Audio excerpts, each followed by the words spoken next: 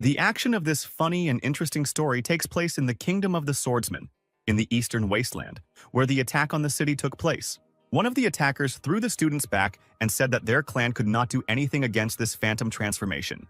Times had changed. Now these lands would belong to their blood clan. The wounded student shouted that the villain should not talk nonsense because he had already informed Brother Alan, and when he came, none of them would leave. 5 terrifying masters towered over the students, and one of them said that he did not know anyone among the best students of the Sword Clan with that name. Apparently, he is not even among the top 10, and if he dares to fight the Great 5 of the Blood Clan, he will be finished. A man with a terrible scarlet aura said that he should come here and collect the corpses of the students. After these words, the huge red projection that the villain summoned punched the student. Suddenly, an unknown guy rushed towards the threat at the speed of a cheetah. The Scarlet Fist was immediately blocked by his skills. The unknown villain in the hat was surprised that someone was able to block his attack. 2 students who were preparing for death rejoiced that they were saved, and the third of them shouted that it was Brother Alan.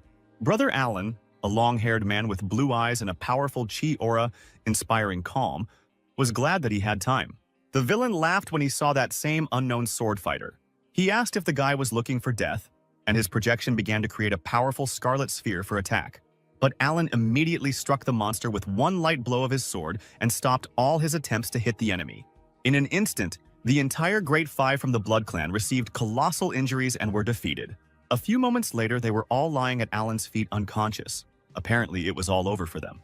Unnoticed by the others, a strange scarlet sphere rolled from one of the 5 masters. Alan asked the students if everything was okay, and they thanked him for his help.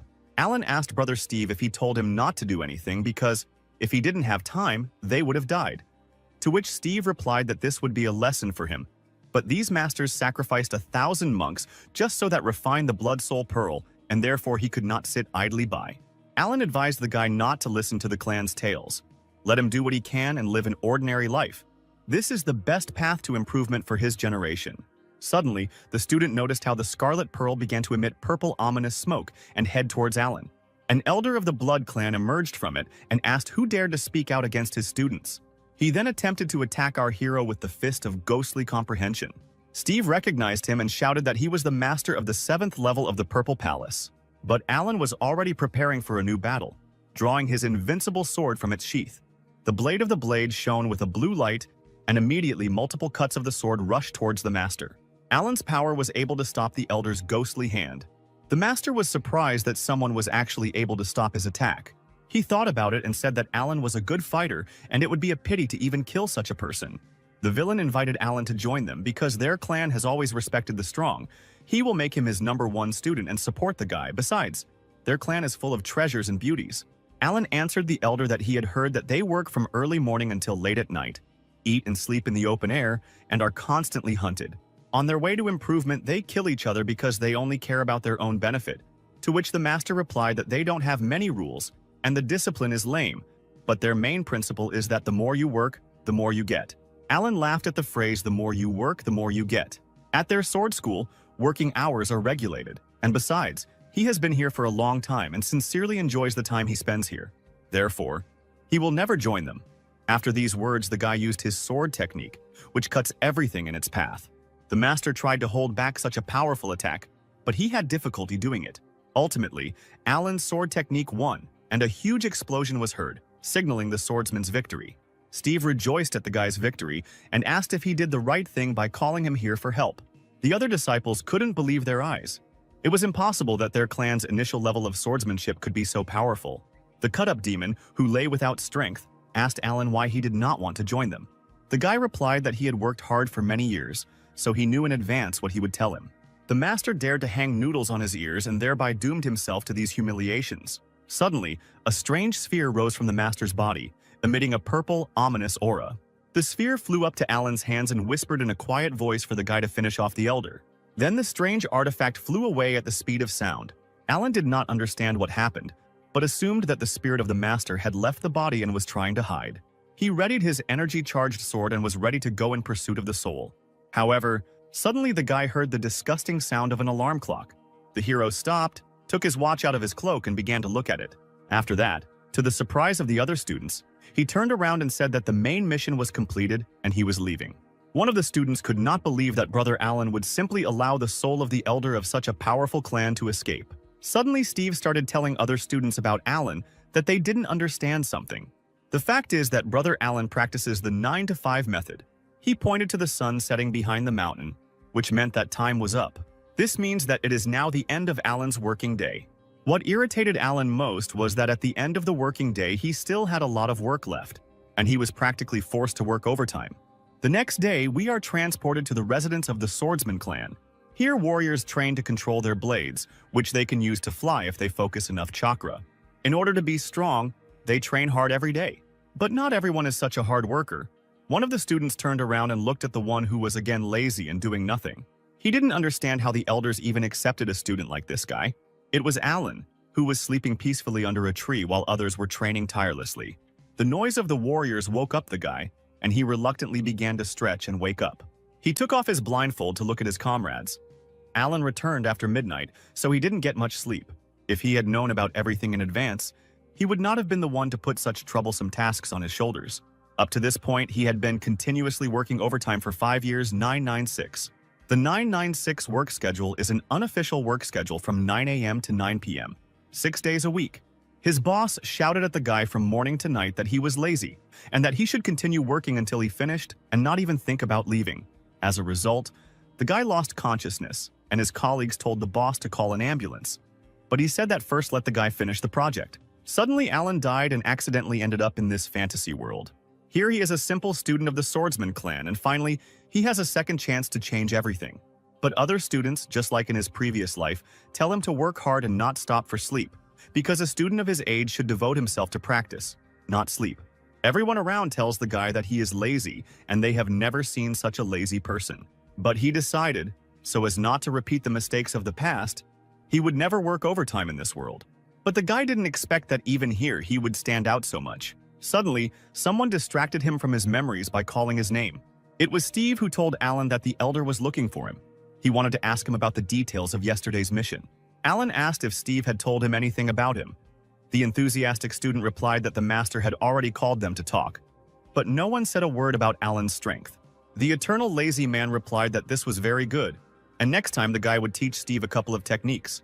The student immediately blushed and thanked his brother in arms. Alan used his magic sword and headed towards the elder's palace. After some time, he arrived at the main hall. In this world, improvement is divided into 6 stages. From the lowest to the highest, they go in order. Chakra improvement, the realm of the spirit. Then the formation of the soul is the limit of the palace of the immortals, sealing one's power. And the last stages are called the purple palace, and then the ascent to truth. Each of these stages is divided into 9 levels. But there is someone more serious than all these stages. This is the head of the Sword Clan, Reynold, the 6th level of ascension to truth. The mightiest of this world are called his elemental sword god. Alan waved to Reynold and said good morning to the elder. The powerful warrior looked at the guy with a merciless gaze and told him not to forget where he was. At that moment, Alan took a box out of his pocket and said that this was tea that he had planted and that it had ripened a couple of days ago. This information blew Reynold's mind. He immediately approached Alan like a child and began to beg him to let him try his new tea. Who would have thought that the god of the elemental sword, Reynold, is madly in love with tea? Alan used his old knowledge of growing succulents and other plants to develop the best variety of tea, which helped him build a good relationship with the elder. But this is a must for any self-respecting employee. His thoughts were interrupted by an elder who was hiding tea in his sleeve. He asked how yesterday's mission went. Some students said that it was Alan who saved them. The guy looked away and replied that it happened completely by accident. He then took out a strange sphere and said that he took it from one of the disciples of another clan. Reynold immediately understood what this sphere was. It was a blood pearl. He took it from his student and asked if Alan knew what kind of artifact it was and what power it had. Reynold looked at the guy with a serious look and began his story. But Alan immediately waved it off and began shouting that he didn't know anything and didn't want to hear it, and that in general he wasn't interested in it all. He tried to run away, saying that if he had nothing more to say to his master, then he went about his business. Alan wanted to spend this life carefree, so let the elder leave these troubles to someone else. But the master ordered him to stop. Reynold shouted that Alan should listen when the elder spoke, and even though the guy had succeeded in growing tea, as a true student he could not be so passive. The master wanted to know why the guy did not take part in the sword training last week.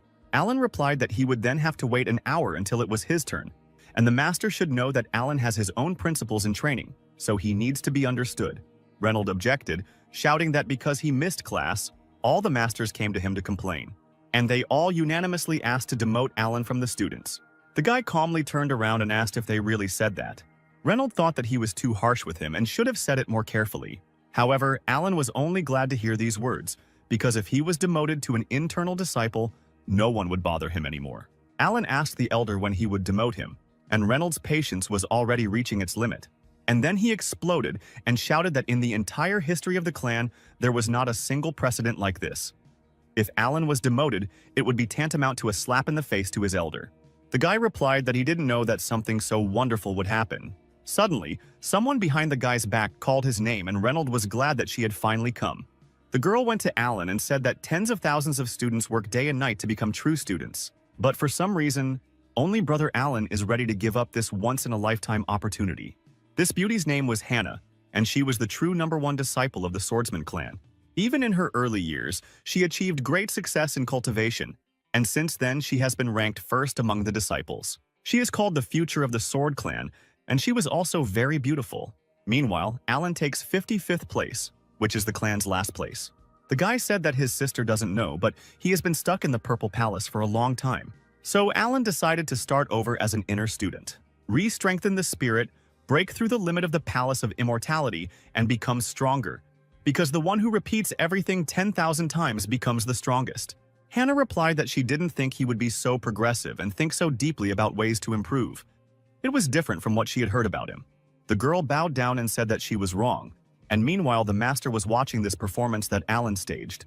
Reynolds interrupted their conversation and said that the reason the guy was here was because several masters wanted to make a request to him. Alan turned warily and asked what the masters wanted from him. They want him to go on a mission with Hannah and learn how to work hard from her best student. This was the worst thing Alan could imagine. It seemed to him that the elder was mocking him. It was Hannah who, through her hyperactivity, doomed the entire clan to live up to her standards. He and Alan were completely different people, and the guy believed that they could not work together. Reynolds said that the girl is the best student and people line up to her for advice every day. And the guy is also dissatisfied that he had such a wonderful opportunity to study. Alan replied that he was simply worried that he was not good enough for this mission and would interfere with his sister's improvement. He turned to the girl and, with a calm expression, asked her to confirm his words that she did not want the guy to interfere. Hannah, on the contrary, shouted to the guy not to worry about it.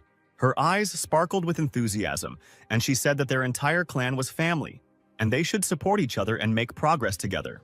In addition, Brother Alan can use this opportunity to prove himself and destroy the rumors that other people are spreading about him. Alan was gripped by fear. The guy thought that they were trying to intimidate him because he didn't want to suffer like she did. Then he used another trick.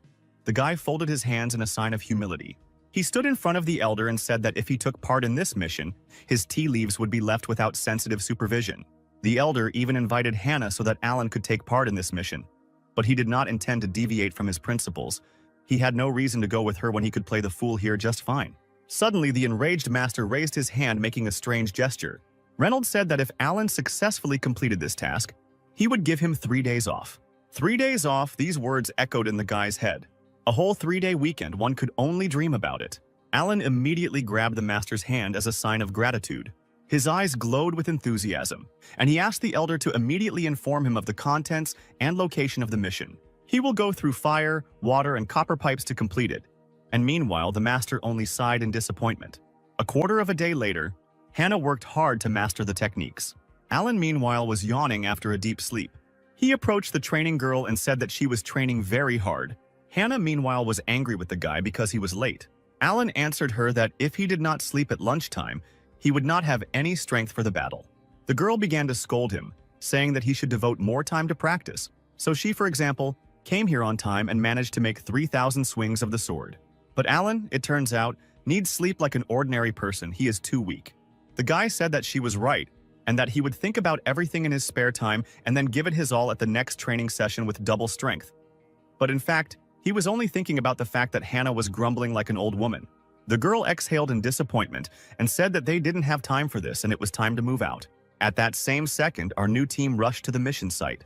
While they were flying to the place, Hannah asked Alan what he thought about the mission, to which he replied that the elder had sent them to investigate the disappearances of people in the mountains, and this mountain range was located right next to the sacrificed village. Alan suspected that the disappearance was not accidental at all. Hannah agreed with him. The inspired girl encouraged the guy, telling him not to worry. Given his level, she would protect him. Alan looked at her and thanked her happily. He didn't think that Hannah would be a person he could rely on. The guy thought that he had hit the jackpot and would get a 3-day weekend and make friends with the beauty.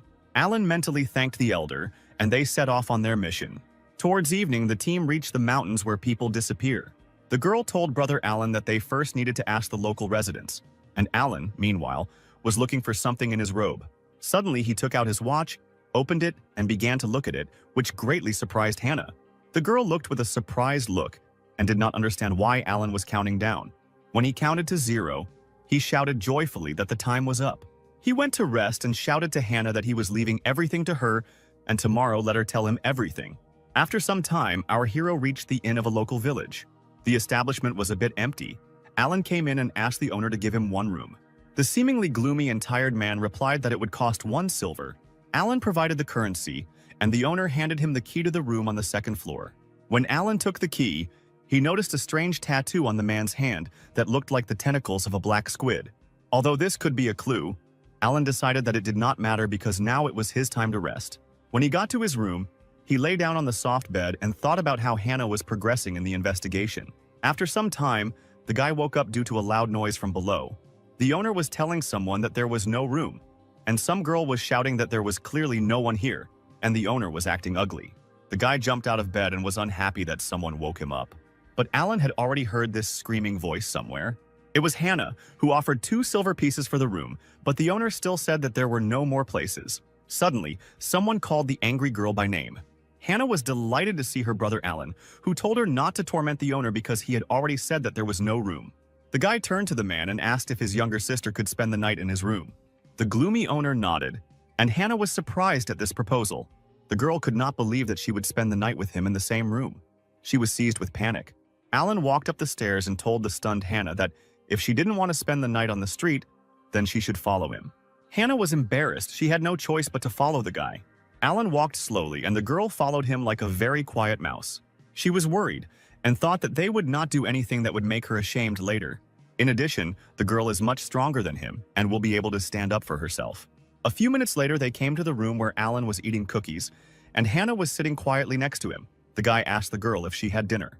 He handed her a plate of cookies and asked if the girl wanted to eat a little, to which Hannah replied that they should learn to abstain from food in order to strengthen their hearts. Only when your heart is strong can you... The girl didn't have time to finish speaking when Alan put a cookie in her mouth. The guy was wiping his hands of crumbs, and meanwhile Hannah was all red. Having swallowed the food, she ascended, tasting the sweet but not greasy pastry, which melted in the mouth and gave off a little flour.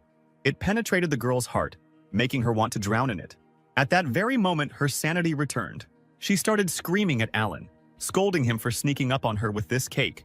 The guy, with a calm expression, turned to the girl and asked if it was delicious, to which she replied that she really liked the pastries. But there is no benefit from such food, so it is much better not to eat. But Alan did not agree with this statement. He asked his sister if she had ever wondered whether it was possible to walk by leaps and bounds, avoiding 5 vegetables, 3 flowers, and the bustle of the world. The 5 vegetables are vegetables that Buddhist monks do not eat, and the 3 colors are the 3 colors of the clouds, and Alan said that they should not be avoided. After all, they walk around this world, and even with all their desire, they cannot isolate themselves from everything in the world. Blind avoidance will only tire you physically and psychologically. You will be afraid of everything that makes practice difficult. The girl asked how then they could practice without giving up human desires. It's impossible. Alan replied that he thought that true monks were not afraid to face temptation and experience it themselves. As with these cakes, if you're afraid that their taste will disturb your mind, you should try to get used to them. When you learn to treat this as something completely ordinary and remain indifferent, this will be your first step towards real practice, and only with a pure heart will a girl be able to see the truth. Only in this case will she feel like a fish in water, free and natural. Lost in his thoughts, Alan opened his eyes slightly to look at the girl. She was in shock, and the guy realized that he had said too much and apparently her brain had overheated. Suddenly, the girl jumped up from her seat, shouting that she understood everything. Only by facing desire and then giving it up can she return to her true nature and experience the essence of the world. After these words, Hannah began to eat all the sweets that were on the table with great enthusiasm. Alan was shocked. Now all his sweets will go to the girl and not to him. A little later, offended by Hannah, he said that today she would have to sleep on the floor, to which the girl grinned and replied that she would not sleep, but would just sit and meditate. And so it happened. Alan fell asleep in a cozy bed, and Hannah sat and meditated in the room. Suddenly, an unfamiliar man approached the door to their room. The man took out something and said that he was ready to let this girl go. But now, unfortunately, he will have to end her life, after which he placed a strange incense in front of their door. Hannah continued to meditate, and the smoke from the incense gradually began to fill the entire room. The girl opened her eyes slightly. It seemed strange to her that she felt some kind of aroma. At that same second, she realized that she was surrounded by a mysterious fog that was penetrating more and more into their room. Hannah realized that it was poison from which there was no escape. Suddenly, her body began to become heavier, and her face became covered with sweat. A few moments later, the girl fell to the floor, exhausted. All she could do in her current state was to whisper for Brother Alan to run away as soon as possible. However, the guy was lying on the bed, and a strange aura was concentrated around him. It seemed that the guy was completely unaffected by the poison and was simply watching the girl. Hannah's vision gradually began to dim, and she eventually closed her eyes and lost consciousness. Meanwhile, a secret meeting took place in the forest outside the village. The man told the master that the disciples of the Sword Clan were knocked down by him with the help of the aroma of a broken spirit. One of the students is Hannah, the best student of the clan, and the identity of the second is unknown to him, but the girl called him Brother Alan. The unknown figure with red eyes said that he did not expect such a weakling to defeat Hannah. As for this Alan, the gentleman has never heard of him. He must be someone insignificant. A gloomy figure appeared. It was a hooded man with a scar on his cheek who had bright, expressive red eyes. He said that his servant did a great job this time. The owner of the inn began to sob and ask about his wife and children. The gloomy unknown person reassured the old man and told him not to worry because they were alive and well. Right now, he would take him to them. The owner of the inn was delighted at the gentleman's mercy and began to thank him. But at the same moment, the old man's chest was struck by lightning, which killed him on the spot. The gloomy hooded man laughed and shouted that this was the last victim and everything was about to end.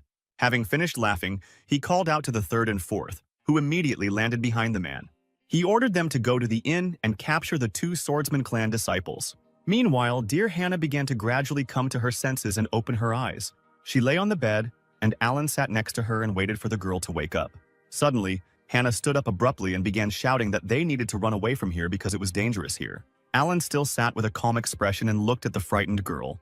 Her sanity gradually began to return, and she began to realize how ridiculous she now looked. She asked Alan why he was okay because he should have lost consciousness before her. The guy replied that when he sleeps, unlike Hannah during meditation, he does not use spiritual power, so the aroma of a broken spirit did not affect him at all. But Alan had to remain still for a long time for the scent to dissipate, and Hannah came to her senses. In fact, it is difficult for monks below the 5th level of the Purple Palace to resist this poison. Alan told the girl that her social experience was too small and she should be more careful. If she had gone on the mission herself, the consequences would have been catastrophic. The girl bowed before Alan and thanked him for saving her. In the future, she swore that she would be more careful. Meanwhile, the guy brewed aromatic tea. He handed her tea and told her to drop politeness and drink some tea and warm up. Hannah was very embarrassed, feeling guilty about the incident, but thanked her brother Alan for the drink. There are rumors that Brother Alan is just an ordinary lazy person who doesn't know how to do anything and doesn't strive for anything. But Hannah never expected that he would not only say a few words to her, but also reveal the secrets of cultivation. All this time he was so attentive to everything, even saved her life, excellent character, pleasant appearance. It's a pity that his level is not enough. Immediately, the girl shuddered and caught herself thinking that she should not think about such things. Alan, meanwhile, turned to her and asked how she was feeling. The girl laughed and thanked the guy for his concern, saying that she was completely fine.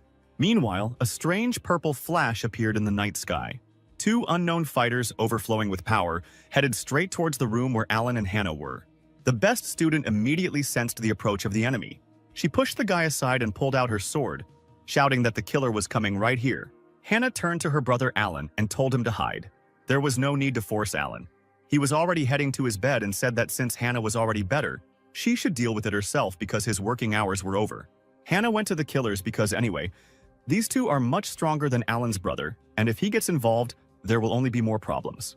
The girl was left alone with her opponents and was already waiting for their approach on the street. She gripped her blade tightly and shouted that it was no coincidence that they came here. A huge blue whirlwind created by Hannah's sword rushed towards the opponents and knocked down their flight path. Two unknown people landed with a crash in the nearby forest. The sophisticated girl instantly landed where a dark aura wafted from the ground. Standing in front of her were two people from the fourth clan of the Eastern Wasteland, the Purple Spirit Clan. Hannah didn't understand why the Purple Spirit Clan's disciples attacked them, so she asked what they were doing here. But they didn't answer, and their eyes looked especially strange. They were black. These two were bloody puppets. Their souls were consumed by magic, turning them into weak-willed dolls. This is the magic of the demon sect. Apparently, the disappearance of an entire village is also their doing. The strength of these two is equivalent to the third or fourth level of the Purple Palace, and you need to be careful. Hannah, covered in blue chakra, slowly landed and said that they upset her. The girl took out her striking blade and summoned her sword technique.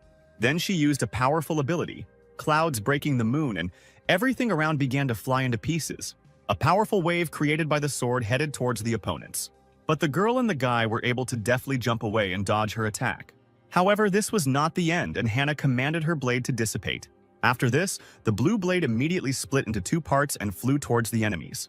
The targets were immediately hit, and small flashes from the explosions ran through their bodies. The cut and beaten fighters lost their strength and fell to the ground. Meanwhile, Alan watched the battle. He was surprised how Hannah was able to easily separate the light from the sword. But apparently the force of the blow has also decreased. By the way, it's much more convenient to watch the fight this way. You don't even need to open your eyes. However, these two definitely did not plan to give up so easily. With difficulty, the girl rose to her hands and tried to stand up. She called Hannah sick and said she couldn't do that to them. The best student realized that these guys had not completely become bloody puppets. Apparently, there was still a trace of self-awareness in their heads. The subordinate girl got angry and shouted that she would kill Hannah for what she did to them. She jumped towards the girl and swung her staff, concentrating her purple chakra. The two girls clashed in battle. Hannah was able to block the staff's attack in time with her sword. However, the block was not easy for her. Hannah was surprised that her opponent could wield such a formidable weapon so easily. The enraged girls continued to attack each other, but no one wanted to give in. The air around them became electrified. The blows became faster and faster, so much so that at one moment their outlines were difficult to discern. Hannah could not understand what kind of strength her opponent had. The girl's hands even went numb from such blows, and the purple girl continued to attack and twirled her staff over her head to again try to defeat her rival. She gathered a huge amount of chakra and shot a magical stream towards Hannah. Meanwhile, Hannah realized that everything was about to end. Her sword was also charged for the next attack. Alan was happy for the girl because in such a short time she managed to study her opponent, which was to be expected from the best student. Even though they are on the fourth level of the Purple Palace, now they are just puppets. Their consciousness is sealed, so they can only fight with the help of instincts. Hannah closed her eyes and tried to concentrate to gather all her chakra for one powerful blow. A powerful stream of mana formed around the girl, which was so huge that it went like a column into the sky. Seeing such power, the purple girl was afraid. But Alan was worried about Hannah, because it seems his sister is unaware of the danger. The guy took in his hand a leaf of a tree that flew into his window and decided that this would be enough. After gathering enough chakra, Hannah summoned her striking sword technique. She drew her sword, and a powerful wave of energy was sent at the speed of sound towards the purple girl. She tried to protect herself by forming a shield with her chakra. However, the shield was too weak compared to the enormous chakra power that the best swordsman student had summoned.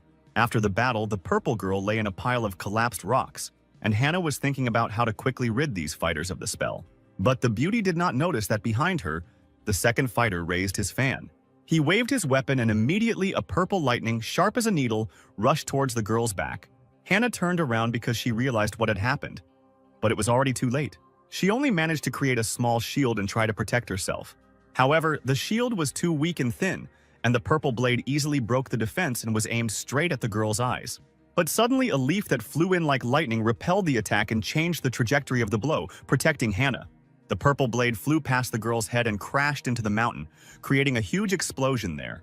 The wind blew and blew her beautiful hair, and for a moment she realized that someone had just saved her. One of the purple warriors was sitting in front of the girl, and she knew that if she missed such a blow, the injury would be very serious. But she didn't know what kind of green light it was that saved her life, and she still has to find out. Hannah approached the enemy with lightning speed and went behind his back. She hit the guy's neck with the hilt of her sword and easily knocked him out. After some time, the girl returned to Alan's room and sat the two prisoners on chairs, who were unconscious. Alan praised the student, saying that she was able to cope with everything successfully. But the girl was haunted by one question. She tried to ask about him, but the guy immediately said that he had been lying in the room all this time. Then he smiled carefreely and asked what happened and what was bothering her so much. The girl shrugged it off and replied that nothing had happened. But she herself thought that with his level, he would hardly be able to do something like that, so there's no point in asking Alan about it. She also said that while the spirit of these guys is still alive, they should hurry up and return them to the clan. They need to ask the elders to cleanse their hearts and expel the evil formation from them so that they stop being puppets. But if they leave, the demon clansmen will run away and do their dirty deeds elsewhere. Alan stood up and said that for the sake of the people and the 3 days off, he would try to do something. Hannah was surprised that the guy began to concentrate chakra and asked what exactly he was going to do. Alan replied that he would use his divine sense to penetrate their consciousness and expel the formation. Hannah panicked and shouted that the guy was crazy because this is a very difficult practice. The slightest carelessness can lead to complete destruction of the soul. The guy calmed her down, asking her not to worry and extended his hands to the heads of the prisoners. But seeing this, Hannah panicked even more because he wants to turn them from puppets at the same time. And this is even more difficult. Alan answered her that saving a person is tantamount to putting out a fire. The faster, the better. A little time passed, and the purple girl opened violet eyes that were once black. Her brother was happy that Sarah had finally woken up. The girl began to rub her tired eyes trying to wake up completely. But then her consciousness finally returned to her, and she turned towards our heroes. Seeing Alan and Hannah, she asked if they were students of the Sword Clan. Hannah formally greeted Sarah and introduced herself as well as her companion Alan. The brother began to calm the girl down, saying that this was the best student of their clan and they saved them. The guys were able to rescue them from the trap set by the elder of the demon clan. Alan asked Sarah to tell us in more detail how this happened. The girl bowed her eyes and began to tell this sad story. A week ago, he and Brian, on orders, went to the village to investigate the disappearance of residents. They asked around and traced it to a strange place in the forest. In it, the elder of the demon clan used the blood of the villagers for a sacrifice. In the end, they fell into a trap that he had prepared in advance. All these demons and images created by the elder suppressed the consciousness of the fighters. They ended up becoming puppets of the elder and could do nothing more about it. Therefore, the first thing Sarah did was to thank her new friend for saving her. Hannah began to wave her off and tell the girl not to thank her. After all, she didn't do anything, but the one who saved the guys was this lazy brother Alan. Sarah turned towards Alan and thanked him, saying that they would definitely repay their debt. Hannah stood shyly behind the carefree guy and thought about what happened. He had just managed to free 2 people from the curse of the bloody puppet at once. It happened so quickly that it seemed as if he didn't even bother, surprising his best student. Usually this spell affects the deepest corners of consciousness. Getting rid of it without harming a person is like finding a needle in a haystack. Not even all elders managed to get rid of it. After using the technique, Hannah immediately asked Alan when he was able to master such a complex technique. The guy replied that earlier he was whiling away time in the elder's pavilion and accidentally came across a fragment of a scroll of practices for manipulating spiritual thoughts. He found it very interesting, so he studied it. The information amazed Hannah more and more. He even found not a whole scroll, but just a fragment and was able to learn such a technique. Suddenly, her memories were interrupted by Alan, who said that in order to save the guys he needed to use resources and artifacts, almost worth 30,000 high-grade spirit stones.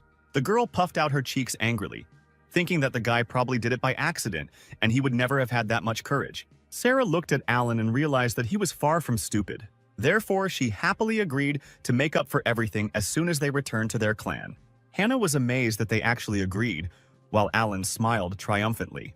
It is now recognized that the formation of purifying the heart and destroying evil that can dispel the spell of the bloody puppet requires at least 50,000 stones. So 30,000 is a good price for friendship.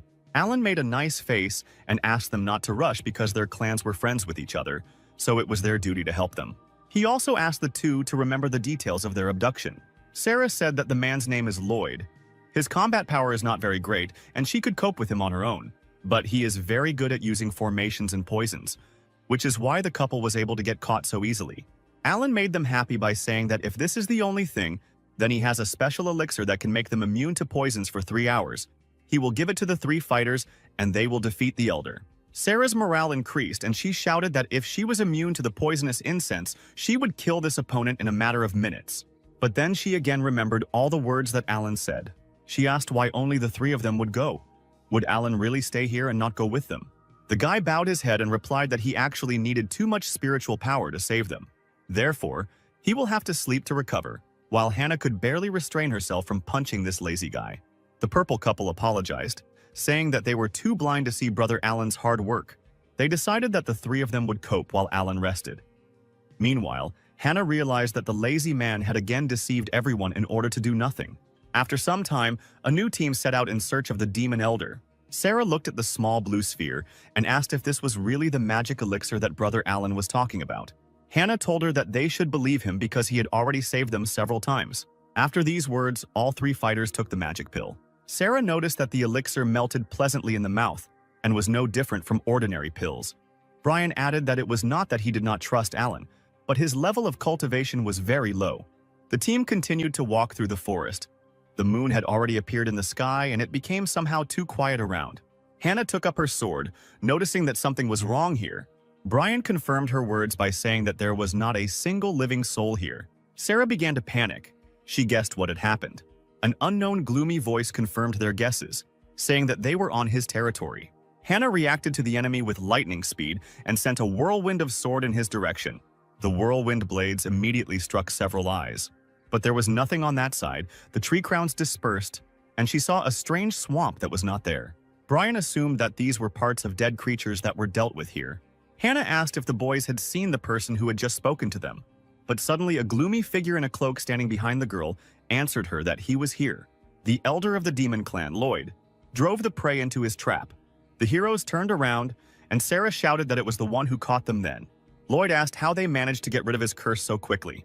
Apparently, the best student of the Sword Clan has secret treasures that can lift his curse. Lloyd was also wondering why there were only 3 fighters. He assumed that one of them was scared when he found out that he was behind all this. Sarah got angry and shouted to the villain that Alan was not here, because she could handle such a dummy herself. After these words, the girl directed her first attack at Lloyd, and the battle began. The stones on the ground where the impact occurred began to crumble, mixed with purple energy. In this dust raised from the ground, Sarah tried to see where her enemy was. In the middle of the dark fog, Lloyd appeared, who told the girl that she had already lost. She had fallen for his trick. Brian immediately appeared behind the demon and shouted to the man that he was no longer a tenant. Swinging his fan, he aimed his needle-sharp spell at Lloyd's head.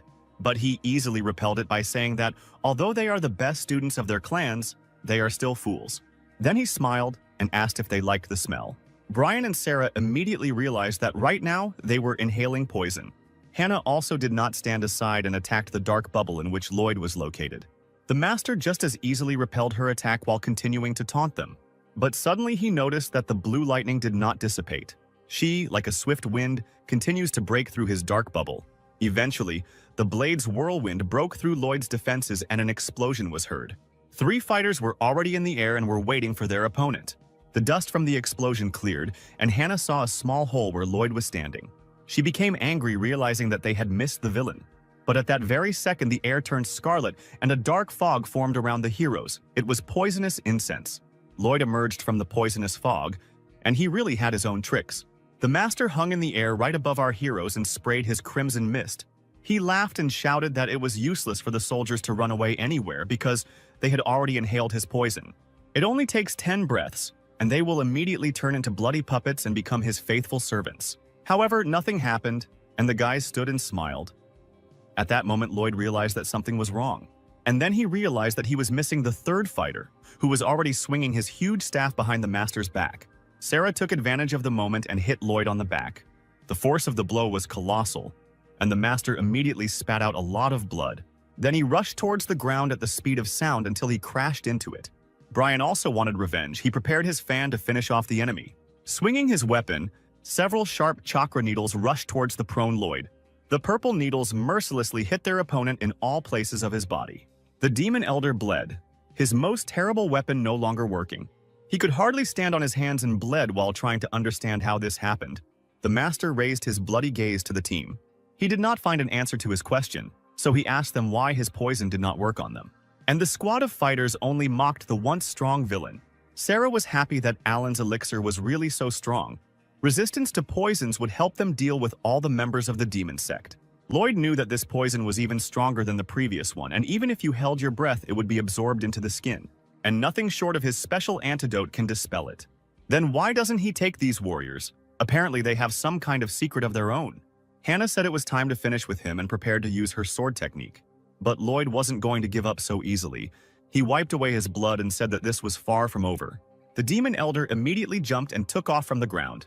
Having covered a great distance with lightning speed, he said that the game had just begun. Flying into the sky, he summoned the bloody flames of the heavenly formation and covered the entire area below him.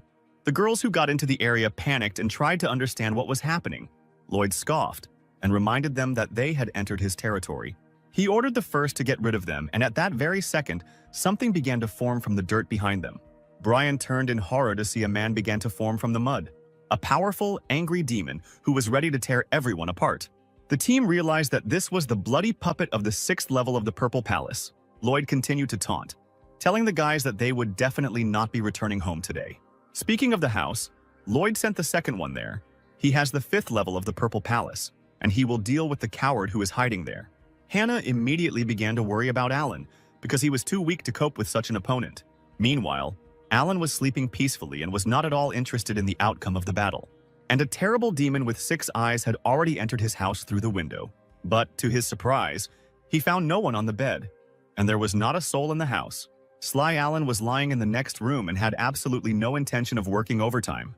He turned to go to sleep, but immediately, an explosion thundered behind him. It was a trap that Alan had left for the demon. But, to his surprise, the enemy was not torn apart, and there was a silhouette behind him. It was a demon who was struggling in agony and screaming because he had received many injuries. Actually, no, the trap was too weak for him. Alan had to get out of bed. He realized that the demon would not be able to return until he caught him. The guy didn't understand whether it was really necessary to involve him in all this. Meanwhile, a fierce battle broke out in the forest. Hannah concentrated her power and used her sword technique to create a hurricane of water. Meanwhile, the bloody puppet began to form a cloud of energy to repel the attack. Then he put up an impenetrable shield, and the blades of water crashed into it without causing damage. But suddenly Sarah appears behind the monster, who took advantage of the situation and the fact that the enemy was distracted. The girl tried to attack him with her staff, but the bloody puppet successfully blocked the blow. The monster then took hold of Sarah's staff, and with a powerful movement of his hand, he threw the girl away from him. Brian was angry and summoned one of his techniques, the sealing purple chains. Approaching from behind, the sealing chains seemed to have successfully begun to bind their enemy. But the monster was not so weak. He gathered his energy and began to scream with all his might. The chains that bound him broke, but Hannah managed to take advantage of the moment and strike the body of the immobilized enemy. The girl was focused and confident that this time she succeeded. Indeed, the monster's body was cut into 2 parts. People cannot survive such wounds. But the bloody puppet had nothing to do with it. After separation, he immediately landed on his severed part and fused together. Hannah couldn't believe her eyes when she saw this. Meanwhile, the monster decided to attack his opponents and jump towards them. The first to be hit was Brian, who immediately flew away, covered in blood. Then Hannah was attacked and was also unable to evade. Sarah, noticing the loss of her comrades, immediately shouted their names. Blood was leaking from under Brian's head. Seeing this, Sarah became angry. No one could touch her brother. The girl jumped from her seat with lightning speed and landed behind the bloody monster. Her rage gave her strength, and she was able to hit the monster's back with her staff. However, the monster that received the blow jumped away from her to a safe distance. This time was enough for Hannah to come to her senses.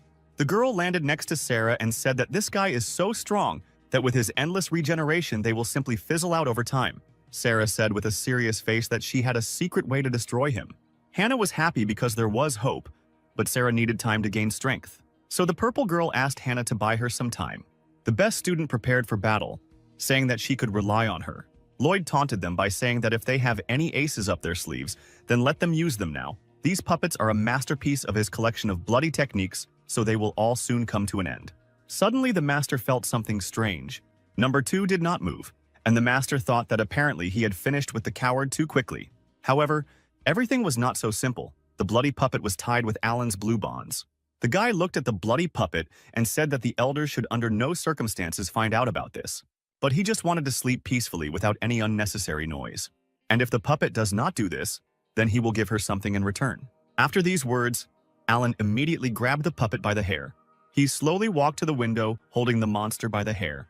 The guy looked into the distance, where a fierce battle was breaking out, and saw only a strange red dome. Brother Alan raised the shackled, bloody puppet like a spear and began to take aim. Then he threw the monster towards the dome with all his strength and shouted at him to get back out and let him sleep. Because of such force of the throw, the monster flew into the sky so far that it was no longer visible. Alan, meanwhile, turned around and thought that he had a little more time to rest. He wanted to go see if there were still free rooms here because he needed to sleep a little more. Meanwhile, Hannah continued to gain time and many blows from the puppet flew at her. The girl tried to block the fists with her sword, but their strength was great, and Hannah's strength was decreasing, so the girl flew a short distance. She was all wounded, but she didn't really have a choice. The girl did not understand why this bloody puppet was becoming stronger and stronger. Lloyd told the girl that since she was still holding on, it was not for nothing that she was called the best student of the Sword Clan. But all this would soon end. He ordered his first blood puppet to attack the girl. The monster immediately obeyed and attacked Hannah with great speed. He gathered furious energy around himself and jumped into the air above the girl. Hannah closed her eyes and mentally asked everyone for forgiveness because for the first time in her life she was afraid. But suddenly, behind Lloyd, some strange red flash appeared in the sky. Lloyd felt something was wrong and turned around. At that moment, a red object was rushing towards him at the speed of sound. The bloody monster thrown by Alan crashed into the bloody barrier like a bullet and pierced through it. Hannah and the demon elder were stunned by this turn of events. When the dust from the fall cleared, they saw the second and first bloody puppet, which were broken and lying in a pile of dirt. Only now did Lloyd realize what had happened, and he was furious. He couldn't believe that this was even possible. And Hannah was glad that if the second puppet was here, then everything was all right with Brother Alan. Apparently, one of the elders came and was able to protect the guy. Lloyd thought the same thing, and he knew that if the elders came here, it could become a problem for him. Therefore, he must hurry and finish the fight as quickly as possible. The master used the ability to enhance the bloody puppets, and the monsters came to life again. One of the puppets recovered and jumped on the defenseless Hannah. The girl tried to take a defensive stance, but her feet got stuck in the mud created by the monster. But Sarah came to the girl's aid in time and apologized for the fact that the student had to wait for her for so long. Sarah's eyes were filled with rage. They shimmered with a purple light similar to sparks of true thunder. Lloyd was shocked to see the fourth level of the Purple Palace. This girl cannot resist him. However, Sarah used the purple shadow technique and easily blocked the blood puppet's attack. Her power was so great that the explosion from the staff was visible from a long distance, so far that the purple glow even reached sleeping Alan. But the guy was ready for this, and his night mask did not let the light through. Morning came and our main lazy man calmly got out of bed. He went to the window to enjoy the fresh air and the rays of the just risen sun. It seemed like this was how every good morning should begin. But not everything was so wonderful. A huge explosion in the distance disturbed the landscape, and Alan thought that today was some kind of explosive day. Apparently, Sister Hannah and the others fought all night long. This elder turned out to be not such an easy opponent. Alan slowly put his hand into his pocket. He took out his watch to see what time it was. It was time to work. Meanwhile, the girl stood near a large patch of mud. Everything in the area was destroyed. Stones were crushed, and trees were uprooted. Charged, Sarah looked at the smoldering body of the bloody puppet. Suddenly, the girl fell to her knees, exhausted. They had been fighting all night and were pretty exhausted. Hannah, looking at Sarah trembling in pain, told her that her technique was indeed very powerful. Suddenly, Brian appeared behind her, who explained that this is their secret technique. The accumulated power breaks out in one breath. But the disadvantage of the technique is obvious. This technique is too energy-consuming. Sarah, who could hardly stand on her feet, said that this time everything worked out and it was all thanks to Hannah. The bloodied girl shrugged it off, saying that she was just doing her job. Their pleasant exchange of pleasantries was interrupted by Lloyd, who shouted that they were three freaks. Exhausted, Sarah realized that the battle was not over yet. The main enemy remained. The furious master said that the team had practically destroyed number 1, which he had spent several decades creating. Sarah barely raised her staff in preparation for battle, but her brother said that there was no need to try to fight because the girl's spiritual power was almost exhausted. Suddenly, Hannah said that she would take on this opponent because she had rested a little while Sarah was fighting the monster. The powerful warrior began to accumulate her energy for an attack. Lloyd also began to form bloody hands, shouting that the trio of them would be buried here today. Powerful hands made of dark matter aimed at the small, fragile girl. Hannah used her sword technique and a stream of water like a whip burst out from his blade. The blade, as powerful as a needle, pierced the black magic of the demon elder. Moving further, it reached the place where a gap had formed in the dome, and the claws created by Lloyd in the meantime almost achieved their goal. But it was not for nothing that the girl was the best student. She cut the bloody magic into small pieces with lightning speed. Lloyd glared at Hannah, noting that she was quite strong. He was wondering if the girl could handle his other technique. However, the dome on which Lloyd stood suddenly began to crack. Then it simply burst, crumbling into thousands of small fragments. Only now did Lloyd realize that the girl was aiming at the previously made hole. The master did not expect that Hannah would have the strength to do something like this, but he was not going to give up, after which the master suddenly shot himself right in the head. He absorbed the power of the dome and his blood magic completely into his body.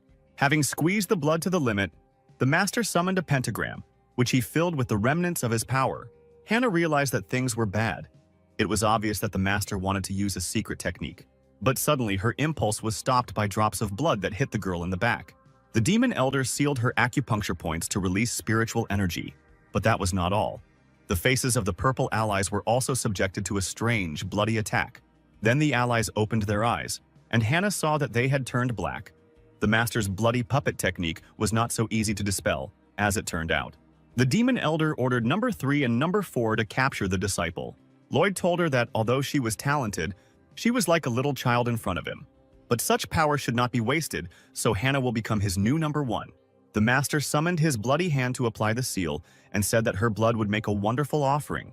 The claws rushed towards Hannah, and the girl mentally apologized to the elders for the fact that their best student was defeated by the devil's spawn. The sweet beauty burst into tears, remembering her brother Alan, because she promised him to be careful. The claws almost reached their goal, but suddenly someone shouted at him to stop. A man hung behind Lloyd and ordered the master to let the girl go. The elder of the demons turned around, and the tearful Hannah immediately recognized the hero. Lloyd didn't understand where the guy came from here. He began to look around, assuming that the same elder who killed number 2 was here. Brother Alan told the master not to look back because the guy came alone. Hannah began to panic and scream for Brother Alan to run as fast as he could because he couldn't defeat him. Lloyd smiled. He knew that Alan was not his opponent. Since the guy came himself, the master decided to start with him first. Carefree. Alan snapped his fingers and said one word: destruction. At that same second, Lloyd was attacked by purple energy that came out of nowhere. He couldn't believe what just happened. Number 3 appeared behind him and used her magical powers. This was impossible. Lloyd's reactivated blood puppet formation was several times stronger than normal. No matter how powerful Alan was, it could not be easily dispelled. However, everything was like that. And Brian, who had regained his sanity, had already directed his technique of sealing chains at the enemy. The guy's sister also did not stand aside and was already waving her staff behind the chained Lloyd. The girl shouted to the old man to get down to the ground, and after these words she slammed him into the dirt with a strong blow. Bloody smoke emanated from the resulting crater where Lloyd landed. Hannah turned to her lazy brother and looked at him blankly. The girl was shocked by what he just did. How is it that the weakest swordmaster was able to defeat the elder of the demon clan with just a snap of his fingers? Sarah asked Brother Alan what exactly he did. The guy replied that it was just a little trick that he had thought out in advance. It all started when he extracted the bloody seed from the bodies of the two. He discovered that his rhizome struck the depths of the children's souls. Alan was afraid of damaging them, and therefore extracted only the seed. The sharp blades of the sword cut the seed around the rhizome like thin branches. This meant that they could still be manipulated at any time, because the root was still sealed in their souls. Therefore, Alan left several threads of the sword in their minds. As soon as the elder of the demon clan tries to activate the seed again, the threads will stop his attempt. At a critical moment, this can turn the tide of the battle. The purple warriors immediately bowed their heads and thanked Alan, saying that they admired him. Hannah asked why Alan didn't tell her about this, in case the plan would have failed. The guy replied that everything worked out for the girl in the end, but she was already starting to get upset, feeling useless. Then he encouraged her by saying that if it weren't for her, nothing would have worked out for him. After all, Hannah is the very person who can defeat the elder of the demon clan. An enthusiastic girl asked if the guy was lying. Alan, meanwhile, thought that if he had told her everything, then perhaps the girl would not have had enough acting skills to fool this elder. Sarah also supported Hannah, saying that if it weren't for her, they would not have been able to deal with the master so easily. The best student was delighted and agreed with everyone, and Alan shook his head affirmatively. The girl looked at the guy and thought that despite his low level, his wisdom, strategic thinking, and insight were excellently developed. Alan, meanwhile, recalled that he decided to quickly cope with this work in order to go on vacation ahead of schedule. But suddenly they heard a loud rumble and felt powerful chakra. The bloody formation was activated again, which meant that the battle was not over yet. The elder was still alive, and right now, bloody energy was gathering around him. Alan was disappointed. He knew that early leave sounded too good to be true. The tortured, scarred elder was on his knees and trying to get up. His bloody creations began to rise, and something began to emerge from the man's body. Alan watched all this from above and did not understand what he was doing. A spear covered in black runes slowly began to emerge from the demon elder's belly. Hannah realized that things were bad, and she needed to stop the appearance of the object, so she used her secret technique. The laughing villain, meanwhile, rose to his feet and grabbed his spear. The girl used the sword-breaking technique. Many lightning bolts rushed towards the master, but he only laughed and said that it was too late. He raised his dark spear, and Hannah's attack was immediately blocked with ease. The elder smiled ominously and said that his formation was complete. The girl did not know what to do. This was her last chance to destroy the enemy because she no longer had any strength left. At that very second, Brian said that it was time to retreat because their strength was not enough to fight the master. Hannah agreed to this, and the trio tried to escape. However, Alan said that the guys should leave first, and he would catch up with them later. Hannah turned around and asked what the guy was waiting for. She needed to leave quickly. But Lloyd didn't want to just let them go. He summoned a huge projection that stretched its hands towards the heroes. In a split second, the summoned monster grabbed all 4 heroes in a tight grip. Lloyd shouted that now he would show these pathetic insects the power of real poison. Sarah said that the master was able to catch her because her strength had run out, and Brian had lost all hope after realizing that the elder was invincible. Hannah looked at the monster and could not understand how he instantly jumped from the 5th level of the Purple Palace to the 8th level. Sarah didn't want to die like that, and her brother suggested that he became so strong because he absorbed his puppets.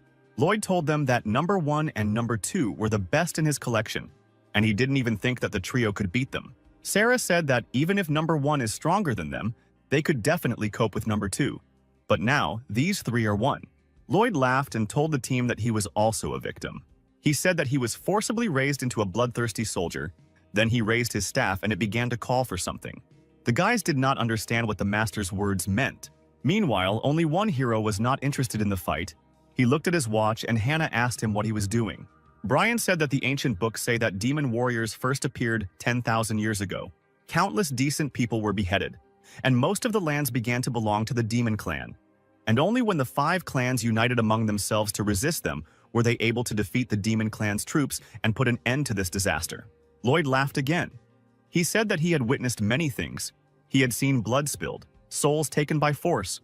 All of this helped shape warriors like him. And today, the team of heroes has the honor of becoming an offering for his bloody formation. But suddenly, his solemn speech was interrupted by a disgusting sound. Lloyd didn't understand what the sound was, and Alan, meanwhile, was looking at his watch. His working hours are over, and apparently he will have to work overtime. Lloyd did not understand the guy's words and asked him what it meant to work overtime. At that same second, a huge wave of energy flew towards the invincible demon elder. A powerful flow of chakra immediately knocked the master out of the summoned formation. The weakest student told Lloyd that his hour of death had come. Hannah was surprised to see such a powerful technique. She asked Alan if it was his doing, but the guy only answered that they needed to get out of here as quickly as possible. The girl wanted to object, but the hero said that they should get out of here as soon as possible and protect the village from attack. In a panic, Hannah asked the guy who defeated puppet number 2, they need to quickly call this elder here because they themselves cannot cope with this opponent. Hannah's comrades also supported Hannah, telling Alan that he shouldn't be brave because, thanks to this formation, Lloyd's power has increased to at least the 8th level of the Purple Palace. So even with their common efforts, they can't cope. But the hero, smiling, told his friends not to worry because it would all be over soon. Meanwhile, Lloyd, who had fallen to the ground, stood up. He did not understand what had just happened because the guy's level should not be enough to defeat him. The demon elder asked Alan what trick he used just now to stop him.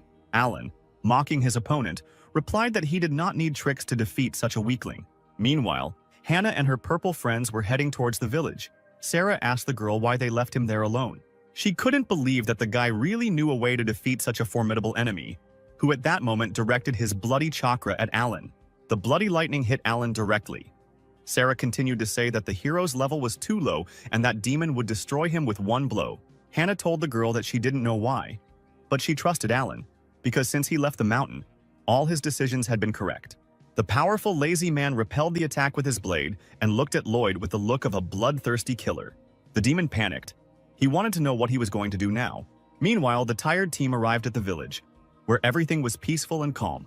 Hannah summoned an artifact similar to a pentagonal mirror.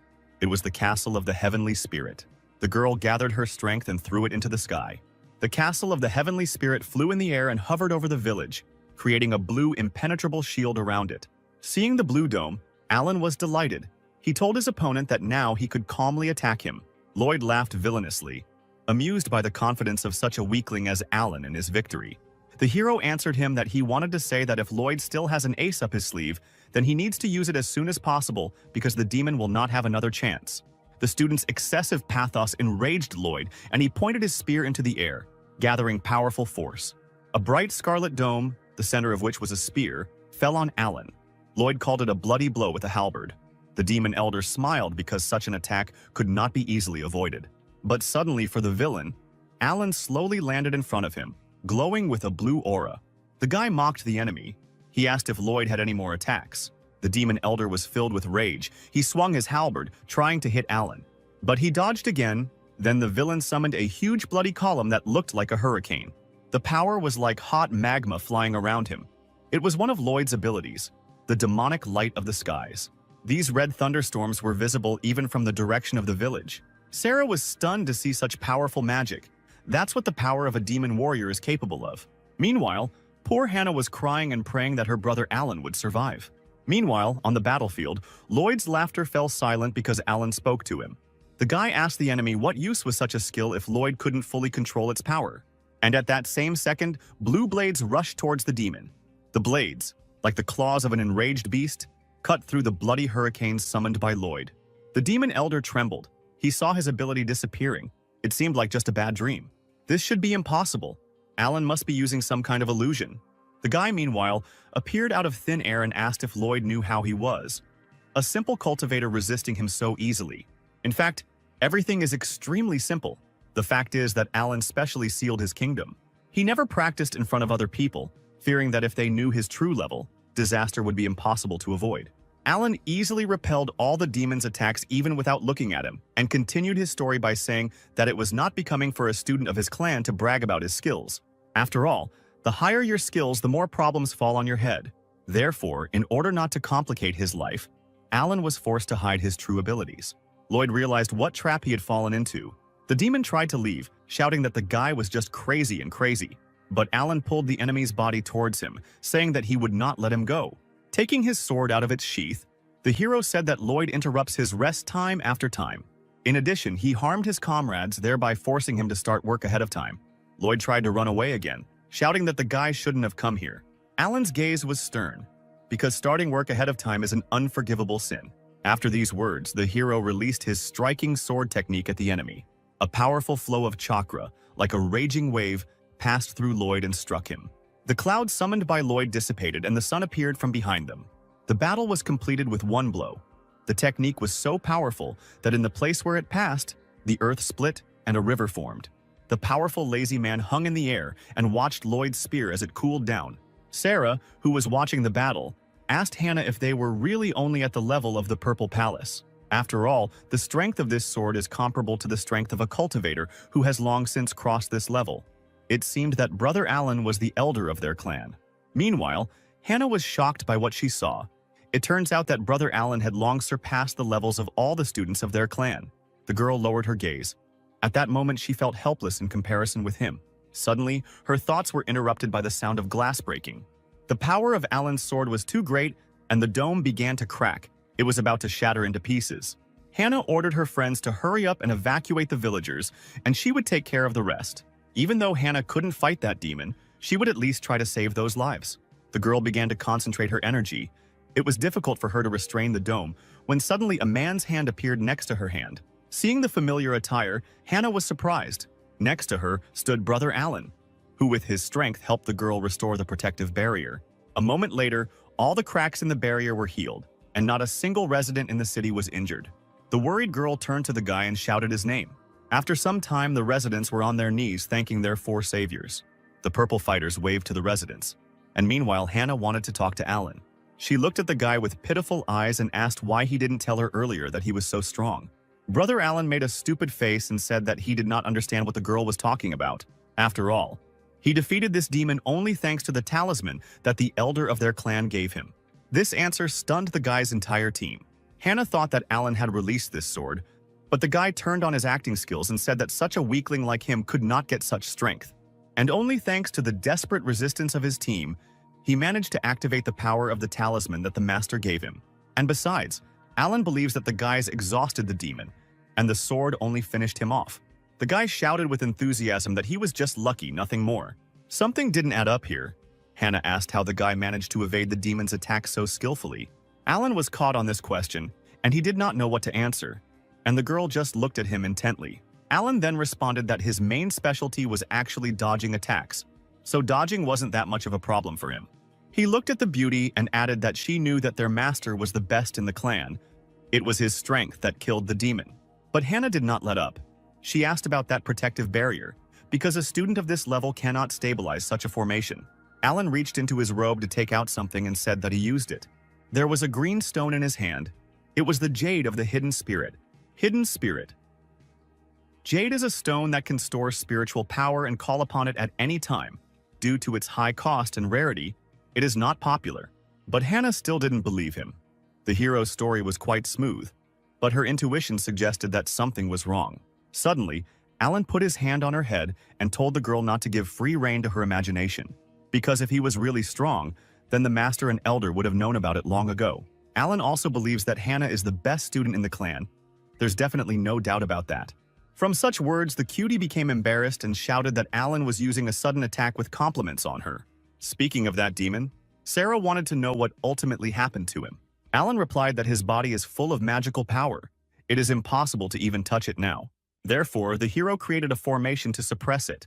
Sometime later, our heroes were at the burial site of Lloyd, where the suppression of his power was almost complete. The demon clan was so enraged that they began to train such soldiers.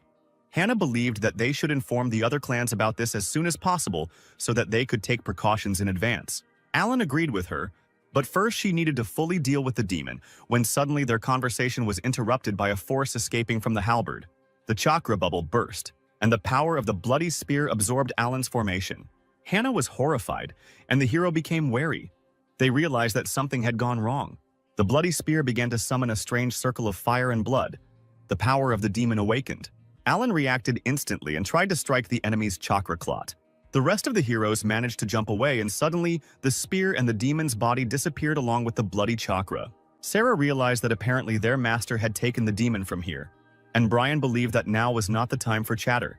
And it was logical that the master would not just abandon the creation on which he had spent so much time and effort.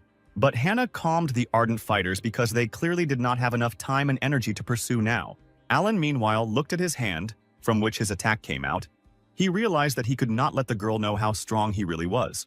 However, this formation that the hero left should be strong enough to stop Lloyd. Meanwhile, an unknown figure was in a strange place filled with a bloody aura, where he was sitting in the middle of candles emitting green light.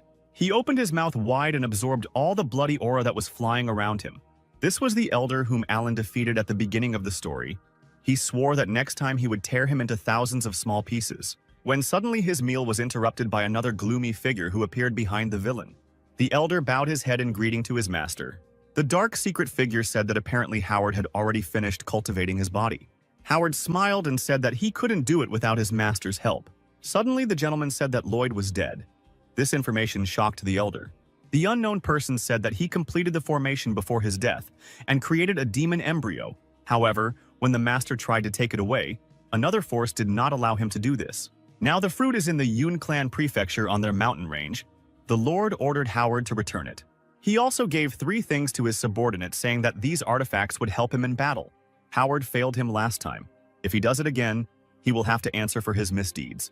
The elder bowed his knee and understood the order of his master. At this time, our heroes said goodbye to each other, because the enemy had disappeared without a trace, and the mission was over. Hannah and Alan looked at the purple comrades who had become their family for a short time. Sarah and Brian set off and talked along the way. Brian said that no one could have expected such a move from the demon clan. The demon's abilities already went far beyond their combat training. But Brian was most concerned not with them, but with the abilities of his brother Alan. Sarah was surprised by these words. She did not understand what was wrong with the hero, that her brother was worried about this. Brian told her that it was obvious that the guy was in control from the very beginning, starting from the moment he gave them pills that made them invulnerable to poisons. And what happened to the bloody formations during the battle? When they were ready to accept defeat, Brother Alan appeared and took the situation into his own hands. If not for him, the bloody formation would have covered them all. But it's true that after hearing the information from her brother, Sarah thought about it. However, that was not all. Brian asked if the girl remembered the pill that they took. He checked his body using the inner vision technique and found that it was as if he was wrapped from the inside by a defensive sword technique. Apparently, what they swallowed was not an antidote, but a pill filled with a beam of sword energy. This is the only reason why the poisons could no longer affect them. The energy of the sword that was contained in that pill dissipated all the toxins that got inside. It seemed impossible, but if your sword skill is high enough, then it is theoretically possible. But one thing is not clear to Sarah. Since Alan is so powerful, why is he trying so hard to hide it? It seemed to Brian that the matter was that the hero was something of a secret weapon for his clan. Then Sarah asked if they should tell their leader about it. A couple of purple warriors looked at each other and mentally imagined the consequences. Brian decided that since Alan does not want to reveal his abilities, then they should remain silent, because the hero saved them, and therefore, they should respect his choice. Still, the Sword Clan has an interesting talent. Apparently, the meeting of the clans next month will be really interesting. Meanwhile, Hannah looked at the strange golden stone and said that it was time to return. She turned to Alan, saying that the head told them not to linger, and the guy didn't seem to really listen to her. He smiled and said that these guys are very smart. Hannah asked what kind of very smart guys they were, and Brother Alan grinned and said that it didn't matter. It was time for them to move forward. The hero decided that he should dissipate his sword energy. After all, if the head of their clan notices her, it will be a rather unpleasant situation. Heading home, Hannah suddenly turned to her brother Alan. A sweet girl asked me to tell her honestly if the guy had any secret power, to which Alan replied that he had no need to lie. He was just a newcomer to the 6th level of the Purple Palace. He was still far from a genius like Hannah. It seems that the girl expected such an answer and only exhaled in disappointment. Suddenly, a bolt of sharp sword energy flew into Alan's chest. Hannah stood in front of the hero with a serious face and drew her sword. She was serious. Her blow hit the guy right in the chest, tearing his clothes. Suddenly, behind the torn clothes, a strange book appeared. There was nothing holding the book back anymore, and to Alan's surprise, it fell out of his inner pocket. The guy tried to catch her, but Hannah managed to intercept the book in flight. The girl smiled triumphantly. Apparently, this is his diary. Now she will know the whole truth. She opened the book when suddenly on its cover she saw a girl and an inscription that said that she and her sister had a great time. Hannah's face immediately turned as red as possible from embarrassment and what she saw. Alan immediately snatched the book from the hands of the embarrassed girl, saying that he would explain everything. This is a fairly popular book. It's just a novel. Hannah said that she didn't think the guy was like that. Alan immediately explained that the picture on the cover was just to attract attention. In fact, it was a serious adventure story. Hannah suddenly grabbed the book to look, and on the next page she saw a passionate flirting girl, strewn with rose petals. She again became embarrassed and turned away sharply, and Alan shouted that she understood everything wrong. These were illustrations. They were needed to attract attention. It is actually a story about a young man who is part of a clan and his relationship with his female companions. This is an orthodox adventure story. It is very popular among monks and ordinary mortals. Updates are released every 3 months. Alan had to wait in line all night for this limited edition. It is very difficult to buy. Hannah pretended to believe it, saying that she would pay for the clothes she had ruined, but in reality she was thinking that the guy did not dodge her blow. Apparently he really did not have hidden strength. The girl said that she thinks that her brother should get less involved in such literature. This kind of thing in their clan is called fiction. They are prohibited. She looked sternly at the guy, adding that their head believes that this distracts from practice, and his brother, like no one else, should work harder on himself. Alan smiled sweetly and nodded, saying that this is exactly what he would do. The girl turned around sharply and said that it was time for them to move on. And the hero exhaled, because now all of Hannah's doubts about him should have evaporated. But suddenly, another sharp blade of energy flew towards him. This time, the blade flew straight into the book the guy was holding. Alan pressed the book to his chest protectively and repelled the attack. The force of energy that burst from his hand dissolved Hannah's chakra and flew towards the nearest mountain. Half the mountain was immediately destroyed, at which point the hero realized how much he had screwed up. Alan asked Hannah if she could pretend she didn't see it, to which the girl replied that despite her level, she couldn't just turn a blind eye to it. The guy hid his treasure in his bosom. This book failed him again. It's time for excuses. Alan admitted that he didn't tell Hannah something. The girl abruptly approached the guy and asked whether his skills greatly exceeded hers, to which Alan stood at attention and replied that they were only slightly superior. A malicious smile appeared on Hannah's face and she said that she would keep the guy's secret, but he had to promise her something. Fearing for his secret and for what the girl would ask, he asked what she wanted. The sweet beauty's eyes sparkled with happiness. She asked her brother Alan to teach her sword techniques, but the hero was not delighted.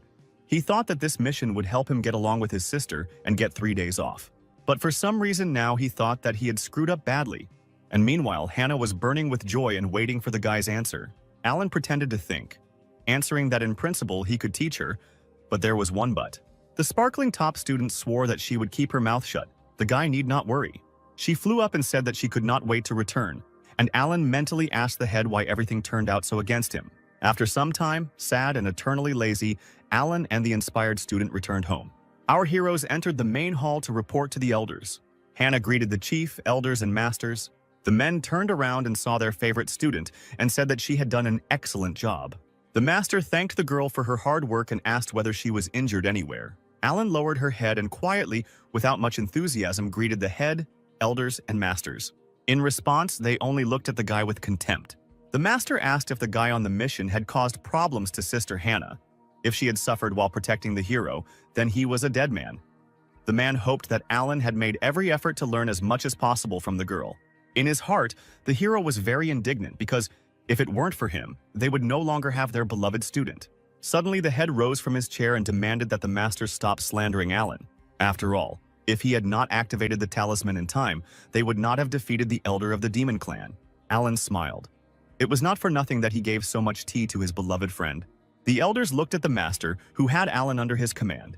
And it turns out that he is a real hero who saved the whole situation. The man said that it was only natural that he would give the protective talisman to his disciple. The other elders smiled, feeling the master's strength.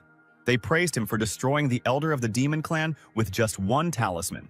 However, the master clearly remembered that the talisman he gave to Alan was barely above the first level of the Purple Palace. But Lloyd, the elder of the demon clan, was rumored to be at the 5th level.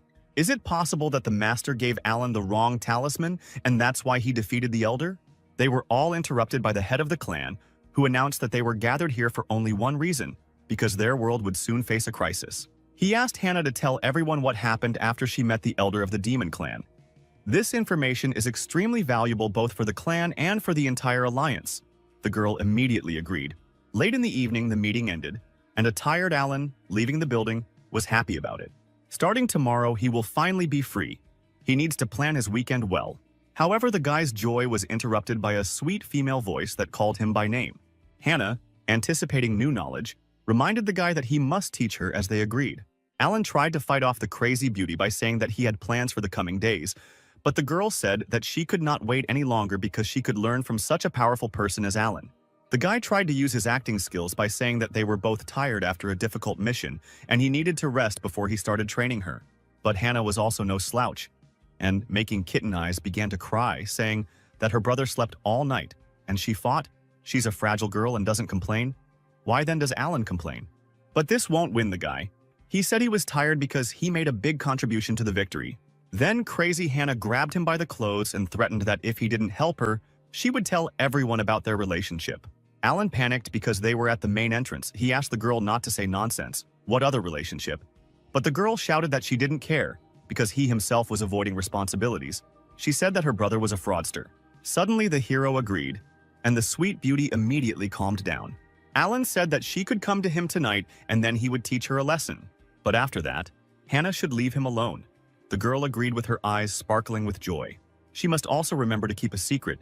If someone sees Hannah going to Alan late at night, then all the monks will chop him into mince or hang him on the gallows. But she didn't care anymore. She shouted that she remembered everything and said goodbye to the teacher. A few hours later, our hero arrived at his home. He was sitting reading his novel when suddenly Hannah landed next to him. Alan raised his head and greeted the student with a serious face. She asked why her brother was so serious. The girl was worried that it was because of her.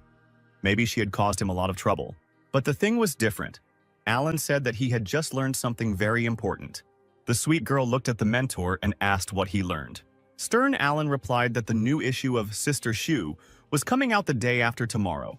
He overheard a conversation between two monks who were complaining about the demon clan. Because of them, they would have to travel all the way to Yun City and stand there all night for a new release. Therefore, Alan must leave for Yun tomorrow, so there will only be one lesson. He hid his book and asked his sister Hannah to attack him with all her might. The girl was surprised, because if she tries so hard, the guy's house won't stand it. Brother Alan smiled. He replied that the girl should not worry because she did not have the strength to do it. This answer provoked the best student, and she prepared to show her power. The fire of rage burned in her eyes. Now she will show everything she is capable of to the new teacher. The girl released maximum energy from her sword and sent it into the air, calling on the heavenly heights. All the blue energy gathered into one huge clot of chakra and rushed towards Alan. It seemed that such power could not be contained, but suddenly there was a bang and the whole clot seemed to burst. Hannah was in shock. All the power that she had summoned dissolved in front of Alan's hand. Then the remnants of her chakra simply flew into the sky and completely dissolved there. Meanwhile, Alan looked pathetically at the girl, demonstrating to her what he was really capable of. Hannah was in a daze, her eyes fluttering in surprise, and her mouth open from the shock she felt. Feeling helpless, the girl fell to her knees. She could not believe that she had lost. Alan looked at the lost beauty and said that this world is far from ideal, as is her technique. The hero has just found a flaw in her and destroyed it with the help of spiritual power. The girl needs to continue to work on the shortcomings of her techniques. And when she starts doing this, her skill will no longer have limits. If Hannah manages to cope with this, then the obstacles will cease to exist for her. The disappointed girl bared her teeth because she joined the clan more than 20 years ago. She trained hard every day and even became the best student in the clan. But she didn't even dare to think about something like what Alan told her today. Suddenly, the guy sharply moved his foot on the tile and asked his sister to look at him. Having kicked one of the stones, he easily flew into the air. While flying, Alan struck the center of the stone with his hand many times. The stone fell into the guy's hand, and he told Hannah to look at the marks left by the sword on this stone. This should help her level up. Then he threw a stone into the girl's hands, and she deftly caught it. Right in the center of the stone was written one word: sword. Alan also said that the girl should remember that this is his gift to her, and no one should see it except him. The beauty agreed. She jumped up and thanked her brother for the advice, and now it's time for the girl to get back to training. Alan watched Hannah disappear into the night, surprised that she had been training all night. Still, the best student is too stubborn. The hero was worried about her health. After training, the lazy man returned to bed and soon morning came. Running his hand through his collection of novels, Alan decided it was time to move out. Suddenly, he felt a familiar energy and turned around to look. In the sky, early in the morning, someone was heading somewhere. It was Master Alan, who, to his surprise, had also left the temple that morning. Meanwhile, the master, who was moving at the speed of light, noticed something strange. He stopped and told the stranger that he had been here for quite some time. He wondered if he was tired of waiting. In front of him stood the lord of the demon clan, who was curious whether the master's power was as great as they said. But it seems he came in vain. At that moment, the face of an unknown villain appeared. It was the head of the demon clan, Dustin, and the master immediately recognized him. Uther, Alan's master, asked how the head of the demons knew that he was here. Dustin replied that perhaps someone told him about it. The master immediately realized that this meant that there was a spy in their clan. He was wondering what the demons were planning. Dustin laughed and replied that their goal was the same as always, and it was time for them to stop putting things off. The head of the demons knew that since the Sword Clan found out about their plan, they began to secretly gather a coalition, and he guessed that everything was already ready. Uther pulled out his sword and said that Dustin is a pretty confident guy. However, his self-confidence will drag him into the grave. After these words, the master summoned hundreds of energy swords that rushed towards the enemy. Dustin's eyes lit up bloody, and he replied that if such a day comes, he will accept it with dignity. But that day is not today. He wanted to see if Uther had gathered enough strength to withstand his attack. Meanwhile, in the city of Yun, everything was quiet and calm. Alan was already rushing to the sale of his favorite novel. He quickly reached the city, and now he needs to look around to understand where the meeting will take place. But suddenly he felt a strong pressure. The guy felt the energy beam of the sword, hidden in his master's jade pendant, activate. The master is at the first level of ascension to truth, and his sword technique cannot be matched by anyone, while he can be in such danger. Has he really encountered such a powerful opponent that is capable of defeating him? Meanwhile, the bloodied Uther was held by Dustin, who told him that this attack was too weak for him. But the head of the demons was surprised that the sword's energy actually helped hold back his attack. The energy hidden in this jade pendant that cracked. Opening his eyes slightly, Uther remembered that this pendant was given to him by his student Alan. In his memoirs, Alan told the master that this pendant was his gratitude for taking care of him. Smiling, the guy said that this was just a small manifestation of concern. Dustin swung a second time and said that it was time to die. He wouldn't miss the second time. Meanwhile, Alan revealed the strange seal on his chest and said that these powers should be enough. He began to concentrate his energy and circles like ripples on water gradually emerged from his head. The circles became larger and larger. The almighty lazy man was looking for his goal. Dustin felt something strange happening behind him and turned around. Alan summoned his sword technique, a space-cutting beam. At that moment, a huge beam of energy appeared above Dustin's head, similar to a divine column of electricity that was directed directly at him. The blow hit its target, and Dustin, tormented after such a powerful attack, thought that this technique belonged to Master Reynolds. He held a piece of Uther's clothing in his hand. His opponent disappeared. Dustin was furious. He swore that their next meeting would be his last. After some time, Alan was already in place. The guy realized that he had hit the target. However, this did not help. The strength of his opponent was probably much higher than the level of the Purple Palace. But why did someone from the Demon Clan need to kill his master? Fortunately, Master Uther managed to escape and Alan was already rushing back. The hero returned to the city where his book was being sold. The guy thought that upon returning home, he would need to visit the master. The guy looked down and was surprised that this city was quite crowded today. All these people stood in line for the ceremony in honor of the release of the new volume of the Immortals' Mad Journey. Alan didn't think it would be like this, but he had no choice. He had to stand and wait. Evening came, the line gradually shortened, and suddenly the seller said that there was the last copy left. The residents were indignant, but Alan rejoiced at his success because now it was his turn. He extended his hand to the coveted reward. Apparently today luck is on his side. But suddenly someone's hand also reached out to the book. Next to Alan stood a gorgeous girl with blue eyes and in a pink robe. She looked at the guy seductively and innocently. But the hero was not so simple. He put his hand on the book and did not want to give it away. Then the girl turned on all her charm and sense of smell, asking this handsome guy to give her the last copy. But Alan did not give in and rudely refused the girl. Then she offered to pay him twice as much for this book. Her gaze became stern, and she said that this was a great deal. You shouldn't refuse a luxurious lady. No one wanted to give in. The hero and the girl shouted to the seller that they needed this book. The sellers did not know what to do. Seeing the angry buyers, they asked them to calm down. There was the last copy left and I needed to come up with something to share it. And then the girl had an idea. She said that since Alan does not want to give in to her, then she should act according to her conscience. The hero asked what the girl meant. Cards with pictures of hands appeared in her hand, and the girl suggested playing rock, paper, scissors. Alan doubted that it was very easy to cheat in this game, to which the girl replied that she personally created it, and these cards are capable of reproducing a person's thoughts. So there is no way to cheat here. They can use this to achieve justice. The guy agreed that it would be really difficult to cheat. Everything seems quite reasonable. In the end, they decided to play. Alana's rival offered to play until 3 victories. The hero agreed to this condition. He decided to choose scissors in the first round to check everything. The girl gave a countdown. After she counted to 3, they put the cards on the table. She invited the vendors to turn over the first round of cards. The sellers turned over the cards, and a disappointed Alan saw that he had lost. The girl rejoiced at the victory, and the guy tried to understand whether she cheated or was just lucky. The second round began.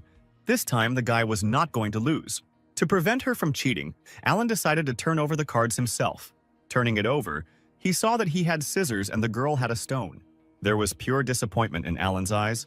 One more loss, and he would lose his treasured book. But the girl won another round. She mocked him by tossing her cards in her hand. Apparently, she was lucky today. Alan could hardly stand on his feet, realizing his failure. And the sellers said that if he felt bad, they could contact someone from his clan to pick him up. He tried to find where the girl cheated, but everything was clear. The guy wasted so much effort and his book went to another buyer. But nothing can be done about it. The hero decided to return home. His tea leaves are about to ripen. He needs to prepare a new batch for the head of the clan. After walking around the market, Alan still didn't find any new seeds for tea. Now he has nothing to do here. It's time to return home. Flying over the city, Alan suddenly heard the swearing of passers-by, who shouted that the girl had deceived them. They asked the scammer to return their elixir to them. She in turn said that she was just lucky, to which the guys replied that she could not be lucky 20 times in a row. This was the same girl who defeated the hero. She shouted that she was an honest person. But these 2 monks are unlikely. Apparently, heaven is punishing them for all the bad things they have done in their lives. The guys were sure that the girl was a liar, so she decided to run away from the crime scene in time. But the monks were not going to give up, and one of them decided to use his golden energy. Instantly, a golden hand appeared above the girl. and she realized that this energy was at the level of the Purple Palace. Suddenly, she saw Alan and started waving at him, getting his attention. The girl asked the guy to help her, and two monks asked the hero who he was. Alan was outraged that the beauty was asking for help, complaining that these two monks wanted to beat her, because just recently she had taken his book. The monks were wary, but the hero folded his hands in a sign of peace and said that he didn't really know this girl, so he wouldn't interfere in their showdown. The girl shouted that Alan was heartless. She asked if he had forgotten their first meeting. Just like the hero remembered her, they played a strange game, and he lost. The monks realized that apparently not only had they been deceived by this girl, they would still have to teach her a lesson. Alan, meanwhile, only thought that if he did not interfere in the affairs of this couple, then he could regain his romance. But the girl was not happy with this situation. She took up the book and shouted that if the guy didn't help her right away, she would tear it into small pieces. The monks asked why she went crazy. After something like this, she wouldn't get away with it. The guy called on his chakra, and instantly it formed in the form of a golden hand. But suddenly his chakra was dissolved by a column of blue energy. Alan stood up to protect the girl. A blue aura shone around him, protecting him. The monk experienced a strange effect. It seemed that his powers were blocked. But the stranger said that he would not help the girl. Why did he stand up for her now? Alan apologized to them. He said that his plans had changed and asked him to understand. The indignant hero then turned to the swindler and asked her to give him the book. But the girl was not going to do this. She thanked the naive guy and used one of her abilities. At that same second, the girl disappeared into the air, leaving behind only a blue silhouette of energy. But Alan was not going to just let her go. He caught the rest of her chakra. The guy smiled menacingly. She wouldn't be able to get away from him so easily. Having caught the remains of chakra, Alan jumped after the criminal. The monks who watched this felt the guy's creepy energy. They wanted to know what clan he was from. Suddenly, the second monk remembered that their treasures were still with that lady, and they needed to return them. Meanwhile, a cunning girl appeared outside the city. She was glad that it was not in vain that she had been training for so long. But suddenly she felt a strong pressure on herself and someone was next to her.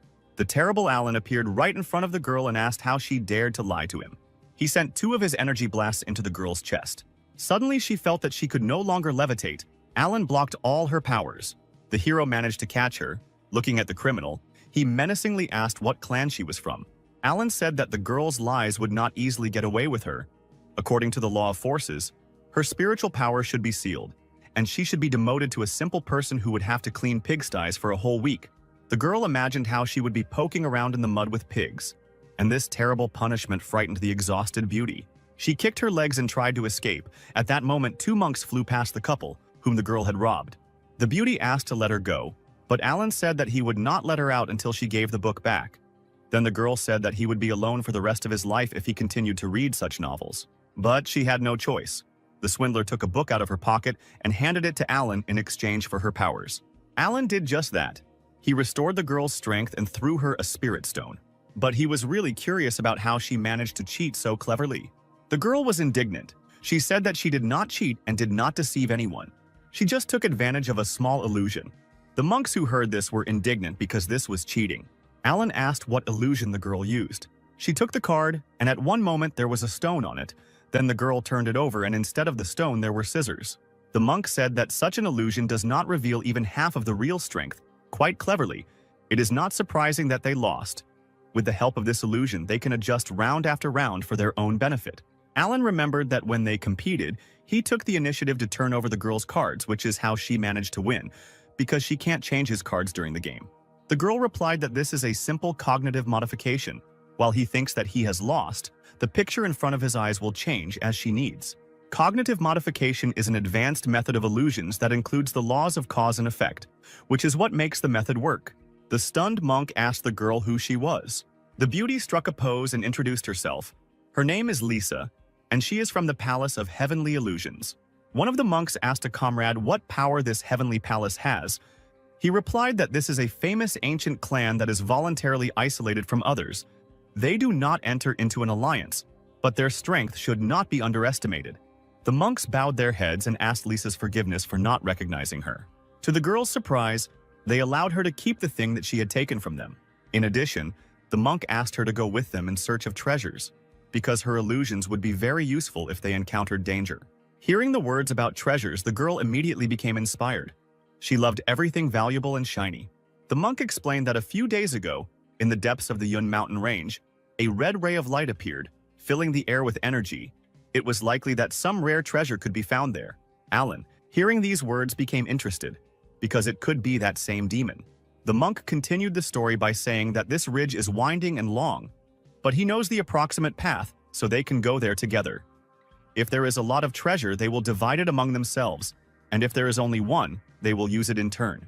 Alan wondered, the red beam a few days ago, if this was the very thing he was thinking about. However, the guy decided that it was useless to think, because it could be a simple coincidence. Sister Lisa happily agreed to go with the monks in search of treasures. The monk also invited Brother Alan to go with them, because he is a strong fighter, and there may be a rare and powerful treasure hidden there that will interest him. But Alan, waving negatively, said that he was not interested in this and he did not want to waste his vacation on this. He wanted to take this time to have a good rest and read a new volume of the story. After these words, the guy left. Lisa was angry, saying that he ruined everything, but she was sure that the hero would return to them. Meanwhile, somewhere in the forest, a bloody aura was gathering around a familiar halberd. Traveling Howard was delighted with the discovery. He had finally found it. Finally, he found the very devil fruit that his master had spoken about. Lisa, along with her new comrades, went in search of adventure. The first test on the way for them was a ferocious creature similar to a lion. The creature, filled with power, jumped towards the brave girl. Swinging his paw, he hit Lisa, but her upper part immediately evaporated. The beast was confused. The girl used her illusion and jumped into the air. The bait worked. Meanwhile, one of the monks at that moment began to use golden mist. The enraged beast turned around, sensing danger.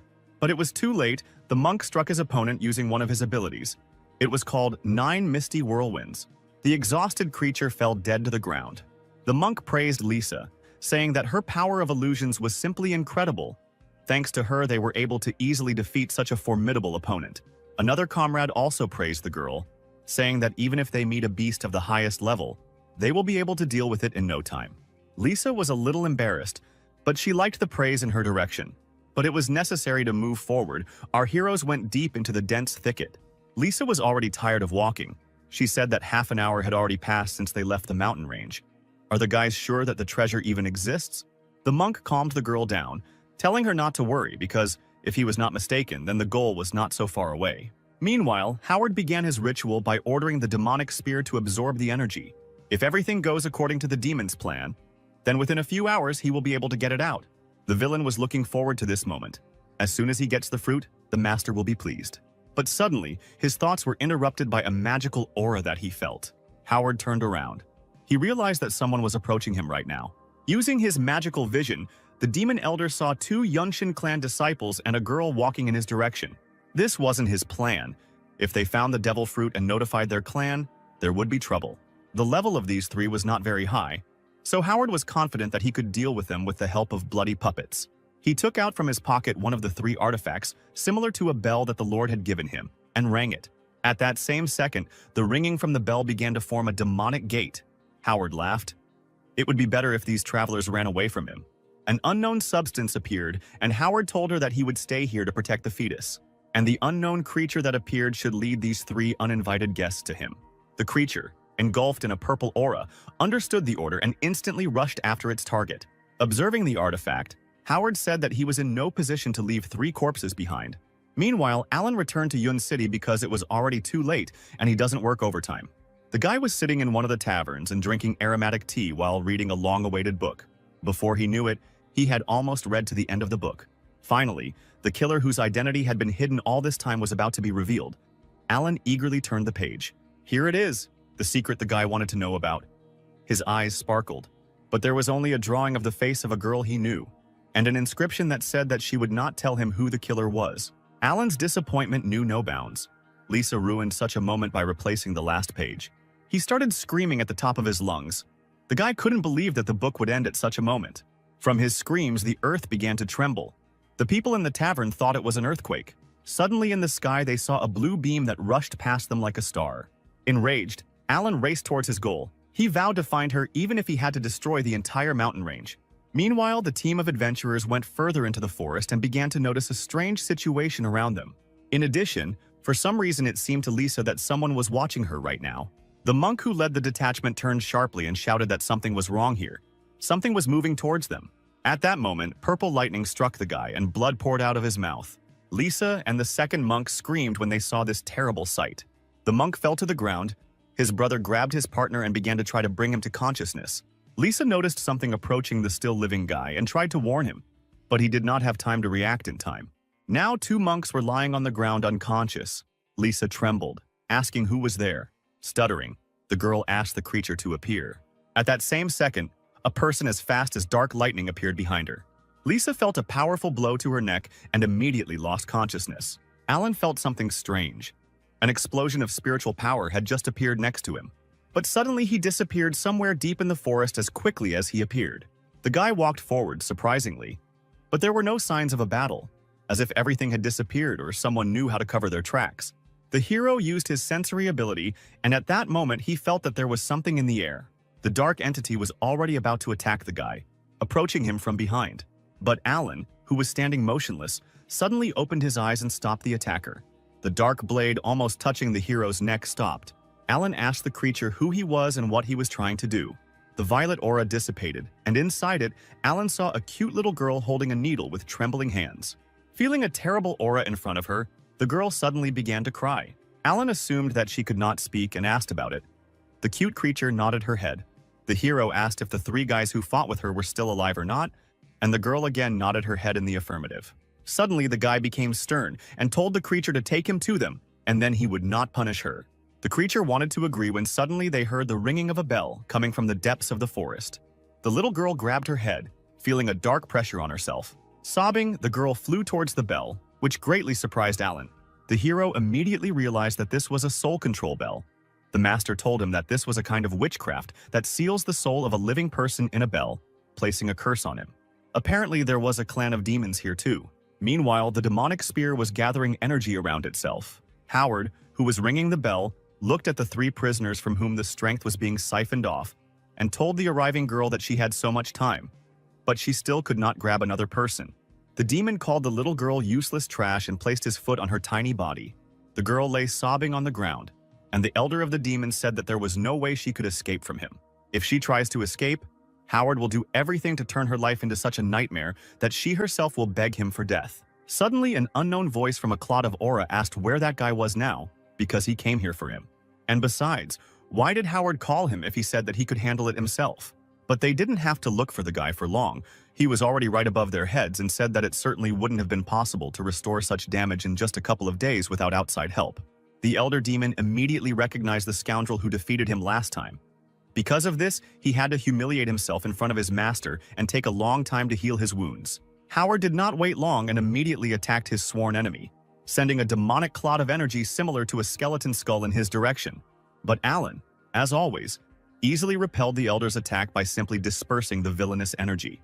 He smiled, mocking his opponent, and said that he didn't understand how Howard was still holding on with such strength. The demon's rage began to boil more and more. Alan irritated him with his equanimity. He grabbed the bell and ordered Gwyneth to quickly kill the vile insect.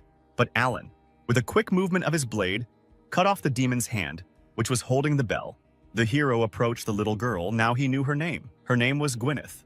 The guy attacked the ancient artifact with his energy, and it immediately split into small pieces. He told the sobbing little girl that she no longer needed to be the demon's puppet. Now the girl is free and can do what she wants. From these words, her eyes filled with even more tears. The girl flew sharply towards Alan, but Howard ordered her to stop. Gwyneth immediately fell to the ground. The demon said that even without the bell, she could not disobey his orders. The villain tried to say what would happen to her if she disobeyed, but at that moment he shut up because he got hit on the head by a little girl. After the blow, the frightened Gwyneth immediately rushed into Alan's arms. The guy stroked the crying girl on the head and told her that now she can return home, and she doesn't have to worry. The hero here will sort everything out himself. This is coercion and exploitation of labor. He himself understood all this perfectly well, because he had once been in exactly the same situation. Howard was not going to give up. He stood up and hit the ground with his fist, calling on the bloody hell technique. At the same second, a bloody aura began to escape from his hands, within which many eyes appeared. A huge hand appeared from the bloody hell, and a voice was heard from inside that asked who dared to challenge his master. A huge demon appeared from a dark portal, which Howard ordered to immediately kill this monk. The monster understood the order, swung at the hero. He shouted that this guy was just a small pawn, and his master should not dirty his hands with such garbage. Sharp blades of bloody energy rushed towards Alan to kill him. but he took his sword out of its sheath. At that moment, a huge pillar of the guy's aura hit the sky and blocked the path of the demon's attack. The creature was surprised by the guy's strength, but it's a pity that because of his seal, the demon can only show 1/5 of his strength. The monster shouted that one day he would return, and there would be a glorious battle between them. But for now, the guy could only remember his name.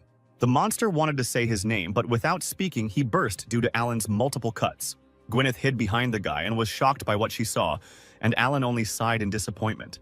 Howard was horrified how a mere mortal could defeat such a powerful demon. However, that was not all. Alan was not going to just let the impudent elder go this time. The guy concentrated his powerful power in his fingers, creating a blade of energy. Howard realized that now his end would come, and began to beg the guy to stop and wait a little. But before he could finish speaking, a powerful stream of mana created by Alan passed through him. Then there was an explosion, and the guy who turned around said that he didn't need to wait. Suddenly, Alan saw his still shackled comrades, among whom was the girl who had stolen his treasured page. He sent a small part of his chakra into the girl to wake her up. At that same second, Lisa opened her eyes and gradually began to come to her senses. She immediately recognized the guy and panicked. But Alan hastened to calm her down, saying that she had spent too much spiritual power and she needed to rest.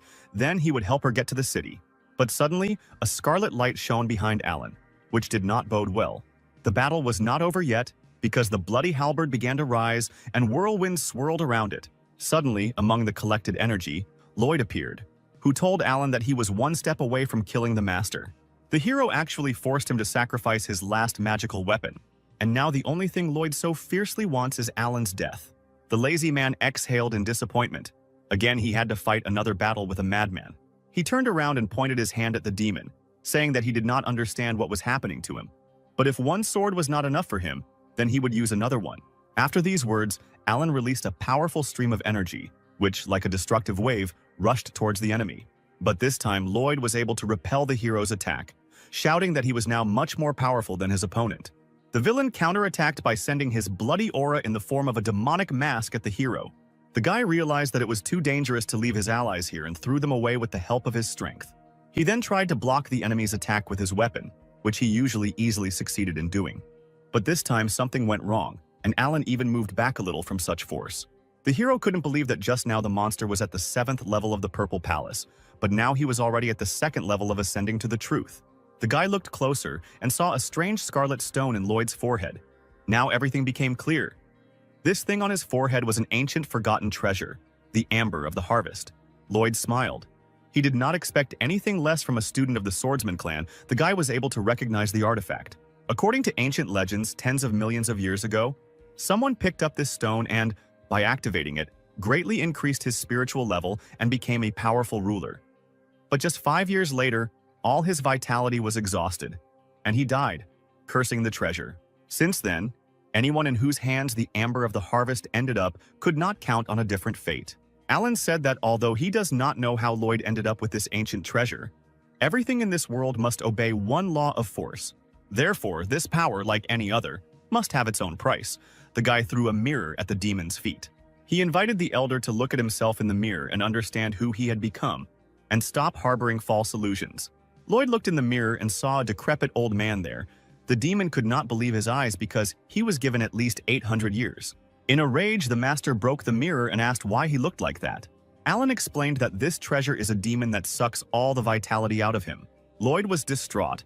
He laughed and said that if he returned what he owed, then his master would definitely give him an elixir that would restore his vitality.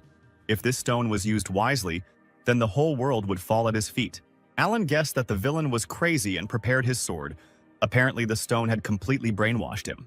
The enraged demon shouted at the hero to close his mouth and at that moment bit his finger until it bled. He then applied his blood to the stone, completing his ritual. The demon's power increased and scarlet flames flew around him. He became stronger and stronger. Gathering all his new power, he fired a bloody tornado at the mighty hero. Alan used his sword to stop the furious attack, but suddenly it didn't work. The demon's power was colossal, and now Alan couldn't block his blows. It was now obvious that Lloyd had not reached the 2nd level of ascension to truth, but the 5th level, and became equal to the head of the Sword Clan, Reynold. The wounded Alan fell to his knee. He was trying to catch his breath after such an attack, but he had his trump card. The guy lowered his robe and a secret seal appeared on his chest. Lloyd wanted to attack the guy, but suddenly a golden whirlwind enveloped the villain, which he had to dodge. It was Gwyneth who came to Alan's aid and tried to somehow detain the villain. The furious demon attacked the little spirit, shouting that it was in vain that she rebelled against him. But our hero managed to stop the bloody ray in time, telling Gwyneth that he told her to leave. Why did she come back? Lloyd didn't stop. Taking advantage of the pause, he tried to attack the guy with his spear. Alan looked at his seal and thought it was too late. The spear hit its target, but suddenly, Alan simply disappeared into the air like smoke. The old man couldn't believe his eyes how he just disappeared into thin air. But the answer appeared on its own. The villain looked up and saw Lisa there, who was using one of her abilities on Alan. The enraged demon used his infernal fangs, pointing them at the girl. The second time, her illusion would not work. Suddenly, a powerful stream of power hit the sky, dispersing all the bloody energy in the area. Rescued Lisa looked at the powerful column of energy and could not believe her eyes. In the center of the stream was the transformed Alan. Now the real battle will begin. The hero awakened his power. His eyes turned blue, and the seal released some of his energy. In this guise, Alan looked like a demigod, and not like an ordinary lazy loser. But this did not stop Lloyd. He decided that the guy chose death instead of just running away. With the speed of a cheetah, he attacked Alan, but he blocked the halberd's attack with one movement of his hand. Lloyd couldn't believe his eyes. It was impossible for an ordinary mortal to resist such power. Besides Lloyd, there was Lisa, who didn't believe what was happening. Was Alan really that strong? The demigod said that in order to cope with the demon, even a drop of his spiritual power would be enough. The demon elder began to tremble but still did not give up. It was not fear, it was trembling with rage. Lloyd shouted that the hero did not dare insult him and gathered his bloody energy. But Alan didn't care, because the great lazy man was sure that the demon lost when he removed the seal. He took out his sword and instantly, a huge golden dragon consisting of divine energy formed behind the hero. The monster growled as it advanced towards Lloyd. The powerful pressure felt even at a great distance from such a powerful force. The monster was colossal in size, and Lloyd's energy was no match for it. It couldn't be stopped. Instantly, divine energy passed through the demon elder, dispelling all his bloody energy. The blow was so powerful that Lloyd disappeared into the air like ashes from paper thrown onto a fire. The divine power rushed back into Alan's seal, and when it returned completely, he calmly buttoned up his robe. All that was left of Lloyd was the harvest amber and the bloody spear. Lisa was surprised that Alan had returned to his previous level. But then her gaze fell on the ancient treasure that was floating in the air. The girl's gaze turned purple. The stone seemed very beautiful to her. The amber of the harvest beckoned the girl. She came closer and closer, and when she was too close, she extended her hand to it. Suddenly, Alan appeared behind her and whispered to her that she shouldn't do this. He summoned a bag into which he invested part of his power and began to seal the demonic artifact. Lisa only now realized that the stone had bewitched her. She felt uneasy about it. Alan explained that this thing is extremely dangerous. You need to be careful with it, otherwise you can lose your life like Lloyd. The cute little spirit of Gwyneth immediately appeared and was protected by the hero. Lisa recognized the offender. She pointed at Gwyneth and shouted that it was she who attacked them. Because of this, the little girl began to sob guiltily. Alan, holding Lisa back, said that this girl's name was Gwyneth, and she did not want to offend them. She simply obeyed the soul bell. Lisa asked the guy what happened to the bell now, to which he replied that he destroyed it. Therefore, now Gwyneth is safe and can leave calmly. He asked the girl to be careful and not get caught by the bad guys anymore. Looking at the spirit and the guy saying goodbye, Lisa said that the girl was quite strong and Alan could keep her, to which the guy replied that he was not like these demons. Lisa turned away, saying that the bad guy used her as a weapon thanks to the soul bell. The beauty thought about it and decided that she was mistaken about the hero. Alan replied that since she was mistaken, could Lisa return him the page that she tore out? And the girl was indignant that this fool only cared about a stupid novel. But there is no need to argue with him, so Lisa gave him the last page. The hero was barely embarrassed when he saw that very last page, but deciding that he would leave it for later, he hid it in his robe, thanking the girl and saying that no one should know about what she saw. Lisa did not understand why the guy would do this, because killing the elder of the demon clan is a great achievement, and he can become famous for which Alan poked her in the forehead and told the girl not to ask unnecessary questions, but simply accept it as a fact. The beauty understood. The last question remained. What to do with this spear? And Alan had the answer. He would simply take it with him and dispose of it. And he also asked Lisa to take care of those guys while he went first with this thing, to which the girl got angry, saying that she was not a nanny. The guy extended his hand to the spear to take it away, when suddenly a huge hand of unknown strength appeared from space. A voice from space shouted that he would not allow the bloody halberd to be taken away and grabbed the artifact, dragging it along with him. A second later, the monster disappeared. This was quite unusual. Lisa shuddered from such a strong aura.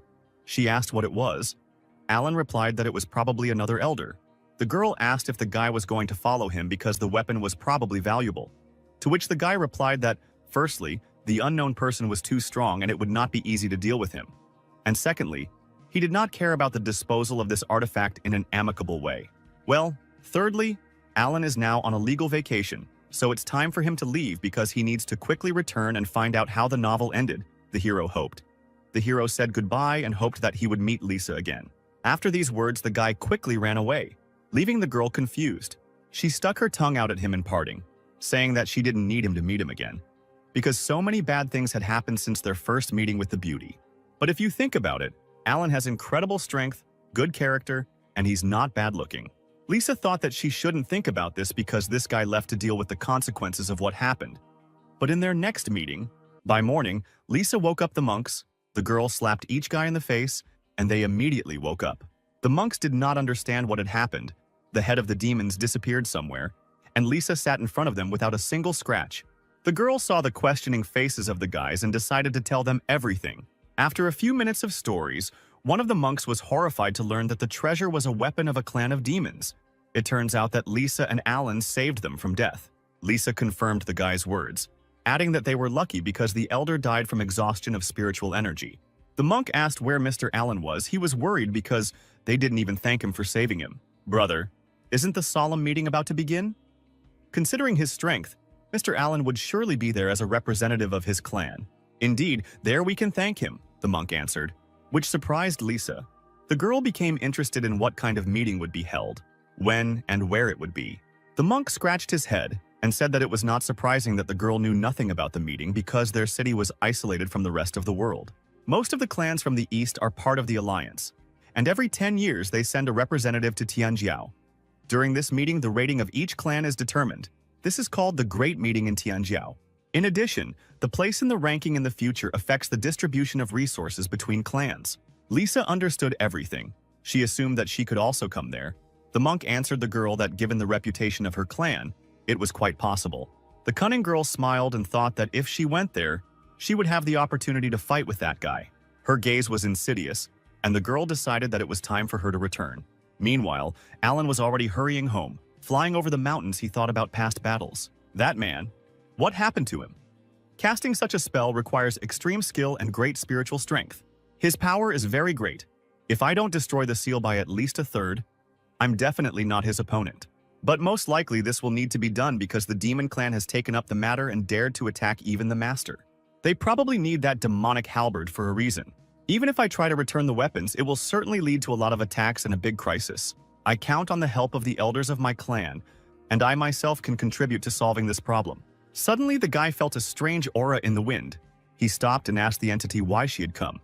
At that same second, a golden whirlwind formed behind him.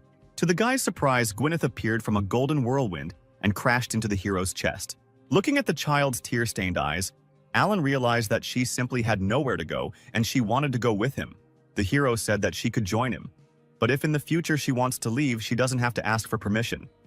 Hearing these words, the little girl's spirit burst into tears and pressed closer to the guy as a sign of gratitude. Alan stroked her head to calm her down. The hero did not expect that he could get a magical companion for nothing. Having gone home, the guy said that it was great that from the outside, Gwyneth's power looked like the wind. This was an excellent conspiracy. In the future, Alan promised to solve her speech problems. The spirit was slightly surprised by what was said, after which the guy decided that it was time to return to the clan. Flying up to the familiar mountains, the hero told Gwyneth that now this place would become her home. Meanwhile, in one of the palaces of the swordsman clan, Reynold landed next to the girl. In a panic, the head of the swordsman clan began to ask what happened to the master. A girl named Selena said that he had many fractures. Internal organs were damaged. If they had delayed a little, then not a single god could have saved him. Master Uther slept in his bed. Celine used the divine pill. His life was saved. Reynold's rage knew no bounds. He vowed to make them answer for what they did to the master. A little later, in a secret place of the Alliance, on the border of the Dark Moon, a meeting was held. The elder of the Purple Spirit clan, Ivar, the 4th level of Ascension to Truth, asked why Reynold called them all. Reynold began his speech. Ladies and gentlemen, it's no secret that the Demon Clan has become very active in the last few days. As soon as I crossed the borders of the prefecture, it immediately attacked me. In addition, Dustin, the elder of the Demon Clan, has been busy improving the Bloody Demon Warrior formation.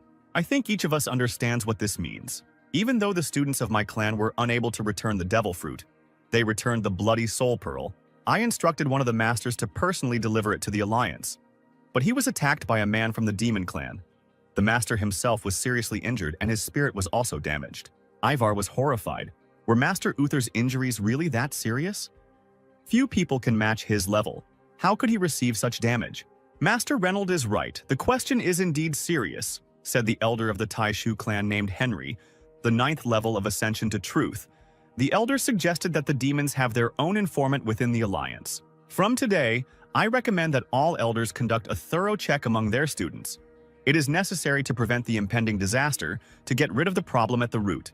If the Demon Clan finds out about our intentions, I am sure that they will not sit idly by. Reynold was surprised that Master Henry agreed with his assumption. The man immediately stood up and shouted that he, as one of the elders, would willingly obey the master's order and personally carry out the inspection. The elder of the Yungshin clan, Cody, the 4th level of ascension to truth, added that just a few hours ago, news came from the disciples of his clan. They met the elder of the Demon Clan on the mountain ridge. He attacked them, depriving them of spiritual strength. Their lives hung in the balance, but the elder was weakened due to the fact that the ancient treasure sucked all the life force out of him. As a result, a student of another clan and a guy named Alan joined forces to kill him. Hearing the name of his weak and lazy student, Reynold was very surprised. The elder did not understand what the guy was doing there. He must be on vacation. How did he end up there? Seeing Reynold's reaction, Henry asked him if he knew the name. Reynold explained that in his clan there is a disciple with that name, but his level cannot be that high. He must have just been helping. I'll ask him when I return. Suddenly, a vague cosmic figure spoke. The man said that due to the increased activity of the Demon Clan lately, they were forced to take action as soon as possible. It was the elder of the Starry Sky clan, Silas, the 8th level of the Purple Palace. He said that some adjustments would need to be made to their charter to encourage the interest of disciples and clans. Ivar thought. Since the creation of the Alliance, the rules have been revised only 3 times. Changing the charter now. Is this appropriate? Energy began to form in Silas's hand, and he said that those gathered here could be sure of this. After all, he will not skimp on motivating the students. When they saw what he created, the elders were surprised. Silas offered to use this as a reward. In his hand was a golden thing that looked like a mysterious key. After some time, Alan returned to the clan residence and decided to visit his master. He held a box and a small jug in his hand. The guy looked friendly and asked the master how he was feeling. Uther greeted the student. Thanks to Selena's care, he felt much better. He just needed a little time to recover. Alan, meanwhile, opened his box and replied that he was calm now.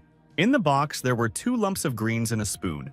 The hero took the greens and, using a spoon, carefully poured them into the glass, telling the master that he carefully grew these tea leaves. Then the guy added water from a small jug. This water was straight from the mine. Having brewed the tea, Alan handed it to the master, saying that a cup of this tea would definitely restore the spiritual strength of the teacher. Alan came closer to the bed and asked Uther to drink it. He happily accepted the gift. After taking 1 sip, the man felt a surge of strength after appreciating his student's tea. He then said that Alan should use the time he spends on plants on his own development, because his level is still too low. Among the students, Alan is perhaps at the lowest level. The teacher's words upset Alan. Again, he took up his task. The hero decided to release some spiritual power this time. A blue aura surrounded Alan, and the guy told Uther that he had risen to level 8 recently. Seeing the force flying around the room, the master was surprised. But then his gaze changed from joyful to indifferent. The angry teacher said that 5 years have passed since Alan's last breakthrough. Look at your sister. She trained hard to achieve her goal. Alan, in his usual manner, said that he would try his best. The teacher asked him to stop making fun of him. As your teacher, I know that you don't like to hear about such trivial things. You probably visited me for a reason. Realizing that the conversation was getting serious, Alan hurried to get out of here as quickly as possible, but the master stopped the guy. The teacher said that he was wounded by one of the people of the Demon Clan, and he almost died in that battle. But the jade pendant that Alan gave him protected him from a deadly attack. Then there was a sudden flash of light that injured the attacker and allowed Uther to escape. Alan, tell me the truth, are you hiding something from me? For example, your true level. Or maybe you sealed away your true power so you don't show it to us. Master, are you serious now? How could I hide my level from you in the head? That's also true. You're not very diligent. I don't think you could pull off something like that. But what about the jade pendant? Where did you get it? Uther asked, and Alan told him that he found it in a treasure chest. I felt that it exuded an unusual aura, so I decided to give such a precious thing to the teacher. Uther smiled. You accidentally picked up a real treasure. This jade pendant probably contains the energy of a sword of incredible power. If it weren't for you, I would no longer be alive. Such words even made Alan slightly embarrassed. It wasn't often that he heard the master's praise. Suddenly Uther called the guy and he turned to the teacher. At the same second, the master pointed his palm at the guy, trying to attack him. But right in front of the hero's face, he stopped his hand. The frightened Alan asked the teacher what he was doing. In fact, Alan guessed that the teacher was testing him and did not shy away. Uther laughed, saying that Alan's reaction was not sharp enough for an 8th level. Alan confirmed the master's words, saying that he was still far from achieving the teacher's skill. At that moment, a book appeared from his robe. A gust of wind shook her in her hero's robe, and the book fell straight onto the bed. The master noticed the book and seemed to recognize it. Alan blushed and panicked. The teacher must not find out what is inside this book. Uther tried to take the book, but Alan quickly snatched it away and said that it was just a little hobby. Suddenly, the master waved his hand. Driving the guy away, he allowed him to go. Finally, he advised the hero to practice more and read less nonsense. This behavior surprised Alan. The teacher should have reprimanded him for it, but he didn't even pay attention. The master interrupted Alan's thoughts by asking when he would leave. The hero replied that he was leaving right now. As soon as the guy left their room, the master lifted the pillow, under which lay that same book. After picking up the novel, Uther said that he didn't think Alan would like something he had written. Considering that this is a limited edition book, and also with an autograph, we can conclude that this is exactly what he spent his vacation on. Having hidden the book, the master decided that it was better for Alan not to know who its writer was. The next day, Reynold gathered the chief elders of his clan. Standing in front of the 4 men, he announced that the rules of the alliance would be changed. The head of the Fengling Hall named Mark told the head that they had already discussed this at the last meeting. Would they really do this? Yes, we need to test our students. The following changes were adopted by a margin of 7 to 3 votes. The first change is that a non-aggression rule has been introduced. Safety is guaranteed for each member of the alliance. The second change is the need for a written agreement to participate in the battle. And the last thing is the ban on revenge for those killed in battle by his clan brothers and sisters. The Blue Moon Hall. Master named Frank said that all the students who take part in the competition are true geniuses. Their death will be a great loss. Reynold himself understood this. The master's worries were not unfounded, but the attacks of the demon clan had become more frequent. To cope with a possible crisis in the future, the younger generation must quickly learn from their experience. The head of the Langson Hall named Kevin said that in fact, if anyone from the demon clan decided to threaten the lives of the students, they would have to engage in direct confrontation. It is true, however, that it is better to face a crisis with a sober mind and decisive action. Everything else should not bother your minds, said the last master of the Luyan Hall, named Uther. Reynolds said that Master Uther is right. Moreover, this time we plan to take first place. After all, the reward for first place will be the key to the Emperor's tomb. When the masters heard about the award, they were surprised. This was one of the most valuable relics. The Emperor was the first person who ascended to the truth 5 million years ago, and many treasures remained after him. His tomb was discovered in the sea area. It took 5 key fragments to open it. Reynolds said that 4 of them have been discovered so far, but he could not imagine who would have the last fragment in their hands. And if they could get it, they could open the Emperor's tomb. That is why our clan must win. We must take first place. Reynolds announced that the selection of applicants will begin in a week. After some time, the guys were discussing the announcement on the street. This time, the competition would be different from previous ones. You can use not only talismans but also some forbidden knowledge. Some students considered this too dangerous. It doesn't matter, said one of the students, because all the heads and elders will gather there. I heard that the top 5 will receive worthy rewards and they will represent our clan at the great meeting. Then what are we waiting for? We need to stock up quickly. If we are late, there will be nothing left for us. The guys went to the store, and our lazy guy, who was sleeping under a tree, noticed that they were too nervous. Fortunately, he had prepared for a long time. Suddenly, he heard a shrill voice come from behind him. It was Steve greeting his brother. Alan asked the guy what he wanted, and why Steve was here and not in the shop with the other students. "Why do I need something when I have the technique that you taught me, brother?" Steve answered proudly. Alan laughed and said that you can't be so careless. It often leads to defeat. But Steve believed that he could take first place. According to the rules, the top 3 could challenge special students, and, if they won, replace one of them. Therefore, ordinary students line up to challenge Alan, defeat the weak lazy person and take his place. The sly man wondered if it would not be more correct to allow himself to be defeated and transfer back to ordinary students. And then my responsibilities would become even less. Steve looked at his idol and admired him. There was not a drop of panic on his face. Everyone who underestimates him will pay for it. Suddenly, Uther's pendant lit up on Alan's belt, which meant that the master was looking for him. Alan told Steve to train hard while he visited the master. A few minutes later, the hero was already at his residence. Standing in front of the master, the hero asked why he was looking for him. Uther greeted the student and said that he had one requirement in view of the upcoming competition. The master said that the guy should not restrain his strength. He should at least get into the top 20 students of the clan. Alan shouted that this was absolutely impossible. In his head, he had already developed a plan for how he would become an ordinary student thanks to this opportunity. There are 55 true students in our clan, the master said.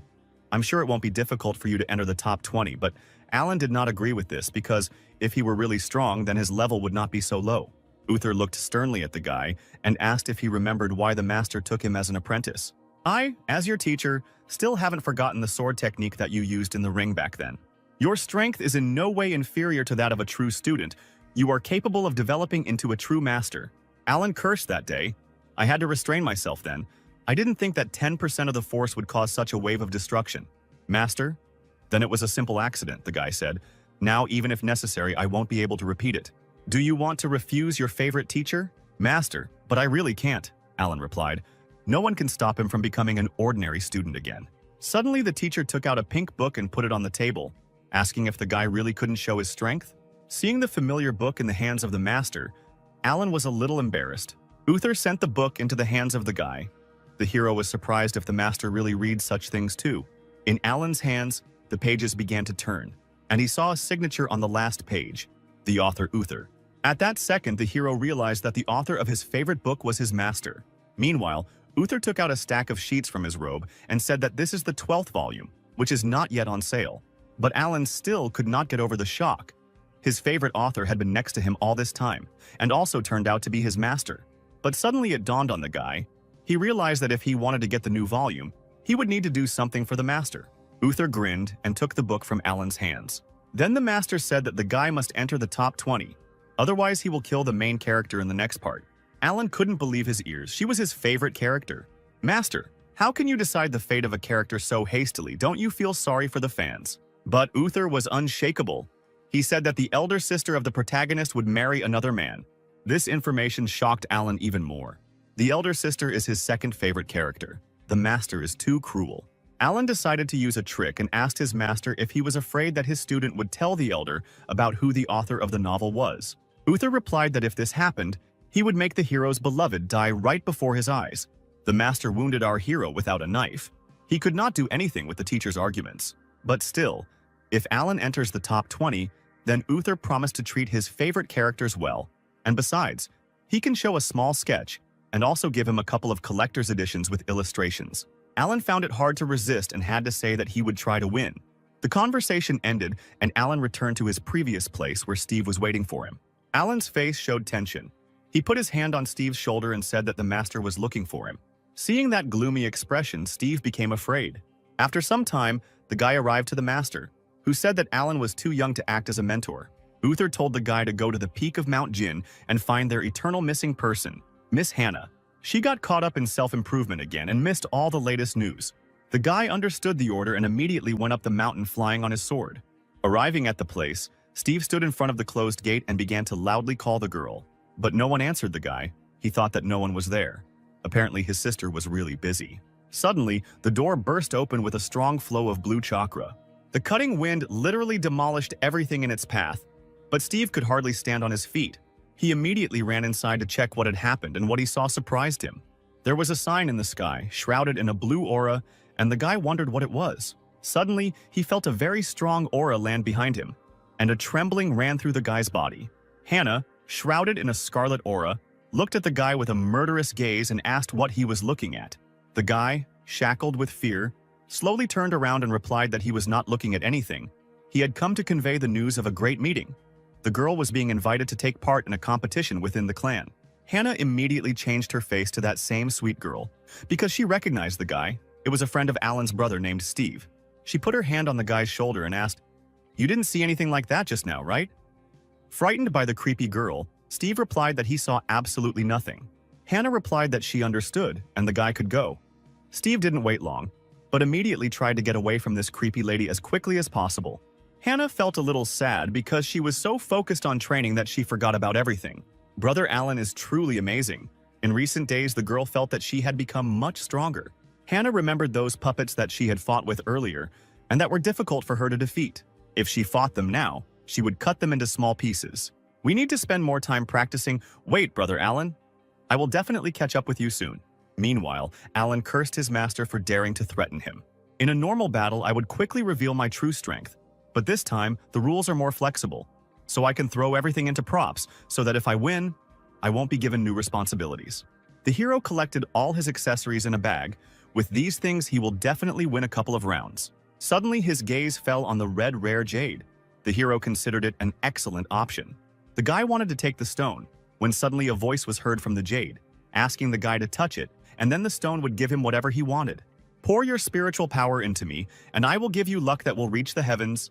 I will give you everything you can think of." But Alan stood motionless. Then the stone began to scream even more and order the hero to touch him and pour in spiritual energy. "Touch yourself, get the hell out, or I'll break you," Alan shouted and threw a stone to the ground. Suddenly, the jade came back and asked why he was unable to seduce the guy. This was the first time in so many centuries that he had met something like this. Alan replied that this is because jade's demands are like a pop-up spam window. Looking at the interesting creature, the hero began to think. He became interested in who this stone was. The Scarlet Stone said that he was a venerable lord, a demon of heaven, a great master. What kind of great master is this? I've never heard of such a thing. Scoundrel? I came here with the devil himself. He left and I remained. All the monks of the world should address me as lord. Alan replied that now everything was clear to him. Apparently his owner had thrown the stone. This phrase outraged the demon. "How dare you insult me? Pour some spiritual energy into me and I will show what I am worth." "So it means you have some kind of secret," Alan said with interest, looking at the stone. "Well, boy, do you dare to touch me? Or are you still a coward?" Alan laughed and touched the jade with his finger. The hero said that this was nothing for him and released his spiritual energy into the ominous stone. In the blink of an eye, he found himself in a heavenly jade void. Around the guy there was only space and purple lights that seemed like raindrops falling down. Wandering through the emptiness, Alan suddenly felt something. He turned around and saw huge violet eyes that mocked the fact that all people are fools. Alan answered the demon that he thought so, that he looked pathetic. He didn't even have his own body. Insolent. "How dare human trash like you talk to me like that?" To the great demon Mo Zun. "You have a strange name," Alan answered. The demon explained that Mo is a race and Zun is a position. Mr. Mo Zun is an honorary title. Alan yawned. It seemed too difficult for him. "Since your body is purple and you are a demon, just call yourself a purple demon." The great demon got angry and ordered Alan not to call him that. "Okay, purple demon," the hero smiled back. Mo Zun told the guy that he wouldn't behave so arrogantly for long. Does he really think that once he got here he can do whatever he wants? Alan asked how to leave here then. The demon replied that the first option was to get his permission. But this was not the case with the hero. The second is to bargain with the great demon. Wealth, beauty, land, position. What do you need? This proposal interested Alan. The hero's eyes sparkled, and he asked the demon to give him 100 years of life. The demon replied that, unfortunately, he could not do that. Alan was disappointed and called Mo Zui trash. "Do you have any other desires?" the demon asked. Alan thought again. "In principle, you can get a couple of volumes of my favorite novel so that I can read everything first." The demon asked what kind of novel it was, and Alan began to look for it in his robe. He took out a book with a pink cover and said that it was very popular and was written by his master. "And who then should fulfill your desire?" the demon shouted. The hero got angry and replied that Mo Zui was worthless and could not cope with two trifling desires. "You, since you refuse to call me by my name and do not want to bargain, you will remain here forever. You will die in fear and hunger. Your body will be completely destroyed, and also," before the demon could finish speaking, a huge blue hand squeezed his face. Alan clutched the entity tighter. He assumed that if he could touch the demon, he could get out of here. "Decided to crush me. Until you master the law of the Great Tao, you will not be able to cause me any harm." The demon laughed, but suddenly he felt his body begin to crack from the powerful grip. The demon could not believe what was happening, and Alan told him that this was an interesting coincidence. It just so happened that the guy was not so simple. After some time, Alan returned to his former place after breaking out of prison. He held the scarlet jade in his hand, thinking that he had done well in harvesting. A little earlier, a wounded and crying little demon offered the guy a magical weapon and he agreed. The hero put the stone in his robe and thought that with the purple demon weapon he could now relax. Well, there are still 2 days before the competition. You need to have a good rest. Meanwhile, somewhere far away in the thicket of the forest, 2 voices were heard in one of the caves. The guy in the robes of the Sword Clan looked into the purple mirror, in which an unknown person asked what his chances of winning were. The monk replied that with the secret treasure that his owner gave him, he would be among the top 5. Great, the dark figure replied. Thanks to you, I can return the bloody sphere. I owe you my life, the guy shouted. You saved me. For your sake, I will go through both fire and water. The figure replied that the guy has a good heart. When he receives permission to participate in the great meeting, he will take him away from the Swordsman clan. The man raised his head, and we saw his green eyes. He told the gentleman that he would not let him down and would complete the mission at all costs. The unknown person in the mirror laughed evilly, and then the connection was cut off. 2 days later, monks were gathering at the main peak of the Swordsman clan. Reynold began his ceremonial speech. We have gathered the disciples that the Sword Clan has accepted into its ranks over the past few years. This competition is not only a test of your ascension in recent years, but also the election of the most worthy disciple of the clan. Unlike in previous years, talismans, elixirs, spiritual formations, and other things can be used during a duel. You will only need to defeat your opponent and get the highest score to move on. But no matter what, you cannot injure your opponents for no reason. I, together with other clan masters, will watch your fights to prevent injuries to students. Let the competition begin. Reynold ended his speech with such solemn words and used his strength. Hundreds of small stars appeared in a whirlwind in the air. These stars formed into tablets with inscriptions. Then all these signs rushed into the hands of each applicant. Reynolds explained that this jade tablet in the hands of the students would show the number of their opponents. If the jade tablet lights up in your hands, then it is time to enter the arena and take part in the duel. The first round pitted Jan Ting from the Langston Hall against Bai John from the Blue Moon Hall. Frank asked Master Kevin what he thought about the newcomers. The man replied that out of all of them, there were 1 or 2 outstanding people. Uther intervened in the conversation, saying that with the spiritual energy that these students have, one fight will take no more time than it takes for a cup of tea. The battle began in the arena. The masters watching the battle understood what Master Uther meant. This meant that they would know the results of the competition by the end of the day. And so it happened. Towards evening, there were almost no contenders left, and the head of the clan announced the start of the next battle. In the final round, the inner disciples will be battling it out between Steve and Carl from a blue moon. Alan, who arrived late in the evening, was surprised that almost all the fighting was over. He was also happy to see his younger brother Steve, because the guy was able to reach the finals. The battle began. Carl attacked Steve with a powerful blow of his sword, but the guy managed to block the attack. The opponent was not easy. This Carl from the Blue Moon Hall was at the 5th level of the Palace of Immortals limit. But Alan's younger brother did not give up and continued to fight. Although his opponent is a stage higher than him, Steve's sword technique is excellent. He can compare with a true disciple, and apparently has already mastered the subtlety of the sword. Alan only taught him a couple of tricks, but he was able to master everything and improve his skills. He definitely has talent. If he tries hard, he will most likely be taken as an apprentice by Master Mark. Steve directed his blue aura at the enemy, but he was able to deftly deflect it. Carl suggested that Steve stop their attempts to exhaust each other and find out who will win this fight here and now. A little tired, Steve agreed with his opponent. He also wanted to offer this. Carl took out a piece of paper and blue energy suddenly began to appear from it. The audience recognized this talisman. It allows you to burn your own spiritual energy and spiritual knowledge for a short period of time in order to experience your own strength at full power.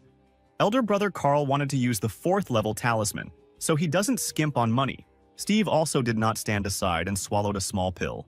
It was an explosive energy pill. Although this pill is only a 3rd level, considering its effect, it is completely equal to the talisman that Carl uses. Carl used the Moon Spirit Sword, Moon Bending, and warned Steve to prepare for his attack. The guy also used one of his most powerful attacks, the Wind Spirit Sword, Silver Dragon. An explosion occurred. Both powerful forces clashed in a duel. Everything must be decided with one blow. The smoke from the impact began to clear. One of the contenders was on his knee, which means that we have a winner. When the smoke cleared, the audience saw Steve, The guy realized that he had lost. Carl told the guy that he was better only in spiritual energy, and not much. If the younger brother had been at the same stage of ascension as him, then Carl would undoubtedly have lost. Hearing the words of support, Steve was delighted. He mentally thanked Alan for the lessons, because if it weren't for him, the guy would never have reached that level of skill in wielding a sword. The referee declared the match over, and Carl from the Blue Moon Hall was declared the winner. Reynolds also appreciated the two disciples. One has a good spirit, and the other has great talent. Both have the ability to become true disciples. The head of the clan asked Selena if he could disturb her, and the girl replied that it was her responsibility to use her ability. A pink aura enveloped the guys, and they felt a surge of strength. Their wounds healed, and their spiritual energy was restored. The judge announced that Carl had reached the first place among all the inner disciples. According to the rules, you have the opportunity to choose a true disciple who you want to fight. If you can win, you will replace his place among the true disciples. Carl thought for a moment and named the student he chooses. It will be Alan from Luyan Hall. The spectators whispered. Elder brother Alan is a true disciple, but the weakest of them all. His ascension is only at the 6th level of the Immortal Palace limit, so he can safely be called the weakest true disciple in the history of the Sword Clan. Alan landed on the arena. Carl asked his brother for help, and the guy agreed. Suddenly, Steve turned to Carl and asked him to be careful. The man didn't understand what his younger brother meant, but for some reason his words gave him a bad feeling. The judge announced the start of the duel between the two monks. Carl turned to Alan and said that he first heard about him a long time ago. Alan, hearing these words, thought it was praise and replied that he was very flattered. But Carl did not want to praise him. To be honest, he was terribly disappointed in the behavior of a true student. He, along with other inner disciples, gave all their strength to ascend to become a true disciple. They exhausted themselves every day with training and did not even think about rest for a minute. Listening to the monk's story, Alan already guessed what he wanted to tell him. Carl started shouting that, unlike them, Alan was a true student who worked a 9-to-5 schedule and never took climbing seriously. Even outside of training, you spend a lot of time just fooling around, sleeping, and not even thinking about the path of the sword. Your lazy actions have no place in the Sword Clan. I will destroy you and take your place among the true disciples. Alan summoned dozens of scarlet symbols and responded that he didn't think his 9-to-5 schedule would be the source of anyone's hatred. Carl released his spiritual energy. A blue aura surrounded him, and the monk rushed into battle. Alan grinned when he saw his brother's attack and suddenly summoned a scarlet dome for everyone to see. The blue sword energy hit Alan's barrier, but to Carl's surprise, the barrier did not allow his spiritual energy to pass through, and there was not a scratch on it. The spectators could not believe their eyes. Alan was completely fine and did not receive a single drop of damage. Kevin was indignant. For Alan, it all seems like some kind of joke. The students of the Sword Clan follow the path of the blade and never retreat. The path of the blade is inevitably sprinkled with blood. Look at this guy. He is hiding behind a mascot. Is this how a rising disciple should behave? He is a disgrace to the Sword Clan. Does Master Kevin really think that a Sword Clan disciple can only follow the path of bloodshed and should not have the slightest sense of self-preservation? If everyone were as impulsive as you, Uther said, then the clan would not exist long ago. Kevin was outraged when he heard such a remark. He asked Uther what he meant by this. Enough. This intra-clan competition was created for the upcoming great meeting where there are no rules. Alan has his own reasons for behaving this way, Reynolds shouted. As long as he goes to victory, there is no problem. On the battlefield, Alan also stood under the protection of the dome and the inner disciple. Carl was furious that Alan, although a true student still, when fighting with him, the inner student, he hides behind a talisman. And how are you different from a turtle? The Carl shouted and rushed to attack the enemy. The guy's sword seemed to begin to break through the barrier, but suddenly Alan grabbed it with 2 fingers, stopping it with ease. Carl froze in place. He could not understand what had happened. Alan, holding the sword, said that if the monk was so eager to fight him, then he would give him a chance. The spectators were a little happy that they would finally start fighting. Otherwise, they were already starting to fall asleep. Steve, meanwhile, mentally said goodbye to his brother Carl. He was glad to meet him. Carl chuckled. Finally, the older brother began to show his strength. With his hands folded in a sign of reconciliation, Carl apologized for what he said earlier. He hoped that it did not offend the true disciple too much. Alan replied that he understood that this was said in the heat of the moment, and of course it would not hurt him. Carl ran his fingers over his blade, and dozens of blades created by spiritual energy appeared in the air. The guy asked his older brother to attack. Alan smiled, and a new talisman appeared in his hand, pouring spiritual energy into him. This talisman began to sparkle. The audience was surprised. They wondered what kind of talisman this was. They had never seen anything like it before. Scarlet sparks summoned hundreds of fireballs, which were under Alan's control. It was incredible that just one talisman could release so much spiritual energy. Carl did not wait long and attacked the fireballs with his blades. But suddenly, his blue spiritual energy dissipated, and the balls still remained on the battlefield. Carl couldn't believe his eyes. There were still more than half of the balls left. It was simply impossible. Alan pointed at his opponent, and instantly the fireballs rushed towards him. In response to this attack, Carl shouted that now he would show all his power. He folded his fingers into the appropriate sign. His hand became covered with a scarlet aura, and at the same second, blood poured out of the guy's mouth and onto his blade. This was one of the secret techniques. His spiritual energy turned red, and the guy prepared to take the attack. Two powerful forces collided with each other, but despite the powerful energy summoned, Carl was unable to hold back the onslaught of fire. A loud explosion was heard on the battlefield, and a naked man flew out of the epicenter. Carl was lying on the ground, not a trace of his clothes remained, his body was burned, and the hair on his head was puffed up like popcorn. The girls watching the fight squealed in embarrassment and closed their eyes so as not to look at the naked monk. "I told you that this would happen, but you didn't listen," Steve said, after the fleeing Carl. One of the students who took third place was horrified because he also originally wanted to choose Brother Alan as his opponent. The smoke from the fire cleared, and the judge announced that they had a winner, the true disciple Alan. The hero smiled and said that apparently he had overdone it and hoped that he had not caused psychological trauma to anyone present. Alan was able to win and not use his power. Everything went exactly according to plan. Next should be Steve, who must also choose his opponent. Steve ran closer to the arena and shouted to his older brother that this fight was simply amazing. Alan put his hand on the enthusiastic guy's shoulder and told him to keep working. Encouraged, Steve accepted his mentor's instructions and entered the arena, preparing his sword. He chose his opponent. It was elder brother Lin. Lin was surprised that he was chosen because he was ranked third among all the true disciples. The guy entered the arena and the fighters greeted each other. Suddenly, Alan was called by his teacher and asked to come for a second. The hero did not torment the elders with waiting and immediately headed to the terrace. Landing near the elders, he kindly greeted all the masters. But in response, he heard only silence.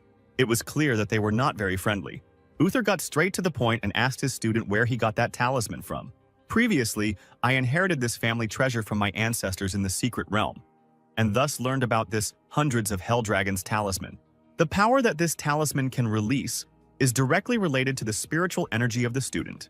In fact, he obtained it by making a deal with that purple demon and giving him some of his spiritual energy in return. When this talisman is activated, its power will be comparable to attacking someone on the 4th level of the Purple Palace. I just need to use these spiritual talismans during the fight, and I will be able to win 2 fights without lifting a finger and be in the top 20. So Alan will not only question his strength, but also fulfill the task of the teacher, to whom he demonstrated his family treasure. Suddenly, the guy was called by the name of Kevin, who was clearly unhappy with him. The hero turned to the master and asked what he wanted to tell him. As a Sword Clan disciple, you know how to wield a sword well, but you chose talismans instead. Isn't this the easiest way to win without fighting? What does winning without fighting mean? Alan asked. Since competition between clans does not prohibit the use of talismans, then my tactics do not go beyond the rules. Or maybe Master Kevin does not agree with the rules that the head of the clan established. Kevin replied that he was just wondering how far Alan could go with his scam, at which point their conversation was interrupted by the head of the clan. "Alan, since you received the talisman from the Secret Kingdom, we will no longer torment you with questions," Reynolds said. "You can go. We wish you good luck in the upcoming competitions." The hero bowed his head and thanked the head for the parting words and said that he would leave here immediately. In his thoughts, the guy was glad that the head helped him out. Next time he will give him more bags of tea. A few minutes later, the competition in which Steve participated ended and, unfortunately, the guy lost. Although the student lost, Alan knew that he had good skills and was not far away from being initiated into a true student. "The competition between the inner disciples has come to an end," the judge announced, "and now the fights among the true disciples will begin." Students from Grid A were announced, and Alan had Grid B. The guy guessed that his turn wouldn't come even after an hour and a half. Therefore, he decided to rest a little while levitating in the air. After a few fights, the judge announced a new fight. It was a match between Hannah from the Hall of the Hidden Mirror and a girl from the Hall of the Blue Moon. The guys who were in the audience were happy that finally there would be a fight between the strongest student Hannah, who was also liked by many not only for her hard work. Alan heard the guys chanting the student's name. Apparently, Hannah is really very popular. But many people also shouted the name of her rival. There are rumors that the younger sister Alice is very beautiful, and many people discuss her. Apparently, all these guys are so excited because they want to see two beauties fight. The first girl, enveloped in purple petals, appeared on the battlefield. This was Alice from the Blue Moon Hall.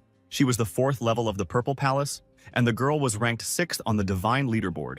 Next came Sister Hannah, the 5th level of the Purple Palace and the 1st place on the Divine Honor Board. Hannah's gaze was stern. Alan immediately noticed that the purpose of the elder sister's sword was stronger, and her ascension had increased. The masters also noticed this, but Alice is not weak either.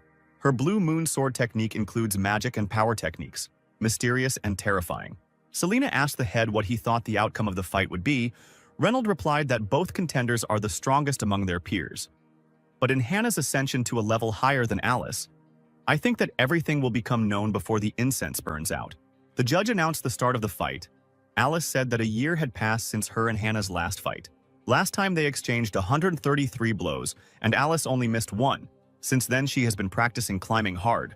Her strength is not what it was before. Alice hoped that today Hannah would know how much higher her sword technique had become, after which she summoned the Shadow Step technique. Meanwhile, Hannah held her sword tightly, concentrating her strength. Only for a split second did the girl take her sword out of its sheath, which illuminated the battle area with its bright light. Then the girl turned around and, to the surprise of the audience, began to leave the arena. Behind the student, hundreds of blows from the blue blade of cutting phantoms appeared in a split second. Alice's blade fell to the ground, her illusion dissipated, and the girl was forced to admit defeat. She looked at her trembling hands and could not believe that she had lost so quickly. Hannah turned around and told the girl that she only won because Alice let her. The audience did not understand what had happened at all.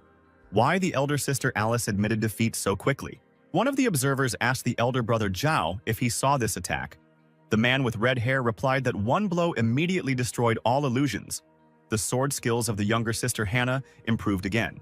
In addition, junior sister Hannah came into contact with junior sister Alice's sword 10 times in such a short time, causing her spiritual energy to go in a different direction and loosening her grip.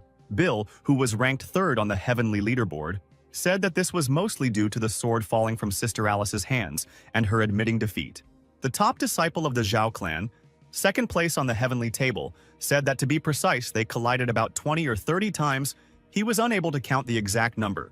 Alan knew that, not counting the blow that dispelled the illusion, there were 23 more blows, which dispelled the spiritual energy contained in Alice's sword.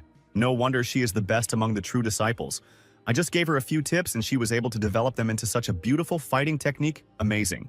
Just look at the faces of the masters and elders. They are absolutely delighted with what they see. Frank jumped up from his chair and said that it was a beginner sword technique. There could be no mistake, it was definitely her. How old is Hannah? I think she has been climbing since she was 20 years old. With such talent, the girl will become an invincible swordsman in the future. The so-called beginning path refers to the sword technique, one of the 3,000 different paths. There are only 10,000 cultivators of the 9th level of the Purple Palace in the whole world. But among all those who can understand the path, analyze it, and ascend to the truth, there are terribly few. Countless cultivators have tried to go overboard, going to dangerous places just to have even a small understanding of the path. Head, even if you search the entire world, it will be difficult to find an equally talented disciple. With such a talented student, the clan will become stronger and stronger, Reynold replied. By the end of this competition, I will personally find Hannah and ask her in detail about the training. The fighting between the students continued, and towards evening Alan became bored. The sun had already begun to set, which meant that his working time was almost over. The judge invited the following fighters into the arena. Student number 23, Sean from Luoyuan Hall, and Alan from Luoyuan Hall. Looking at the booklet for the upcoming battle, one of the students was horrified, remembering that same guy. Sean was the first to arrive at the arena. He was a massive dark-skinned man who clearly wanted to get started.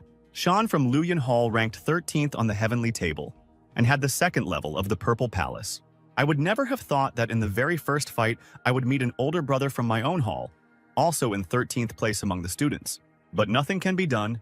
Alan arrived at the arena. The judge announced the start of the fight, and a barrier formed around Alan. Shan, seeing the barrier, assumed that the talisman had already been restored. Alan replied that one could say so. Shan said that as soon as he entered Luoyuan Hall, he perked up and wanted to become number 1 in the Sword Clan. I had strict expectations for my brothers, believing that everyone in Luoyun Hall was working hard to ascend and did not allow themselves to rest. But you are a true disciple of Luoyun Hall, and not only do you not work at all, but also your laziness infects the entire hall. What kind of high expectations for children's speech is he making? Alan thought. Why does it seem like he's even more serious than our teacher? Big brother Sean, the hero replied. I respect your opinion, but you can't force it on me. Working from 9 to 5 is what I live for, and it is different from laziness. You must understand that in life, in addition to climbing and work, there are many important and interesting things. Alan remembered that he had to pay a high price to learn this from personal experience. He hoped that Shan would also be able to understand this someday. Even now you are looking for excuses, Shan shouted. You don't even use a sword in battle, but shift all the work to trinkets. Today, I will break your talisman and make you understand that the Sword Clan lives by the sword and follows its path. The path of swordsmanship is the ultimate goal for every student, including me. After these words, the audience heard a loud impact of ice shards on Alan's barrier. The spectators were amazed to see such a strong blow. Its strength was comparable to the 5th level of the Purple Palace. It looks like Alan will soon be carried on a stretcher. He is still just at the limit of the Palace of the Immortals. He is lucky that he lasted so long. The judge was ready to announce the end of the fight because Alan was encased in ice. But suddenly the ice cracked and the guy's insidious smile appeared from under it. As expected from senior brother Sean, the power of your strike exceeded all my expectations. Steve and the other spectators were surprised to see Alan escape the trap. Sean was also surprised because he put all his strength into this blow, but it only hit the talisman and did not hurt it at all. Your protective talisman turned out to be stronger than I expected, Shan replied. But now it is broken. Will you face me or admit defeat? Alan replied that he wanted to admit defeat, and at that moment various talismans appeared from his sleeve. But, unfortunately, he simply cannot lose in this battle and therefore he uses all these talismans. Sean grinned. Since he was able to break one of Alan's talisman, he could break others.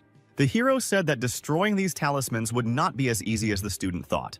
After all, the talisman that he broke was a weakened version, so the hero advised Sean to give up. After all, this is a full version of the barrier. At that very second, a huge blue barrier formed around the guy. Seeing such terrifying power, Sean froze in place. Looking at his older brother with a stern look, Alan asked him to attack. Is this some kind of joke? The audience thought in bewilderment. Where did this guy get so many talismans? Sean bared his teeth with overwhelming anger. The man jumped and summoned ice fragments. Pieces of ice crashed into the barrier, but this time they couldn't do anything. Thousands of talismans reliably protected Alan from any attack. The spectators began to whisper. Shan had just spent all his strength. Breaking the shield of so many talismans would not be easy. How powerful would the attack need to be to break through it? Frank, watching the fight, was surprised that the guy used all these talismans so suddenly. Can he really control them using only his spiritual power when he is at the Immortal Palace limit stage? He must have used some kind of medicine or treasure to increase the amount of his spiritual energy, Kevin guessed. Meanwhile, Reynold was amazed that he would never have thought that Alan would be able to find a way to shirk work right in the middle of an interclan competition. Uther analyzed the fight. From the very beginning, Alan used a standard shield talisman and deliberately did not show the full rune, which forced Sean to use all her power to attack. And then he revealed a full set of runes, when the enemy had already spent a lot of spiritual energy, and there was no need to worry if he broke through the shield again. Could it be that Alan thought of all this in advance? This is the first time my student has fought at this level, only because of our agreement. As a teacher, I am pleased with his result. But still, both of these guys were students of Uther. Therefore, the master would not like to see either one student or another lose. Sean continued to attack the barrier, but each time it recovered after another attack, he fell to his knee, exhausted. Out of overwhelming anger, he slammed his fist into the ground. Even though he used all his spiritual energy, he still cannot destroy this shield. Therefore, the man decided to admit defeat. It was pointless to continue the fight. The judge announced the end of the fight. Alan won this competition. The hero smiled and bowed to his elder brother, saying that he only won because he allowed him to win. Shan did not answer, but simply turned around and began to leave the arena. Turning around, he said that a Purple Palace level 3 cultivator could break Alan's shield just with a little concentration. The same method will not work with other students. The guy will not always be able to pull off this trick. But Shan lost.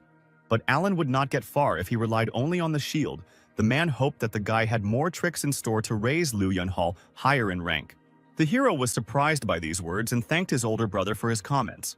Although senior brother Shan's words were rude, His intentions are good, but I don't care about rank. I just want to live an ordinary life in this world. Alan turned around and began to walk down from the arena.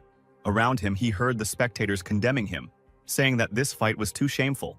Everyone said that he did not even draw his blade. He was not worthy to be considered a true student. In principle, the hero expected such a reaction. He moved away from the arena and returned to his favorite activity, relaxing by the tree. Hannah, watching the fight, could not understand how older brother Alan came to use talismans. Suddenly, someone called the girl's name and she turned around. It was a true student of the Hidden Mirror Hall named Jennifer, who asked Hannah if she also thought that this fight was a bit shameful. Hannah got angry hearing this and asked how her little sister could even say such a thing. The head has long announced the rules for this competition. No restrictions. Victory is most important. So tell me what's wrong with brother Alan winning this fight because of his talent. The poor girl did not know what to answer. She just wanted to find a topic for conversation. Somehow Sister Hannah reacts too sharply to her words. Jennifer replied that Alan was a student of the Sword Clan and at the same time did not use a single blade technique. This was too much. Who said that a disciple of the Sword Clan must follow the path of the sword? According to my knowledge, the second elder ascended to the truth through the path of the wind. There's a reason brother Alan doesn't use his sword. The thing is, he doesn't need a sword to defeat his opponents, Hannah said enthusiastically. The girl stood and flew admiringly in the clouds. Jennifer did not understand what was happening to Hannah. This was strange because, as the first student of the clan, she always worked hard and did not even look towards lazy students. But, as soon as Alan, the laziest student of the clan, appeared, she suddenly became his protector. Today, something is definitely wrong with her. Suddenly, the girl's conversation was interrupted by the cry of the judge, who shouted at the monk asking how he could be so cruel. Alan also heard a scream and also felt a strange energy. One of the students was lying on the platform. He was dead, and a sword was stuck in his body. A monk, shrouded in purple lightning, hovered above the man's body. It was a true disciple of Luyun Hall named Urui. He was ranked 33rd on the heavenly leaderboard. Alan became wary when he saw the death of one of the monks. Although the intra-clan competition this time takes place without any restrictions, it has several strict rules. One of them is the ban on intentional injury. "Urui, what have you done?" the judge shouted and concentrated his spiritual power. The energy slightly attacked the guy, and he replied that he needed to ask the elders what he had done. After all, after using his technique, it cannot be cancelled, which is why he lost control and killed this student. If it weren't for the rules, he would not have used this technique. Mark was surprised that one blow from this guy could release the power of the 5th level of the Purple Palace. It was strange that he had never heard of the existence of such a disciple in Master Uther's hall. Uther told about this guy. This child's name is Urui. A year ago, he left the hall in search of a secret kingdom. It was only 2 weeks ago that he passed through it and returned to the clan. I didn't think that his ascension level from the 2nd level of the Purple Palace would go to the 5th. Could it be that he received some kind of powerful treasure in the secret kingdom? Reynolds found out what kind of technique the guy was using. He was using a secret technique from ancient times called explosive spirit mastery. It consists of compressing all the spiritual energy of the body into one point and then releasing it. This technique is very powerful, but it is also very difficult to control because it uses all the force in the human body. Entering the arena, the head of the clan stated that, apparently, this disciple killed the monk unintentionally. He ordered the rest of the disciples to prepare everything necessary for burying the body, and also to clean the arena. This monk was not strong enough, entered the battle, and was mercilessly killed by Uru. The path of the sword is inextricably linked with death. I ask all disciples to be careful. If your strength is not enough to fight, it would be better to admit defeat and stay alive. The girls also arrived at the arena, and Jessica remembered that in the previous competition, there were also those who forced themselves to participate even though the spiritual energy was weak, or fought to the death without thinking about the value of their lives. Hannah confirmed her words, but last time the head and elders could have prevented the fatal outcome of the fight. The best student had no idea that this time everything would be different, or that anything would happen at all. Uri looked with a mad look at the spectators who followed him with their gaze. He left the arena and pulled his bloody sword behind him. A villainous smile appeared on the student's face. It seemed as if a dark aura surrounded him. Alan thought it was his imagination, but it seems he felt demonic energy emanating from this guy. The incident put enormous pressure on the remaining true disciples in the following fights. Although everyone used their best techniques, they still held back. Reynolds announced that half of the 55 true students had been eliminated, 28 had made it to the second round, and now the remaining ones would receive plaques for the next round of the competition. He created the blue plaques again, and instantly they were in the hands of the students. Alan knew that if he won this round, he would be in the top 20. Once this happens, my agreement with the teacher will be fulfilled. I will just need to naturally lose in the third round of the competition and leave. The second round of the competition began. The first battle was to involve Urui from the Luyun Hall against Xiao from the Nebula Hall. Spectators wondered how this battle would end. Someone bet on Xiao because he is in first place in the Nebula Hall. But some thought that Urui would win because, according to rumors, he now has the 5th level of the Purple Palace. Xiao, who had the 5th level of the Purple Palace and was ranked 5th on the Divine Leaderboard, said that he did not know about Urui until today. To be more precise, he does not take anyone seriously except the top 10 disciples of the clan. Therefore, Xiao allowed the guy to attack first since he was a beginner. All the girls in the audience squealed with delight. They wished their older brother good luck. This guy didn't repeat a single pose before entering the arena, Alan thought. Confidence is certainly good, but if you can't handle it, you'll get hit right in the face. The battle began. Urui laughed when he heard Xiao's words and advised his elder brother to be careful. Purple devilish energy rushed towards Xiao. The attack was quite fast. The top student summoned a pink dome and Uruya's attacks crashed into it. The purple blade made a hole in the dome, but Xiao blocked it with his sword. Suddenly, blood flowed from Xiao's mouth. The spectators were scared. His brother was injured. It was impossible for Uruya's attack to be so powerful. Xiao fought off multiple sword attacks from his opponent, but he continued to advance. The best student told his opponent that he had underestimated him. Urui, meanwhile, could not believe that the guy was still standing on his feet. Alan grinned. This Xiao is smarter than I thought. He used causticity and self-confidence as a defense, although in reality he was teasing Uruya and provoking him to make the first blow, because he did not say that he would not block his attack. He prepared everything and used the Misty Hall sword technique to release spiritual energy into the sky and create a shield, which just allowed him to block a large number of strikes. Xiao smiled. He told his opponent that this blow was not bad, but he guessed what its essence was. At that very second, the guy released his spiritual energy and summoned the Misty Hall sword technique. This technique was called the Sea of Stars. It instantly fell on the enemy. The spectators watching the spectacle thought that the battle was over. But everything was not so simple. In a split second, Alan saw that Uruya's eyes took on a demonic appearance.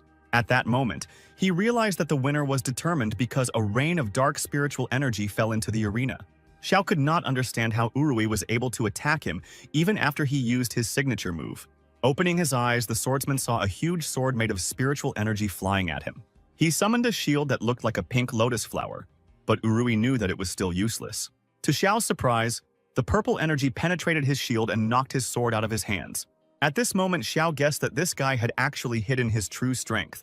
Suddenly, Xiao saw a dark matter flying towards him, which he tried to dodge. But realizing that he couldn't resist her, the boy shouted that he surrendered so that Urui could stop the attack. But the whirlwind of dark energy could no longer be stopped, and it crashed into the guy, throwing him back. Xiao was scared because he felt blood running down his head. At that moment, he could have died, but miraculously survived. Urui took his sword, and as he left, he said to Xiao, "Thank you for letting me win, big brother." Silence fell on the battlefield. The spectators watched Uruya, and no one could believe what had happened. "How can Urui be so strong?" Kevin asked. His final strike could be comparable in strength to a 6th-level disciple of the Purple Palace. "But this student is too cruel," Uther replied. "This blow was very fast, and I am afraid even I would not have been able to block it in time. If he had been a little stronger, the whole city would have been ground to dust. But since he was holding back, it meant he had no intention of harm," Frank noted. It seemed like what had happened before had really been an accident. However, Alan thought differently. He understood that this blow could really take the life of their city. But in the end, Urui overcame his desire to kill and restrained his power. Obviously, he did not act recklessly, but pursued another goal. Could it be related to his demonic aura? Alan wondered if he had gotten involved with a clan of demons. But he is still only at the 5th level of the Purple Palace. To the head and elders who have ascended to the truth, he is just a bug. The hero smiled. Even if the end of the world came, he wouldn't worry about it. Let his elders deal with that. After a while, the referee announced the next fight. The number of the sign was called and Alan saw that his time had come. He had to fight against Huang from the Luyun Hall. Upon hearing the name of Alan's opponent, Kevin told Master Uther that it seemed his student had reached his ceiling. As sad as it was to admit, Uther understood that Kevin was right, because Juan was on the 5th level of the Purple Palace, and his student was on the 6th level of the limit of the Palace of Immortals, Alan would never defeat him. Alan asked the guy for guidance, but Juan, who was in 4th place on the leaderboard, replied that someone like Alan, who had only survived this far thanks to a couple of old talismans, deserved his advice.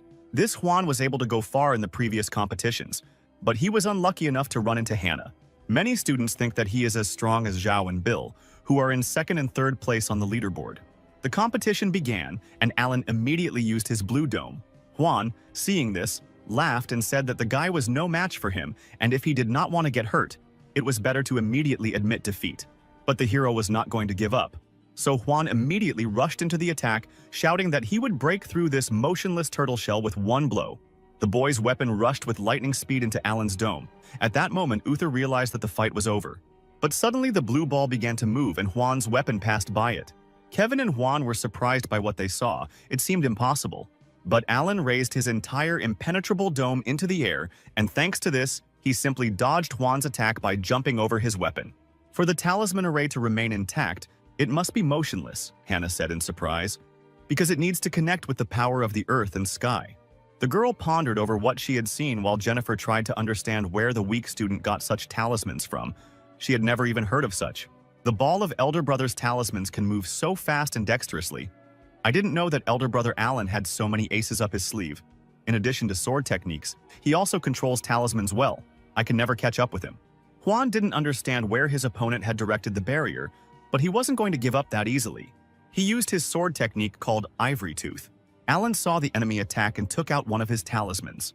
Juan's sword rushed towards the hero's dome, engulfed in green flames, but suddenly the dome opened and red opposing energy appeared from there. There was an explosion, the two forces collided with each other, and the spectators, meanwhile, did not see what happened because of the smoke. Juan's green blades cracked and smoke came out of them, obscuring his vision. Using the curtain, the guy threw shurikens filled with energy at his enemy, trying to hit him. But suddenly he felt a blade pierce his hand. Juan became angry that this vile scum dared to use a hidden weapon. Alan chuckled and replied that these were divine withered flowers, one of the sword techniques of the Luyun Hall, an authentic technique in which there was nothing dubious. Uther was ashamed of his student, because this technique never belonged to their hall. You, on the other hand, use the smoke to throw as many of those green aura weapons as possible, Alan said. This sneak attack is a bit much, don't you think? Didn't you say you'd finish me off with one strike? Who knew you wouldn't even use a sword technique? The audience, hearing such words from Alan, were perplexed, because they all knew that the guy was the first to start doing this. Meanwhile, Hannah admired her older brother's strength. It turns out he even understands hidden weapons, which made Jennifer suspicious. Didn't Master Kevin say that the clan's disciples should live by the sword and walk the path of the sword? Frank asked. So why did Juan use this weapon? Kevin replied that this Juan only thought about winning. These foreign objects only gave him a slight advantage. Usually it is the sword technique that separates the winner from the loser, but in reality, everyone realized that the master had double standards. Damn, this old man keeps yelling at me from afar, trying to hear my voice to find out my location, Alan said. There you go, Juan said, hearing the voice of his opponent. Juan threw his weapon, which went straight for the hero's barrier and made a hole in it. Old man Kevin was happy with what he saw. He thought that this time the fight was over. But suddenly he saw an unexpected outcome of the battle and was surprised. Juan was bound with golden chains. Was Alan really prepared for such an attack? Juan didn't understand how he managed to grab it so quickly, and Alan meanwhile smiled maliciously. Suddenly the boy felt a blade on his shoulder and turned around, seeing Alan behind him. It's useless to resist, the hero said. This formation can even bind a 5th-level Purple Palace disciple for 30 breaths. Now Juan has 10 breaths left, and if he doesn't give in, Alan might torture him a little. The hero brought his sword to the boy's feet, pointing it at the most valuable sword in Juan's pants. Juan immediately closed his legs and shouted that he surrendered, not wanting to find out what would happen next.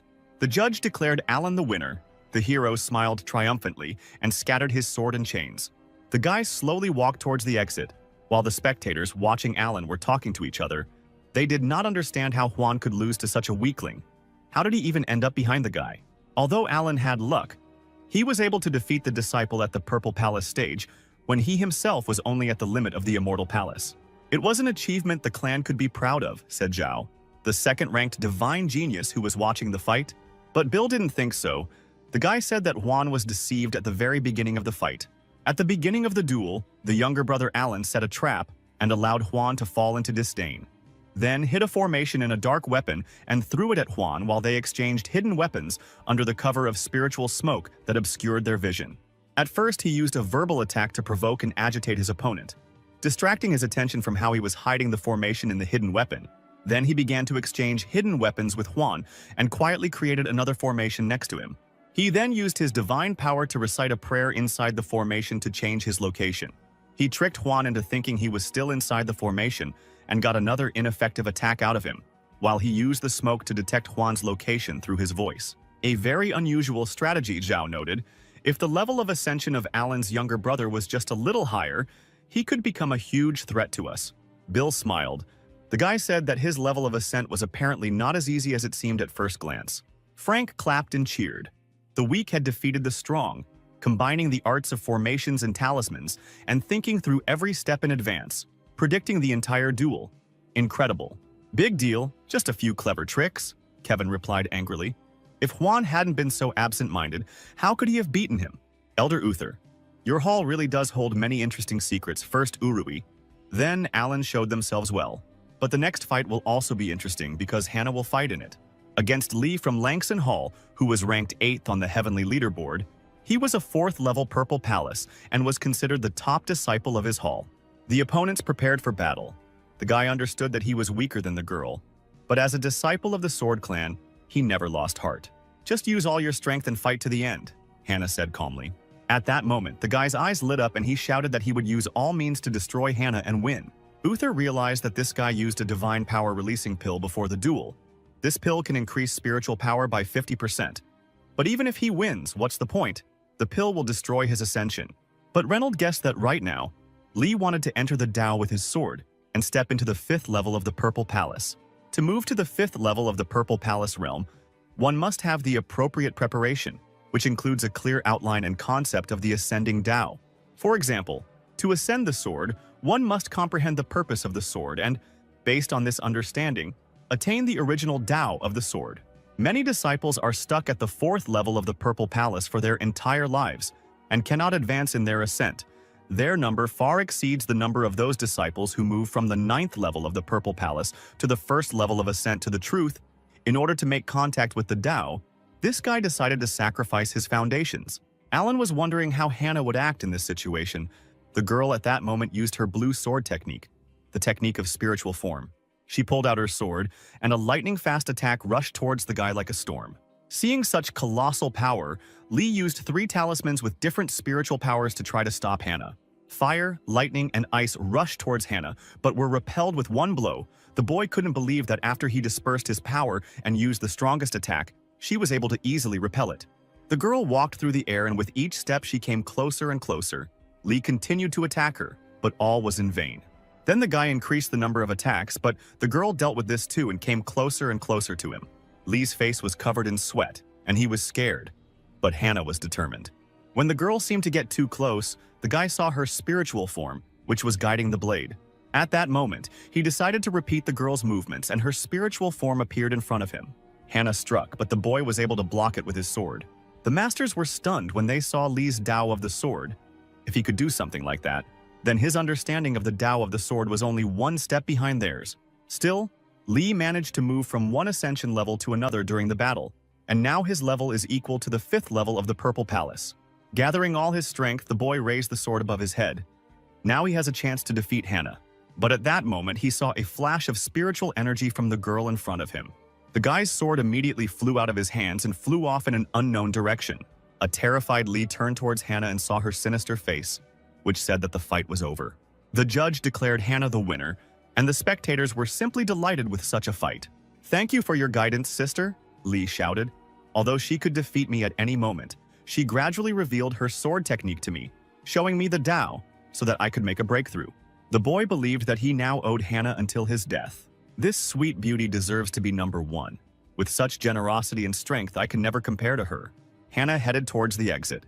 She heard the conversations of the spectators, who said that their clan could not be weak with such a student. It was an incredible sight. Their sister would definitely be the winner. She is much stronger than that disgusting Alan. Sister Hannah's sword technique is truly divine. They continued to mock Alan because he hardly even uses a sword, only uses all sorts of talismans. Apparently, he was just lucky. At that moment, an enraged Hannah turned around and threw her sword at one of the spectators. With her murderous look, she ordered the guy to apologize to his brother Alan.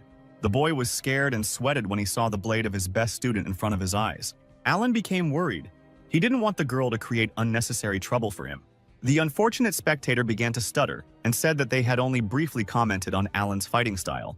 Hannah screamed that it was not a comment. It was a direct insult to the student. As disciples of the Sword Clan, although we develop swordsmanship skills, we must first develop our heart. And even if Brother Alan doesn't draw his sword in battle, his strategy as well as his understanding of rules and objects is many times superior to yours. On the other hand, you, with the lack of personal abilities, failed at the first levels, and you also envy the achievements of others, showing your dissatisfaction. What right do you have to criticize others with that attitude? Hannah shouted. So, Big Sister Hannah stands up for Big Brother Alan by reprimanding those two disciples for their inappropriate behavior. As expected of the first disciple of our clan, wisdom makes you protect the other true disciples.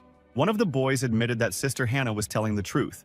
Even though Brother Alan did not use the sword to defeat the opponents, his merits were undeniable. Holding a grudge against another student because of someone's pettiness is really low. Sister Hannah stands up for the younger one she barely knows. Her generosity knows no bounds. The voices of the condemning crowd grew louder, and the guy couldn't take it anymore and asked Alan for forgiveness. We spoke thoughtlessly and belittled you, the guy repented. It was not on purpose, please don't take it to heart. Alan timidly replied that everything was fine. He didn't care what other people said. Meanwhile, in his head, he didn't understand what Hannah was doing. Uther was pleasantly surprised that the girl, even though she was stronger, still remained modest and calm. By guiding Lee with her own sword style, she increased his ascension and protected the student who was being humiliated. Such a heart only true immortal swordsmen have. The girl began to rise through the air and said that from now on, if anyone dared to tarnish someone else's honor again, she would be rude to them. As disciples of the clan, we must cultivate our souls, constantly learn swordsmanship, and comprehend the way of the sword. Instead of criticizing others, train harder. Having finished her pompous speech, the girl rushed towards the hero. Brother Alan, I hope you don't mind if I stay here, the girl asked. The guy replied that if his sister wanted it that way, then he had no objections. The boys were ashamed of the way they spoke about their brother. Hannah even stayed by his side to protect him. Alan asked Hannah telepathically why she had done all this, and the girl replied that after this no one would dare to say nasty things behind his back. Then she turned to the guy and asked admiringly, "How did you like my fight? Did I do well?" But the hero still thought about these unnecessary things. Most of all, he hates attracting unnecessary attention. Cutie clenched her fist. Brother Alan's skill was beyond compare, she thought. The strength and ascension I now possess was all due to his stone tablet. Even though you are not interested in fame and fortune and you don't care about your reputation, but you have been good to me, so I can't allow others to say bad things to you. Then why are you standing in front of me? Go back to your place, Alan replied. At the same time, the guy thought that he shouldn't have given her advice at all. The girl smiled and said that in fact she doubted something and wanted to ask him. But the guy threatened that he was not her master. If you don't want to teach me, I can't guarantee that I won't do anything. Besides, what others think will have nothing to do with me. Alan answered her that she was too cruel. If Hannah had questions, then let her ask and return to her place. Jennifer watched the couple. Again, Hannah was acting strangely around Alan, and also defended him in front of all the other students. And then it dawned on the young girl that apparently Hannah and Alan were in a secret relationship and loved each other. As one of the top students, Sister Hannah fell in love with the loser Alan. And to avoid rumors, she can only see him in person using a similar method. "Wow, they even have such a relationship?" said Alice, passing by. She came closer to Jennifer and quietly whispered in her ear that if you look closely, it really is a little strange. They communicate in secret, and Hannah smiles sweetly at the guy. It can't be, this is incredible news. Jennifer realized that she had said too much and asked Alice to keep it all a secret, because if Hannah and Alan found out, the clan would punish her. "Of course I won't tell anyone," said Alice. "You can trust me, I'm always very careful." "Okay, I have to go about my business and you watch what happens next." Alice waved her hand to Jennifer and flew away in an unknown direction. A few minutes later, she approached two girls in the audience and said that something serious had happened. "This is about Sister Hannah. I heard it from another sister, but it's a big secret. Don't tell anyone." Meanwhile, Alan watched Hannah meditate and knew she was crazy. As soon as she finished her business, she started practicing. Such people who can meditate anytime and anywhere really deserve respect. The judge announced that the second stage of the fights was over. but the spectators did not want to leave. They thought that the competition would end today. Considering how much spiritual energy everyone had spent, the judge replied, "The clan leader and elders decided to stop the competition for today. The students should rest. The third round would take place in the morning at dawn." Alan looked at his watch. He was glad that he wouldn't have to stand here anymore. The judge asked all the students to leave the competition in order. They will continue tomorrow morning. Everyone went about their business, and a few hours later, a secret meeting took place in the house of the clan leader. Reynold asked the stranger what he had learned. The man replied that based on the clan leader's preparations, he had learned the current state of the students. Among all the students, 5 were acting strangely, and the most suspicious of them were the 3 from Luyun Hall: Urui, the student who committed the murder; Bill, the student ranked 3rd on the leaderboard; and Alan, the weakest student who made it to the 3rd stage. Uther was also at the meeting, and it seemed he understood what the second elder meant. The man wanted to say that the traitor was in the Luyun Hall, which was under Uther's command. The elders of the Sword Clan gathered to find the traitorous students hiding in the Sword Clan when Uther was attacked. Even then, it could be safely said that there were rats in the clan. The clan competition was held so suddenly, including in order to weed out 5 students who could take part in the great competition. Reynold told Uther that the head of the ancient hall asks not to worry. It's just that most likely the traitor is hiding in Luyun. In the end, I only asked you to accompany the Pearl of the Bloody Soul. I didn't tell others about it. When you left, you acted very secretly. But despite all this, the demon clan found out about everything. Don't you think that's strange, Uther? So Reynold asked the second elder to continue his report. The elder said that these 3 disciples had literally grown in strength in just 1 year. The first was Bill from Luyun Hall. 2 years ago, his cultivation base was only at the 2nd level, which was not particularly powerful. But a year ago, during a competition, it was discovered that his skills had increased significantly. He defeated all his opponents and took 3rd place in the great tournament.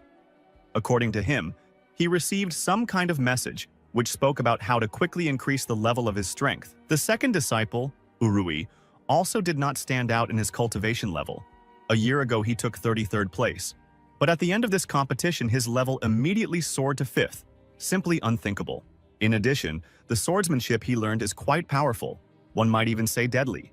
And according to him, he wandered into a secret kingdom where he learned his current abilities. And finally, Alan. He seems the least suspicious, but I'm sure he hides quite a few secrets, as far as I remember. Since he was promoted to a true disciple last year, he has stopped standing out and being cultivated. Moreover, he does not undertake tasks that take more than 2 days to complete.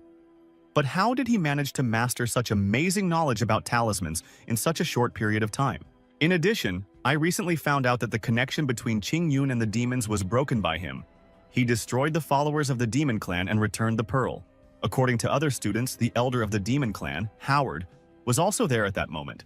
But after Alan met him, he disappeared for no reason. Then he and Hannah went on a mission. And in the village, they happened to run into Lloyd, an elder of the demon clan, who was engaged in the formation of a demon embryo. During the attack, he had a secret treasure in his hands, which in the end they failed to save. And then they met Howard, who had previously gone on the run. I think he got a lot of attention in this competition too. He used talisman strategies that I had never seen before, and he defeated 2 strong opponents in a row.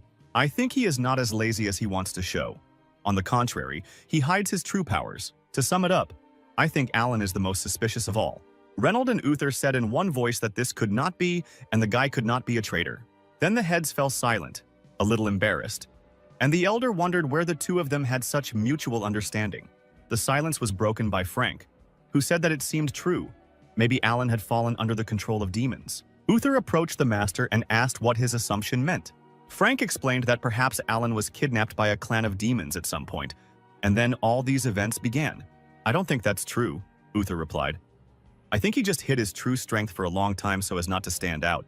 Alan was always like that. And if the demon clan captured him, why didn't they take the pearl from us? Why did the elder of the demon clan start committing murders in the neighboring village? There is absolutely no room for logic in your speculations. Well then, why don't we just arrest all the suspects and deal with them individually? Kevin shouted. Enough. There's no need to jump to conclusions, Reynolds said, stopping the master's conversation. We need to find out why the demon clan planted spies among us.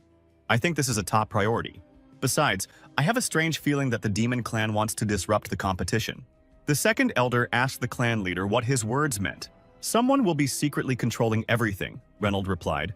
Since the demon clan has thrown us a mole, We will use him as bait. No matter which of these three turns out to be the enemy, tomorrow they will find out what the demon clan is really up to. Meanwhile, at Alan's residence, an annoying spirit prevented him from sleeping. He didn't understand what Gwyneth wanted. The guy assumed that the sweet spirit wanted him to take her with him to tomorrow's competition. The sweet child immediately nodded her head quickly and looked at the guy with an admiring gaze. I understand that you have been really bored lately, but I can't take you with me. I'm very sorry. He patted Gwyneth on the head and said that tomorrow he would give up during the competition and then they would go out to eat together. But this option did not suit the little girl, and she puffed out her cheeks disapprovingly. Suddenly, Gwyneth sensed something and turned towards the forest. The little spirit immediately grabbed Alan by the finger and dragged him to that place. "Where are you taking me?" Alan asked because he was going to sleep, not to travel. After some time, our heroes came to a quiet forest. This forest was behind the mountain of their Luyun Hall. But why did the spirit bring him here?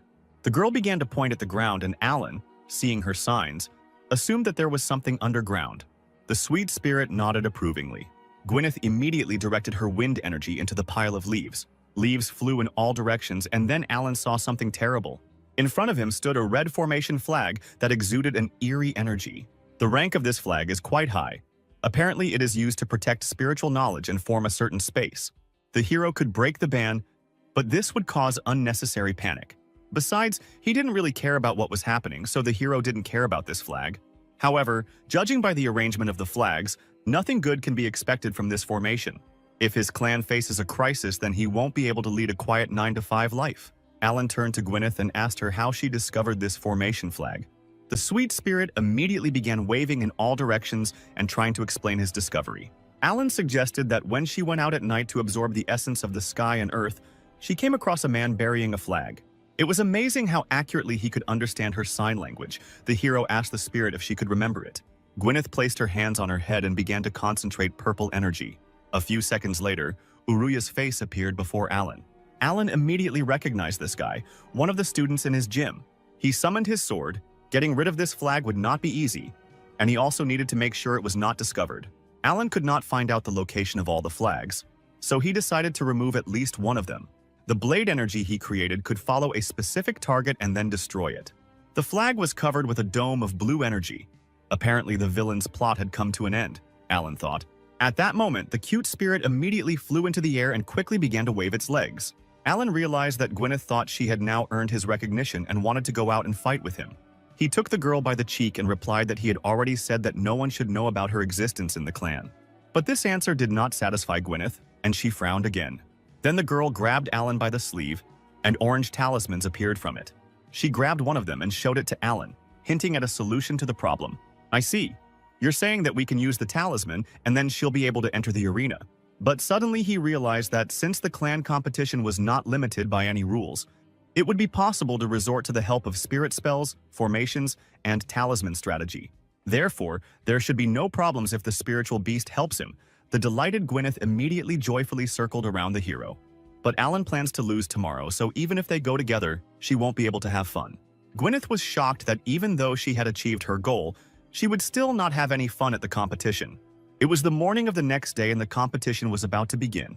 The judge asked the 12 participants on the list to come forward, and the students immediately landed. The audience cheered for their favorites, and they especially cheered for the true #1 student, Hannah. The judge counted the students, but he did not notice one of them. Alan was not in front of him. The spectators began to whisper, was he really going to run away? How dare he miss such an important competition? Kevin was furious. How dare Alan treat such an important competition like some kind of child's play? Uther replied that it was actually his habits that were to blame. He would never abandon a task he had already taken on. Every time the teacher reprimanded him, he would only answer that work should start between 9 and 5, and everything else later. So, unfortunately, now is not the best time. That's why he didn't come. Maybe our clan will have to wait for him to come to continue the competition, Kevin shouted. Frank also supported the master, saying that with all due respect, one cannot be so indifferent to such events. The second elder asked the masters not to forget about yesterday's conversation. If Alan reveals his true identity in this way, then yesterday was not in vain.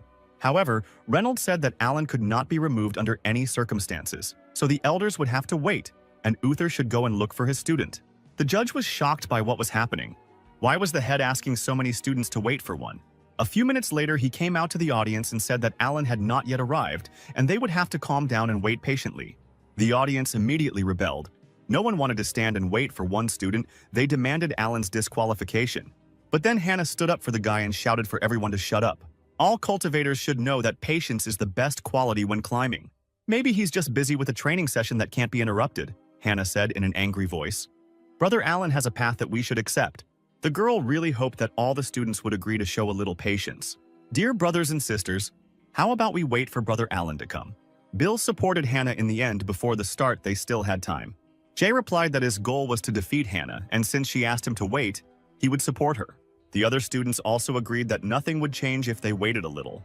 Hearing the words of encouragement, Hannah smiled sweetly and thanked her brothers and sisters. But one voice still spoke out against Hannah's plan.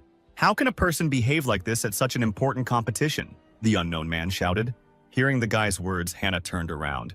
Her gaze was terrible and radiated grave horror.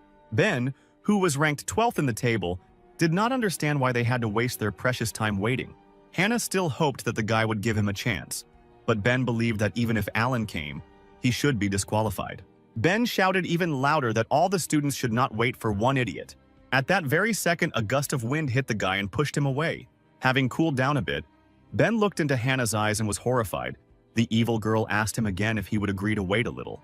There was a terrifying aura emanating from her. I didn't want to cross her path. Ben took his words back and replied that there was actually nothing wrong with waiting. In that case, the judge announced that they would all wait a little while for Alan.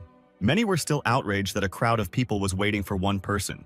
An hour later, an important student whom everyone was waiting for appeared in the arena. One of the students urged Alan on, saying that he needed to move faster because everyone was already waiting for him.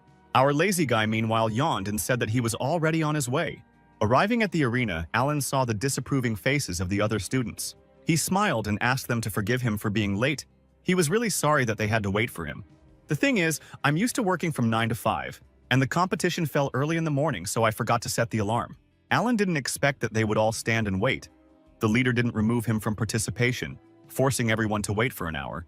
The guy was very ashamed, but suddenly he noticed several girls looking in his direction and discussing something. They seemed confused, and Alan didn't understand what was wrong with them and why they were looking at him like that. The hero thought they liked his good looks. But in reality, they were discussing Hannah's secret boyfriend. She fought so hard for him, they must have a special connection. It turns out that Sister Hannah, obsessed with blades, decided to switch her attention, said one of the girls quietly. Don't shout, I can hear everything anyway, her friend answered. Another girl heard that they were hiding their relationship to avoid getting into trouble. This sounds very much like the plot of a novel about a man who managed to melt an icy heart, the girl said enthusiastically. And her friend heard that it was Hannah who took everything into her own hands. Apparently, they were being forced into a new plot of a romantic novel. Although the Sword Clan is immersed in an atmosphere of constant cultivation, for many students, spending time outside of practice is also very important. If they do not find something to occupy themselves with, they will most likely give up further cultivation, a method that many sisters use to while away the time and calm their hearts. Reading novels. Reynolds announced that it was time to start the competition, as everyone had been waiting for it for a long time, and threw signs to the participants. Alan was surprised that this time the leader used his hands to draw lots. He received a card with the first number. This time he will participate in the first battle. A few minutes later, the heroes arrived at the arena to begin the fight. The referee announced the fight, and Alan immediately raised his hand to say his cherished words. But then he was interrupted by a loud cough. The clan competition is coming to an end. The 12 disciples are the best followers of the clan, Reynolds shouted. I hope everyone will be strong and confident. No one is going to be timid and try to give up right after the battle starts. Even if you fail to make it to the finals, you must make every effort to at least try to do so. Never give up, students. These words inspired many guys, but not our hero. It seemed to him that the boss was watching him and the weight of responsibility hung over his head. Now he could not just give up. If Alan gave up without a fight, then there would definitely be ridicule after such words from Reynolds. So the guy decided to start a fight and see what would happen in the end. A barrier of talismans began to envelop Alan. Ben saw a familiar trick and asked how many times the guy would use the same thing. The guy used his sword art and summoned one of the abilities called Meteor. Whirlwinds of cosmic energy rushed straight towards Alan's barrier. They hit the defense and made several holes in it, but still could not get past it. Watching the attack, Alan was not surprised that such a person would use such powerful techniques. But he was no slouch either. Once the talismans began to take effect, it took a little time for the connection between them to be established. Meanwhile, the shadow of a man appeared behind Alan. But the guy expected such an attack. Turning around, he called several of his talismans. Ben attacked with his spiritual power, but was immediately met with resistance from Alan in the form of a fiery serpent. The hero's attacks irritated the man. He said that if these were the only attacks the guy had, then he would not win. Ben concentrated his purple energy and tried to attack Alan again. The blow seemed unexpected and powerful. The hero froze in surprise and received a cut on the body. But then his body dissolved into the air like a large cloud of smoke. Ben reacted in time and dispersed the cloud of smoke behind which Alan was located. The guy wanted to use another talisman to summon a barrier, but he didn't expect the enemy to catch up with him so quickly. At that moment, Ben was already flying towards his enemy, pointing his blade at him. Alan watched motionless as the blade approached his head. He closed his eyes and was ready to accept his defeat. Finally, he would get the rest he deserved. But suddenly, a strange wooden sign behind his belt began to move. Instantly, Alan was surrounded by a purple energy similar to demonic. Ben froze. He couldn't understand what was happening. For some reason, he couldn't move. Alan was also wary. He was already prepared for defeat and did not understand what was happening. The purple energy surrounded Ben. It looked scary, and he was getting more scared with each passing second. Suddenly, Alan saw a familiar face in this mysterious cloud. It was Gwyneth. The vortex of energy prevented Ben from moving. It rose higher and higher into the sky surrounding him.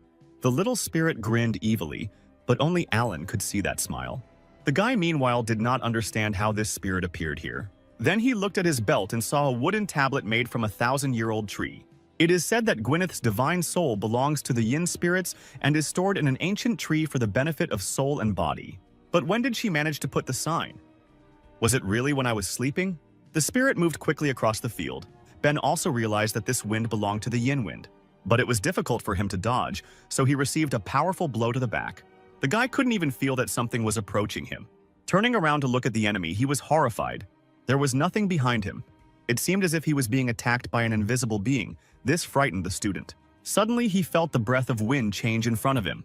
The evil spirit attacked again, but this time Ben managed to jump into the air and dodge. The guy shouted to Alan. He didn't understand what was happening here and what kind of technique the hero was using. Alan, meanwhile, simply threw up his hands and replied that he was not doing anything. When Gwyneth encountered Lisa and her minions, she defeated them all in an instant. Unfortunately, Ben was no match for this force either. Gwyneth continued to beat the student. Her speed was colossal, so he missed most of the blows. The divine spirit was beating the guy in the air, hitting him many times. Alan shouted for the spirit to come back and stop attacking Ben. The audience was furious. They didn't understand what this energy was and why this was happening to Brother Ben. Holding his sword with all his might, Ben shouted to Alan that he was fighting him, not the spirit. He tried to use the spiritual energy of his sword, but at that moment, Gwyneth lifted him into the air like a whirlwind. There was no point in fighting anymore. Ben was beaten and exhausted. He screamed that he surrendered. Alan grabbed the spirit energy, stopping it, and shouted that it was enough, this time in a rougher voice. The audience was a little scared. They did not understand what kind of terrifying force it was. The thing is that if Gwyneth did not want it, others would never see it. "Didn't we agree that you wouldn't come here?" Alan asked. At that moment, Gwyneth appeared and looked at the hero with pitiful eyes. Alan was immediately touched. He could no longer shout at such a sweet creature, so he forgave her immediately. Ben saw the creature that attacked him. He realized that it was a soul beast. The guy shouted to the elders that Alan was cheating. He brought a spirit beast. It was unfair. The audience began to whisper. It turns out that Alan brought a spiritual beast. Why does he always cause so many problems? I wonder what race this spiritual beast is. What nonsense. He can't be considered the winner, Kevin shouted in anger. This guy was on the wrong path from the start. The clan doesn't teach such techniques. Where did he get them? He's definitely a spy. There are no restrictions on this competition, Uther retorted. Alan's ascension is only at the 8th level of the Immortal Palace limit. He must have achieved such results through hard work. He decided to choose his own way of fighting, to resort to the help of talismans and spirit beasts. Don't worry so much, said the head of the Reynolds clan. I specially arranged a battle between Alan and Ben, so that the latter could destroy the talismans. In this way, they wanted to check Alan's belonging to the demon clan. But no one expected that he would have an ace in the form of a spiritual beast up his sleeve. I guess this is Gwyneth, who was once a household name, a rather rare divine beast. A supporter of the demon clan would not take such a risk by displaying it. I think the victory in the competition can still be counted, the elder said. Don't forget, our goal is to identify the traitor. and Alan has never been particularly conspicuous. If the spiritual beast is controlled, it is considered an assistant to the participant, which does not contradict the rules. Uther leaned over and said that everything was as it was and that Alan had not broken any rules. Everyone agreed, and the judge declared Alan the winner, at which point some of the spectators were surprised that this could be done, and some even decided to catch some kind of spirit beast before it was too late. Ben was furious and shouted at Alan that he would definitely kill him the next time they met. Gwyneth didn't like these words, and she looked angrily at the guy. A purple, powerful energy immediately struck near Ben's feet. The guy had seen enough of this energy and therefore decided to quickly run away so that it would not come near him. Alan, meanwhile, did not understand what was happening to the head. It seemed to him that it was a scam, but they still let him through. The boy took out a wooden tablet and ordered Gwyneth to return to it. The divine spirit followed the order and absorbed its energy into the talisman. The referee called the next fight, and Alan decided that he would try to lose the next fight. Meanwhile, at that moment, a secret ritual was taking place underground. Just as the Sword Clan was holding a competition, dozens of monks from the Demon Clan were putting their plan into action not far from them. From the mysterious portal, the heels of a demonic figure appeared. From it came the true ruler of the Bloody Sea, Mary, the fourth level of ascension to the truth. The monks immediately bowed and greeted the true ruler. The girl, whose eye was covered by an unknown red material, told the monks that they should not bow. The people we sent to the Sword Clan have already placed everything necessary there to get rid of the interference, the girl said. All that remains is to wait for the opening, and then we will be able to destroy the clan, taking a position far superior to them. Ruler, but are we really capable of capturing their clan? One of the monks asked. After all, their leader Reynold, for example, has the 6th level of ascent to truth. And besides, elders from other halls are also present there. The charming queen smiled sweetly and told the monks not to worry. It's not that bad because their clan has support. At that moment, a portal appeared, from which Dustin, the head of the clan, the 4th level of ascension to truth, who had previously fought with Uther, appeared. And also a new personality appeared, the head of the Demon Clan Cain, who had the 3rd level of ascension to the truth. I didn't expect to have the chance to see the 3 great clan lords today, said one of the servants. Well, I guess the power of the Demon Lord clan will be very useful to us. Today, the Sword Clan will disappear from the face of the earth and the Demon Lord will return to this world once again. At this time, the Sword Clan competition continued, the final began, the judge announced that the competition was over. The 6 students who reached the final, please come forward. 3 leaders appeared in the arena. They were Hannah, Urui, and Zhao. The other trio were Bill, Alan, and a new character, a friendly guy named Sam from the Fanlin room. Viewers still couldn't believe that this weakling Alan managed to reach the final. Reynold announced that the final test would determine the ultimate winner of this competition. The final test will be the map of mountains and rivers. It is said that this treasure was left by the ancestor who founded the Sword Clan. This first-class treasure contains the heavens, earth, mountains, rivers, countless treasures of the sky, a secret realm of special significance to the Sword Clan. But I will limit the scale of your battles to an area called Peach Blossoms. Every 2 hours, the battlefield will shrink by 10 miles. If you fail to advance before the area is marked invalid, you will be considered defeated. While you wait for the battle, I will use various techniques to reveal your potential to the other students. Why not have a duck-eating battle? Alan thought. Will there really be a live broadcast? If I flee the battlefield, my reputation will definitely drop below 0. All that remains is to continue fighting.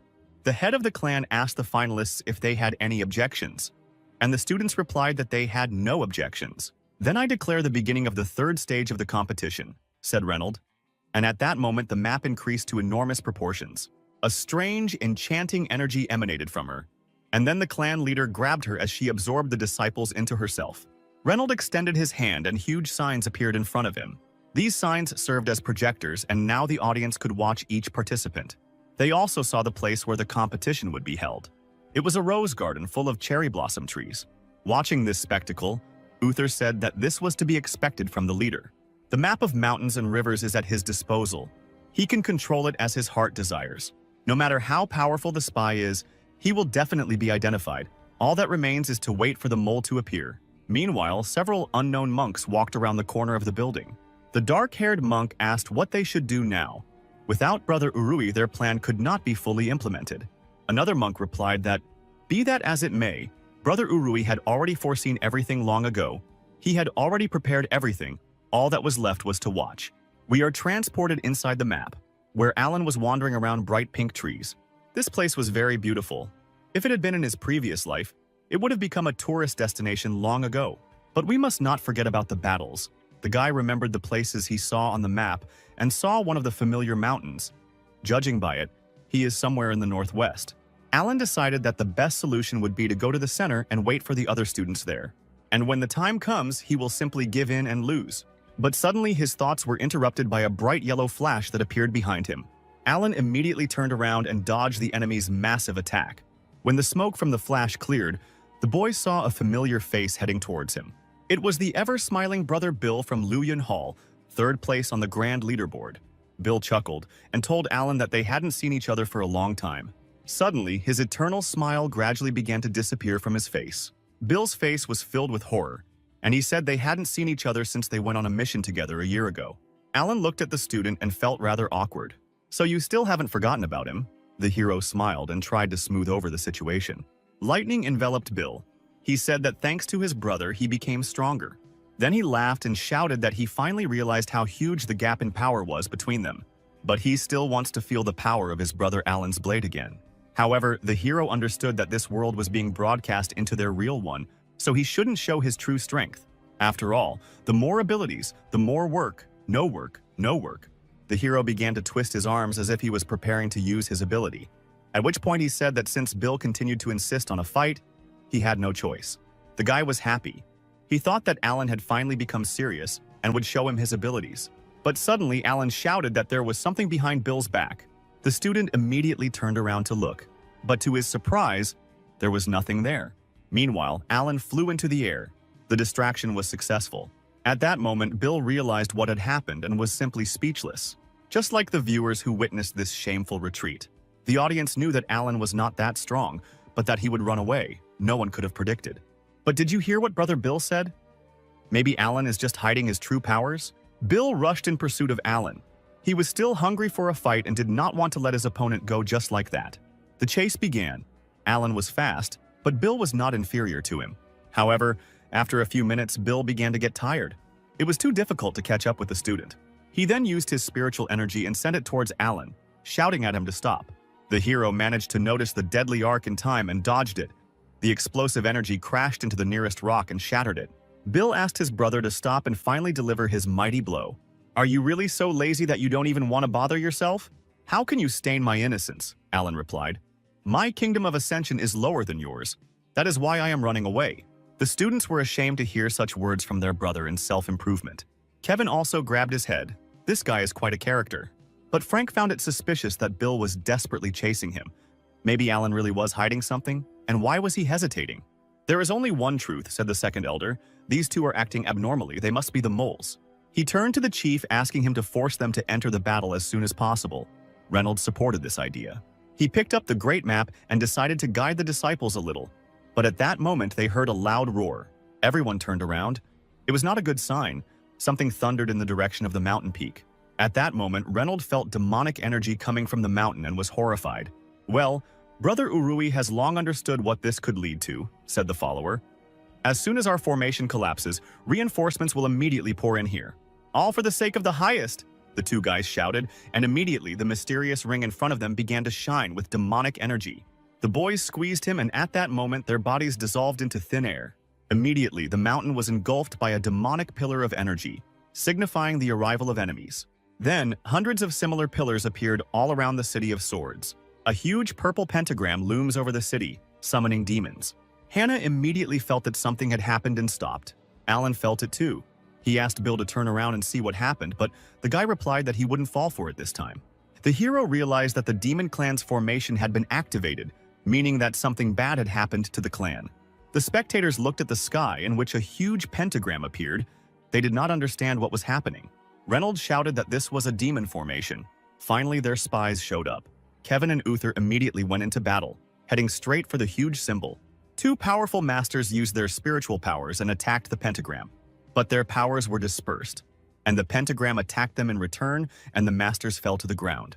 Rising to his feet, Uther said that spiritual and physical attacks were useless against this formation. Their power was too great. Frank used his spiritual vision to assess the situation, and saw that everything was blocked.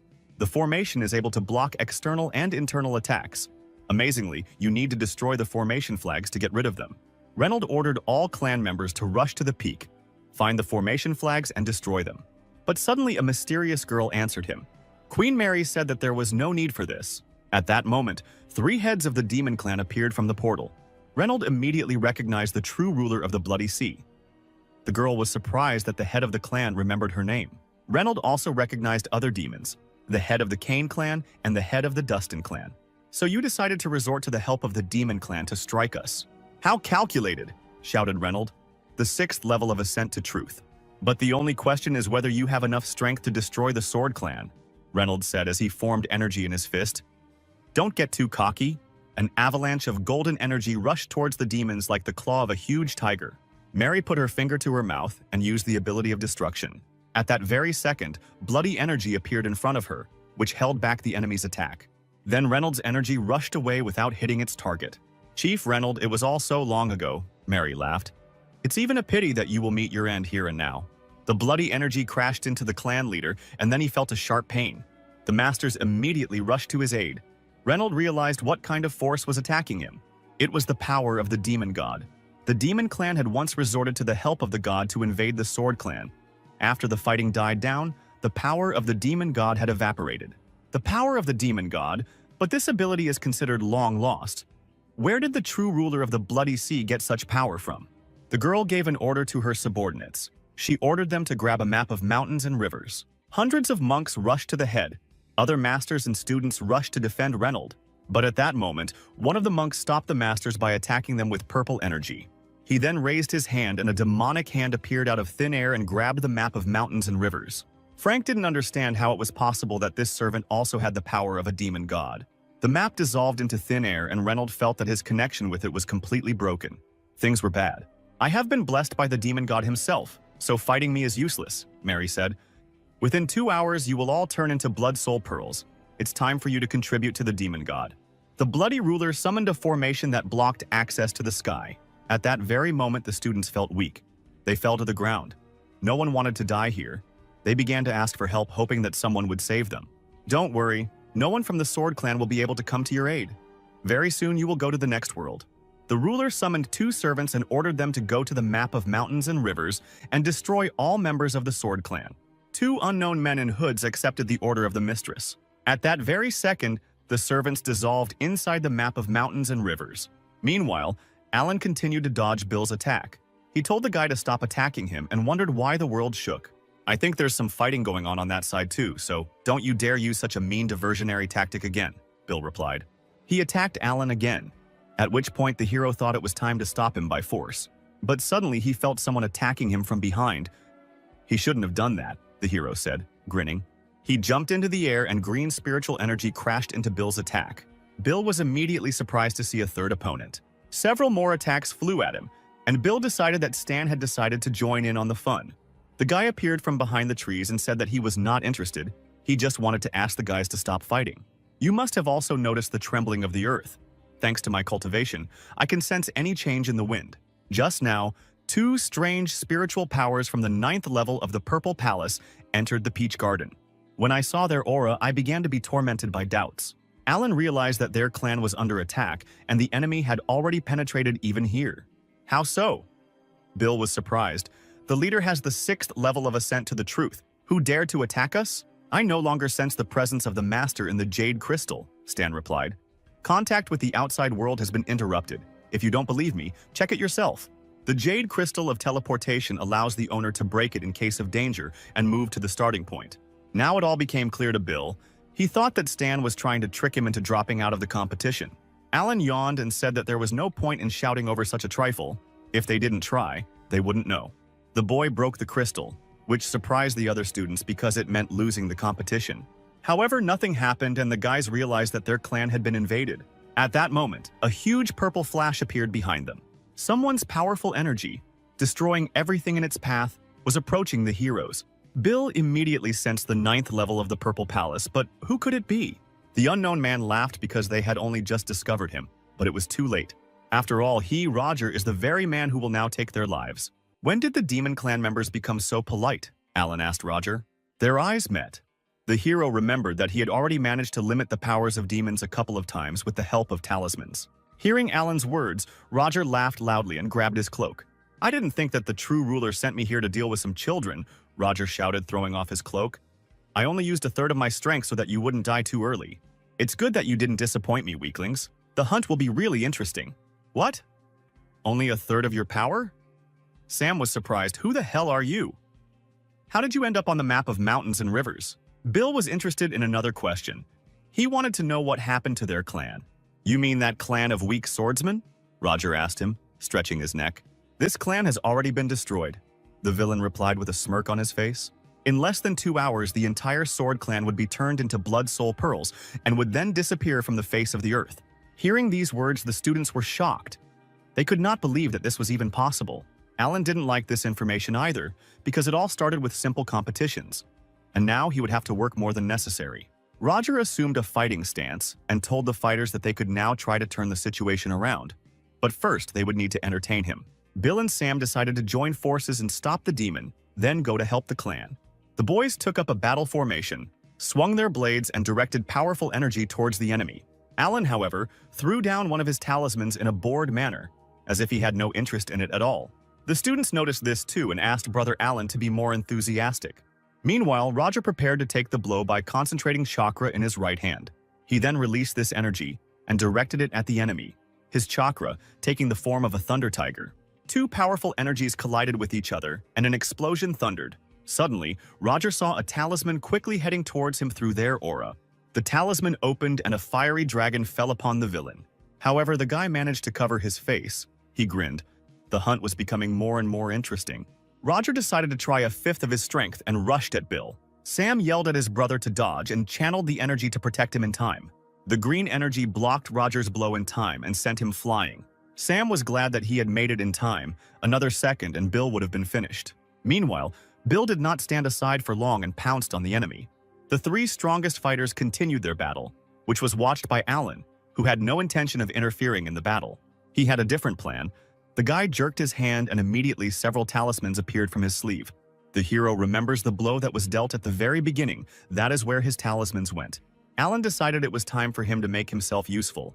He put his hand to his ear and immediately his chakra appeared from his fingers. Then she rushed into the sky, exactly to the place where the enemy struck. Alan's chakra flew out from the map of mountains and rivers and rushed towards the clan leader, who immediately noticed it.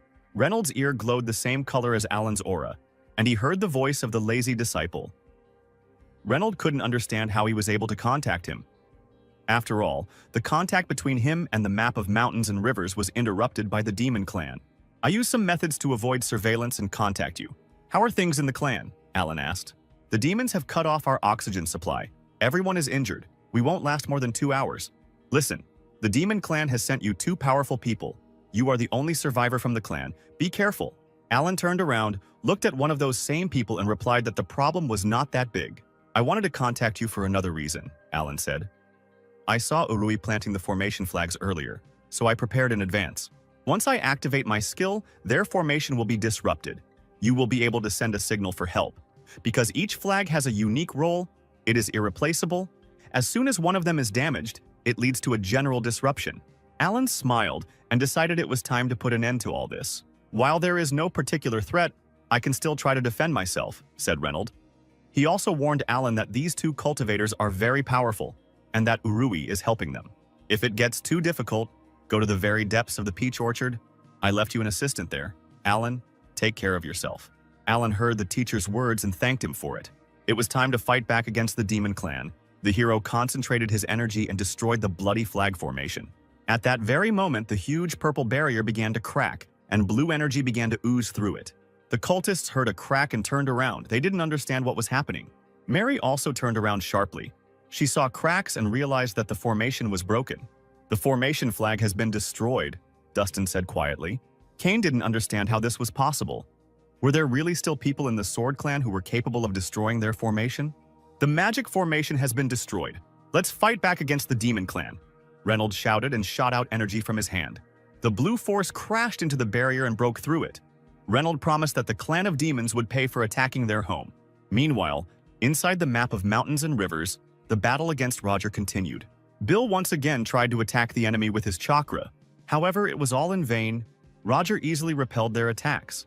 It seemed like this battle was unwinnable, and he didn't even use his full strength. Suddenly, Sam appeared from behind the villain. The guy took advantage of the situation and instantly sent his shuriken-like energy at the enemy. The trap worked and Roger was bound by Sam's energy like invisible chains. Sam grabbed his energy and pulled it towards himself, binding Roger. He shouted at Bill to act quickly. There would be no other chance. Bill was already heading towards the enemy. He used one of his techniques, which was called drilling. A powerful yellow paw-shaped energy rushed towards the chained Roger. Suddenly, he started laughing and said that now he understood what the strength of the Swordsman clan was.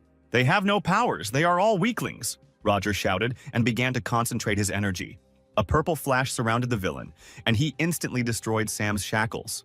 The students couldn't believe their eyes. It seemed impossible to them. Suddenly, both of them were grabbed by the throat by Roger's chakra in the form of hands. The fighter brought them to himself. Now they were trapped, and this hunt was beginning to disappoint him. The demon's gaze turned mad, and he said that if they were incapable of anything, then it was time for the disciples to die. Suddenly, he heard someone calling him. Roger turned around and saw a guy in blue robes. It was Alan. Alan asked Roger if he had forgotten that there was a third student here. "When did he come closer?" "I didn't feel anything. Was it all because I was attracted to these two?" Roger thought in surprise. The demon smiled maliciously and told Alan not to worry. He would deal with these two now and would take on him too. Bill tried to tell Alan not to think about them, but to run. "Don't rush things," said the hero. "I want to discuss something. There should be 2 of your cultivators on the map of mountains and rivers. I think he could only reach the soul formation stage. Then where did he get so much courage?" Roger thought and answered Alan that his information was correct. But his partner was not as patient as him, so he probably already dealt with the rest. "Tell me, what is your comrade's strength?" "Even though we are both on the 9th level of the Purple Palace, he is much stronger than me," Roger replied. "Well then, great, let's begin." Roger laughed hysterically when he heard the weakling's words, wondering what was so wonderful about it, since he could crush Alan with just one finger. "Sorry, but I have a better idea," Alan said, pulling a talisman out of his sleeve. "If you are weaker than that person, then I just need to deal with you before my working hours are over. It's time to put an end to this circus." The talisman rose into the air, vibrated, and instantly a huge ball of energy formed around the villain, which bound everyone inside. Roger was surprised to see the formation. He didn't understand when it had time to appear. Alan chuckled and replied that she appeared when Roger was playing with the students. "Well, the formation won't stop me from getting to you," the villain replied. "I have 2 of your comrades in my hands. Are you really going to run away and leave them to their certain death?" "It's not such a problem," Alan replied. The hero snapped his fingers. Suddenly, Alan's aura appeared near his friends. Bill and Sam were shocked. They did not understand when Alan managed to put protection on them. In an instant, 2 students appeared behind the weakest student. The hero turned around and waved his hand at Roger, saying goodbye to his rival. After that, the 3 disciples disappeared into thin air and went to look for the second cultivator. "Are you trying to run away?" "Stop right there," Roger shouted and raised his fist. He hit the barrier and only made a dent in it. It seemed as if the barrier was rubber that only stretched but did not tear. Roger was starting to get angry as he looked at the dent in the barrier. He bared his teeth and swung his fist again. The villain began to strike thousands of blows at every point of the barrier, but it still did not release him from captivity. The barrier deformed, but did not break. Sometime later, the barrier glowed from within with colossal purple energy. Roger's rage knew no bounds. He had already given it his all and promised that when he got to Alan, it would be the end for him. Meanwhile, the fierce battle on the surface against the Demon Clan continued. "These worms from the Sword Clan have already beheaded 5 of ours," Dustin said with a grin. Kane replied that if it weren't for the order to turn them into bloody pearls, he would have used his power and killed them long ago. "Enough talk," Mary interrupted them. "If we had not prepared well, the formation would have been destroyed much earlier. Something went wrong. We need to do something." "I didn't expect the Demon Clan to use such vile methods," Kevin said with difficulty breathing. "But in any case, the Alliance helped us and weakened their formation. Our time increased from 2 to 10 hours. Reynold knew this was good news. 10 hours would be more than enough for them. This will be a great change for the Sword Clan. Meanwhile, Alan and his brothers reached a safe place in the peach orchard. Bill decided to ask the question that was bothering him and Sam, namely, what kind of spell did Alan use and how did he manage to do it?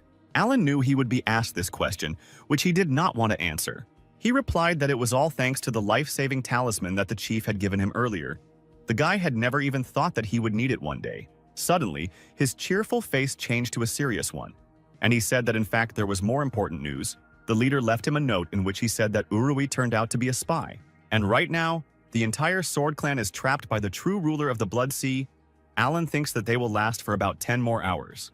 That's why they are now the clan's only hope. Urui, you bastard, Sam said, not holding back his anger. And then suddenly he remembered that Roger had said that another of his comrades had entered the kingdom. What if he had attacked his sister? The crippled brothers decided that they could still fight and should help her, but they were stopped by Alan, who said that they had suffered greatly at the hands of Roger. And he is afraid that if the guys encounter a second enemy, they will definitely not help anyone. Bill stopped and slammed his fist into a tree in frustration. So what? Should we just sit here and wait? No, Alan replied. Your main task at the moment is to heal your wounds and restore your spiritual strength. As for Sister, have you forgotten? Sister is one of the best in our clan and is clearly not inferior in strength to a cultivator. I think she has enough strength to deal with the enemy. Yes, Sister Hannah is very talented, Bill said. But what if Roger gets help and comes to the aid of his comrade? No, Roger is no longer capable of anything, Alan replied. Besides, by this time he should already be at the limit. A huge cloud of purple energy exploded over the Sakura forest. Roger finally got out, but for some reason he was losing too much spiritual energy. The demon couldn't understand what kind of talismans these were. His rage knew no bounds. He swore that when he found Alan, he would wipe him off the face of the earth and would definitely take revenge. Meanwhile, the lazy man took out a jar and said that this pill was for restoring spiritual energy. He gave it to the brothers so that they could heal their wounds until Roger found this place. Tomorrow we will join Sister Hannah and save the Sword Clan, Alan said. And why wait so long? Sam was surprised. Indeed, we can recover in 2 hours, Bill said. I work from 9 to 5, Alan replied. So my working day is already coming to an end. He sat down by the tree and began to think. Alan noticed that this time the Demon Clan had prepared. Even if the formation flag was destroyed, they only had 10 hours. After 9 hours, they would restore the formation, and that would be the perfect moment to break through. Well, now it was time to sleep. Alan hoped that these two would not disturb him until tomorrow. Meanwhile, at the other end of the map of mountains and rivers, a battle was raging between two students. Zhao prepared for battle. He praised his sister Hannah, saying that her sword skills had improved greatly. The girl was a real talent. Hannah replied that it was all thanks to the help of her brother Alan. So Sister Hannah wasn't the only one training, but can Brother Alan teach anything? The girl did not like Zhao's words, and she said that Brother Alan wielded a sword much better than she did. Suddenly, there was an explosion behind them. Hannah heard him immediately and turned around. From the very beginning, everything seemed strange to her, and now it was confirmed. Something definitely happened outside. She suggested to Brother Zhao to take a break, but Zhao didn't want to stop the fight. He said that it didn't concern them, and the test in the secret kingdom was their chance. At that very moment, Hannah felt something coming towards them and shouted at her brother to cover his ears. Suddenly, a terrible sound was heard. The sound vibrations were so powerful that they knocked down trees around. The sound wave knocked even the students off their feet and threw them a great distance away. Standing on the ground, Zhao thanked his sister. His ears were bleeding. But if it weren't for Hannah, he would have already been struck by the sound wave. Enough talk, said the girl. I will use spiritual power to heal the wounds. The injury to the ears affects the balance, but where did such a powerful sound wave come from? Is someone attacking us? Suddenly, she felt energy behind her. A portal appeared behind the girl. Apparently that someone was already here. A bald man who looked like a monk appeared from the portal. He exuded a terrible aura and smiled sweetly. The stranger noticed that the students had absorbed his energy. He didn't expect anything else from the best students of the Sword Clan. Zhao even shuddered from such terrifying energy. The students asked the stranger who he was. But where did a person from the Demon Clan come from? Was our clan invaded? The unknown figure advised the students to follow his instructions. This was Feng, the elder of the Blood Sea Clan, the 9th level of the Purple Palace, and his first instruction to the disciples was to give up and die. Feng from the Blood Sea, they say he has a treasure called Jade Shell, thanks to which he can deliver terrifying sound attacks, Zhao said. He once used this thing to destroy an entire clan. And indeed, Feng began to gather ominous energy, and that very shell appeared in his hand. The elder told the disciples that he was sorry, but they would have to end up the same way. The fight began. An explosion fell on Hannah, but the girl managed to dodge in time. Zhao covered his ears. The sound attack was overwhelming him, and the guy said that at this rate their spiritual energy would be exhausted before they could do anything. The gap between their realms was too big. The longer they fought, the worse it would get. But Hannah had something special that could defeat him. She asked Brother Zhao to distract the enemy and give her some time. Zhao followed his sister's instructions and began to attack Feng. The force of his blade tried to break through the sound barrier that was approaching them, and even though he was the second disciple in the clan, he was unable to break through the enemy's defense.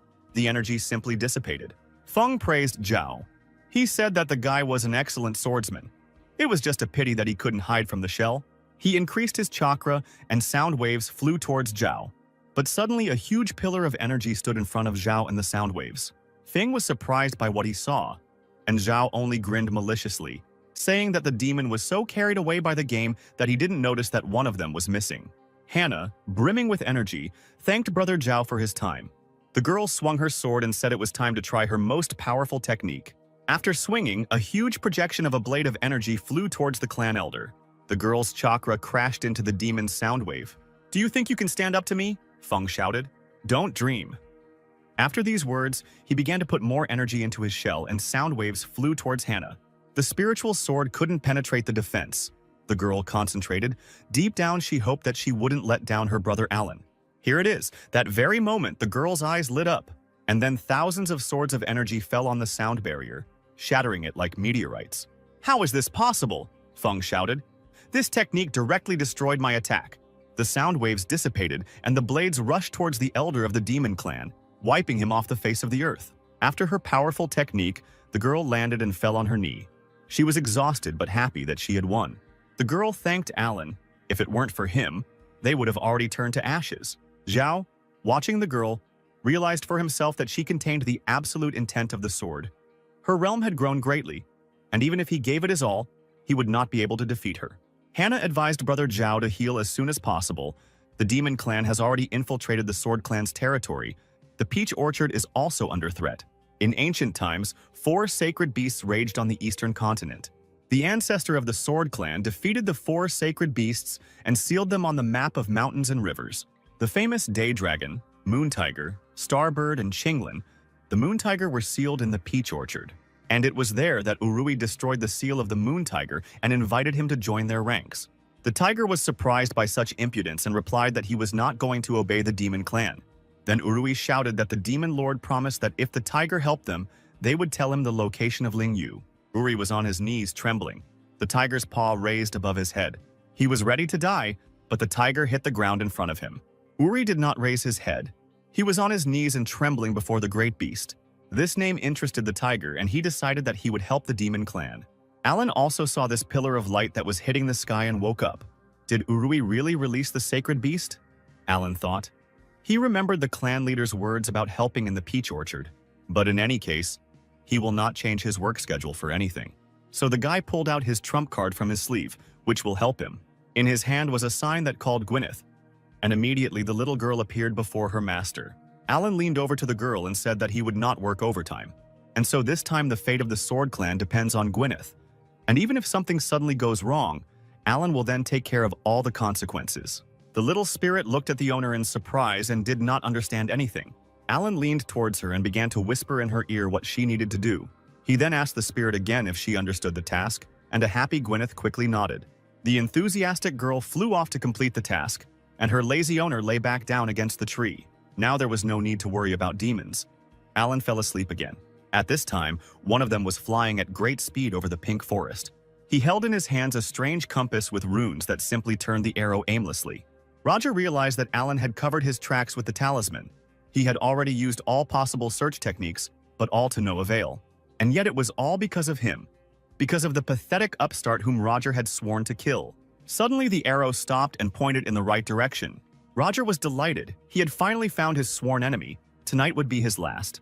However, it was not to be. He crashed into an invisible barrier that did not let him go further.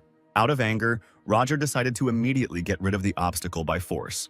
He unleashed his crushing force on the invisible wall. However, his blow bounced off the wall and crashed into the mountain that stood nearby. The demon elder wondered if Alan had really prepared so many talismans in advance. "You guessed it," said a familiar voice behind the villain. Hearing the voice of that same impudent man, Roger turned around. Amid the smoke and debris, he saw the silhouette of Alan, his sworn enemy. "Well, finally you decided to come out," the demon shouted. "Are you ready to beg for mercy?" However, the smile on his face quickly changed to surprise. It was not Alan standing in front of him, but only his copy, similar to a doll. The fake Alan said that his working day was coming to an end and he was not going to work overtime. Roger was simply speechless. He couldn't believe that this weakling decided to deal with him with the help of some clone. The demon elder shouted that Alan was too naive because there was a chasm between their kingdoms and rushed to attack. But the clone deftly dodged, jumping into the air and saying that the gap in strength was indeed very large. But who said he only has one plan? Let me introduce you to the perfect version of my talismans, said the fake Alan. In an instant, a multitude of talismans in the shape of little people surrounded Roger. Now the demon will need to defeat this doll if he wants to find Alan's true body after the workday is over. The furious demon sent hundreds of fist projections into the puppet and talismans. Meanwhile, in the purple garden, Sam was finishing his recovery. He came out of the cave and met Bill, whom he asked if he had recovered. Bill replied that his spiritual strength had been restored to 90%, and his injuries had also almost healed. Now the main issue needs to be resolved. Their clan is in danger and something needs to be done. After all, they are not just going to sit and wait, as Brother Alan said. Calm down, Sam answered him. We don't know what happened to Sister Hannah and the others. If we act recklessly, we can only make the situation worse. Brother Alan is right. We need to regain our strength. Suddenly, the ground beneath their feet began to shake as if an earthquake had struck, and they heard Roger's angry voice. Sam trembled. They were scared and thought that the demon had caught up with them and did it very quickly. The boys immediately tried to call out to Alan, but he slept soundly even in such a terrible situation. Bill even envied such peace. Perhaps he would never learn such. If things continue like this, sooner or later the cave will collapse, Bill said. How are we going to wake up Brother Alan? Roger is the 9th level of the Purple Palace. The difference between our strengths is too big, Sam replied. Fortunately, Brother Alan's talisman set helped lure him into a trap. Even if we wake him up, we have no chance of winning unless we outsmart the demon. Sam heard the elders discussing among themselves that the best time to break the formation was when it opened. Brother Alan said there were still 10 hours left before it began. We need to wait for the right moment and then break through so they can leave the map of mountains and rivers. And for this, it is not even necessary to wake up Brother Alan. Bill noted that this method is very dangerous. If they are careless, they will be killed. But he still agreed, and Alan smiled at the same time. Their plan was good, but the risks were too great. Meanwhile, in another part of the map, 2 students were recovering from the battle. Hannah was concentrating her energy when suddenly a particle of dark energy slipped past her. The girl felt it immediately. The students suddenly jumped up. Zhao realized that there was someone nearby and that this person's strength was astonishing. Suddenly, someone appeared from the portal and dark energy moved towards Hannah. But to the girl's surprise, she saw not a sinister attack, but a sweet spirit who was glad to see her. Hannah looked at the quirky girl and felt a familiar energy. She guessed that it was Alan's spirit beast and asked how her brother was doing and why he sent the spirit to her. Meanwhile, Zhao did not understand who Hannah was talking to, because if Gwyneth did not want to, then other people would not see her. Gwyneth extended her hand and blue energy seeped through it. A hologram of Alan appeared on the girl's hand, and the boy greeted his sister. Alan reported that the clan is in a critical situation. The fate of the clan depends entirely on Hannah. There are 4 sacred beasts sealed in the peach orchard. Each of them possesses terrifying power. The traitor Urui has already released the moon tiger, intending to encourage it to join the demon clan. They only have to open the seal of the phoenix to somehow resist them. Hannah, holding the spirit in her arms, asked Alan why the bird needed to help them, since it was also considered a sacred animal and would probably not want to do it. Alan was proud that Hannah asked such a question. He replied that the chief said that the bird had made a contract with the ancestor of the Sword Clan. That's why the phoenix must help them in battle. It is their secret weapon. Okay, brother, where is the seal? Hannah asked him. The seal is located in the depths of the peach orchard. Gwyneth will show the way. I wish you success. The projection disappeared, and an inspired Hannah decided to quickly set off on her mission. Meanwhile, Roger, overwhelmed with power, tried to defeat the puppet. He gathered all his strength into a fist and directed it at the clone. A pillar of demonic energy rushed through the barrier and the copy. The smoke of the battle began to clear, and there was not a soul around. Finally, he was able to defeat his enemy, albeit a false one. Roger laughed. This talisman was really strong, but now it destroyed all the protective symbols. No one will be able to deceive him anymore. It's time to find the offender. Suddenly, he felt a foreign aura approaching him. In the distance, he saw 2 bright flashes, green and yellow. At that very second, 2 beams appeared in front of him and struck the ground.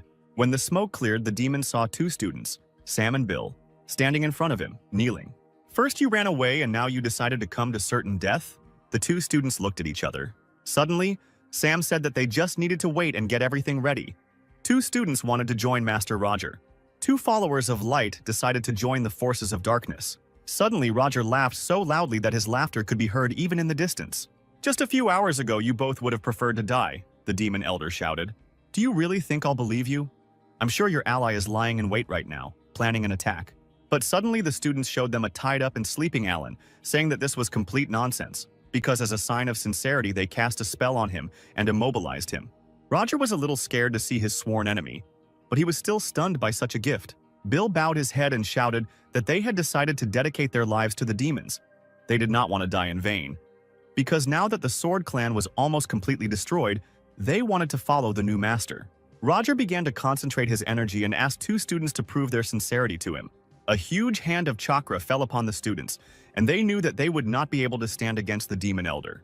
But suddenly, Alan began to wake up and Roger saw it. The demon abruptly shifted his aura so that it would not hit the frightened students. Bill turned slightly and saw the energy hit behind them. The boy realized that death was very close. Roger, meanwhile, decided that he needed to get rid of Alan first, because the guy had too many aces up his sleeve. He summoned demonic seals and sent them towards his former enemies. "I will cast a special technique on you," the demon said. "Only if you obey, you will be able to enter our clan. If you take any action, you will immediately lose your life." Roger turned and ordered the students to follow him. Sam let out a quiet breath, hoping that their plan would work now.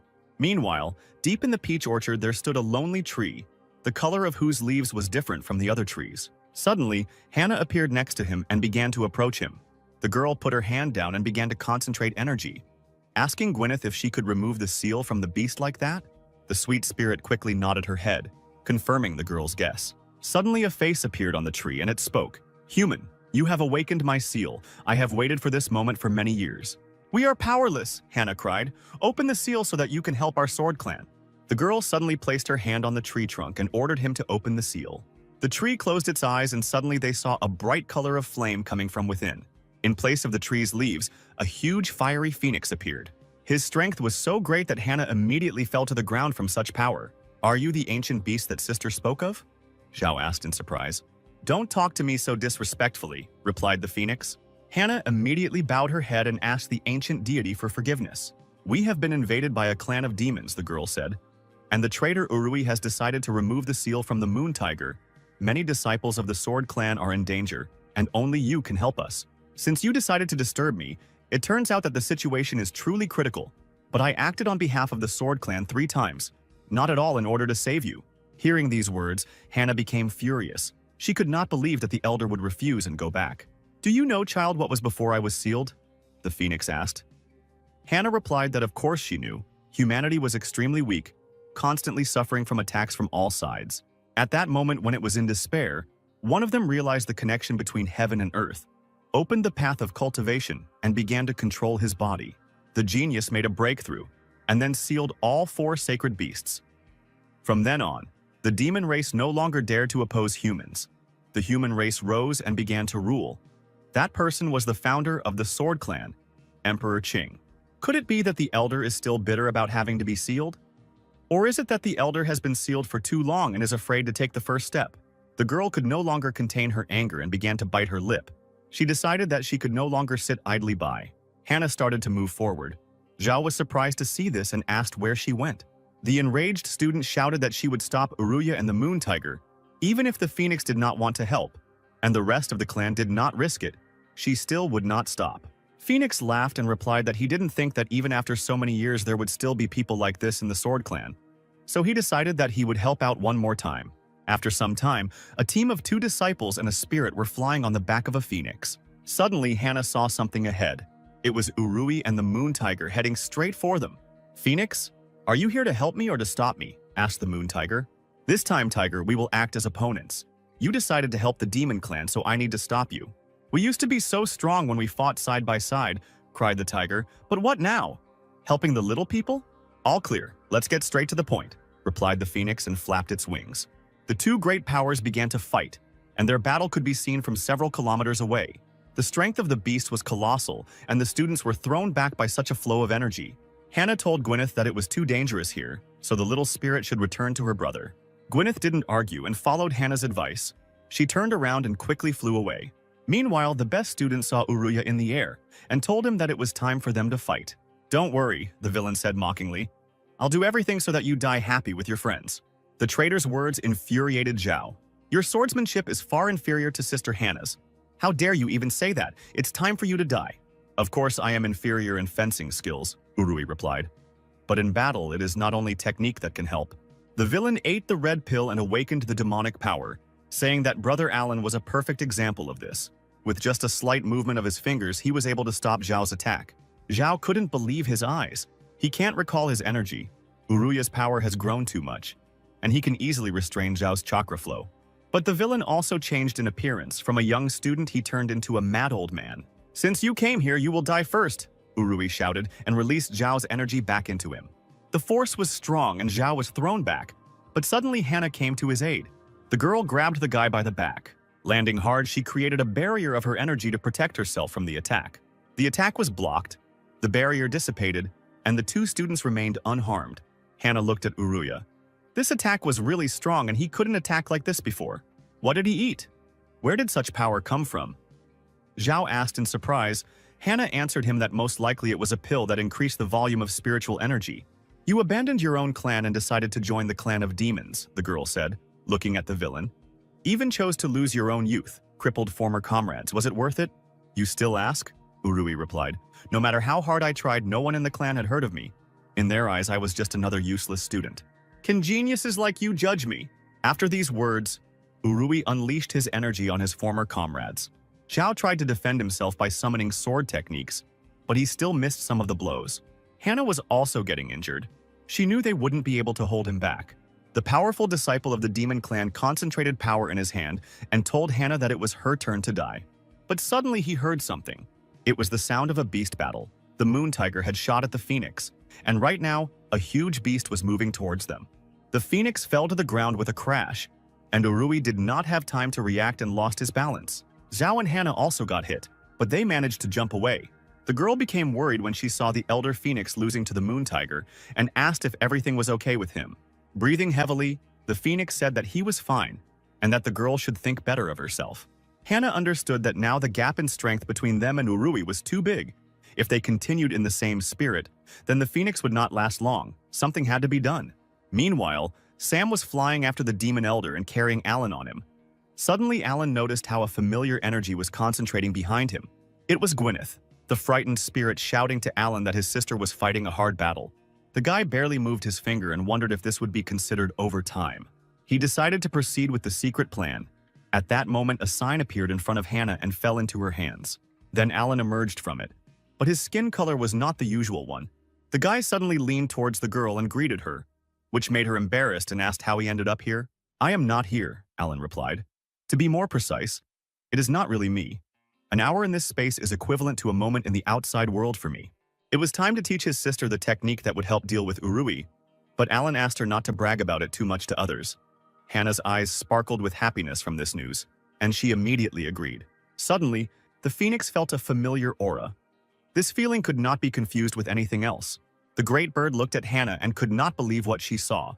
"This is Emperor Qing," said the elder phoenix, seeing an old acquaintance. "Now die!" the moon tiger shouted along with Urui. "Water-cutting blade, 9 wave attacks," Hannah said. Urui directed a stream of energy towards the phoenix, but suddenly a wave of energy appeared out of nowhere, stopping the enemy. "How is this possible?" Urui was indignant. Where did such power come from? Sister Hannah, overflowing with energy, told the traitor that it was time for him to try out her most powerful technique on himself. Going back a little, Hannah, while in the secret kingdom, was amazed by the power of Brother Alan. She was once again convinced that she was still far from his skill. The girl swung her sword and shouted that it was the end. She used an ability called 8-Direction Shadow, and energy in the form of needles rushed towards Uruya from different points. The villain tried to stop this force, but it hit more and more powerfully and intensely. Uri didn't understand why he couldn't hold back the onslaught. Looking at his opponent, he wanted to understand how Hannah became so strong in a few seconds. The villain had no choice but to turn to the moon tiger for help. "Man, what a piece of trash you are," the ancient beast answered him. And then he turned around and started walking away. But the phoenix couldn't let the moon tiger just go away and ordered him to stop. Uria's hands were shaking. Here again, everyone had abandoned him. Yes, he knew that he had always been a scumbag, but he had never wanted this. His eyes were filled with madness. Tears flowed from them. He remembered his whole worthless life, but he never wanted this. So Urui decided to kill everyone. Since he cannot by any means become equal to the best, he will destroy the best. Hana looked at the villain's body and realized that he wanted to explode. The girl used the blade technique to destroy the threat. Her technique increased in size and became like a giant cross, which struck Uruya. Blood gushed from the traitor's mouth. "I hate you geniuses," the former disciple of the Sword Clan croaked. "No matter how hard I try, I will never be able to catch up with you." However, he suddenly felt a familiar aura behind him. As soon as Urui realized who it was, he immediately rejoiced.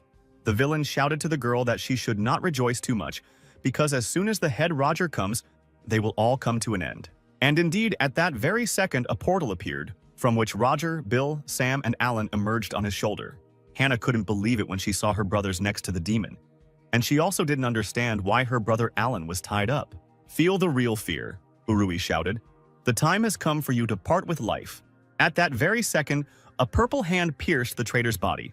"With the signal you sent," Roger said, "I will be able to deal with the remaining members of the Sword Clan. However, a wretched thing like you is not worthy of following me, so you must die." "Sam, Bill, didn't you want to join the Demon Clan?" Roger asked them. "Go ahead, kill your comrades, then I'll give you all the recommendations. But if you stand still, I'll have to deal with this myself." There was no way out. Sam threw Alan to the ground and prepared to attack.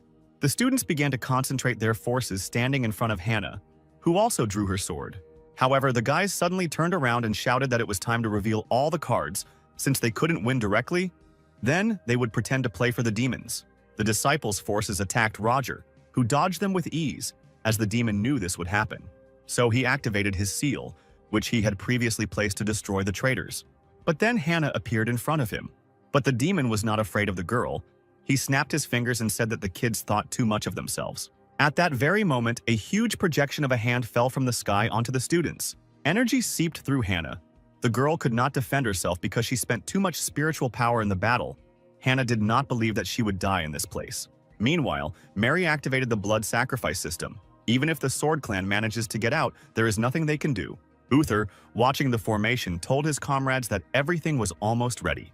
They will only have one chance. If it doesn't work, all the disciples of the Sword Clan will turn into blood soul pearls. Reynold turned to his subordinates and asked, "Gentlemen, are you all ready?" The elders unanimously responded in agreement. "Then it's time for a counterattack.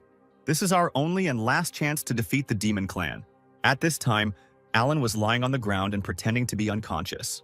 Divine beasts, a clan of demons, traitors, invaders. The hero did not understand why all this was necessary at all. He works from 9 to 5 and doesn't want to get involved in all this. At that moment, his appearance changed completely and a red mask appeared in his hand. A huge flash of light appeared in the place where Alan was. Roger was horrified to see her, and Alan grinned and put on his mask, saying that it would take a little effort to sort everything out. Now let's take a look at how Hannah usually spends her day. The girl wakes up at 5 o'clock in the morning and starts doing her hair. The beauty does this very carefully, holding a hair elastic in her mouth. And I will hold this moment longer so that you can enjoy her beauty. She then dresses in her usual clothes with white stockings. And now she has begun a new day of wonderful practices and assignments. The first thing the girl does is run to the Sword Clan's training ground. Here she lunges with her sword 5,000 times to warm up. This is the time for morning exercises, where she carves energy inscriptions on stone.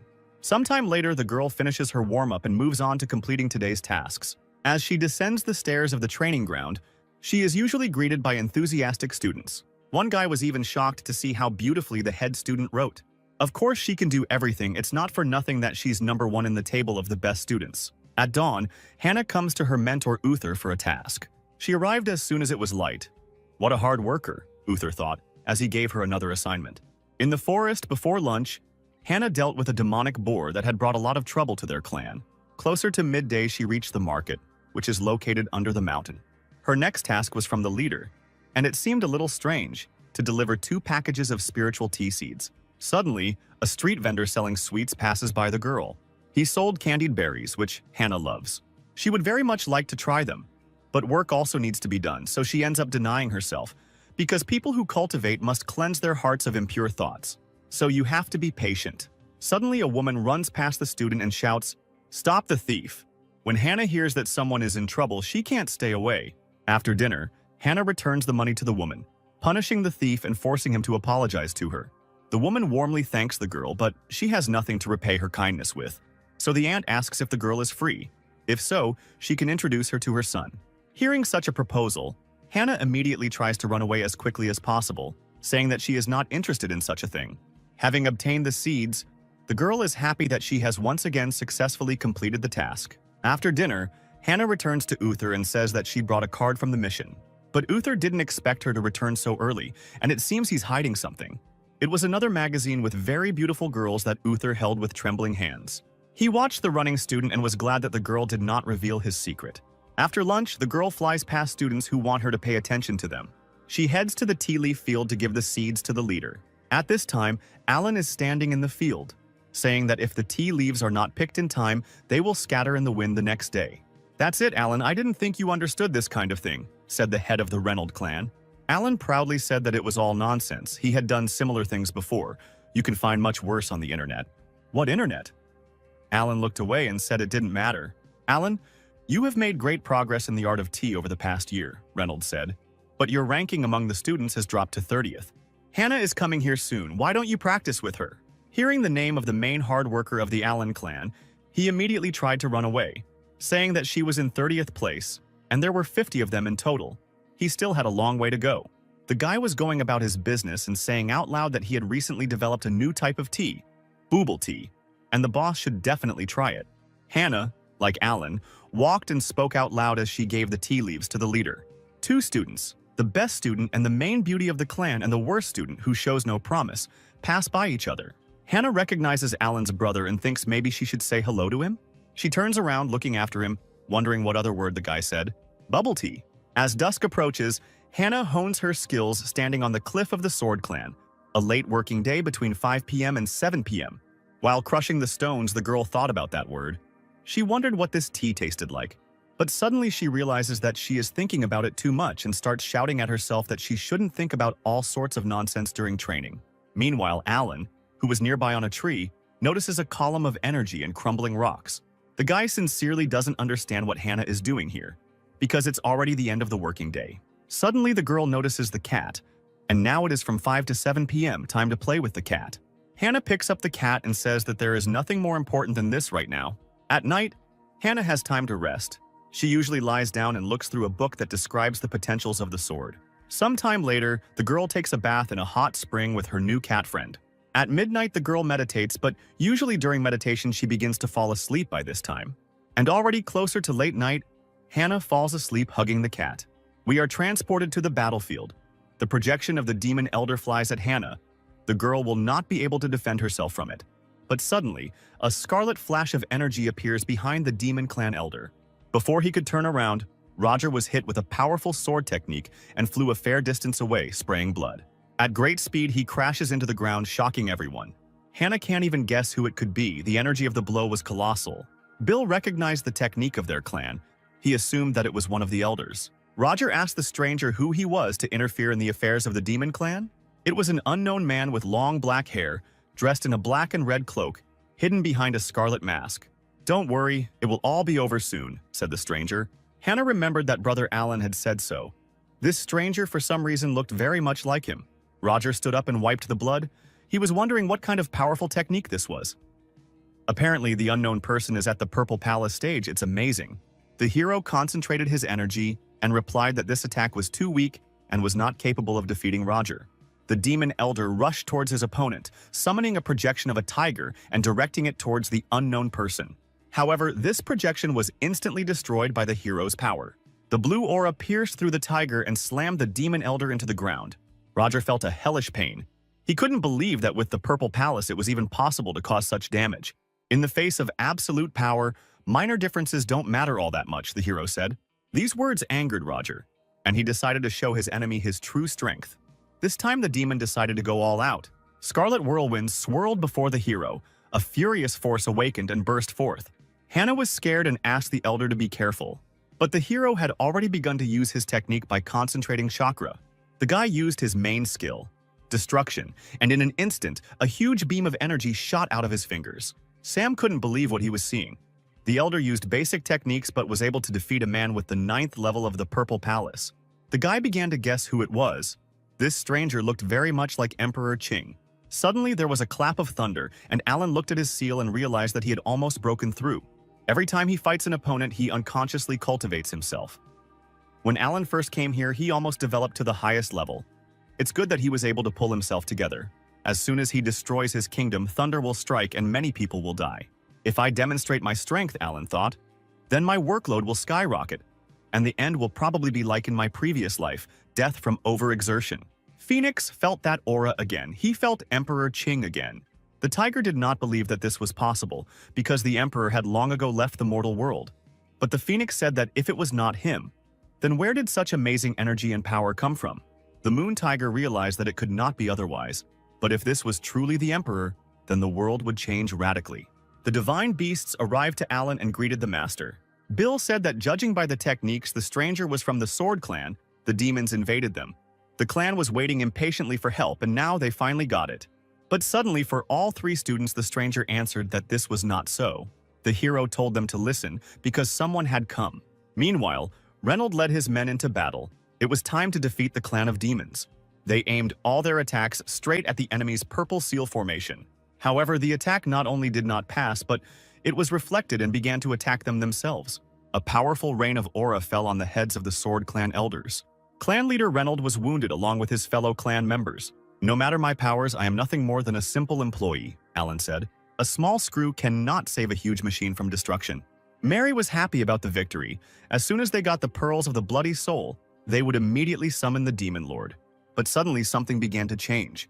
A golden aura began to gather around the formation and seep through it. "High in the sky, the leader must do everything himself," Alan said. The demons didn't understand what was happening.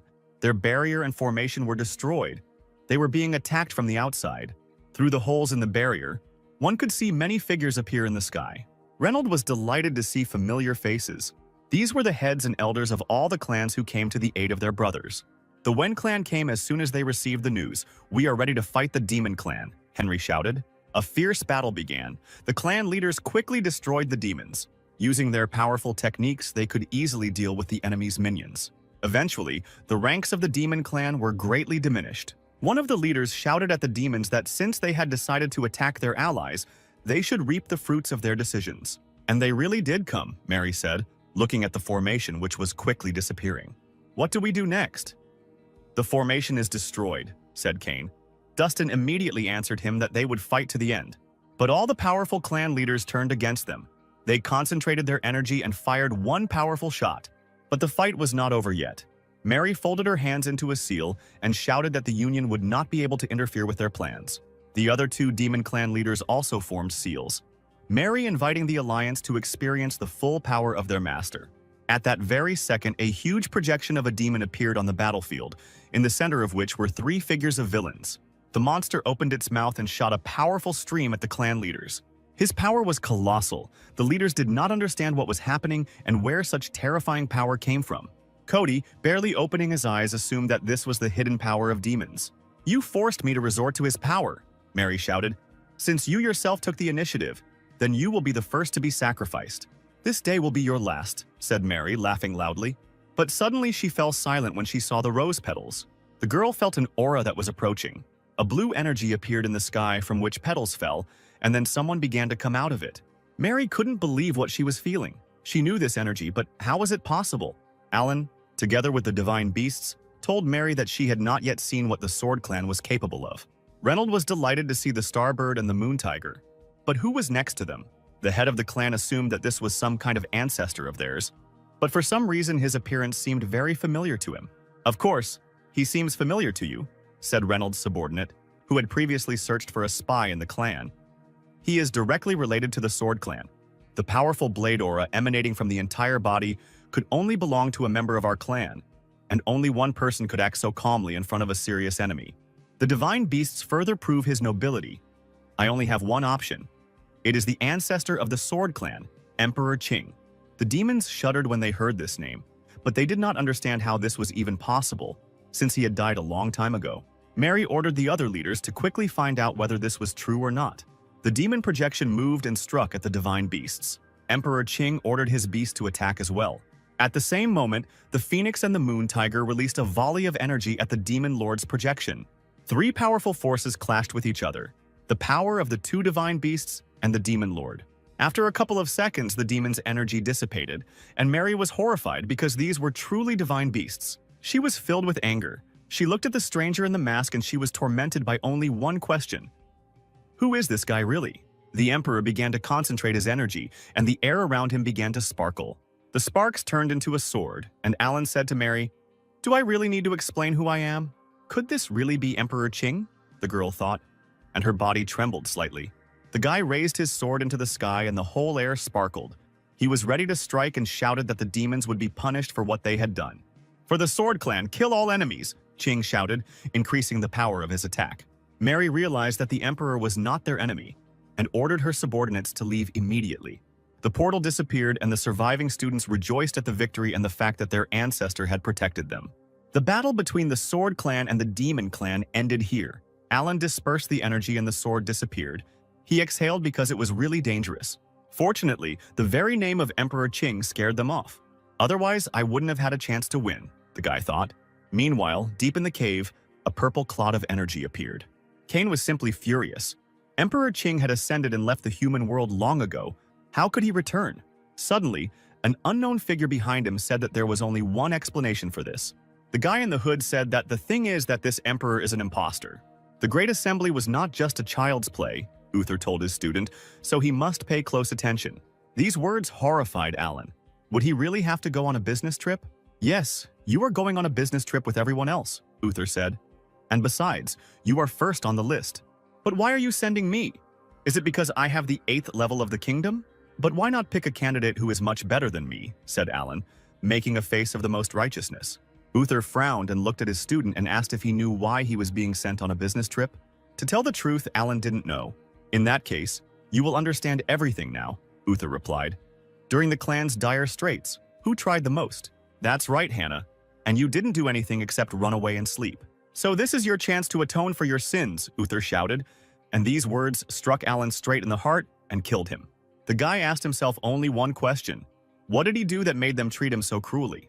3 days passed, and Brother Alan was still lying on the ground and did not get up. The villagers began to whisper. Sister Hannah and the other brothers were training hard, and only Alan was fooling around. They said that while Hannah was shedding blood, Alan was sleeping peacefully. Don't look at this mediocrity, said one of the residents. Let's focus on the statue of the ancestor. How good it is that he came to our aid. The clan even specially restored the statue, Alan thought. I hope the ancestor knows how grateful we are to him. Suddenly, the hero felt a familiar aura around him. It was Hannah, hovering over her brother and greeting him. The girl extended her hand to him and asked if he was ready to go to the meeting, since they were leaving soon. Alan took her hand, stood up and told her to go first, which surprised Hannah. The guy turned around and explained that he still had something to do. Meanwhile, we are transported to the tea fields. Reynolds looked in horror at his beautiful tea leaves, charred after the last battle. Suddenly, Alan landed behind him and greeted the leader.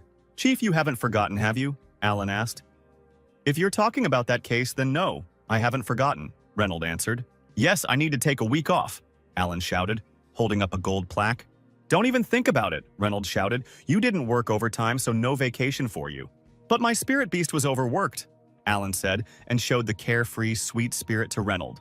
Okay, I'll give your spiritual beast the right to take a break, and while you're going to the meeting, you can take a vacation after it. And even if you think to bribe me with tea, I still won't change my decision no matter how much you ask. Alan's fist clenched in rage, thinking that the boss was underestimating him for no reason. At that very moment, Alan fell at Reynolds' feet and began to tearfully beg him. Alan, even though I'll look selfish, I'll still send you, Reynolds said. Because among all the true disciples, you have the highest cultivation base. And yet sometimes it seems like you are suppressing your strength. Alan was scared, but didn't show it. Could it be that the leader had guessed his true strength?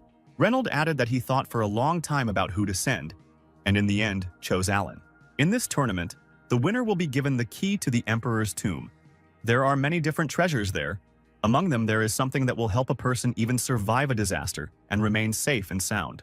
The words about the disaster he had experienced interested Alan, and he remembered the lightning that appeared when he woke up. The clan of demons is becoming more and more active each time. It is possible that Alan will have to act again soon. If he is not careful, there will be trouble. In general, the invasion of the demon clan has seriously undermined us, Reynolds said. We need a short break. If you can take first place, you will greatly help the clan, and of course you will be generously rewarded. You are one of the strongest students of our clan. All hope is on you. Alan smiled slightly and told the chief that he understood. But still, the guy wants the boss not to forget about his week-long vacation. Reynold flared up a little, saying that everyone had already left, and Alan was just chilling here. The hero heard the words of the head and set off on his way. Meanwhile, everyone had already gathered at the clan square. Bill asked if Alan had arrived yet, and Hannah answered that he had not. Suddenly, the hero of the occasion appeared on stage. Alan smiled sweetly and greeted everyone, and apologized for the wait. Uther began the briefing by saying that this was a great gathering and everyone had to remain safe and sound. The escort was only watching and could not interfere with the game. And during the competition, everyone had to worry only about their own safety. Hannah nodded and said she understood. Suddenly, Uther took Alan and told him that he wanted to show him something before he left, so that the hero would not enter the battle empty-handed. The mentor quietly took out a book and handed it to the student. It was one of those books that had a hot girl on the cover. The book was called Hot Sister Teacher, and it was a limited edition. Alan was amazed. The guy decided that he was wrong to think badly of his mentor. It turns out he is a genius. That sounds rather odd, Uther replied. I'll get you the next issue after you return if all goes well. After all the preparations, the boys set off with Frank on their way to the great meeting. Reynold watched the students leave.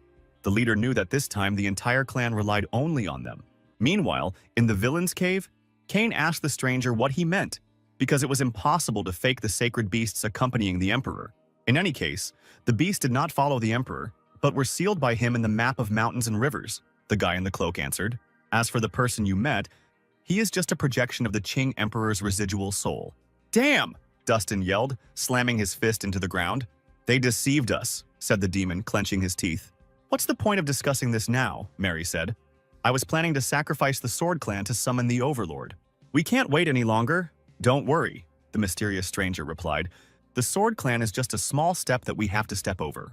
Many capable people will take part in the great meeting, and then we will act. I will personally purify everyone and summon the Demon Lord to this world. Meanwhile, a small meeting was taking place in the main hall of the Sword Clan's leader. Reynold and the other leaders discussed the battle that had just taken place. The leader thanked the other clan leaders for their help in the battle. One of the leaders, sipping his tea, replied that they could not act otherwise because helping their allies was their duty. The Sword Clan must have many more plans, Henry said. Otherwise, why do they keep making sacrifices everywhere? We suspect that they want to summon the Demon Lord. In that case, are you sure nothing will happen at the Great Meeting? Reynold asked him. The head of the Starry Sky Clan said that if anything happens, it will be possible to repel the attack of the Demon Clan. Everything will go well. The prize at this meeting will be the key to the tomb of the Heavenly Emperor. Reynold resigned himself to the situation and exhaled. It seemed there was no other way. At that moment, Sweet Hannah was sitting near a tree and thinking about the past battle as well. But she wasn't thinking about demons, she was thinking about that mysterious guy. When this man made his move, his techniques were very similar to Brother Alan's, but he was too far away, so nothing was completely clear. But if you think about it, Brother Alan always seemed very suspicious. That day after the battle, Hannah found Alan tied up with the others. Suddenly, two students approached the girl. Bill greeted the girl and joked that apparently she decided not to practice today, which was strange. The girl turned around and saw Bill and Sam. Hannah folded her hands in a welcoming gesture and greeted the boys. I invited you here today because I wanted to ask you something. A little later, near this place, Alan was calmly reading his favorite novel. I'll try to find out if Brother Alan is hiding his true strength, the cunning student thought as she crept up on the hero. Because Alan certainly won't be able to hide his subconscious reaction. She made a sharp lunge and attacked Alan. Hey, what are you doing? The hero shouted. But the girl did not stop and continued to try to strike, which Alan dodged. Hannah wanted the hero to let her see his strength. It was important for her to know what he was capable of. Suddenly, Alan heard two more voices. It was Bill and Sam. To the hero's surprise, the guys also took out their swords and surrounded the lazy swordsman. No, when did you manage to sneak up from behind? Alan tried to turn around and hide, but as soon as he turned his head, he saw Hannah, who was standing too close to him. Sister, what's wrong with you today? Alan asked her with a sweet smile. Brother Alan, we just wanted to… Before she could finish speaking, Bill pointed to the sky and shouted to his comrades to pay attention to him. To the hero's surprise, they saw a fire phoenix, a moon tiger, and an ancestor in the sky. The residents also noticed Emperor Qin and greeted him. The emperor said that this time the clan is in a state of limbo, so the sacred beasts will protect it from the attacks of demons. He flew away with the animals, and the inhabitants bowed their heads in greeting to their ancestor. Seeing the emperor, Hannah was upset. Could she have been mistaken? Alan saw Hannah's reaction and calmed down. He got away with it. It's good that he was prepared. His talismans are quite simple to use. Nothing better could be imagined. It was just one of his clones. The guy stretched and decided to rest a little, because he would finally get a well-deserved rest. Suddenly he heard someone calling them. It was Frank, who said he had come on important business. The intraclan distribution is complete, the mentor said. Reading the decree, we have chosen a disciple who will represent us at the great meeting. All the students held their breath. Who would be the first to represent their clan at the meeting? To everyone's surprise, Frank called out Alan's name. The guys went off to prepare for the meeting, and a few hours later, Frank informed Reynolds that the emergency meeting was about to begin. The topic of the meeting will be the Demon Clan. Reynolds replied that he was just about to go there. Great powers have gathered in the secret realm of the Immortal Alliance on the edge of the Dark Moon. A few minutes later, Reynolds' figure formed, and the leader apologized for the wait. A stunning girl named Aileen, who is the head of the Huang clan, told Reynolds that the current topic only concerns the Sword clan, so it's time to get started. The girl stretched her hand into space, saying that on the day of the attack, the Sword clan sent a request for help to the Alliance, but it was almost intercepted by the Demon clan. A mirror formed from space showing an image of a rushing guy. He held a green bundle in his hands and said that the Sword clan was under attack and he needed to hurry urgently. Suddenly he saw a silhouette in front of him. "How did you end up here?" said the guy, seeing the stranger and as if he recognized him. The stranger in the cloak asked what happened. "The Sword clan is under attack," the messenger shouted. "They need help immediately." Before he could finish his report, the guy suddenly received a powerful blow to the chest. "You shall not pass," replied the mysterious man. "Daredevil, how dare you harm my disciple?" Suddenly, a voice was heard from behind the man. It was the clan leaders who were nearby. The unknown man was not pleased with the arrival of reinforcements. In a rage, he smashed the report with his foot. Looking at this image, Reynolds said with horror that the power of the Demon clan was increasing every time. If it weren't for Elder Mark, this follower would have lost his life long ago and the Sword clan would have been destroyed. Unfortunately, it would be impossible to determine the location of this person, Eileen added. But judging by the follower's reaction, his power rank was not low. "I understand," Reynolds replied. "I think there's a spy among us. The restoration of the Demon clan is going faster than we thought. I think the spy is not weak either." The Ghostgate clan's leader said that they should be careful since the strongest of their disciples had gone to the grand meeting, and besides, the meeting was related to the Imperial House. There shouldn't be any information leaked. "Don't worry," Silas said. "The Starry Sky clan will use special means to verify the identity of all participants. Other clans should also make every effort to find the spy as soon as possible. Let's hope for a quick solution to the problem." The meeting ended, and by that time our heroes were heading out on a mission. Bill was very tired, because they had been flying for 2 days, and one night he asked Frank when they would arrive.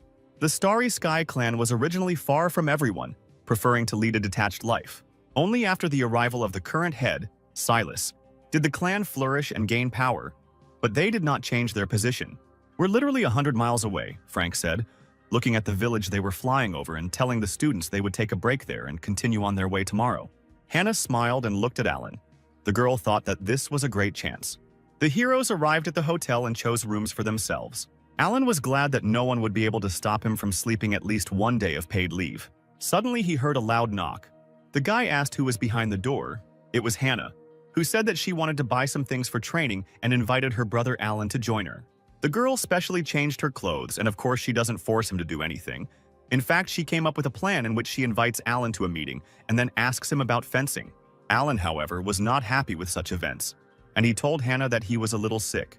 Coughing, the hero replied that he felt very bad and it would be better if they did not cross paths today because he did not want to infect anyone. "Is that so?" Hannah said sadly. "In that case, I'll find someone else. But if you take first place, you can get a quota that will help you get free from work for 3 whole months," the girl said thoughtfully. "I don't know what to do with it then." "However, I feel much better already," Alan shouted, jumping out of bed. Hannah beamed with happiness. Her cunning plan had succeeded. The cunning woman. Alan was determined. He was ready to do anything for the sake of a 3-month vacation, so the hero will help Hannah in everything. 2 students got together and went to the local market. What haven't they sold here? Magic pills, phoenix feathers, a gift from an immortal, and also a newly made blade. But Hannah looked with delight at the fragrant buns she wanted. "But didn't we come for things for practice?" Alan asked her, carrying a bunch of sweets that the girl was buying. "That would help in some way," Hannah said. but it would be great to find something truly valuable. So this is why you called me, said Alan, putting his hand in his pocket. Sister, I'll give you this. Suddenly, Alan felt something. He grabbed Hannah abruptly and dragged her along with him. Then the guy, to the girl's surprise, pressed her against the wall. Their eyes met. Hannah didn't understand what was happening and became slightly embarrassed. Alan slowly leaned towards her ear and told her to be quiet because they were being watched. The girl activated the sword technique, search. She turned sharply and looked into the crowd. In the crowd, she found two figures that glowed brighter than all the others.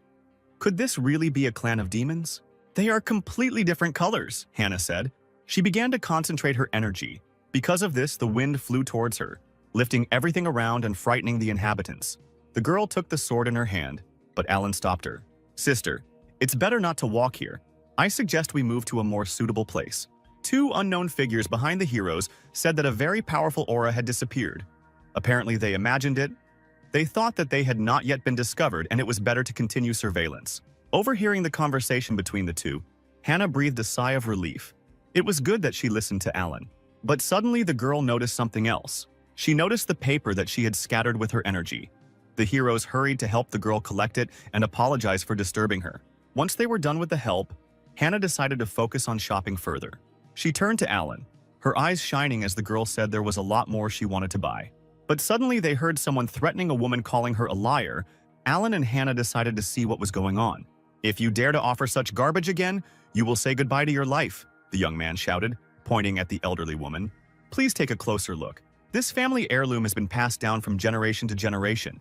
It was passed down to us from an immortal. If it weren't for my daughter's serious illness, I would never have given it away. How can you say that? This isn't trash. If you don't want it, don't buy it. Why scare people? Said Hannah, who hurried to help her grandmother get up. The great gathering is approaching, the man replied. Recently, many cultivators have been stopping in the city to recuperate.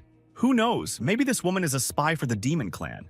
I don't think there aren't more suspicious characters in this big city, but who would buy such trash? While the man thought that the woman was greedy for money and that was why she brought such trash, Alan began to notice something. An ominous aura emanated from this doll. The hero realized that this thing was definitely not a fake. If someone buys this thing, will you leave them alone? Alan asked the man, and he replied that no one would buy such trash. Hey grandma, will you sell me your relic? The woman couldn't believe Alan's words. She burst into tears and said that he could pay as much as he thought necessary. Here, said Alan, holding out his hand to the woman. This bottle of pills isn't worth much, but it can help cure my daughter. The grandmother looked at the potion with the image of a blue sword and replied that it was worth more than money. The residents were shocked. This is the sign of the swordsman clan, which means it is a cultivator's pill. This is the medicine of the immortal. Is it really possible to help my daughter? The grandmother said, holding the mixture in her hands, onto which her tears were pouring. The woman burst into tears and sincerely thanked Alan for his help. Hannah looked at Alan with admiration and smiled. The guy's action touched her. The hero called out to the impudent man. Smiling, he said, Master, how do you like that? After some time, walking along the streets, Hannah asked Alan why he helped his grandmother. The hero answered that it was all thanks to his good intuition. He immediately understood that the woman was not lying, even though we practice while being far away from the rest of the world, Hannah said with a smile. But it still doesn't work to suppress emotions completely, doesn't it, brother? Besides, you gave her such a valuable medicine. Alan just smiled sweetly, looking at the kind girl. But suddenly he shouted that he had prepared the medicine himself, so it was worthless. And Hannah should be careful not to be deceived in the future as well. The boy then extended his hand towards the girl who was clutching the figurine. Hannah was surprised and accepted the gift from Alan. But even if she used her recognition technique, she still didn't see any power in the doll. Could it be that the woman's ancestor was deceived? She didn't lie, Alan replied. This doll is truly a rare thing. Try to take a closer look. I think you will definitely understand everything soon. Focusing her energy, Hannah suddenly established a connection with the doll. The wooden figurine lit up and flew out of her hands. Suddenly, the girl was enveloped in a golden space. She seemed to levitate in it, seeing ancient writings. A mysterious technique similar to a sword began to form in her hands.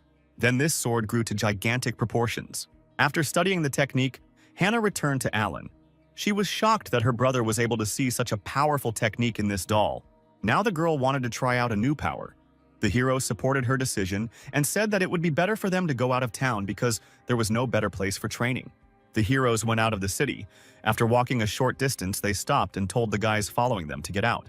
Dude, leave all your valuables and your girlfriend, otherwise. Okay, Alan said, throwing all his things on the ground. He quickly ran behind a tree, saying that he would not regret anything, and the robbers were happy. They did not think that the guy would turn out to be such a coward. Fuck you, Hannah replied menacingly, baring her teeth. The girl began to rise into the air and a terrible aura began to concentrate around her. It was the art of eternal regret, a rupture that the student directed at her enemies. The robbers immediately paid for their insolence. After the attack, there was nothing left of them. Hannah, seeing the aftermath, told Alan that she liked the new technique and thought it would take her time to fully master it.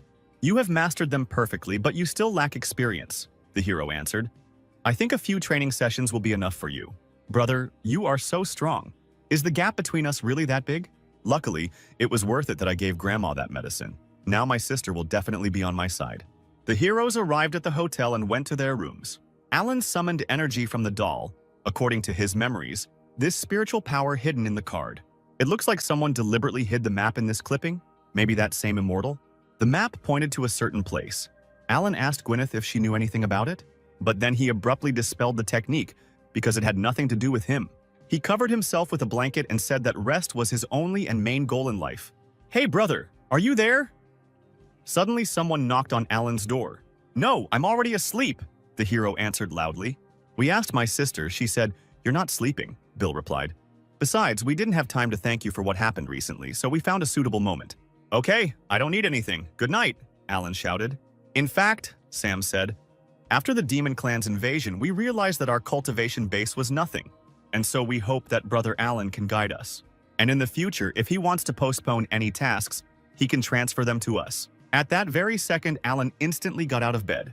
He quickly walked up to the door and asked again if he really could hand over the assignments. Bill and Sam both responded with unanimous agreement. The book on techniques will help you a lot. He turned to the boys and held out the book. I accidentally found it in an ancient reliquary when I was on an excursion. In fact, he had a purple demon behind his back who told him that this book was the best among its analogs. The purple demon was already tired of enduring all this humiliation. The brothers began to leaf through the book and were amazed at what they saw. It was written that making talismans does not always require any resources. It tells about the path of creation of heaven and earth, the emergence of the sun and moon. And there are many smart thoughts. The creation of heaven and earth, the mystery of the sun and the moon. These words seemed to pierce Alan's consciousness. He began to feel a strange feeling. Was this a breakthrough again? The hero hurried to close the door as quickly as possible. His body began to electrify. He told his comrades that this was also for them. And suddenly a talisman flew out of his sleeve. The talisman became electrified and flew straight towards the boys. Suddenly, energy began to form around the talisman. She was very powerful. Bill and Sam immediately tried to defend themselves. Meanwhile, Alan held back his seal so as not to wake up. He distracted the boys with a talisman that exploded. It was a powerful energy. Bill and Sam were shocked to see what one little talisman could do. And Alan successfully held the seal. It was enough for him to hear a couple of sentences, and he was already close to destruction. The purple demon told the hero that he had nothing to do with it, that the guy's strength was to blame. Suddenly, Alan heard excited voices behind him. Brothers' talismans are indeed very powerful, Sam said. You obviously have a talent for gaining knowledge from this book, but you selflessly refused it. Believe me, I don't want to hear about it, Alan replied. My talents are pretty mediocre. Even this talisman took a lot of effort and it's still bad. I don't feel well, so I'll go to bed. And I wish you success in your studies. He slammed the door shut, surprising the guys. The hero thought about his seal. Fortunately, this time he managed to suppress it. And also about the great gathering and reward. It's time to move forward. Eventually, the hero finally went to bed. It was deep night, and the candle Alan had left had already burned out. Brother, are you okay? Suddenly, a female voice was heard from behind the door. Hannah came to the door. She came to visit the hero because her brother Bill said that he was sick. She also remembered that Alan had told her this too. Was he really that sick? No way, I definitely need to check if everything is okay. Hannah opened the door abruptly and saw Alan lying on the bed. She tried to wake the guy up, but she couldn't do it. The girl felt that his spiritual strength was very weak and thought that the wounds he received in the garden were to blame. In fact, Alan is simply sleeping too soundly and he has suppressed his cultivation base. Hannah tried to use the usual way to recharge her spiritual power, but it didn't work, so there was only one way to save the guy. The girl's face immediately turned red when she thought about this method and she hesitated. Saving a person is above all else. "Hannah, what are you thinking about?" she shouted to herself and got down to business. The girl lifted Alan's face and moved closer to him. She leaned in slowly, her lips getting closer and closer. "Sister, what are you doing?" Her face immediately turned red when she saw that Alan had woken up. The girl immediately jumped up. She was burning with shame and told her brother that she was just very worried. "What to do? What to do?" Hannah repeated to herself, holding her head. Her heart felt like it was about to jump out of her chest. Apparently, they believed that I was very ill. My sister was worried about me. How sweet. Finally, soon, I will have a 3-month vacation in my pocket. Alan sat in a thoughtful pose as if something was bothering him. Hannah noticed this too and asked the guy if everything was okay with him. "Everything is fine," Alan replied, coughing slightly. "Thanks for your concern. I feel much better already. I think I will recover soon. It's all for the sake of a vacation," the hero said, as if hinting at his hard work. After making sure everything was okay, Hannah quickly ran out the door, apologizing for disturbing her on the way. Alan also breathed a sigh of relief because it's not easy to be a good actor. Hannah stood behind the door. She didn't understand what was happening to her. Why was her heart beating so fast? Suddenly, an idea came to her mind and she also fell ill. So the first thing she did was go to the local hospital. "Doctor, there is some kind of problem with my heart. It is beating very hard. I must be having some kind of attack. Am I sick?" The doctor began to examine Hannah and asked if she had any other symptoms. "Yes, I also have shortness of breath, fever, clouded thoughts, and that's it." However, the doctor could not sense anything wrong with the girl. Suddenly, she asked when it appeared, and Hannah answered that it happened quite recently. And the strange thing is that it doesn't look like ordinary illnesses. "And under what circumstances do these symptoms occur?" the doctor asked, smiling sweetly. Hannah thought for a moment and replied that these symptoms occur when she is with someone she knows. The doctor laughed quietly and said that everything was clear to her. "This is not a disease, this is falling in love." After hearing the doctor's answer, Hannah was shocked. How is this even possible? Meanwhile, Alan was transported into his consciousness. There, he took out a sheet of assignments and handed it over to his subordinates. Using some techniques, he managed to create a certain world in his mind where he could calmly rest and recuperate. On the sheet were several items that Alan asked his new friends to make. The celestial animals immediately obeyed and set to work. Although Alan could do all this himself, he could not leave them idle. Ever since he inexplicably subdued them last time, they have been living here, and the hero allows them to perform various tasks so that they don't get bored. Initially, there were only 2 divine beasts, but then another one appeared, and after defeating the demon clan, the other seals on the beasts were also removed. As soon as Alan removed the seals in the peach orchard, the animals immediately called him Lord. "Don't shout like that," the hero answered them. "I'm not your master, let alone the Emperor." "We don't confuse the Emperor's energy with anything, Master. Have we done something wrong? Why don't you recognize us?" The animals made pitiful faces and told their owner that they would follow him everywhere. Alan thought about it and decided that the animals would still be useful to him. "We didn't expect the gentleman to agree," said the Phoenix, and Alan asked not to call him that. Phoenix explained that they cannot leave the hero because this is their destiny, to follow the Master, because they want to find the jade of the Dark Demon. 9,000 years ago, the Emperor sealed their bodies and only the Dark Demon Jade can completely break the seal. This is the key that will remove the shackles from their bodies and release the energy. Before leaving, the Emperor promised that he would help find the jade. But in the end, the animals were stuck in the map of mountains and rivers for many years. Looking at the heavenly beasts, Alan thought that not only did they have unique abilities, but they could also hide his strength. It still sounds interesting. Okay, you can follow me, I won't object, but I warn you in advance. If you follow me, obey me unquestioningly. As for the Dark Demon Jade, I will help you. "Thank you, Master," all 4 creatures responded. "We dedicate our lives to you." In his mind, the hero settled down comfortably and decided to rest until tomorrow, and no one would be able to stop him. And of course, someone knocked on his door. This time it was Zhao. This was already starting to stress Alan out. Would they let him sleep today or not? The guy grabbed his head. What a long night this was. "Brother Zhao, why were you looking for me?" "Alan, I officially challenge you. I hope you accept." "What? Isn't this too sudden? I just wanted to enjoy the party," Alan shouted, abruptly getting up from the bed. "In fact," Zhao said, "I think it's thanks to you that Hannah's techniques are developing so rapidly. Just now, our other brothers came to you for advice. I saw that Brother Alan constantly shows his amazing abilities. It is difficult not to notice them. That's why I'm absolutely sure that you're hiding your true strength.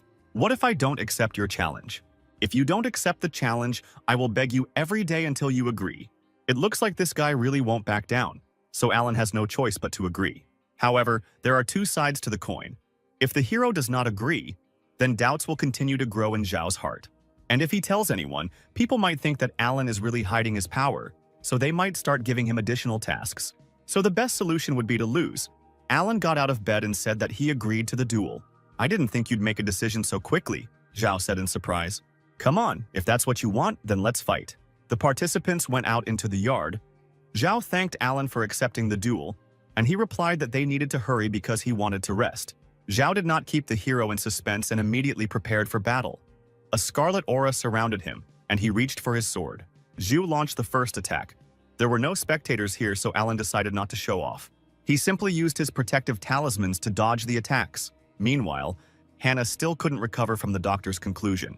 The doctor told the girl that if she was asking such questions, then apparently she had never experienced the feeling of being in love.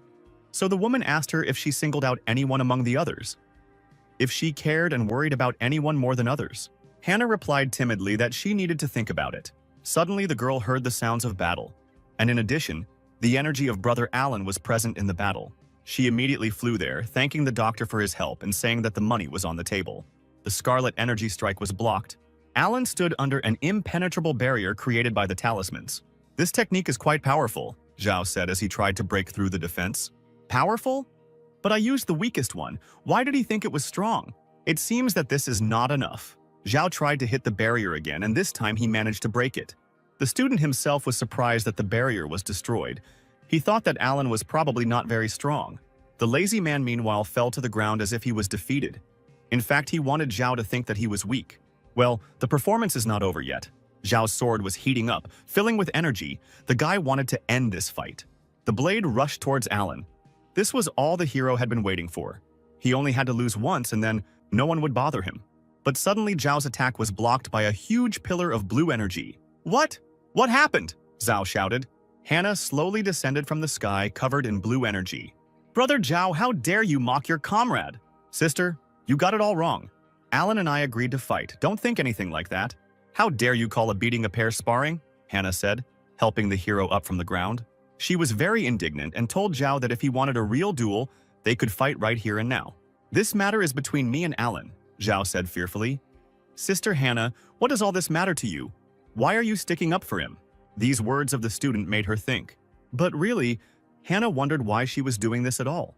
Did I really fall in love with him? The girl stood motionless in front of Alan, who looked at her. No, this doesn't sound like sympathy, she thought, remembering the hero's words about her needing to rest more. In the girl's memoirs, Alan said that only through purification can one find peace, because peace is a natural state. Hannah realized that she just hated it when her brother was so calm about everything. That's what it was. "Alan is just a very good friend of mine," Hannah replied, "so I will help him achieve the same goal." "Are you saying that you and Alan have the same goal?" Zhao asked. "Yes," the girl replied. "I think we should all learn from our brother. Therefore, if Zhao wants to challenge him, he must first defeat her." The student accepted the challenge because their competition in the garden was not over. But before they could begin, two more figures appeared on the battlefield. It was Sam and Bill who also stood up for Alan. "You too?" Zhao asked. "What is your relationship with him?" "Brother Alan helped us without asking for anything in return. He is our best friend. So if you want to fight him, go around us first." "I got there first," Hannah said, "so just stand behind me." "It's been a while since I fought side by side with my sister," Bill noted. "Great," Sam said. "It's time to try out some new techniques." "Stop it! I fight Hannah first," Zhao shouted. A fight began, and Alan, watching it, could not understand how an ordinary duel had turned into this. But he still considered that he was to blame for everything. And why do I have to constantly be involved in everything? It will be difficult to lose in such a fight, so you need to expose yourself. A wave of energy was heading straight towards Alan and hit him in the chest. Alan fell to the ground. Hannah, seeing this, rushed to his aid. The girl became worried and asked the hero if he was hurt. Other participants in the brawl also noticed Alan fall. "It was you who hurt Brother Alan. No, it was you who hurt him, okay? I admit that I lost my sense of proportion, but you are also to blame." "Enough!" a rough voice shouted. It was Elder Frank who was approaching the disciples. "How dare you behave like this while on a mission? What the hell is going on here? The meeting is about to start, so you should train hard. Stop being childish. Don't let the clan down." The disciples bowed their heads. They were ashamed, and they apologized to the elder. "We are all from the same clan," Frank continued to scold the students. "You should be more united, since Alan is wounded. then help him. If he has an uncompleted task, do everything for him. Hearing the elder's decree, the lazy man was glad. At least something good happened that night. In the morning, the boys continued their journey to the place where the great meeting was being held. Bill started complaining that he was very tired. Sam decided to joke by saying that it was probably because of their fight yesterday. By the way, one question always bothers me, Zhao said. The Starry Sky clan has always been considered small and preferring to remain on the sidelines. How could they organize such a grand event? They say that the Starry Sky clan was going through a very big crisis before. Hannah began her story, and the head of the clan, Silas, disappeared somewhere for a while. But at the critical moment he returned, and his kingdom was unimaginably high. He resorted to radical measures to regulate the situation. It is said that Silas accidentally found himself in an ancient secret kingdom, where he was given the opportunity to rise, the Starry Sky clan was saved, and it became the new venue for the great gathering. The possibilities of the secret kingdom are terrifying, Zhao replied. Yes, and among the greatest prizes of the collection is considered to be the key to the tomb of the Jade Emperor, Frank added. The person who gets this key will become unimaginably strong, and after the winner is determined, the world will change radically. There are many brilliant people among the participants. It seems that the battle for the key will not be easy. Only one person was not interested. Alan was reading some strange book. Sam became interested in what kind of book on cultivation the hero was reading. Was he really so focused on studying the art of wielding a blade? Taking a closer look, they saw the inscription on the book. Sister Cultivation, Special Edition. The boys were disappointed, so that's what kind of books he reads. Well, in principle, nothing else could be expected from the weakest student. Suddenly, a strange energy appeared near the squad, which was immediately felt by Hannah and Alan. Warning! Demonic energy nearby. At that very moment, the energy took shape. It was the Blood Moon Demon Wolf. Frank, seeing the monster, warned that the power of the demonic wolf exceeds the power of the Purple Palace, so they should be careful. Only together they can win. The squad understood the order and launched a joint attack on the enemy. Chains of energy began to appear around the demonic wolf's neck. The chains then took shape and held the monster firmly in place, at which point Hannah jumped up to attack. Seeing the nimble girl, the wolf formed a demonic ball with his mouth. Hannah was surprised by this attack. After all, the wolf used the ability. They can't do that. The monster split into 5 parts.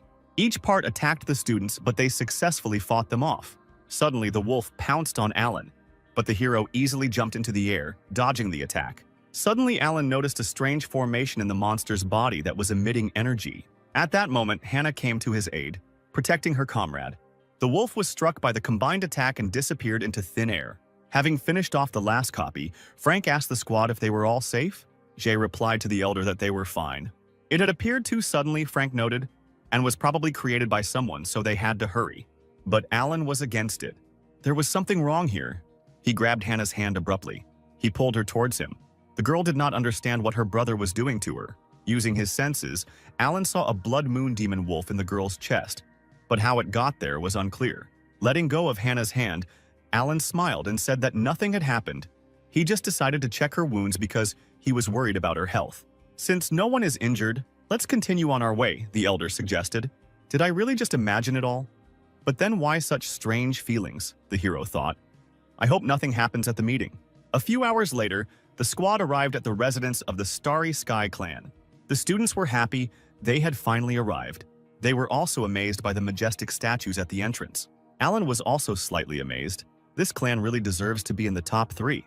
Suddenly, the students heard someone's footsteps approaching. A guy with blue hair ran towards them, asking for forgiveness for being late because he was responsible for the guests. It was a disciple of the Starry Sky clan who was ranked last in the strength table. He extended his hands, which contained blue stones, and said that this spiritual jade was given to all participants in the competition.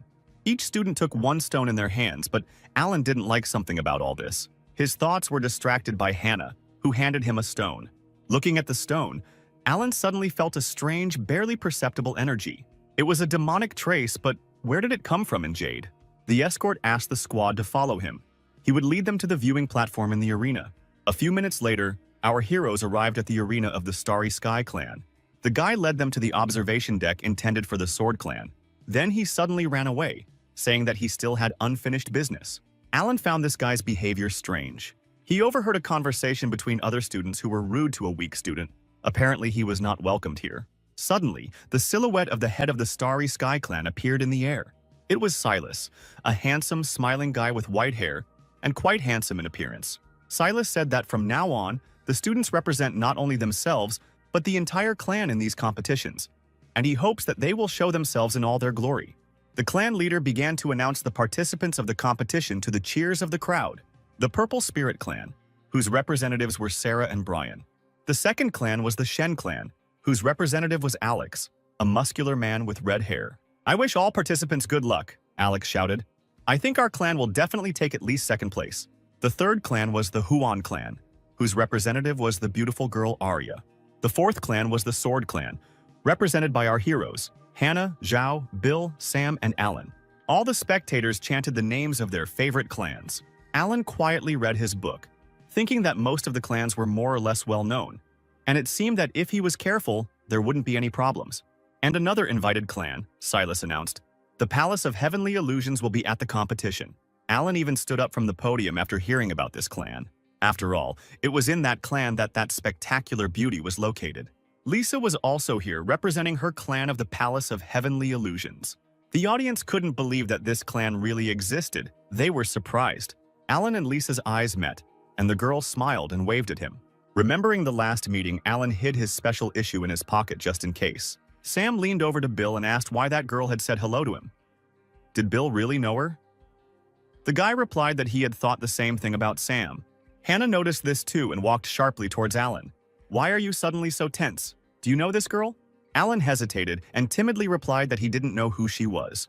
Meanwhile, Silas decided to make another announcement, saying that everyone knew that the reward would be the key to the tomb of the Jade Emperor. And in addition, there will be a prize for third place, a bracelet of the demonic moon, and for second place, a pearl of the fire star. The audience was delighted with such cool awards. "The competition will be held in 2 stages, Silas said. "The first battle is about to begin. Everyone will be given their own number." Suddenly, Alan felt a vibration in his hand. "A certain number will appear in the jade in your hands. People with the same numbers enter the competition. The first stage is open." The heroes looked at their numbers and were glad that they did not find the same ones, which meant that they would not compete against each other in the first round. Suddenly, a subordinate approached Silas and said that all clan members had successfully spread the energy of the Blood Moon Demon Wolf. But something had happened. "So what happened to you?" "This man is from the Sword clan. His body did not allow the energy to pass through. It just so happened that the energy simply evaporated from his stone." "Well then, let someone take care of him," Silas replied. The traitor, watching the arena, was glad that so far everything was going according to his plan. The girl began to announce the first duel, in which Min from the Starry Sky clan would compete. Suddenly, she faltered when she saw the second name. It was Tung of the Starry Sky clan, the same weak guy who greeted the guests. "Well, the Starry Sky clan is unlucky," Sam said.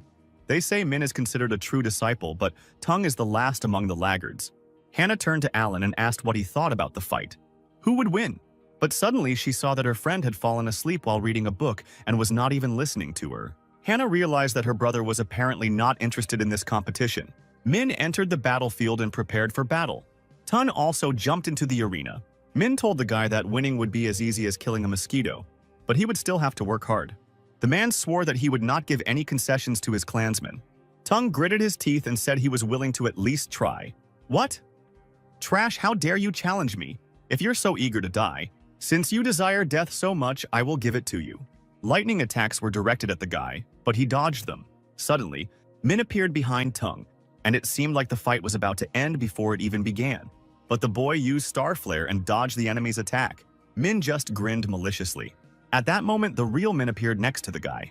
He hit Toon with a powerful blow, causing the boy to lose a lot of blood and fly a long distance. Min appeared like lightning above the flying Tung and kicked him in the stomach with all his might, sending him to the ground. Min laughed and said that the boy had wished for it himself. He used Star Wave and finished off the falling guy with a pillar of energy. At that moment, the weakest student experienced hellish pain. The fight was over. Toon lay on the ground almost unconscious. The referee announced the end of this match. The winner of it is Min of the Starry Sky clan. "It was too violent," Zhao said. Hannah was angry. She didn't understand how this Min could treat his comrade so cruelly. "It seems that the internal friction of the Starry Sky clan is much more serious than I thought," Alan noted. "It's so good that he was reborn in the Sword clan." The judge looked at the schedule and began to announce the next fight. Next on the list were Hannah from the Sword clan and Alex from the Fen clan.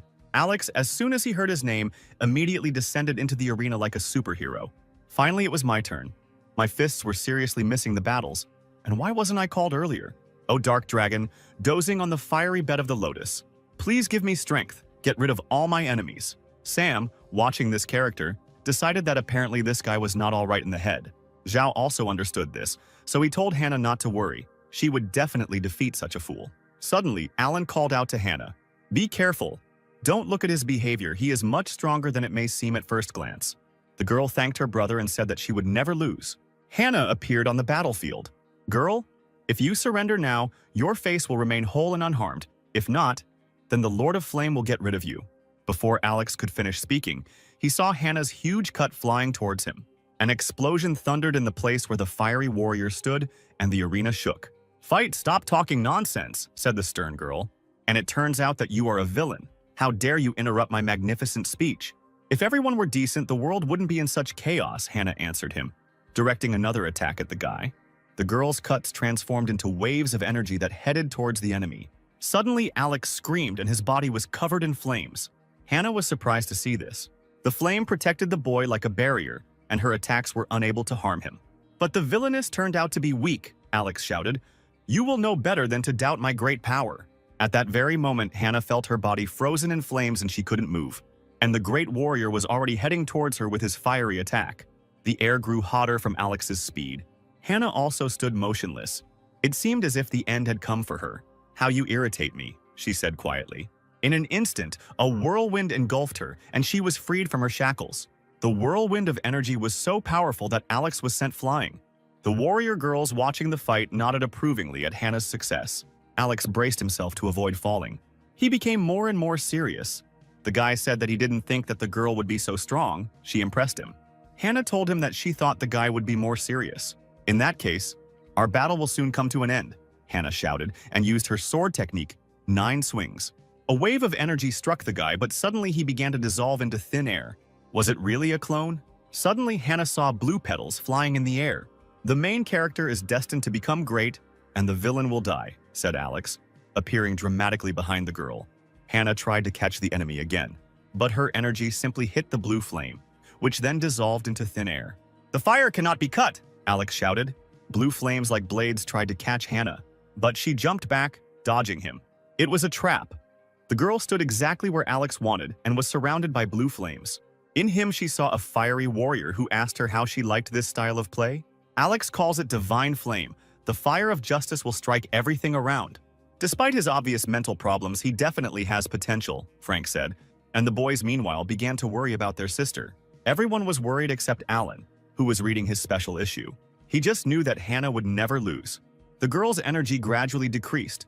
She couldn't believe that she would lose. How could her spiritual blade power give in to some flame? But the answer came by itself, Hannah reassured herself.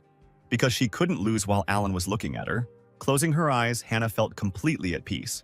And then she saw something, as if great gates were opening before her. Is this a blade breakthrough? The air is getting heavier. Opening the doors a crack, Hannah felt the right energy and understood everything.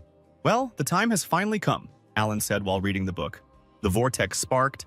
Hannah's blue energy changed to gold and began to absorb Alex's flame. Frank couldn't believe his eyes. He knew what it was. This is the unity of man and blade. The blade of the heart. The audience was shocked because the girl is so young and was able to reach such heights. You say you stand for justice? But do you know what that is? Hannah said, looking at her opponent with sparkling eyes. It seems you are decent too, Alex replied. Now I am starting to respect our battle. Now it's my turn to make a move. Hannah also did not stand aside and rushed towards the enemy. Well then, take it. The girl screamed and dealt a lot of blows. Her movements were so fast that it was hard to follow. Alex also used 2 types of flame at once and rushed at the enemy. 2 powerful forces crashed into each other. Dust rose and nothing could be seen. Some of the residents trembled, afraid of danger. Are these their true powers? You have excellent skills, Alex said. Your fire is not bad either, Hannah replied. Well, who won? Who won? Alan just smiled slightly. He already knew everything. In an instant, Alex's body was covered in blood and he screamed, falling to the ground. The competition between the Fen clan and the Sword clan has ended, and Hannah from the Sword clan has won. Silas was surprised. The girl truly had a wonderful talent. What a pity that all their lives will end here. A few minutes later, Alex was carried away on a stretcher to the infirmary, and Hannah also came to receive treatment. The healer said that the girl had minor wounds. She introduced healing spiritual power. Hannah would soon recover. The girl thanked the doctor for his work. At that moment, Alan was watching all this from the stands. He recognized this energy. By healing, they only stimulate the demonic energy in their bodies. That dark core turned out to be demonic. Suddenly, Hannah heard a male voice calling her. It was Brother Alan. The girl was happy to see her friend. While she was asking why he came, Alan quickly approached her. The guy grabbed her hand abruptly. He squeezed her hand tightly and pulled her towards him, which surprised the girl. Lisa watched all this from the stands. She seemed to be jealous of Hannah. The girl thought that the two were dating. Hannah felt the gaze too. The girl did not understand why this man was watching her so intently. At this moment, Alan quietly used his ability. He passed the energy through Hannah's hand and struck straight into the heart of the demonic infection. He destroyed the nascent demon in his sister's soul. Now everything will be fine. "Young man, do you have any problems?" said the doctor, who suddenly approached. "Hey brother, what's wrong?" Hannah said, abruptly removing her hand from Alan. The girl blushed, but it seemed like she didn't mind. The hero answered the doctor that he was simply worried that his sister might be hurt. It was a small test. "Don't worry," the woman replied. "We will take good care of every participant in the competition." "Okay, I believe that you can handle it, and even better than me." "Well, since everything is fine with my sister, we'll leave." Alan and Hannah passed by Alex, who stood up with difficulty and asked them to stop. "You're a good opponent, so take care of your injuries," Alex said in his usual manner, looking forward to the continuation of this fateful duel. "I think you did a good job during the round too," the heroes answered him without much enthusiasm. "Interesting, first monsters and then demons. It seems like the Starry Sky clan didn't care much about safety. We need to be on guard." The guys returned to the stands, and the referee announced the next match. The next battle will be between Zhao of the Sword Clan and Caleb of the Jangi Clan. These two were true disciples of their clan, and since they were, Zhao suggested getting straight to the point. Caleb supported this proposal. He instantly charged at his opponent using a huge spear. Zhao also used a whirlwind of blades. The only sound in the air was the clanging of metal. Their speed was high and it was difficult to follow them. The audience was delighted. No one expected anything less from true disciples. Caleb used the heart trace, summoning the ghost of war. A huge projection of energy appeared on the battlefield and immediately dealt a devastating blow to Zhao. The guy didn't dodge and blood poured out of his mouth. But it was a trick. Copies of Zhao appeared on the battlefield. The spirit of war continued to attack Zhao, but he only dodged using clones. Hannah was worried because Zhao's kingdom was lower than Caleb's. Would he really lose? But Alan said that this is not so. He feels that not all is lost. Very soon the guy will prove himself. Caleb tried to persuade Zhao to accept defeat because their forces were unequal. But Zhao is not so easy to take. "Relax, it's just an opponent who is slightly stronger than me. What would Hannah do in my place? It's complicated and troublesome, but you can show soft power. Using the blade's intent, everything can work out. So, I need to use the blade's intent. Now I understand everything." Zhao's energy suddenly increased and he was engulfed in a whirlwind of energy. Caleb knew things were bad, but Zhao had already prepared to attack, summoning the blade's intent. A huge wave of energy immediately rushed towards the spirit of war. Caleb commanded the ghost to protect him. There was an explosion that shook the entire arena. The shockwave also affected the spectators. The wind obscured their view and they couldn't see anything. Once again, it was not clear who won. The brothers panicked. But Alan wasn't worried, because he already knew who the winner was. Caleb was kneeling in a pool of blood, saying that he would not give up easily. But the fight was already over. The spectators were jubilant. The students of the Sword Clan were showing themselves in all their glory. They must be clear contenders for victory. The first round is over. Zhao climbs up to the observation deck and thanks Hannah for the victory. The girl did not understand what he meant, and Zhao explained that the thing was that her skill with the blade impressed him, and he used exactly the same method. "Well, if that's the case, then you should thank Alan, not me, because he actually inspired me to use the blade's intent." Meanwhile, the referee announced the next fight. Next up is Alan from the Sword Clan against Ethan of the Huang Clan. The fight begins. The fight was announced, and at that moment Alan thought about the fact that it was impossible to get injured in the competition. Otherwise, the healers from the Starry Sky Clan will bring in demon energy when healing. But if the victory is too easy, the elders will start giving out more quests in the future. He stood in thought in the arena. His opponent Ethan, seeing this, suggested to start first, but Alan didn't react. This confused Ethan.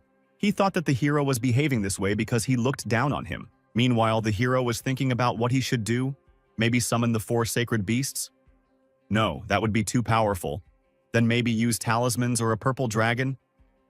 But he knew for sure that he shouldn't use fencing. Ethan was annoyed. He couldn't understand what this guy was doing. The competition had already started and he still wasn't moving. Maybe he was building up the blade's power. No, Ethan hadn't heard of Alan doing that. In the end, he decided to start by asking Alan why he wasn't paying attention to him. The energy Ethan created turned into a spear and rushed towards the hero. Finally, Alan had an idea. As he dodged the attack, he realized that he had to be neither too weak nor too strong. Ethan was surprised to see this movement. If it weren't for that half step, my blow would have reached him. The guy thought, this impudent guy didn't even strain himself. My trick looked too careless for him. It's definitely not that simple. At that moment, Alan snapped his fingers, calling his friend. In an instant, Gwyneth appeared in the air. The sweet little spirit was very happy to see its owner and immediately climbed up to hug him. Alan asked her to wait a little. This scene looked very strange to Ethan. He saw Alan standing and saying something. Who is he talking to? Is he casting some kind of secret spell? In fact, if Gwyneth doesn't want it, no one will be able to see her. Alan told the girl that it is possible to win by a small margin, without getting hurt at all. The most important thing is not to show your true strength. The hero turned to Ethan and saw that he was shaking all over. The guy was surprised and did not understand why he was so scared, because he had not done anything yet. Hannah wondered why Alan didn't attack. But it wasn't just her. The spectators also didn't understand what was happening. The fight had already started a long time ago. Why were these two just standing there? At that moment, Gwyneth suddenly appeared behind Ethan, and the guy felt an ominous chill behind him. He was horrified. Could this cold really be the energy of Alan's blade? In his mind, Alan was a powerful villain with a demonic aura. While Ethan stood and trembled, Alan turned away. He thought that he would fight lightly at first, using Gwyneth as an assistant, and then use a trick to get closer to victory. The cunning man calculated everything perfectly. Suddenly, Ethan gathered his resolve and declared that despite their difference in strength, he still would not give up. The audience was delighted to finally see some movement, but such furious ardor did not please Gwyneth. She jumped on Ethan and kicked him in the butt. Ethan turned around in shock and didn't understand what hit him. The audience began to whisper, because Alan hadn't done anything to hit Ethan? They were scared. They assumed that Alan's power was so terrible that he could deliver invisible blows. At that moment, Ethan looked at Alan and understood everything.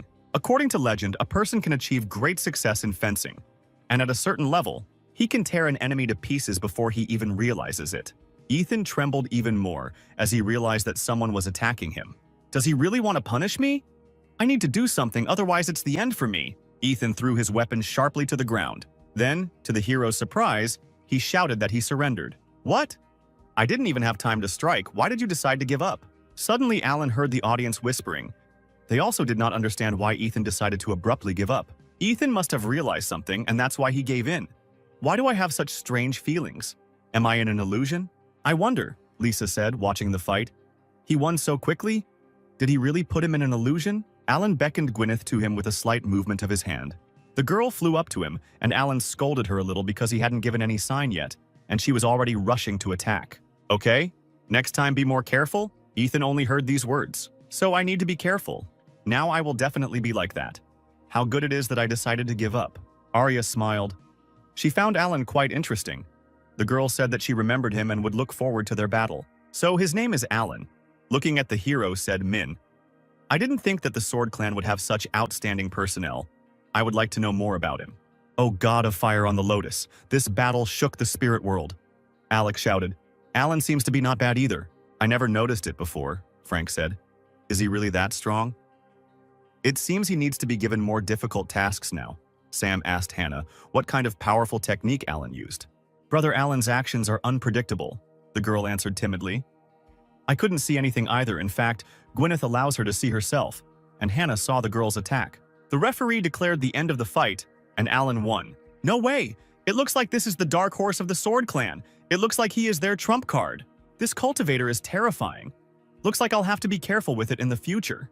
Alan heard all these cries, and at that moment he realized that his reputation was over. The battles continued all day long, and the judge announced the 15th battle between Lee of the Ghostgate clan and Bill of the Sword Clan. In this battle, Bill emerged victorious, putting his sword to his opponent's face. In the 20th round, Sam from the Sword Clan played, and he also defeated his opponent. By the evening, the first stage of the competition began to come to an end. The spectators were amazed that Sam, who specializes in fencing, mastered the combined art. He could use both talismans and a sword. No one thought that Sam and Bill would also show themselves brilliantly. It seems that the Sword Clan is really prepared. Meanwhile, on the Sword Clan stand, Bill and Sam were approaching Alan. "We only won thanks to the talismans you gave us," said the enthusiastic students. "Brother Alan, if you have any tasks, you can safely rely on us." Alan told his friends to remember their promise. The judge announced the final battle. It will be between Lisa from the Heavenly Illusion Clan versus Sarah from the Purple Spirit Clan. The hero was glad that this was the last battle. Meanwhile, Hannah wanted to watch the illusionists fight. Lisa gracefully appeared on the battlefield. "Sister Sarah, I have heard a lot about you. I have long wanted to enter into battle with you. Mistress Lisa, I also wanted to fight you. It's time to start. Your palace has always been abstracted from the world, so let's see what you're worth." After these words, Sarah rushed towards the enemy. Lisa just smiled slightly and petals flew from her sleeves. Two powerful energies collided with each other. Suddenly, Sarah saw those very abilities. The image cracked before her eyes, as if Lisa was standing in many mirrors. Sarah waved her weapon and didn't understand why she couldn't see where Lisa was. The girl did not believe that she would not be able to break through the illusions. Having broken another mirror, she suddenly saw her opponent. She was there. Sarah slammed her staff into the ground, and her energy blew apart the illusory glass like a whirlwind. The girl, taking advantage of the moment, immediately tried to grab Lisa. But this was another trap of the insidious illusionist, who only mocked the enemy. She activated her technique, and then Sarah felt her consciousness become clouded. Looking at her hands, she realized that she hadn't even moved. Suddenly, Lisa appeared behind her, telling the girl not to underestimate her enemy. Lisa pointed to the sky and told the girl to look at the lovely moon. Sarah slowly looked up and saw something. There were many moons in the sky, and Sarah herself seemed to be floating in space. She was trapped, and here all her powers became meaningless. In the real world, viewers saw Sarah standing and shaking, and Lisa radiating energy with her technique. They were amazed that Sarah didn't even have time to attack, but had already fallen into the illusionist's trap. Brian was upset. He was worried about his sister, and he was also saddened by the fact that he too could not see the illusion.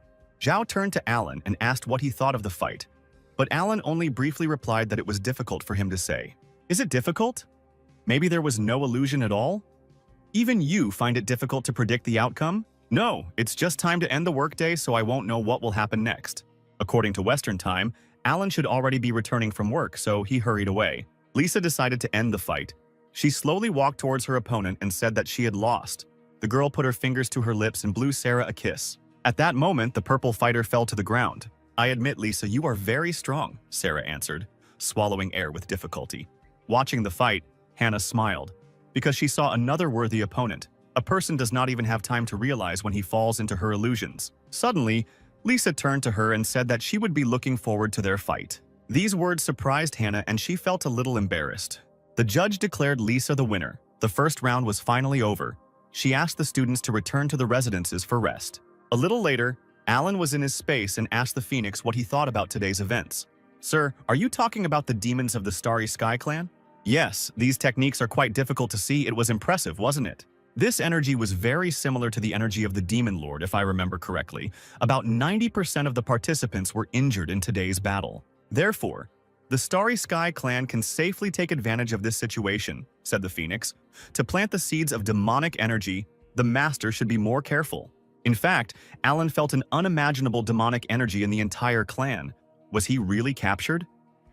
What were they planning to do? Meanwhile, Silas asked Min what he thought about today's battles. "Chief, I've been watching every battle closely except for Hannah. No one else deserves your attention. I think the head's plan will be implemented without problems. Everything is ready. Tomorrow they will all die," the judge also reported. "Great. Everything is going according to plan.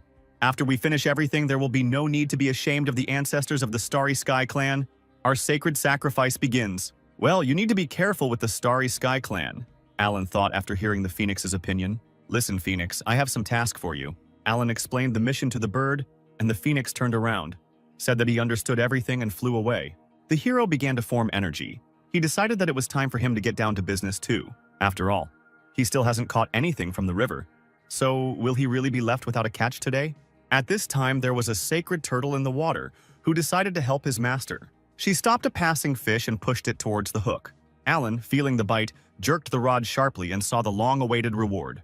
The turtle surfaced and was glad that she had finally managed to help the master. The other sacred beasts were furious because the turtle used a dirty trick, and they also wanted to help the master. The second stage of the competition began the next day. This is a secret treasure that our leader obtained in his youth. It is called the Mirror of the Stars and the Moon, the judge said. Once it absorbs your energy, a double will immediately be created. And even if he dies in battle, you will only lose part of the memories he received, nothing more. So you can fight at full power, so no one will die. Hannah was happy about this competition, because this way everyone could use all their strength and no one would get hurt. To keep other students from losing heart, it was decided to allow all those who dropped out to participate in this competition. Of course, yesterday's winners will be awarded about 10 points by default, but the losers will not receive such bonuses. The eliminated participants were happy that they would be able to take part again, because they would be able to try once again to show what they are capable of. The Mirror of the Stars and the Moon is divided into 4 areas, the judge continued. The participants are distributed randomly, and the performance can be watched in front of the clan building. And now all students are invited to come closer to the mirror. We will continue our competition in the secret world. Looking forward to your brilliant performances. Only in a real fight can one see the true strength of a person, said one of the participants and hurried to the mirror. Gentlemen, I do not intend to lose. The other students followed him, and Hannah called for Alan to follow them as well. Alan agreed, but first he decided to do a little preparation. Using a secret spell, he and the girl went inside. As soon as they touched the mirror, the judge immediately felt something. She didn't understand what just happened. The spiritual power failed. Could it be that someone truly powerful entered there? Well, my strength has been fully restored, Alan thought as he arrived at the place. Fortunately, at the moment when I almost entered, I managed to suppress my energy. The current strength is estimated to be the 4th level of the Immortal Palace limit. You need to be more careful. At the same time, outside the Secret Kingdom, Silas watched the battle begin. He was looking forward to the quick implementation of the plan. There wasn't much time left. Suddenly, the audience saw a familiar figure. It was the same guy who defeated Ethan. What was he doing? Why is he climbing the tree? Does he want to get into the hollow? If I understand correctly, he wants to hide. But he defeated his opponent before the competition began. Is he really preparing an ambush? Yes, Alan was indeed a very cunning guy. So he simply fell into the hollow and covered his face with leaves. Now nothing would distract him from sleep. What? So he just went to bed? What is he doing? Well, Alan, what a shame, Frank said, clutching his head. You'll pay for it after the competition. However, the head of the Starry Sky clan was on guard because he noticed something strange. Why didn't this guy fall under the influence of the secret realm? Meanwhile, inside the Secret Kingdom, Alan was already ready to fall asleep. Suddenly, he heard a woman scream, calling someone a pervert. The girl was arguing with some guy. They couldn't decide who their rival was. Apparently, Alan won't be allowed to rest in peace. If you want to fight a disciple of the Sword Clan, then find someone else, Alex shouted to the girl. But she tried to attack the guy, but her power hit the tree where Alan was sleeping, destroying his overnight stay. What the hell? The hero shouted, and the 3 fighters turned around, hearing the guy's voice. Let her take care of the God of Flame, Alex said. Come on, Alan, engage her in battle. Arya was fine with this arrangement. She wanted to fight Hannah, but she was also interested in the second member of the Sword Clan. The girl did not wait, and immediately attacked the hero with an ability called Sea Breeze. Alan ducked and said he wouldn't run away in front of his sister. Since it's time to work, it's time to have some fun. The hero prepared his sword and jumped towards the enemy. Arya immediately blocked the lightning attack. The air was filled with the sounds of battle and the clash of swords. Well, now we can focus on our fight, Alex said. May the light of the flame god shine and illuminate us. He jumped into the air and sent 3 fireballs at Hannah, but the girl did not want to lose in front of her brother. She used the breakthrough and repelled the attack. Then she approached the enemy with lightning speed. The second group of fighters also exchanged abilities. The battle in the mirror began. Hannah concentrated her energy, calling upon the power of the blade. In an instant, the girl's wave rushed towards Alex, engulfed in blue flame. The boy deftly controlled his power. The flame swirled and began to take shape. It took the form of a dome, which blocked the girl's attack. Hannah's energy dissipated, but Alex remained unharmed. As soon as the dome disappeared, she saw Alex's smug face. Well, finally he started acting seriously. Hannah, I recognize you as a strong opponent, Alex said, so I will release all my power. After these words, the boy's flame took the form of snakes and rushed towards the girl. Hannah deftly repelled the enemy's attacks, but this time it was more difficult to fight them off. Had he really become stronger? Feeling that the blows were becoming more and more difficult to parry, Hannah decided to jump into the air and dodge. Hearing a crash behind him, Alan realized that his sister was in danger. Therefore, he telepathically told the girl to direct the blade's energy with her mind. It will help her cope with her troubles. "Focus on me during the battle," Arya shouted, sending a wave of energy at Alan. The wave crashed into the hero, cutting him in half. But instead of blood, Arya saw many talismans. "Illusion? You deceived me!" "The rules don't say I can't do that," Alan replied, appearing behind the girl. This trick angered the warrior. She rushed at the hero with fury, but Alan repelled the attack by asking why Arya was angry. Meanwhile, Hannah thought about her brother's words. She had not been able to fully comprehend that technique before, but this time she understood what needed to be done. Hannah used Blade Intent, and in an instant, golden energy was released and pierced the head of the flame snake. "Are you trying to stop me from dancing?" Alex asked. "Your power makes my blood boil." At that moment, the air became colder and red snowflakes appeared in the sky. Unexpectedly, the fiery guy began to be covered in ice. He used a new ability, Ice Lotus. But Hannah had an answer to his abilities. Her powerful ability, Blade Intent. Ice Dance and Divine Seal collided with each other. A monstrous explosion thundered, and the treetops flew in all directions. While dodging Arya's attack, Alan suddenly felt something. Well, it won't be easy for her, the guy thought. After all, right now his sister is very tense. Alan began to suspect something, looking at the fury with which the three fighters fought.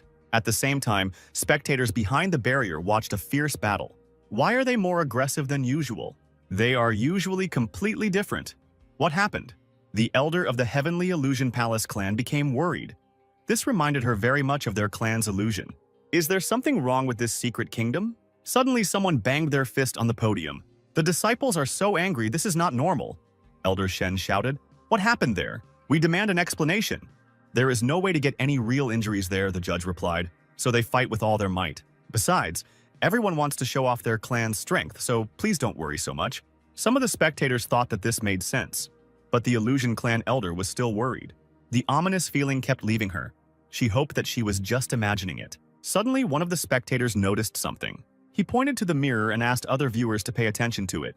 "Look, among the fighters there is one who is not at all passionate about the battle." Alan levitated in the air, and Arya seemed to boil at his impudence. "How long are you going to keep dodging?" Arya screamed. Alan, looking into the girl's eyes, realized that the secret kingdom was gradually destroying their minds.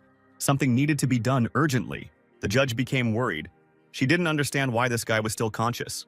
"Here he goes again," Silas said, looking at the mysterious hero.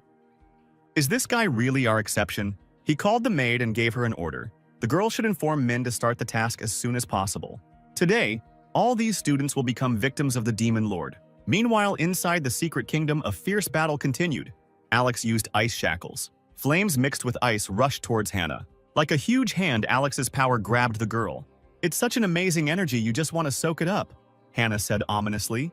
Suddenly, the ice began to crack. Alex was surprised to see this. His power burst and shattered into tiny pieces. "It's so joyful to be back home," Hannah cried, her soul as if it had crossed heaven and earth. "Now taste my true power," said the girl, and called upon a flow of energy. A golden beam shot towards Alex as if the sun was falling on him. This attack was called Blade Burial. The guy tried to defend himself, but such an attack could not be contained. The bloodied student fell to the ground. Hannah's eyes became more sinister. "And now I want to kill you," the girl screamed and prepared for the decisive attack.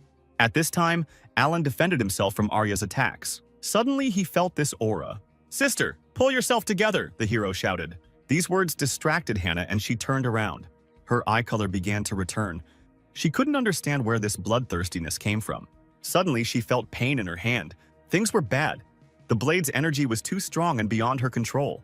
She won't be able to contain it and stop the attack. The girl shouted at Alex to leave, but the guy realized that he wouldn't have time to dodge. Alan also realized that things were bad, but Hannah was too far away.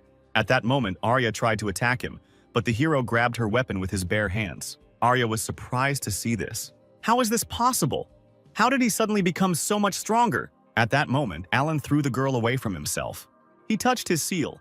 Apparently, the time had come. "Hannah can't take it. We need to save her." "I'll have to show my true strength," Alan said and rushed towards the girl. At the same time, two figures met on the other side of the mirror. Silas's servant conveyed the message to Min from his master.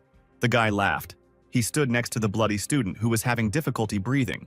Although it is impossible to die within the mirror, it is still possible to feel injuries. Min was glad that the plan had begun, but first he needed to deal with this problem. He looked at his opponent ominously. At that moment, the guys shouted that they were all participants in the competition. Why was Min doing this? At that very second, he was interrupted by 100 attacks tearing at his body. The bloody student could not understand where his energy had gone. Why he could not leave the confines of the mirror. "Do you think you can escape?" Min said, raising his blade above his head. "It should be an honor for you to die at my hands. I will help you remember this day forever." At the same time, outside the mirror, the students' bodies felt a strong jolt and fell down dead. "You can't be so fierce!" The elder of the Fen clan, who was watching the battles from the stands, shouted, "What is the plan of the Starry Sky? We demand an explanation." "There everyone is on equal terms," the judge repeated. "After the competition, the clan of the Starry Sky will explain everything to you. And if the students lose their lives while in the mirror, their deaths will not be counted in the real world, so there is nothing to worry about." At this time, in the mirror, the student was lying in a pool of blood and showed no signs of life. Two figures watched all this brutality. "What's going on?" Sam asked. Bill noticed that after the death of this student, his soul is in no hurry to leave his body. His soul is destroyed. It turns out that in this secret kingdom, one can still die. Suddenly, Sam heard the two talking, Min asking how things were outside. "Don't worry, brother," the maid replied. "The elders have placed a ban on the mirror. The clan representatives won't even understand that their students are dying for real. They won't even have time to say goodbye to their souls." "Excellent," Min replied. "We need to notify all members of the Starry Sky clan. Let them continue to wander inside the mirror and kill the participants. There should be as many victims as possible." Bill and Sam heard this whole conversation. In the end, they heard Ming say that the Demon Lord did not have long to wait. Hearing this phrase, they were overcome with horror. At this moment, they realized that the Starry Sky clan was in collusion with the Demon clan. Min went to look for the next victims, saying that no one would leave here alive. "The great meeting was another trap," Bill said, "and the other participants needed to be warned." Meanwhile, Alan was flying towards Hannah. This time he could show his strength. But suddenly he felt something. Alan stopped abruptly, glad that he wouldn't have to fight. But Arya was already flying towards him. She didn't want to let her enemy escape.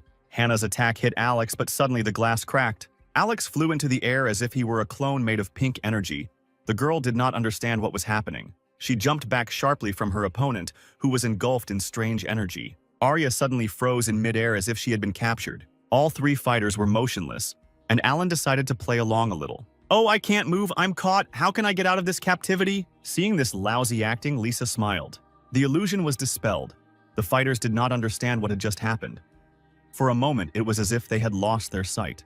Their conversation was interrupted by Lisa, who greeted everyone. "Did you use an illusion to stop us from attacking each other?" Hannah asked. Arya thanked the girl for her help. If it weren't for Lisa, all this could have led to irreversible consequences. But the loudest scream was from Alex, who told Lisa that she had saved his body and heart. He threw himself at her feet, saying that as a decent man he must now give his life to the girl. But Lisa was against it. But in his eyes, the girl was selfless and beautiful. A real modest goddess. The epitome of a well-mannered girl. Suddenly, Lisa asked the boys if they felt anything unusual before they lost control of themselves. Hannah thought. It seemed that suddenly her mental state had been undermined, and she became cruel and abnormal. Alan finished her thought by saying that it felt like someone was manipulating her, and the girl confirmed his words. "It seems that in this secret kingdom there is some kind of power that gives birth to a passion for murder in the hearts of people," said Lisa. "I suppose this matter has passed me by, because I have been trained in the management of illusions since childhood. But why did the Starry Sky clan send us to such a dangerous secret kingdom? In fact, ever since I entered the secret realm, I have sensed a faint demonic energy," Alan said. "I suspect that the Starry Sky clan holding the grand meeting has colluded with the Demon clan." The heroes were shocked. Could the Great Gathering really be a trap? But most of all, Alex didn't understand Lisa's words. He didn't understand why he didn't feel anything. Did he really have some kind of power like the illusionist, which also protects his body? "Yeah, that's probably the power of a moron," Arya told him. "Well, we are not the only ones who suffered. Other students also fell under the influence of this kingdom. We need to warn them about the impending danger as quickly as possible. Then it will still be possible to change the course of the game." Hannah took out her sword and began to draw a circle in the sand.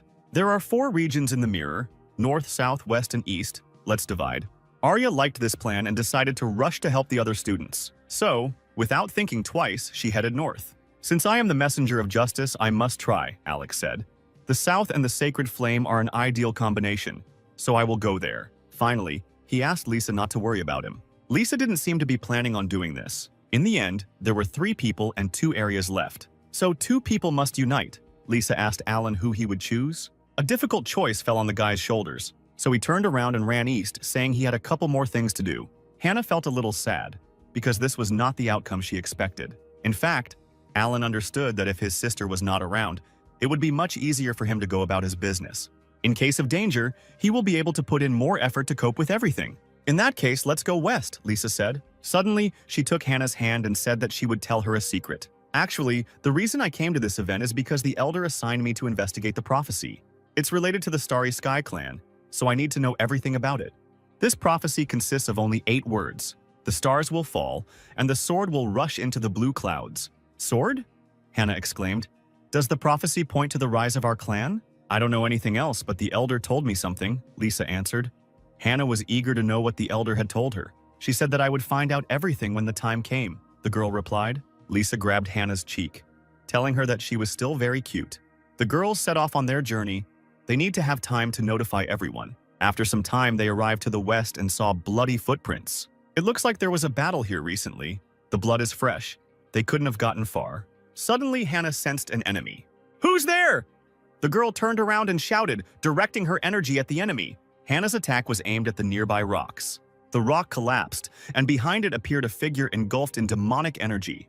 The unknown man said that he was very lucky to meet such beauties. So they really did conspire with the demons. What are you planning? Hannah said. But Lisa warned her partner to be careful because this stranger was stronger than them. What are we planning? To sacrifice you, of course. It should be an honor for you to become victims for our master. The demon attacked the girls, but Hannah did not stand aside and use the art of eternal regret, the punishment of heaven. The man was surprised to see such power. An explosion thundered, destroying everything in the area. When the dust cleared, the girls saw a demon lying on the ground. He was bleeding, but still smiled evilly, and said that there was still time. Unfortunately, your minds will not be able to understand the true power of demons, he said, and put his hand on his body and used healing. You're a monster! Hannah screamed as she saw all the wounds on his body disappear. He began to ascend into the sky covered in purple energy. Had he completely become a demon? The power overwhelmed him. His eyes turned white, and he screamed that mortals would never understand the power of demons. There was too much energy, and it suddenly grew and rushed towards the girls. Watch out! Lisa shouted and used her abilities. At that moment, the demon's energy overtook the girls, wounding them. The villain only laughed maliciously when he saw his opponents lying on the ground. But suddenly he noticed how the girls dissolved into thin air. He immediately realized that these were tricks of the Palace of Heavenly Illusions. Meanwhile, not far from the battle, 2 figures stood in the shadows. It was dangerous, Lisa said. She managed to use the illusion in time and protect them from death. Hannah also understood that a few more seconds and they would be dead. The demon, noticing the girls, told them not to waste their energy in vain. After all, they have nowhere to run. After these words, huge chains of demonic energy flew out of his hands. Hannah barely managed to dodge one of them, but the next chains were able to grab them. The girls were shackled, and in addition, this force absorbed their energy. Lisa realized that the gap in power was too great. What's the matter? Not so brave anymore? It should be an honor for you to become victims for the demon sea otter. Is it really going to end here today? But suddenly Hannah heard a familiar voice in her head. She remembered Alan's words, who asked her if the girl had forgotten her promise to protect everyone. In this vision, Hannah answered him that she would definitely keep her promise. Vowing that she would stop the demon clan, Hannah began to concentrate her power. Her sword, lying on the ground, began to tremble and fill with energy. The demon did not understand what was happening, because the girl was shackled. How could she use her power? Blade's intent! Hannah screamed and freed herself from the ill-fated bonds. The demon was still stunned as another attack from Hannah was directed at him. This time he was unable to dodge and a golden mass attack pierced his body. At the same time, in another part of the mirror in the east, Alan turned around and told the stranger to come out and not hide. The figure of the student came out from behind the tree and told the hero that he was funny. How did you manage to notice me? Your demonic energy stinks terribly. Too arrogant for a representative of the immortal palace, the demon replied. Do you really think you can escape? And who said that I was going to? Alan replied. Let's chat instead, it's just working time now, and I'm not going to work overtime. And since I'm not going to work overtime, I'll give you a wonderful time now. Such pathetic words made the demon laugh. But at that very second, he saw a huge column of energy that was heading in his direction. The demon was no longer in the mood for laughter. The energy immediately pierced all of his organs and threw him back, destroying everything around him. Alan walked up to the cliff where the demon lay and said that he hated people who tried to throw extra work at him. Haven't the demons figured it out yet? Or do you just like repeating yourself? At the same time, inside the mirror, Brian and Sarah were defending themselves from the students who were engulfed in demonic energy. At the other end of the mirror, Bill and Sam were also attacked by students. Silas, why are the disciples of the Starry Sky clan killing the representatives of other clans? The elder shouted, turning to the clan leader. Why are the true souls not returning? What does this mean? Haven't you figured it out yet? Silas replied. Today you will all die. Those bastards, the Starry Sky clan, tricked us, Frank said as he prepared to fight with the other elders. But suddenly he felt as if needles were piercing his entire body inside him. The elder could not understand why spiritual power was leaving his body right now. The elder of the Illusion Palace guessed that they had secretly been planted with demonic energy, and their spiritual power was now blocked. You are well informed, said Silas, but that will not save you. It's no wonder that the Starry Sky clan was able to rise so quickly. It turns out that you colluded with the demons. How could you do such a thing? If you want to know, please watch the show to the end, Silas answered calmly. Don't worry. Your students won't last long, so you won't have to wait. Meanwhile, Alan realized that he needed to somehow notify everyone. After thinking for a while, a brilliant idea came into his head. The hero took a deep breath. Dear students, Alan shouted, and his cry began to spread throughout the mirror. The Starry Sky clan colluded with the Demon clan. This wave of sound passed over each student. Don't let yourselves get killed, and under no circumstances attack each other. Stay calm. Let's stand together. The voice reached Lisa and Hannah, and the girls immediately recognized it. Lisa noted that Alan was a good guy for coming up with such an interesting move, but it's too early to relax. Hannah said that apparently there are other students in the Secret Kingdom who are connected with the Starry Sky, so there is no point in chatting. You need to quickly go to other regions to find out how they can help. Now Alan was calm because every student would be able to help them, so now you can rest easy. But suddenly he heard someone asking for help. Save me! The figure behind Alan screamed. A girl ran to the hero, calling his name and begging for help. Alan was surprised that she knew him. At that moment, a demon appeared behind the girl. This is funny. Do you think a representative of the Immortal Palace will save you? The girl grabbed Alan, trembling, and the guy was not happy with the extra work. Starry Sky Clan, stop standing in my way. Drawing his sword, the hero sent a wave of energy at the enemy. A quick blow immediately struck down the weak opponent. Great. You've finally been found, Alan, said the girl, surprising the hero more and more, who didn't understand where she knew him from. Allow me to introduce myself. I am Kathleen, a disciple of Tianji Pavilion. Tianji Pavilion? Alan was surprised. I doubt I am on good terms with the pavilion. I came to the great meeting specifically to find you. There is a very important event coming up in Tianji Pavilion. The master ordered me to tell you about it personally. Meanwhile, in another part of the mirror, Arya was surprised that Alan could use voice transmission. The fight with the Starry Sky clan has already begun. The heroes decided that it was time to end it. What? So you're planning to stop us? Suddenly, someone spoke from behind them. The heroes turned around and saw a familiar figure radiating demonic power. It was Ming, that cruel disciple from the Starry Sky clan. Do you really think that two mosquitoes can hinder our plan? This is ridiculous. Arya and Zhao immediately attacked the intruder.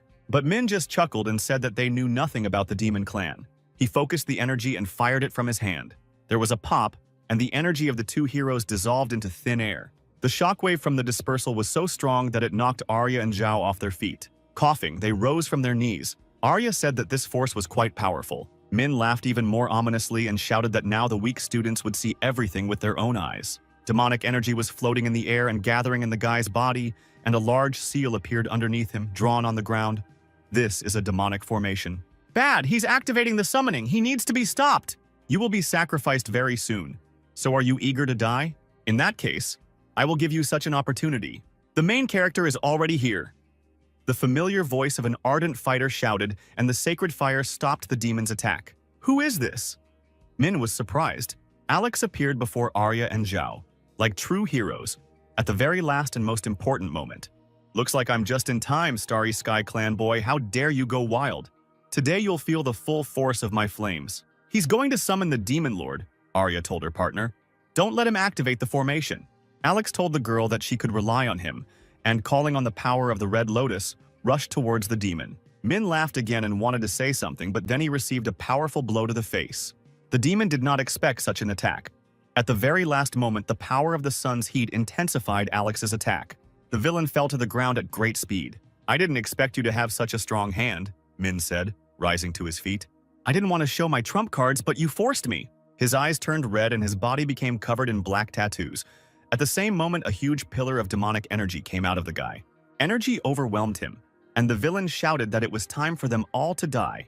Meanwhile, Kathleen told the hero that according to the prophecy of the Tianji Pavilion, what happened in the Starry Sky Clan would affect the entire realm of immortals, and only a man from the Sword Clan can save them all. And that man is Alan. The hero was surprised to hear such words. After all, he was a mere mortal. There are so many great masters, why not find them? Isn't your prophecy too strange? Actually, I think so too, Kathleen replied. In any case, it's not all that important, you think too mediocrely. At this time, Alan tried to understand why the pavilion chose him. Did they really notice the removal of the seal then? You put yourself down too much, Kathleen said. Although I don't know why the prophecy chose you, it has never been wrong. If they say it's you, then it is so. It is inevitable anyway. So I advise you to cooperate with me. So what do you want from me? I need a blade. A blade? Alan asked, surprised. Yes, one blade. They say the previous Qing emperor was very skilled with his blade. Even though he only showed one movement, it was unsurpassed. But 10,000 years ago, a change occurred in the Sword Clan, causing this technique to be lost. And it was only recently discovered by the Pavilion Elder. And only Alan will be able to study it and prevent the Kingdom of Immortals from disappearing. The hero thought that if their kingdom fell, the clan would also have a hard time. And in order to continue working on his previous schedule, he needed to maintain balance. Well, then there will be a vacation. Yes, you definitely need to request a long vacation. So the hero agreed and said that he would study this technique. At the same time, inside the mirror, Min told the heroes that it was time to finish them off. Maybe it's time for the villains to stop saying the same thing over and over again?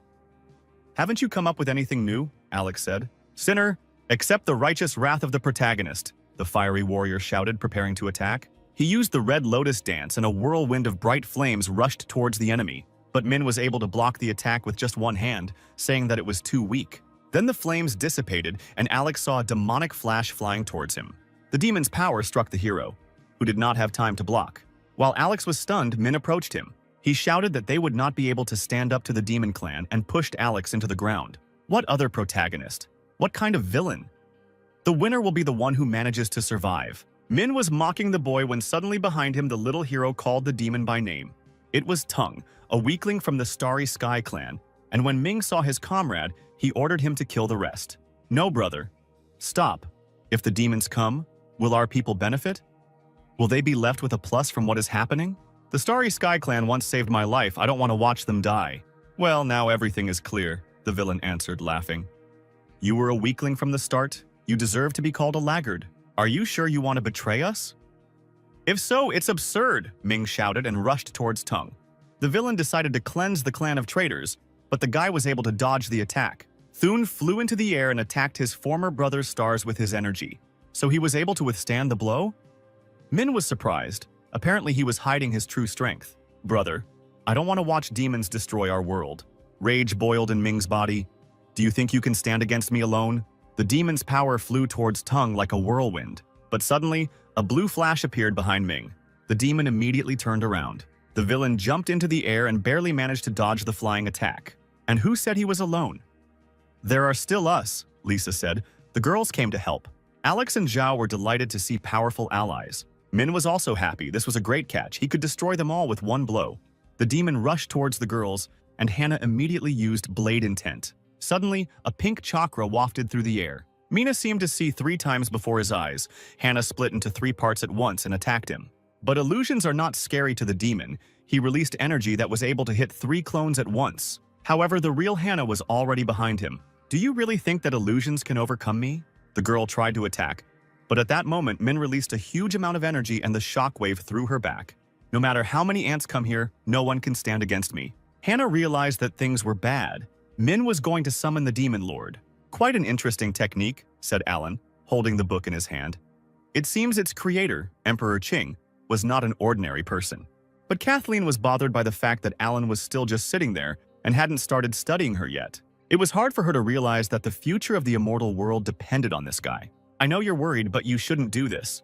Alan tried to calm the girl down. Although he had not yet opened the book, he could already feel the familiar energy, as if he had met her somewhere before. Suddenly, the hero opened the Holy Scripture and began to quickly flip through page after page. Kathleen was surprised by such speed. Now there is no doubt, Alan really is the real man from the prophecy. Surprisingly, The hero suddenly felt that it was not he who was looking at the book, but the book that was looking at him. Alan seemed to be plunging inside, into a strange world. Is this the intention of the blade? In this amazing world, Alan noticed the figure of a man standing on the water. The man swung his blade and made just one movement. Alan realized that this was the same technique. It seemed to contain the power of heaven and earth capable of changing the course of history. Suddenly, the unfamiliar figure turned around and smiled, greeting the hero. Meanwhile, the demonic formation seal was gaining more and more power. Hannah knew she couldn't delay, so she asked the guys for help. She had one way, but she needed time. Suddenly, the girl heard someone calling her. It was Sam and Bill, who were already rushing to help their sister. The girl was happy to see the brothers. The guys said that they noticed how the energy was fluctuating here and immediately arrived. Zhao and Arya also stood up and swore that they would protect the girl. Lisa and Tung also did not stand aside. Hannah blushed slightly as she realized she had so many friends, but there was no time to waste. A whirlwind of golden energy began to gather around the girl. She was preparing to use her most powerful technique. Alex was the first to attack the enemy using the fire lotus. The flames danced as if they were dancing towards the powerful demon. But all this was useless. He had already absorbed a lot of strength and could easily repel attacks. But Alex is not the only one. Lisa and Tung have also concentrated their energy. Other fighters did not stand aside either. The heroes used a combined attack. Their powers intertwined and looked like a huge rainbow net. The net instantly bound Mina, but the demon was already too strong. "What a bunch of ants!" the villain shouted, tearing the net and releasing energy. With just one blow, he was able to push back all the heroes. "The demon lord will destroy you with one finger, you trash," Min shouted.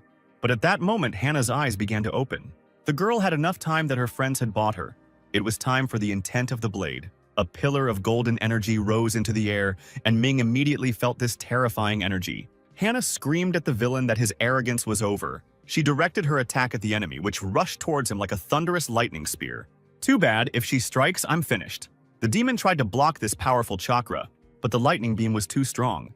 His defense could not withstand such an onslaught. His strength was leaving him, and the demonic energy weakened. Hannah was stronger. The energy dissipated, and a hail of attacks from the best student fell upon the villain. After completing the ability, Hannah landed next to her friends, who were rejoicing in their victory. But suddenly Hannah heard a crack. She turned around and saw demonic energy breaking through the seal. The space cracked and a gap appeared from the seal. "Even though you have defeated me, it is still too late," Min said mockingly. A huge ball, engulfed in demonic energy, flew out of the gap. The ball split in two. Min was glad that they finally succeeded. Finally, the demon clan was able to complete their plan. Now the demon lord is free. An ominous figure towered in the sky. The demon king couldn't believe how he, the lord, was summoned to such a place with weak energy. Min immediately fell to his knees before the ruler. "Demon lord," he said, "we could only summon you to the Starry Sky clan's mirror so that you could pass into the world without hindrance. We just need to kill all these people, then you will fully restore your strength and be able to find your true body." The demon king laughed. "So you're saying that you can solve the problem that has arisen?" At that moment, Min realized that these were his last moments of life. The demon king clenched his fist, and the body of the traitor from the Starry Sky clan twisted and exploded, spraying blood all over the area. "You can't do anything, you're a miserable piece of scum," said the king, looking at the dead slave. Hannah was horrified when she saw the power of the demon king. But suddenly she saw Tung boldly step forward and call out to the demon. "Tun, don't do this!" Hannah shouted. But the guy couldn't be stopped. He couldn't watch everyone die. The guy's power rushed towards the demon, and the king himself, observing this power, considered the guy very interesting. At that moment, purple spheres filled with power appeared around Isaac, the demon king. Then they suddenly rushed towards the guy, piercing through his golden energy. But Arya and Alex came to the aid of Tuna, using the Sea Disaster and Fire Lotus. They tried to hold back the enemy's attack, but his energy was too powerful. Arya said that they needed to run and regain their strength. The team's auras were able to create a powerful shield, causing the demon's energy to change its trajectory. The demonic ball crashed into the thicket and exploded, destroying everything around it. Arya and Alex immediately fell to the ground. They had not yet recovered from the previous battle, and their strength was running out. Hannah ran up to her friends to ask how they were. Alex replied that they were still alive, but their strength was already at its limit. "It's my fault," said Toon, looking at his comrades. "It's my fault. If it weren't for our clan, no one would have suffered in this and previous battles." So the guy clenched his fist, gathering his strength. He wanted to solve everything himself and restore the honor of the clan. All for the Starry Sky clan. he shouted, and his body was covered with a powerful force. "Since you are not weaklings, try to prove it," said Isaac. "But your struggle will be just a pathetic attempt." The demon's attack rushed towards Tuna, but the boy decided that he would not be so impulsive anymore and used his strongest technique. Suddenly, the guy's power shot up into the sky and repelled the demon's attack. More and more golden stars were coming out of the guy's body. The energy was like a huge fountain of gold. At this moment, the demon lord was surrounded by a golden glow. This attack was called Starburst.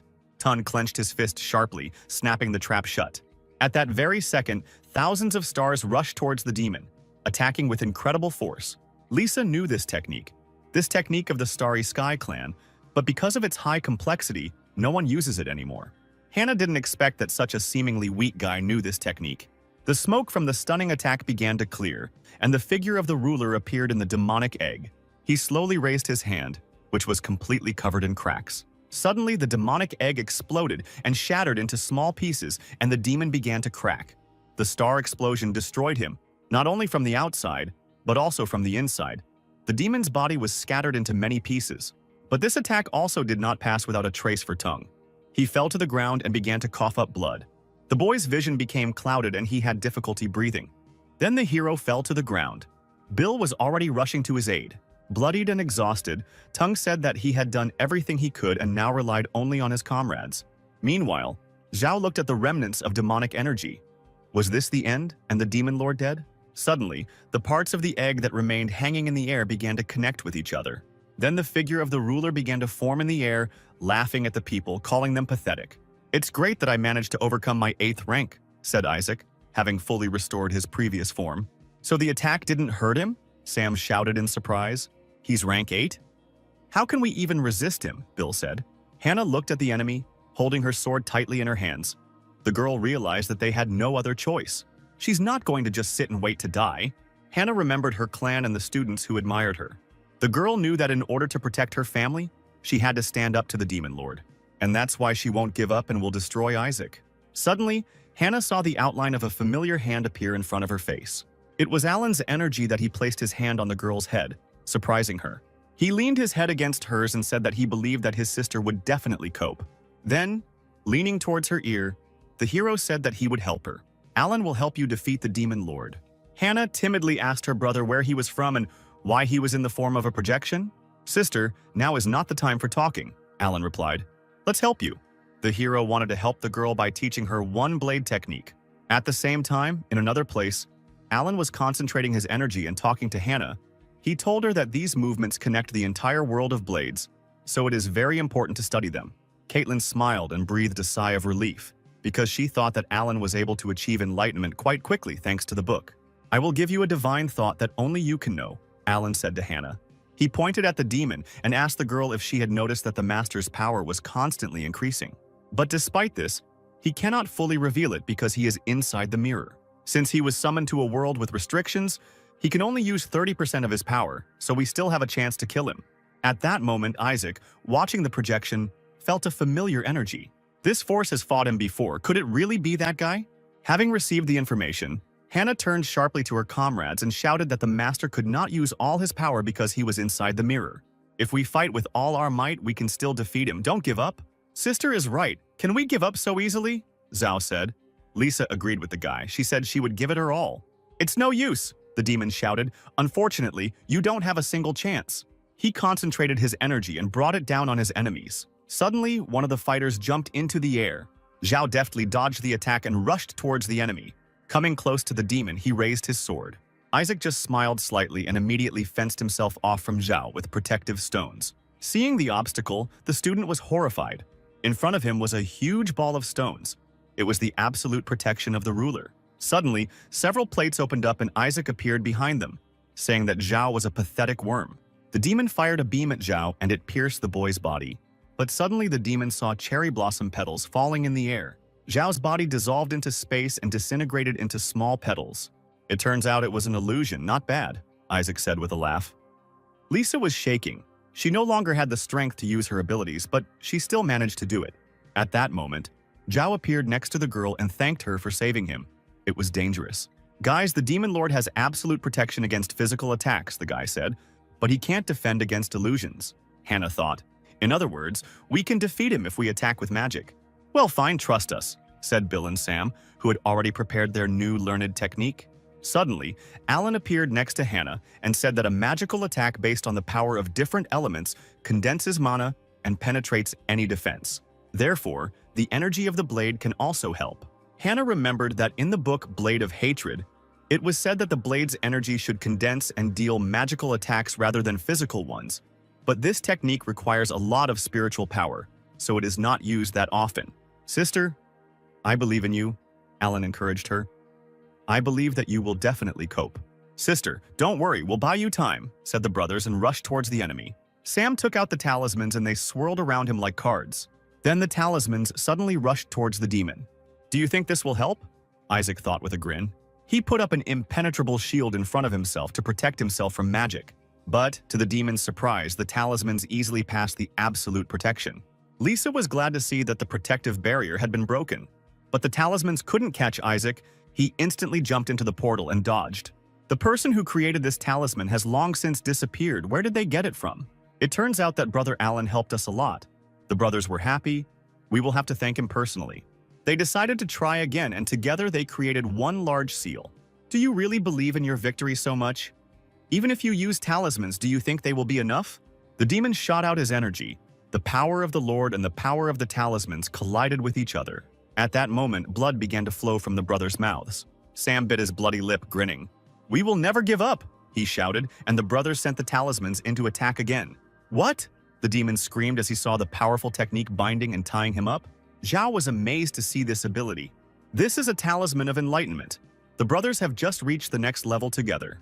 Now it's all up to me, Hannah screamed and appeared behind the enemy. Pathetic worms, how is this possible? The demon said, seeing thousands of needles falling from the sky. This ability was called Falling Stars. Small needles pierced the demon's body.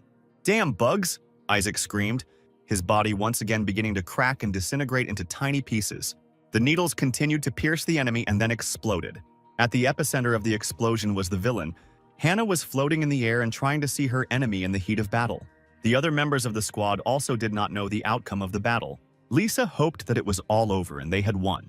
But that was not the end. Hannah saw those outlines again.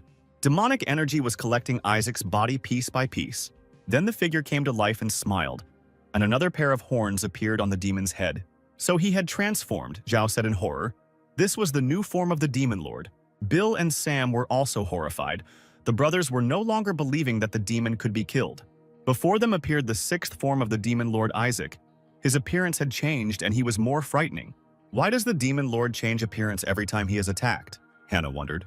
Could this be a special technique of the demon clan? Said Alan, who suddenly appeared next to the girl. Demon clan technique?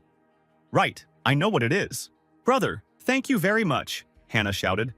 Do you remember how we helped Uncle clean out the library? It happened when he allowed us to take any book after cleaning. Alan understood what she was talking about and remembered that day in the library. Oh, Uncle put the demon books too high, Hannah said, trying to reach the top shelf. Suddenly, she saw a man's hand behind her. Alan easily reached the book he needed, lightly touching the girl's hand. He handed her the book and the girl, embarrassed, timidly thanked him for his help. Alan just turned around and went on reading his novel while Hannah watched him, embarrassed. That day, she read that the demon clan had a secret technique that allowed a clan member to take on a new form after death. But there is still a limit to reincarnation. Apparently, the limit is considered to be 8 forms of the demon lord. He is not able to create more. Hannah was happy because it turns out that the demon is not so omnipotent. They only need to destroy 2 forms and then he will disappear. Let's try, said the girl. Brother, I'm going to draw my blade. Stay behind. Hannah used the blade of hatred, and a wave of her power rushed towards the demon. Isaac only raised his hand slightly. And at that very moment, Hannah's entire wave evaporated from the energy he was directing. How pathetic you are, Isaac said, mocking the people. I am immortal. No matter how you resist, you cannot stand against me. At that moment, Isaac released his energy and Hannah felt a sharp pain. The girl fell to the ground. Rising, she saw Alan, who asked her how she was. Hannah replied that everything was fine, but she had lost her spiritual strength. But this blow helped her understand that her guess was correct. If the demon lord was truly immortal, then why was he defending himself? She turned to her comrades and shouted that the demon lord was confusing them. Once we destroy all of his forms, he will disappear. Meanwhile, the hero watched Hannah and smiled. He didn't expect anything else from his sister. So that's it. The brothers were happy, but we've already used all the talismans, we won't be able to fight anymore. But it's still worth a try. Zhao stepped forward abruptly. You guys are wounded, the guy said. Let me fight him. Isaac watched pathetic people believe in themselves. I am invincible, he shouted, and all the dark essence began to gather around the demon. Meanwhile, inside the Tianji pavilion, the mustachioed elder saw a huge purple spot on the map. He immediately realized that the demon lord had been summoned to this world. I wonder if Caitlin completed her mission. Suddenly, the elder was surprised to see the man from the prophecy. Why is Alan sleeping? Where did such a deep sleep come from? How is it possible? You shouldn't sleep at such a critical moment. No wonder it is considered special. Suddenly, a piece came off the magic map. An image of Caitlin appeared on it, saying that Alan was not sleeping, but was comprehending the unity of the blade, his consciousness immersed in another world. So that's it, the elder replied. But the demon lord is already here. Will Alan have enough time to comprehend? According to our information, his level of mastery of the technique is still very low, Caitlin replied. But he radiates a terrifying power capable of knocking everyone down at once. In general, I believe in him, said the girl. Alan is our only hope for victory and a prosperous future. Meanwhile, Alan's consciousness realized that things were not going well with his sister. Therefore, he decided to help his comrades by sending them assistance. Caitlin saw 4 energies of different colors and did not understand what it was that just flew out of Alan. The hero mentally asked the divine beast for help, and they answered him that they would not let their master down. At this time, on the battlefield, Zhao was preparing to use his blade technique. Running his finger along the blade, he released a column of energy at the demon. Is that all you can do? The demon said, looking at the boy. Weakling! This is too weak, Isaac shouted, shooting his energy back. Zhao's sword technique shattered like glass, and he saw the demon's lightning heading towards him. But Zhao did not give up. He summoned clones and dodged the demon's attacks. One of the lightning bolts miraculously missed the guy and flew into the thicket of the forest. Seeing the trees being blown to pieces, Zhao knew that he absolutely had to avoid getting caught in that attack. So the guy continued to deftly jump through the air and dodge all the lightning. Still resisting? Isaac said with a smile. And at that moment, Zhao tried to calm himself down. He just needed to find the enemy's weak spot. The characteristics of the demon lord are long range and high damage. If I attack from afar, I will hardly be able to win. You're still not dead? Don't you realize that that girl was much stronger than you? But even she couldn't do anything. How can such a pathetic weakling like you defeat me? Meanwhile, Hannah watched the fight and couldn't understand what the demon lord was doing. But Alan guessed what Isaac was doing. You are the owners of the land, so live in it. I have played with you enough, said the demon, and patterns in the form of ripples on water appeared in his eyes. He opened his eyes wide and Zhao felt as if he was in an illusion. Alan realized that this was a demon voice technique that could control people's minds. Brother Zhao, don't listen to him, Hannah suddenly shouted. Kill them, the demon lord ordered. Listen, Isaac, do you really think I'm going to lose to my sister? Zhao suddenly said. What's the matter? Why doesn't he obey? Can you, a demon without feelings, understand our friendship? 3 years ago, Sister Hannah overcame me and became the new true disciple. Then I was amazed by her strength, began to be jealous, constantly tried to defeat her and win the favor of the head. But no matter how hard I tried, she always outshone me. And then her brother Alan appeared, with whom she began to spend more time. But I am still grateful to them. If it weren't for their support and mentorship, I wouldn't be here. I realized long ago that my talents are not as good as my brother and sister, but I will never stand behind them, using my weakness as an excuse. I will still try to kill you no matter what it costs me. Seeing Zhao's strength, Alan said that he would be able to make a breakthrough. He put aside his feelings. All that was left was to fight. The guy was already halfway there. What impudence! The demon screamed, his eyes glowing and his horns becoming electrified. The demon then shot his energy at the hero. The two forces collided. Alan felt Zhao almost rise to a higher level. The forces fought among themselves, but suddenly the demon's energy began to lose. In the end, she finally lost and an explosion thundered in the sky. Lisa was delighted to see a chance to win. The smoke from the explosion began to clear. Zhao was floating in the air, filled with power. But behind the clouds of smoke, he again saw the silhouette of the demon. The guy couldn't believe his eyes. Isaac's body was cracked, but he was still alive and told the guy that things weren't that simple. How could he withstand such a powerful attack? Lisa was surprised. His forms are getting stronger, Hannah shouted, but Brother Zhao was able to deliver a very powerful blow, which is also quite good. The demon laughed quietly, looking at the guy. Unfortunately, you are all going to die here. Isaac said, and shot Zhao's body. The exhausted hero fell to the ground. Hannah rushed to his aid, asking her brother if he was okay. Lisa breathed a sigh of relief and said that everything would be fine with Zhao. Is this really all you can do? The demon continued to mock, preparing a new attack. Pathetic bugs, who else will dare to stand against me? Suddenly, the footsteps of two students were heard near the battlefield. Alan turned around when he heard this and was happy to see the familiar guys. The demon attacked again. We need to finish off the impudent weakling. But suddenly a fan appeared in front of Zhao's body, stopping the attack. What? Who dared to do this? The demon's energy dissipated and he saw two disciples in purple robes. It was Brian and Sarah who came to the rescue in time. The girl immediately rushed towards the enemy, concentrating her power. Brian also stood aside and told his sister that he would help. Two purple forces attacked the demon like a whirlwind, but he only laughed. Isaac clapped his hands together sharply. At that moment, an impenetrable dome formed around the demon lord, blocking the attack. Brian and Sarah felt the impact of the attack and lost their balance. In addition to the recoil, there was also exhaustion from the long battles, which Brian told his sister about. I'll use one technique to delay the demon lord and provide you with cover. And you attack, Sister Brian commanded. But the sister was worried about her brother's health because she understood the consequences of this technique. We have to hurry, just don't die, Brian shouted, and at that moment his eyes glowed golden. Take better care of yourself, Sarah answered her brother with a smile. What kind of technique is this? The demon was surprised. Is this a student's technique? He was watching Brian when suddenly he felt the guy's gaze on him and froze. The power of Brian's eyes held the demon back, and he was now unable to move. This is already a little interesting, said the demon, trying to move. Let's see how long you can last against my body. Brian was having a hard time holding Isaac back, but he wasn't going to give in. The guy increased his energy and blood started pouring out of his mouth. He shouted at his sister to attack, and Sarah immediately appeared next to the demon. Demon Lord, this is the end! The girl screamed, swinging the staff above her head. Isaac turned around with difficulty. Behind him, he saw a fierce warrior. The girl shot a column of energy straight at the demon lord. The blow was from close range. This time, he wouldn't be able to withstand it. Meanwhile, Hannah sat and concentrated her energy. The girl had difficulty recovering and was breathing heavily. She still had to master heavy equipment, and this required strength. The other fighters also did not waste precious time. Lisa tried to heal Arya, and Bill and Sam restored their strength by meditating. Brian won't last long, Alan thought. Arya and the others are badly wounded. They can't fight. The boy glanced at his sister out of the corner of his eye. Hannah had a hard time recovering, and the hero realized that he needed to help her restore her energy. At this time, Alan's real body was inside the book, in which he was thinking about how to help his comrades. Suddenly, someone lightly hit him on the head. Alan immediately woke up and looked at the one who had disturbed him. I taught you one blade, and what did you do? The man said. Alan grabbed his head and replied that he simply had other things to do. The young stranger seemed surprised to hear this answer.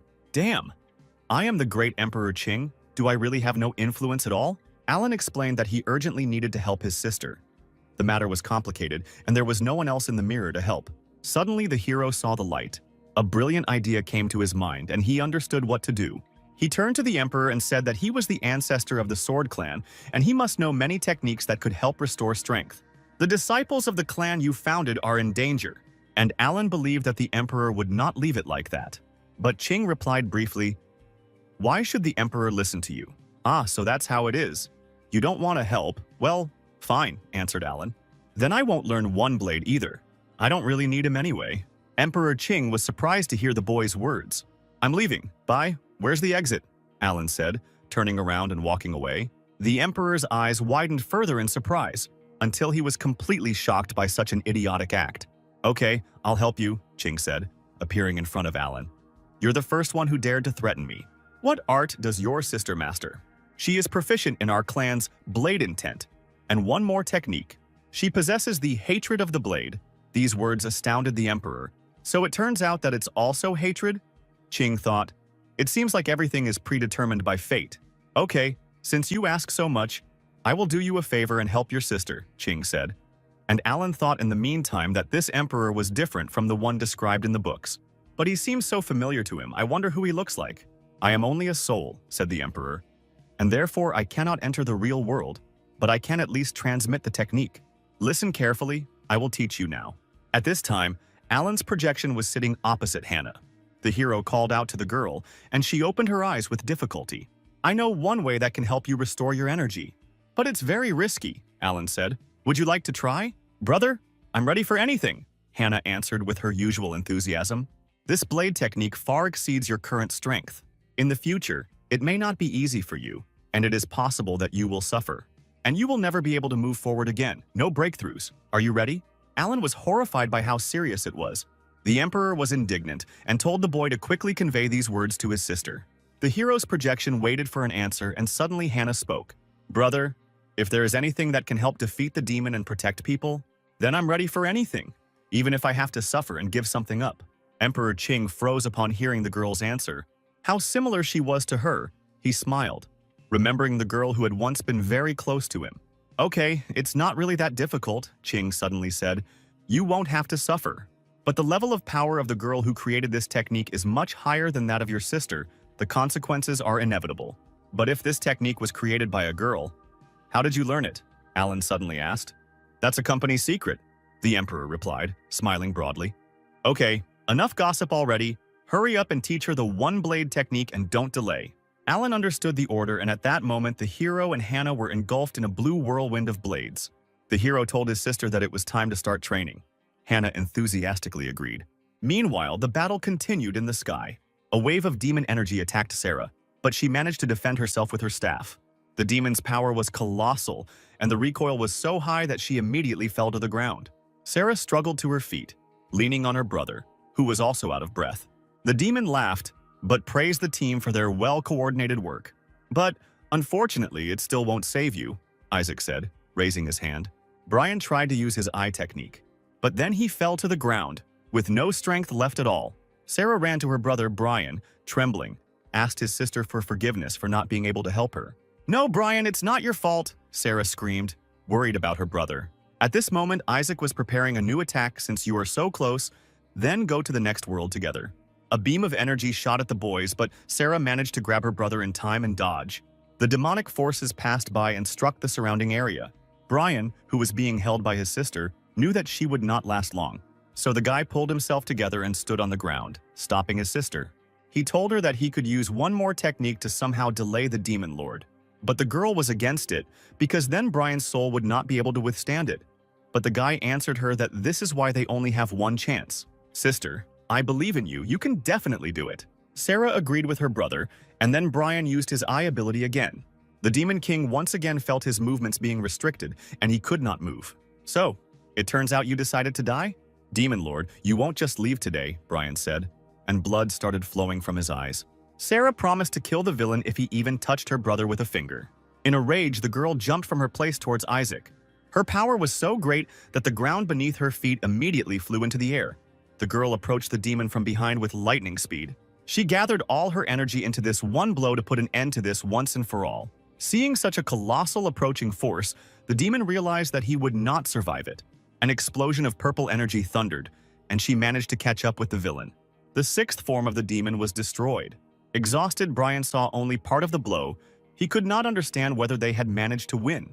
But suddenly they heard an annoying laugh.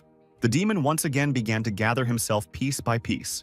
I told you that the bugs can't just kill me, said Isaac in his fifth demon form.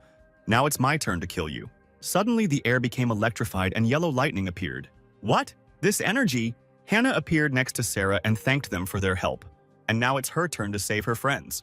The girl was engulfed in lightning. She extended her sword, pointing the blade at the enemy, and turned to him. Demon Lord, behold my power, Hannah screamed and sent a wave towards Isaac. These pathetic attempts to attack began to bore the ruler. He sent his energy wave towards Hannah, and the two powerful forces collided. The girl's lightning, intertwined with the demon's purple energy, rushed down into the ground. After the forces disappeared, cracks remained on the ground. Suddenly, the Demon Lord felt that something was wrong with him. Isaac was surprised that the recoil from this blow injured him. It turns out this girl is not so simple. This power could wipe everything off the face of the earth, not bad, the demon thought, looking at Hannah. But you are still far from my power, Isaac shouted, summoning new spheres. The demonic spheres rushed towards Hannah, but the girl deftly repelled them with a blow. She felt the power hurt her, and Isaac grinned, enjoying watching her slowly die. However, the girl thought completely differently. She realized that the Demon King's power had just been weakened by this sword, which meant that she needed to continue striking. But Isaac decided not to let her draw her blade anymore, continuing to massively attack Hannah. The student fought off all attacks as best she could, but suddenly she turned around and saw another attack. There was a purple sphere right next to her. It was too close for her to dodge. The demon anticipated victory. He saw how the blow overtook her. But after the power dissipated, he saw Hannah unharmed and was surprised. The girl dissolved into thin air and pink petals began to appear around her. Behind Hannah's back appeared her friend Lisa, who promised the girl that she would help her. Again, these illusions of yours, I would like to see what they are capable of in full. Hannah turned to Lisa and said that she would like to repeat the blow that injured Isaac. But she needed time. Leave it to me, Lisa answered her. The illusionist's hands spun and a moon appeared in them. This technique was called territory expansion, crescent moon. Lisa spread her arms and the moon rushed forward, forming a huge ball around itself. The demon lord saw petals appearing everywhere in the air, and a faint aura was emitted. He turned around and saw a huge pink crescent moon behind him. The demon was sealed in Lisa's space, where the cherry blossoms were blooming. Isaac smiled, finding the technique interesting. But can it work for me? The king laughed and began to release his power in all directions. Explosions thundered at every point of the barrier, causing cracks in it. At that moment, Lisa felt a sharp pain. She was losing strength because she was connected to this barrier. Every time the demon attacks it, she becomes weaker. Lisa turned around and saw Hannah's energy forming. The girl vowed that she would definitely gain time for her friend. Meanwhile, Isaac continued to destroy everything in the barrier. This time, he started to destroy trees. Illusions don't work on me. The demon screamed and the space around him began to collapse. When the illusion began to dissipate, he saw the one who cast it. The demon rejoiced as he watched Lisa suffer from her wounds. Eventually, the illusionist couldn't withstand such power and fell to the ground. In her thoughts, she hoped that she was able to buy time for Hannah. And at this time, the best student had already appeared behind Isaac. The demon turned around and saw a thunderstorm approaching him. He only tried to create a barrier, but it was too late. The demon lord's fifth state was destroyed, and Hannah no longer had any strength left. Not bad technique for an insect. Suddenly in space, Hannah heard Isaac's voice. The demon entered his fourth state. Mockingly, he asked the student who would help her this time. At that moment, demonic blades rushed towards Hannah. But suddenly the demon's power was suppressed by a pillar of divine energy. Hannah turned around and saw 3 divine beasts coming to help. She was saved by the moon tiger, Alan. Watching this, was delighted by the appearance of pets. Meanwhile, Alan's real body was ascending and was filled with energy. Caitlin even thought that he had finally succeeded. Inside the book, the hero thanked the emperor for his training and said that it was time for him to leave this place. It was very tiring for him, and he didn't understand why the pavilion had asked him to learn this trick. But now it was time to get started. As for the villain who prevented him from leaving work, Alan decided to show him what the wrath of an ordinary worker can be like in action. At the same time, on the battlefield, Isaac saw divine beasts. He didn't think that they would be here too. Hannah was glad to see help, because no one had any strength left. But who sent them? Was it really the ancestors doing? Demon Lord, we are here to stop you, said the moon tiger. Isaac felt this powerful energy coming from the animals. The jade dragon was the first to attack, firing fire from its mouth. Sacred beasts can only talk, Isaac said, and fired a counterattack. The power of the demon and the divine beast clashed with each other. In my eyes, you are no different from those ants that tried to kill me earlier. The dragon's power, mixed with the demonic, began to dissipate until it completely disappeared. The beast frowned and said that since one beast was not enough for the demon, what about the 3 beasts? And at that moment, the 3 divine beasts each summoned their seals. The seals merged together and formed one huge seal in front of Isaac. She gave them the strength to attack, and the beast began to bombard the demon with a hail of blows. Like a rainbow whirlwind, the forces swirled and rushed towards the villain. The demon moved his hand away and a staff appeared next to it. He said that in the end, light and darkness are twins that cannot be separated. You fight me with the power of light, but you forget that wherever the light goes, darkness follows. The demon used his staff and summoned the power of destruction. He then used his absorption ability to absorb the beast's attacks. This power increased his strength many times over, and he easily broke through the seal of the divine beasts. The jade dragon, along with the other beasts, felt a sharp pain. Now let me show you what absolute power is, Isaac said. Damn, this power is too terrifying, the moon tiger said with difficulty. But we can't give up. We can't let the master down. So the animals decided to try again to destroy the demon. This amused Isaac. He said that no matter how hard they tried, they would still remain little worms. Suddenly, a black lightning appeared behind the animals and the moon tiger turned around and saw it. But it was too late, and lightning struck the divine beasts. The bloody creatures fell down like stones. Even mythical creatures cannot withstand such a force. The earth shook as the divine beasts fell to the ground. They were still covered in the remnants of the demonic lightning that had struck them. The Demon King was enjoying his victory. Even the sacred beasts couldn't stop him. Arya and her comrades were horrified. They could not believe that such a thing was even possible. Hannah was the one who was most worried about the lives of the 3 sacred animals. Hearing the people talking, Isaac turned around. He didn't think that they were still alive. "Well, I underestimated you," said the ruler, and lightning began to swirl around him. "Burn alive!" The Lord directed the gathered lightning towards the boys. Hannah raised her sword, but the girl understood that they did not have enough strength to repel this attack. Were they really going to die here? But suddenly, a jade snake appeared in front of her and stopped Isaac's lightning with its body. Hannah was horrified to see the snake's victim. "And you can still move," said Isaac, looking at the wounded animal. He absorbed even more energy into his staff. He then released it into the jade serpent, causing multiple wounds all over its body. Black lightning seemed to bind the animal like chains and slowly lift it into the air. "Die!" Isaac shouted and lowered his staff. At that very second, the jade snake fell to the ground at great speed. Isaac was unstoppable. He enjoyed watching his enemies suffer. But suddenly he felt a sharp pain in his right hand. The blue blade cut off the demon lord's hand, which held the ancient artifact. Isaac grabbed his hand, wondering who dared to approach him. "Are you the demon lord?" said the towering figure in the black and red cloak. "Since you dared to touch my animals, prepare to die." At that moment, a sword of energy fell next to the students and cut off the demon's hand. In just one blow, the demon lost his arm. Arya said, "But who is this guy?" Judging by his outfit, he wasn't a disciple of any clan, Lisa thought. But where did this familiar feeling come from? Hannah looked up at the sky and saw the unique technique of the Sword Clan. There was no mistake. This is the same elder who appeared on the map of mountains and rivers. "And who the hell are you?" Isaac asked indignantly. "Who am I?" "I am your doom." The demon placed his left hand on his right, filling it with power. "How arrogant," the demon lord said quietly, instantly recovering his right arm. He pointed it at the unfamiliar insolent man in order to kill him with his next attack. Instantly, a huge demonic hand appeared in front of Alan, ready to grab him. The hero only moved his finger slightly to answer. In an instant, a second hand appeared in the air, but it was Alana's and stopped the demonic projection. The two forces collided and dispersed. Is this Emperor Qing's energy? It can't be. He's been in heaven for a long time.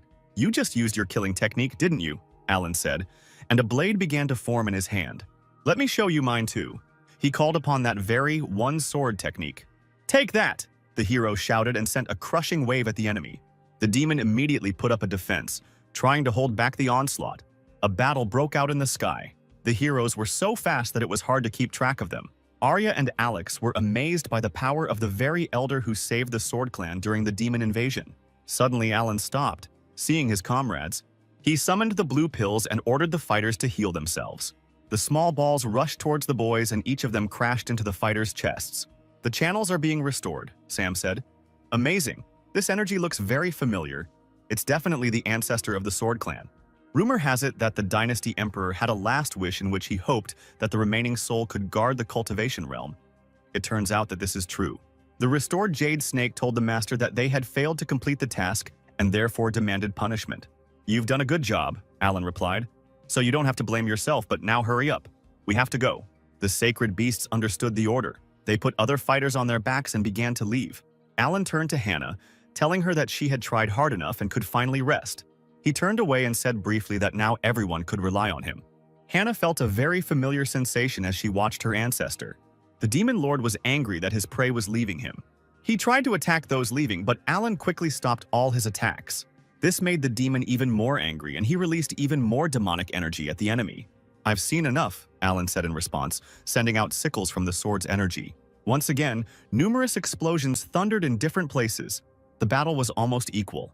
I can't do anything against him, Isaac said, grinning. He suppressed me.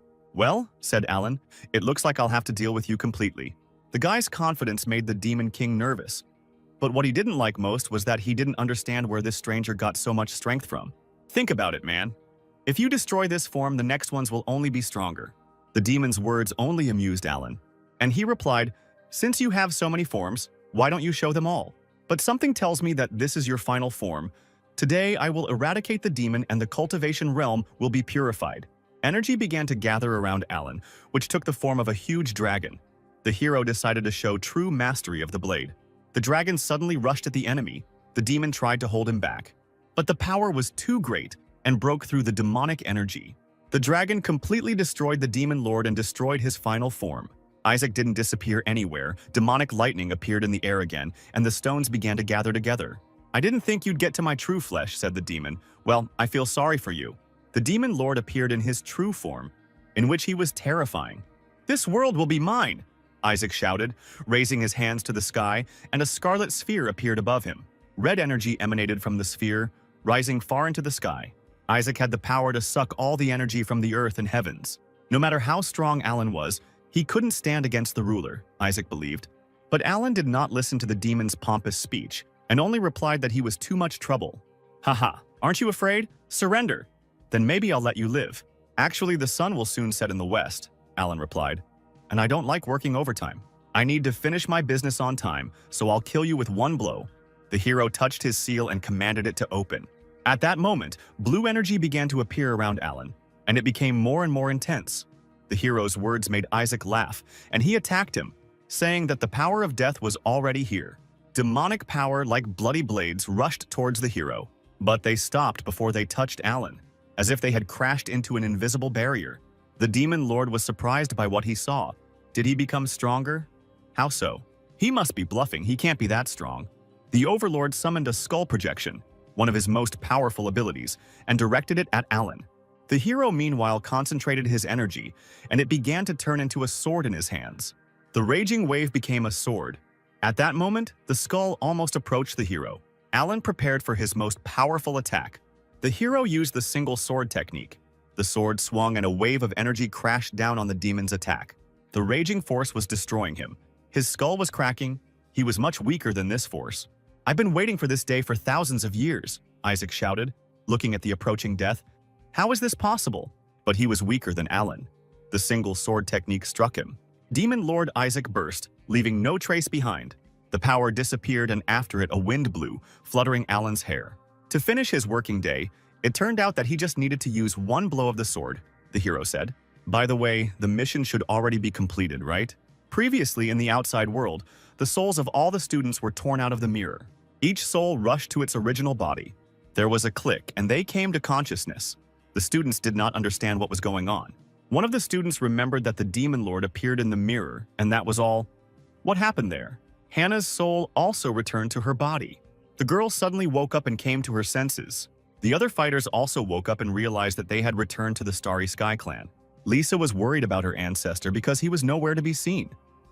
Could it be that his spiritual strength was exhausted? Hannah turned around and saw that Brother Alan was still not back. But why? Could it be that Brother Alan is that very ancestor? The students looked around and were surprised. Everything was in ruins. Was there a battle going on here? Phoenix asked everyone not to panic. They were all safe now. He held Silas tightly, who screamed that they didn't understand anything the demon lord couldn't lose. "Don't get your hopes up," the elder said. "Our clans will definitely win." Suddenly, everyone heard the demon screaming the word "no," and saw that the sound was coming from the mirror. The mirror cracked and burst, shattering into hundreds of pieces. They only managed to catch a glimpse of Alan's final blow, and the brothers were immediately surprised to see this power.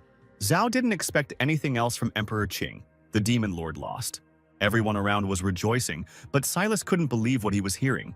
"It's impossible, he's a demon lord, how could he lose? It can't be. My great work, my hard work, it's all over."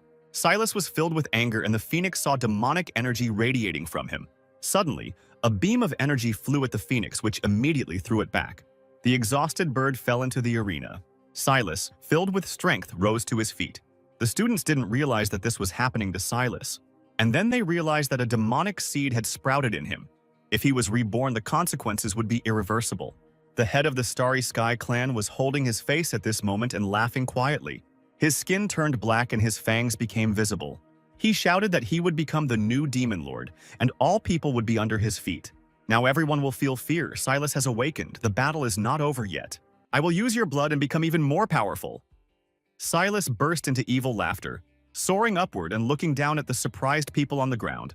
"We will never give up, all for our master," the phoenix cried out, spreading its wings wide. "In that case, you will all die, and I will start with you." Silas answered the phoenix and immediately sent a powerful wave of his energy at it. The bird screamed in pain as a gust of alien demonic power overtook its body. Silas increased his attack with even greater zeal, causing the phoenix to experience extreme pain. Unable to repel the attack, the phoenix falls down exhausted. The bird remains lying on the ground, spreading its fiery wings wide and opening its beak, greedily gasping for air. "Sorry, I couldn't hold out for long," the phoenix whispers with the last of its strength to the frightened Hannah, who runs up to it. "And now it's your turn." The head of the Starry Sky clan grinned. "If you want to harm my brothers, deal with me first. We will not retreat." The other elders cried out in one voice. "Your spiritual powers have long been blocked by my seed." Silas only laughed in response. "Do you really think you can stand against me and my power?" The head of the Starry Sky clan had already summoned his forces to destroy them all, but suddenly something interfered with him. It was Emperor Qing again, and Silas was clearly not at all happy to see him. "You have crossed the line," Alan said to the tense head of the Starry Sky clan. Hearing these words, Silas became even more angry. "Crossed over?" he cried out indignantly. "They asked for it. Do you think I can't deal with the remnants of Emperor Qing's soul? Now no one can stop me!" he screamed furiously, directing his power at the Emperor. Alan simply waved his hand as if he had put in absolutely no effort and instantly dispelled all of the demonic leader's power. "How is that possible? I got demonic power." "But my attacks didn't even touch him," Silas thinks, amazed. "Demons and immortals are the same." "Silas, you are lost. It is too late to change you," Alan says, thinking to himself that he does not want to show his power to the elders, and it is time to leave. "Lost?" the demon asks, puzzled. And then he bursts into loud laughter, throwing his head back. "Your clan is worthless. Have you ever faced the difficulties I faced?"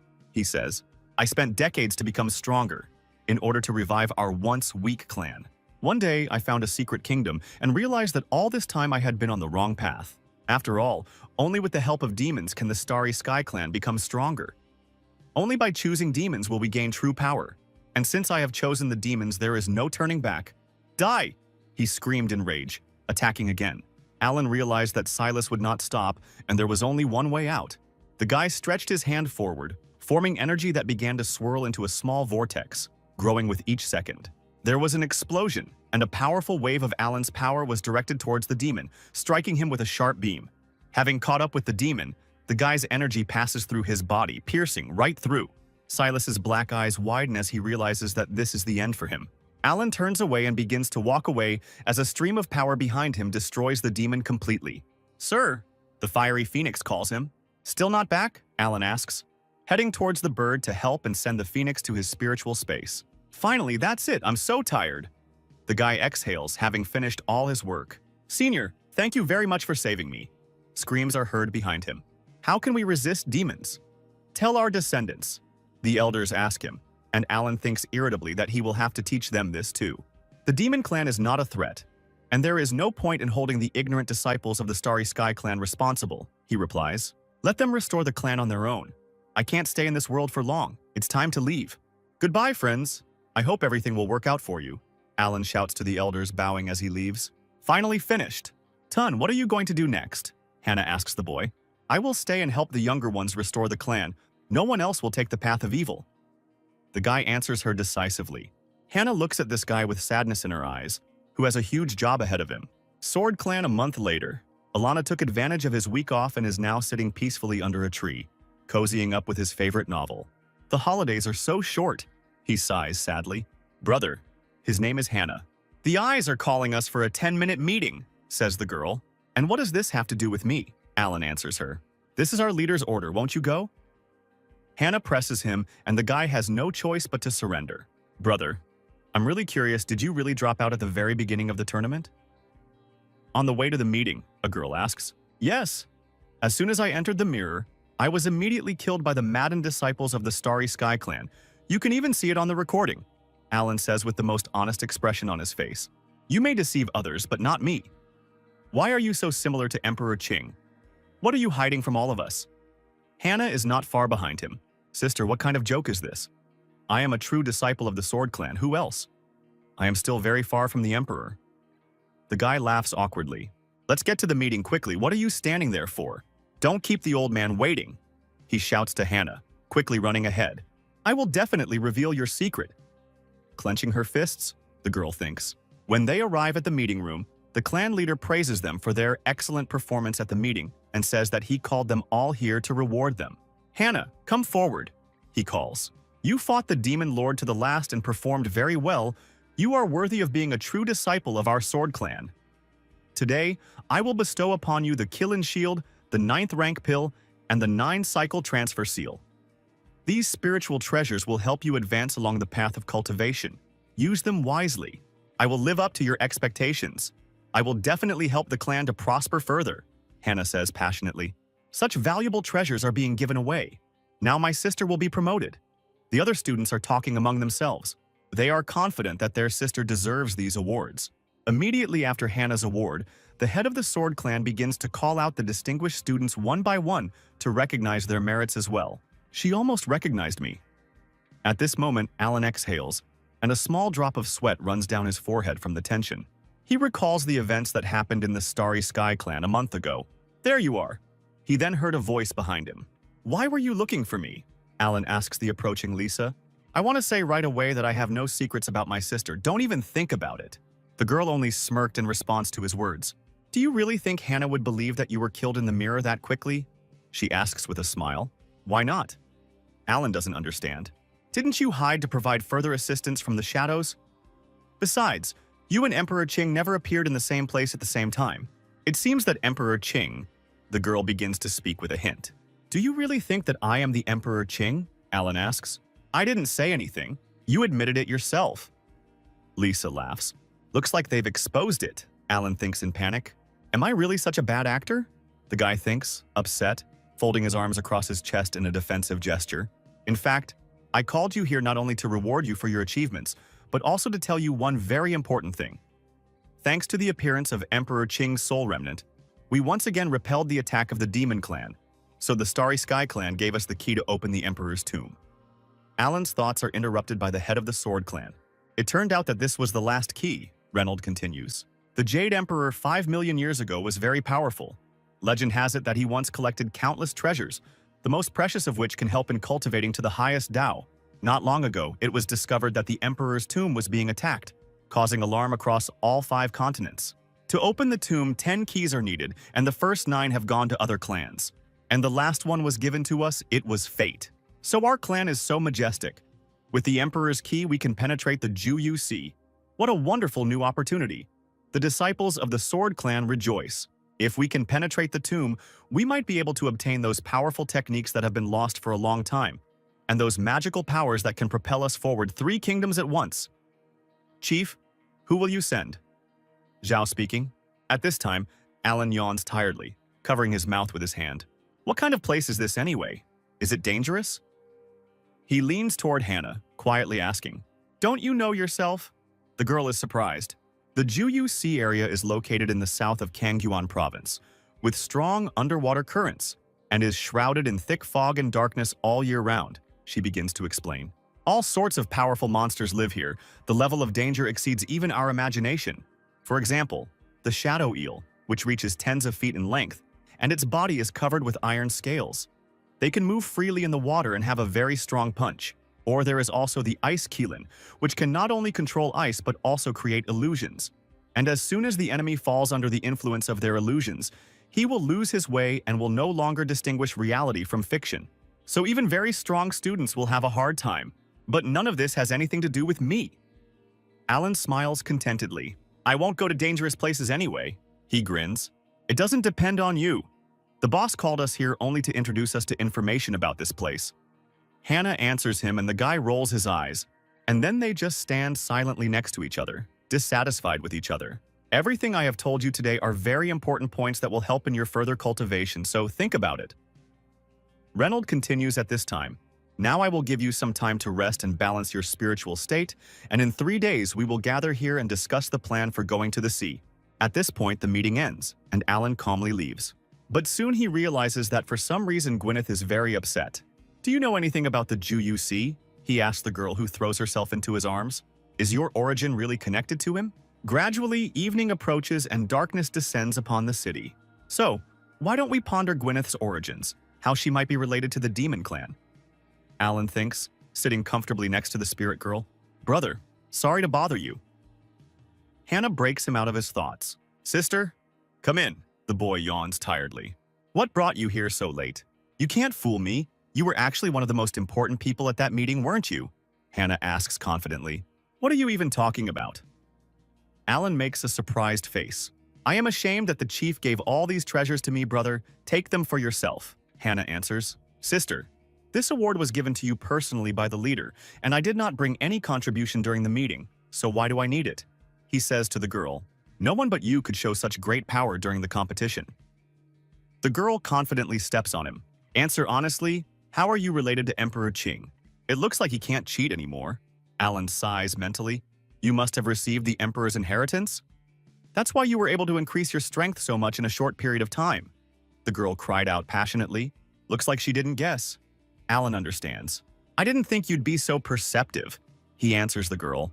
As far as I know, special training takes quite a lot of energy, so you better take these treasures and don't refuse, says Hannah. Otherwise, I'll tell the boss everything. Hannah presses him and the guy has to agree to avoid worse consequences. My sister is so worried about me. I'd better accept this gesture of kindness, Alan thinks. But I will take only one thing, and don't tell anyone that I have received the inheritance of Emperor Qing, he says to the happy girl. Choose, Hannah agrees, laying out all the treasures on the table. For some reason, I feel like all these things are connected to me, Alana thinks as she looks at the treasures. As a result, the guy chooses the key, which greatly surprises Hannah because yesterday the leader gave her this thing for safekeeping, saying that this item has limited energy and can only be used to open the tomb, and cannot be useful for anything else. You lied to me! The girl pouts, but Alan convinces her that he really likes this key more than all the other objects. Honestly, don't lie to me anymore, the girl tells him with distrust. Sister's suspicions are constantly increasing. It's good that now he can rest with a calm soul. He mentally rejoices, stretching and yawning. At this time, the sacred animals continue to recover in Alan's spiritual space. The phoenix lies tiredly on the spiritual grass, feeding on its powers. The green dragon uses a recovery pill at this time. The tiger is busy collecting herbs, and the turtle is keen on fishing. We are legendary divine beasts. How did we end up like this? Why did we become workers? The tiger is indignant. If we continue to follow the new master, how can we achieve elevation by doing this kind of work? We are divine beasts. It's time to show our true nature. What are you talking about? Suddenly, Alan appears behind the tiger. Sir, sit down. The beast immediately jumps up. Drink this tea. It is filled with spiritual power, essence, exaltation. The other animals roll their eyes mockingly, looking at this picture. You worked hard. Alan praises the tiger, who replies that he was just doing what he had to. Sir, you promised to help us find the soul jade, says the sacred tiger. Actually, I have a clue.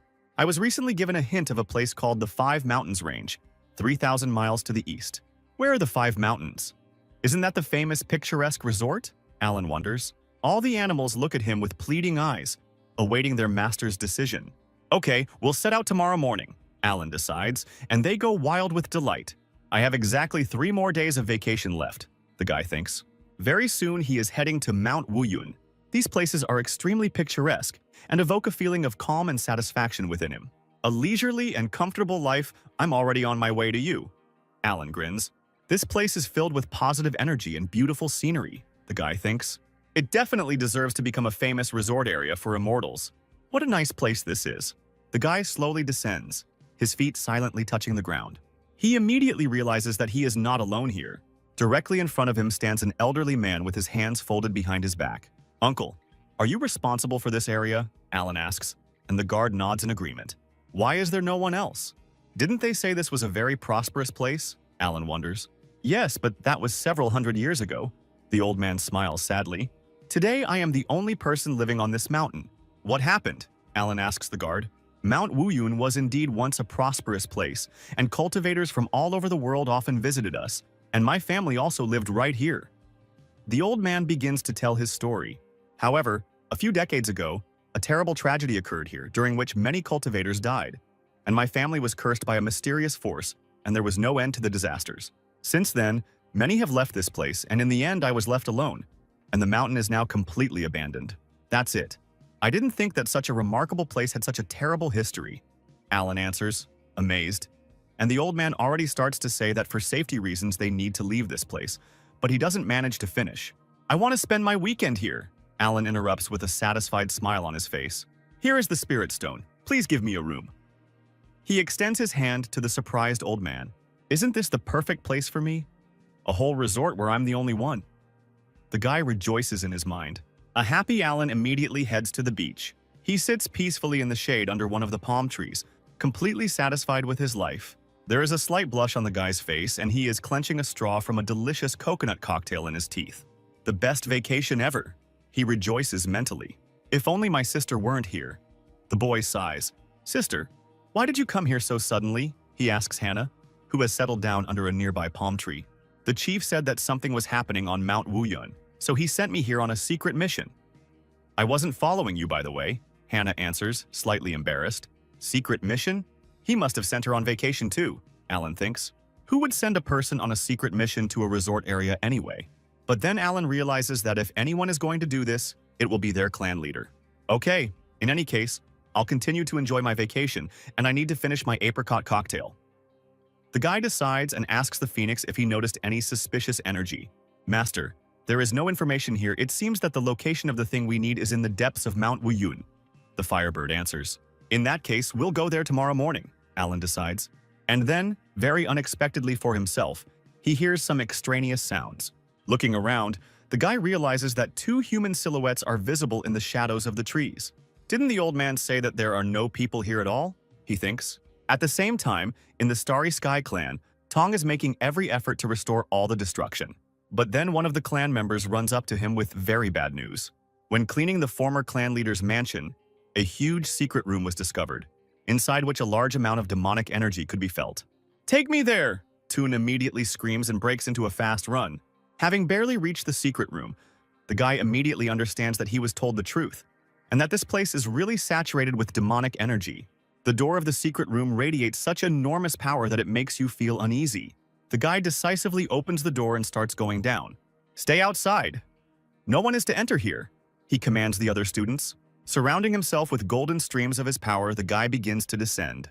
In the silence of the vast space, his confident steps resound loudly. He continues to descend the stairs, but they just don't seem to want to end, and it seems like this descent will be endless. What's wrong with this room? Toon cries out in confusion. Finally, his feet reach the last step and he freezes, hesitant. The entire space around it is littered with a huge number of human remains. Every centimeter of the floor of this secret room is covered with human skulls. Tung's eyes widen in shock and beads of sweat trickle down his temple. Silas, what have you been doing here? He thinks. And then his gaze falls on some strange object. Right in the middle of the skulls lies a bright red scroll covered in some symbols. This item exudes a terrifying demonic energy. Tun reaches out a slightly trembling hand towards the scroll, not daring to touch it. Beads of sweat continue to run down his face from the tension, rolling down his collar. But the guy doesn't even feel it. This is bad, very bad. He understands, having nevertheless touched the demonic object. We must inform the Alliance of this situation immediately, Thun decides. At this time, Alan looks at the guy and girl in front of him and tries to understand why these people look so familiar. Where could he have met these two before? Brother, are there other people here besides us? The girl says to him. Don't be so rude. The guy who came with her tells her, Sorry, gentlemen, it wasn't intentional. My name is Kurt, this is my sister Emma, and we are from the Jangi clan. He introduces himself. Now it's clear why they seem familiar to me, Alan thinks, and introduces himself in response. So, you came here to relax. Are you also interested in Mount Wuyun? Kurt asks with a smile. At this time, Emma is looking at Alan carefully, clearly thinking about something. It seems she remembered. She screams very soon. You are the god of sleep, she says, pointing at Alan. God of sleep? Are you mistaken? Asks the surprised guy. I saw you at the meeting. You slept through the whole thing in the mirror of the Starry Sky clan, Emma replies. That's it, Alan coughs, embarrassed. Brother Alan, sister doesn't know what she's talking about. Please forgive me. She's so impressed after meeting her brother at the event that she doesn't know how to put it into words. Kurt lowers his head guiltily. Don't you dare speak in that tone again. Apologize immediately, he shouts at his sister. Brother Alan, I was wrong. Please forgive me. The girl immediately obediently apologizes. Brother Kurt thinks too much. I understand that sister is very straightforward, so everything is fine. Besides, God of Sleep suits me very well, but I got a new status, Alan answers with a chuckle. Not bad. If everyone thinks I'm a bastard, then that's even better. The guy mentally rubs his palms. Brother, you are a perfect person. I am so glad that you understand everything, Kurt rejoices. By the way, Why did you come here? Hannah joins the conversation. To see the old man, Kurt replies, when we were little, he took care of us. The boy continues, and at that moment the guard approaches them. This man is not only our guardian angel, but also a mentor. But because of what happened, we had to leave here. Later, Emma and I joined the clan, and now we come to see him. So that's it, Hannah thinks. Several elders were accused by cultivators. Disappearances began, and then our family was blamed. And in the end, the reputation was greatly damaged, Kurt explains. We weren't strong enough back then. All we could do was run. And now that we've gained strength, we've come back to sort this all out. We advise you not to stay here until late. Better move to the neighboring city. Want to know why? Emma says. It's all because of the full moon. People go missing at this time. What's going on here? If strange things are happening, could the demon clan have a hand in it? Hannah wonders. But then why are you okay? Alan asks the old man a completely natural question. It must be my destiny, but nothing happens to me. Perhaps such oddities simply do not affect me, the old man replies. The nearest town is 700 miles away. That's very far, Alan thinks. It's a shame that we have to deal with such formalities. I've already paid the deposit, so I'm definitely staying the night, the guy decides. Kurt and Emma look at him in mute shock, not believing their ears. And you will guard me, Alan says with a smile to his pets, who are much smaller in size. I understand that spirit pets have energy, but it is too small. The god of sleep relies on them in vain, Emma thinks. Although Brother Alan doesn't look strong, there's definitely something about him. At this time, Hannah remembers asking the headman why he was sending her to this place. Reynold then told her only that she would soon find out everything herself.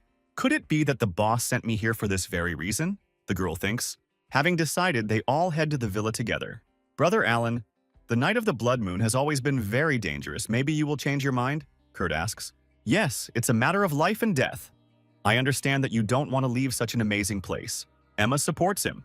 Don't worry, if something happens, my spirit pets will help. So my sister and I are completely safe, Alan answers. Brother, I came here on behalf of the chief, not to protect you, reminds Hannah. Sir, please arrange a room for my sister, Alan asks the old man. If you want to stay so much, then fine, sighs the palace guard. In that case, if you need anything, you can contact us. If you get into danger, we will not sit idly by, Kurt speaking. At this point, they disperse to their rooms. Night is falling.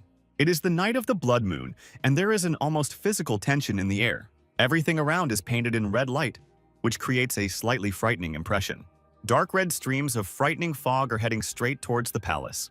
At this time, Alan, along with his spirit animals, is sleeping soundly, covered with a soft blanket. Meanwhile, red flashes are already penetrating his room through the window. However, sacred animals are alert and notice the appearance of something foreign in time. The green dragon hisses and rises, watching the proceedings closely. What the hell? The other animals are waking up too. This is a fog that crushes even the shadows. Once a cultivator touches it, it will immediately lose its power. The phoenix understands. So what should I do? He thinks.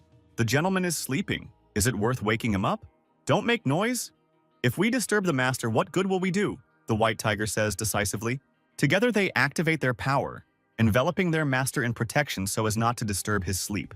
I like murderous plans, the sacred tiger grins. A little earlier, a red fog had also penetrated into another room. Fog that destroys shadows.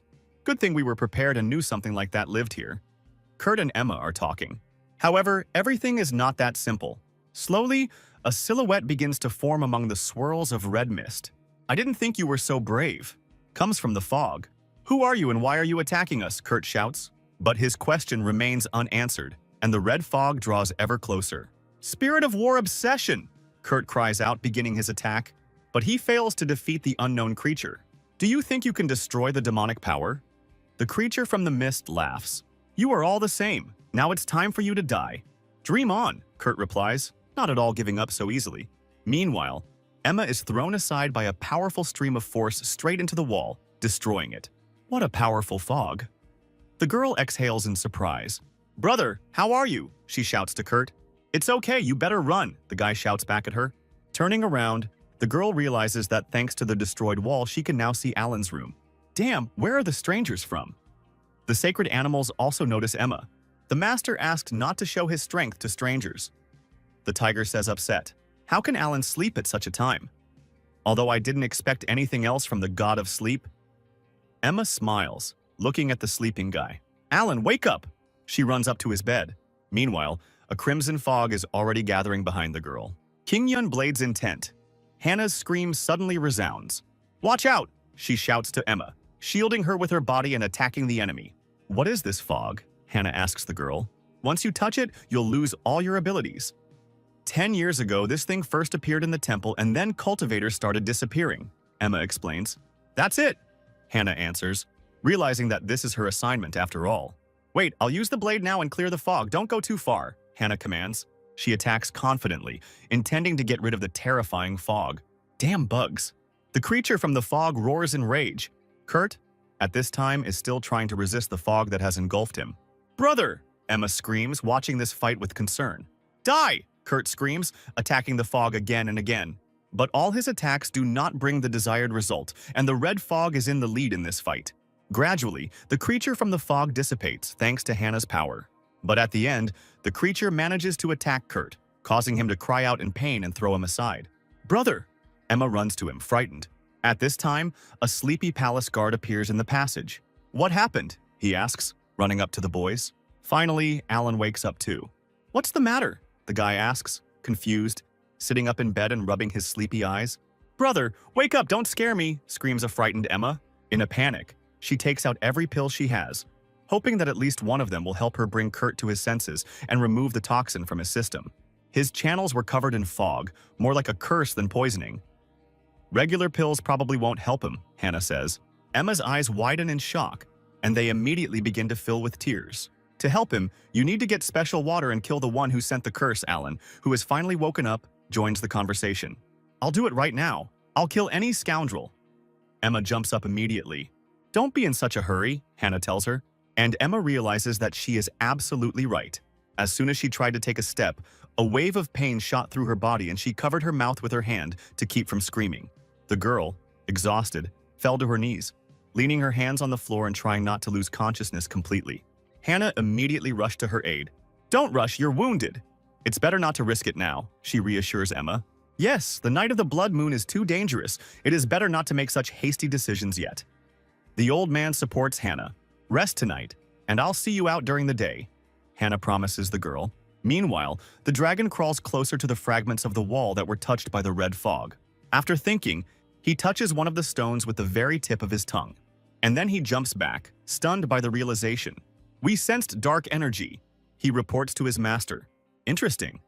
Apparently I'm the only one who doesn't feel anything," Alan thinks. "Tomorrow I will also go to the mountains with you," he says to the girls. "It just so happens that I know about lifting the curse, so I can help you." Emma tries to object but cannot find the right words. "We worked together at that meeting, but we were still in great danger," Alan says. "Anyway, brother has a lot of hidden techniques that can be useful to us," Hannah says happily. "In that case, I'll take care of Kurt, and you rest first before you set out," the palace guard decides. The boys, having listened to his advice, set off for the mountains the next morning after resting. The three of them confidently move forward, ready for any danger. But doesn't brother hate to exert himself? Why did he decide to show interest now? Hannah asks her brother. "All for the sake of friendship between clans," Alan answers with a chuckle, proudly raising his head up. "Really?" the girl asks again, touched. "Okay, my egoism is involved here too." "I will never spare the man who destroyed my villa," Alan admits. Their conversation is interrupted by a powerful gust of wind, accompanied by a loud growl. Hannah only needs one look to recognize danger. "Watch out, there's a monster!" she screams, and a huge wolf with brightly glowing green eyes appears in front of them. Roaring furiously, the monster rushes straight at Emma, intending to tear her into several pieces. It clearly comes as a surprise to him how quickly the girl concentrates, surrounding herself with a stream of energy. With a vicious growl, he lunges at the girl, smashing his head into her shield. Emma strikes without wasting a second of precious time. Whining loudly in pain, the wolf falls to the ground like a stone. Another second and life leaves his body. Strange, it's a shadow wolf. Hannah understands. This kind of monsters died out long ago. How could it appear here? The girl doesn't understand. "Luckily, he's not that strong, so we're not in any danger," says Hannah. Without Hannah and me protecting him, Alan wouldn't have been able to handle the monster, right? Then why is he so calm? Emma thinks to herself. At this time, somewhere deep in the forest, a creature made of red fog realized that these cultivators actually dared to come here. "Unfortunately for you, you won't be leaving here again." He laughs to himself. "Is there something coming towards us?" Alan notices. "Watch out!" He shouts to the girls as two huge creatures appear in front of them. The bright blue ice dragon opens its mouth wide, baring its fangs and attacks Hannah with fury, leaving the girl to fend off its attacks. At the same time, Emma is attacked by a second giant, a huge purple bird with an apparently very sharp beak. Interesting. We have two extinct creatures here, Alan thinks, watching these fights. This ice giant is especially good, possessing enormous spiritual power and strong armor. But his sister will quickly deal with him. I'm sure the guy. I'm retreating. The rest is up to you. He shouts to the girls, intending to step aside and calmly wait out the battle there. God of Sleep, are you really going to run away? Emma turns to him. The ancient monster has a large reserve of spiritual power and very strong armor. This is a great rarity, Hannah thinks, looking at the monster. Summon! The girl cries out, continuing the battle. I am confident in my sister's strength, but the enemy's power is really great.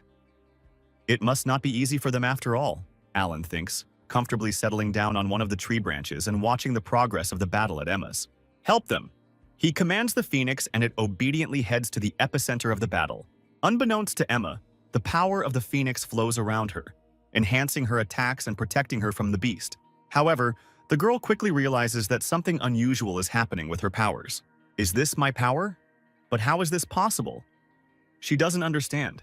The strength of the martial soul has increased more than twice compared to its normal state, more like divine help. Brother, it's over. Come out. Meanwhile, Hannah finishes her battle. Sorry, I was just scared that the monster might kill me. It's good that you two were there, otherwise I'm not that strong, Alan says, coming out of his hiding place. I can't shake the feeling that we're being watched, Emma thinks. Something strange starts to happen behind Hannah, and the girl turns around. When she sees this, she can't believe her eyes. Is it an insect? She wonders, looking at the unusual beetle crawling out of the body of the defeated dragon. What is this? Emma asks. It's a rare insect that can control monsters remotely, Hannah replies. Even corpses are made very strong and ferocious, so that's why extinct species appeared here. Emma understands. There must be a very unusual power hidden in these mountains, Hannah thinks. But will we be able to find the one who is controlling all this? Emma worries. It just so happens that I have a kind of art for finding the right things, Alan answers her. I can use the spider to locate the creator. The guy grabs, and Emma is very surprised by this. She did not think that the god of sleep was capable of such things. I don't know the technique of insect control, but I have a couple of ideas, says the hero, lifting the beetle with his power. He takes out his blade to use while locating the creator. Emma watches this in amazement. Such art seems very strange to her, because the possession of a blade and insects at first glance are absolutely not connected in any way. There is a deep truth in the art of wielding a blade, Hannah tells her. With the help of cause and effect lines, the brother will be able to track the location of any objects. Found it! Alan confirms her words. The owner is in that direction. The hero points the necessary direction with the tip of his blade. In that one? Emma asks, amazed. Do you know this place? I think it's time you told us everything you know, Alan says. There's a dust cave there, and it might have something to do with the rumors that circulated in my family in the early years of its existence, Emma replies. After conquering Mount Wuyun, one day someone accidentally entered a secret cave and discovered that there was a hole in it from which the sky could be seen. The insides of this cave are huge, and they hide some strange power. The then head of the family, my father, planned to inform the Alliance about everything, but the other elders were against it. They believed that the cave contained very valuable things and did not want to share them. There may have been treasure hidden inside, so a group of people were sent there to search, but nothing came of it. Since then, many people have been disappearing in the mountains, and every time someone goes missing, a blood-red moon shines in the sky. To somehow fix everything, my father had to send someone to seal the cave and take our family out. Perhaps our family's ancestors once touched secrets that should not have been approached, and now we have to reap the benefits. Again, the same energy. I have already met it. Could it be that the most valuable treasure that Emma's family saw in the cave was the magical jade? Alan thought. Is brother really worried about the dangers of the cave? Besides, he admitted that he used the inheritance of Emperor Qing before, and this technique takes a lot of strength. Meanwhile, Hannah is thinking, Brother, take the talismans, otherwise you might run into danger. Tear one and you'll be teleported from these places. She hands the talismans to Alan. Sister, what are you even talking about? Besides, what will you do if you get into trouble? Alan is surprised. The leader has given me other devices, so please accept these talismans. The girl continues to insist, and Alan understands that she is worried about him. No wonder the god of sleep came with us. So this is what kind of relationship they have. Emma thinks with delight as she watches this picture. Thank you for your concern. Now let's go to the cave, says the embarrassed guy. And the cultivators are on their way again. But before they have time to walk even a few meters, danger overtakes them again. Watch out, Hannah shouts. The girl manages to push Alan away, but she and Emma end up trapped. Everything around them turns red and the sky above them disappears from view. Emma tries to attack the red dome that covers her and Hannah, but it is unsuccessful, and he remains unharmed. No matter how much she attacks, this dome doesn't care. What the hell? Why doesn't anything work? The girl doesn't understand. And Hannah already understood what kind of danger they were unlucky enough to face. At the same time as Alan, she realizes that they are covered by the Mingyuan Massif. Where did this formation come from? This is problematic, Alan thinks, examining the dome from all sides. This is the Mingyuan array, known for its strongest defense. It can automatically repair all damage and is usually used to guard important places, Hannah explains to Emma. Once the formation is activated, even the strongest ranked immortals will have a hard time getting out. Have we really been discovered? Emma thinks, gritting her teeth in disappointment. Brother, it's very dangerous here. Run away and ask the Alliance for help, Hannah shouts, hoping that Alan will hear her. It's too dangerous to be here with your cultivation base. Escape? That's very much my style, Alan thinks to himself. But I can't leave my clients during working hours, he says. Clients? Work? What is he even talking about? Emma doesn't understand, and Hannah explains with a smile that this is a feature of Brother Alan, and it is not worth paying attention to. Looks like it's time for me to join the game, Alan decides. I'll use one little technique. Let's try it, says the hero and uses one of his skills. This array is not so simple. It can only be destroyed if the force that strikes is more destructive, says Hannah. But where do we get such abilities? Emma gets upset. All that's left to do is try, Hannah decides. Break! The girl screams, starting to attack. Hannah watches in surprise as all of his power, which was aimed at destroying the barrier, disappears somewhere. It doesn't happen right away, but she understands what just happened. This barrier not only self-heals but also absorbs the attacker's energy, the girl thinks. Meanwhile, flashes of alien hostile force begin to appear inside the barrier. Bad, they are monsters, she understands. Watch out, she warns Emma, clenching her teeth with tension. Hannah steps forward, drawing her blade and preparing to meet the attacking beast head-on. Qing Yun blade intent, the girl shouted, unleashing the full force of her skill on the wolf. Snow! Emma joins her attack. Together they quite successfully attack the monsters attacking them. Falling!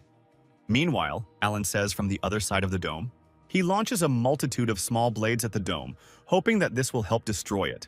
Floating right in front of the dome, the hero realizes that these attacks were useless. All the energy he spent on this attack is instantly absorbed by this dome. Has it absorbed already? The guy thinks in surprise.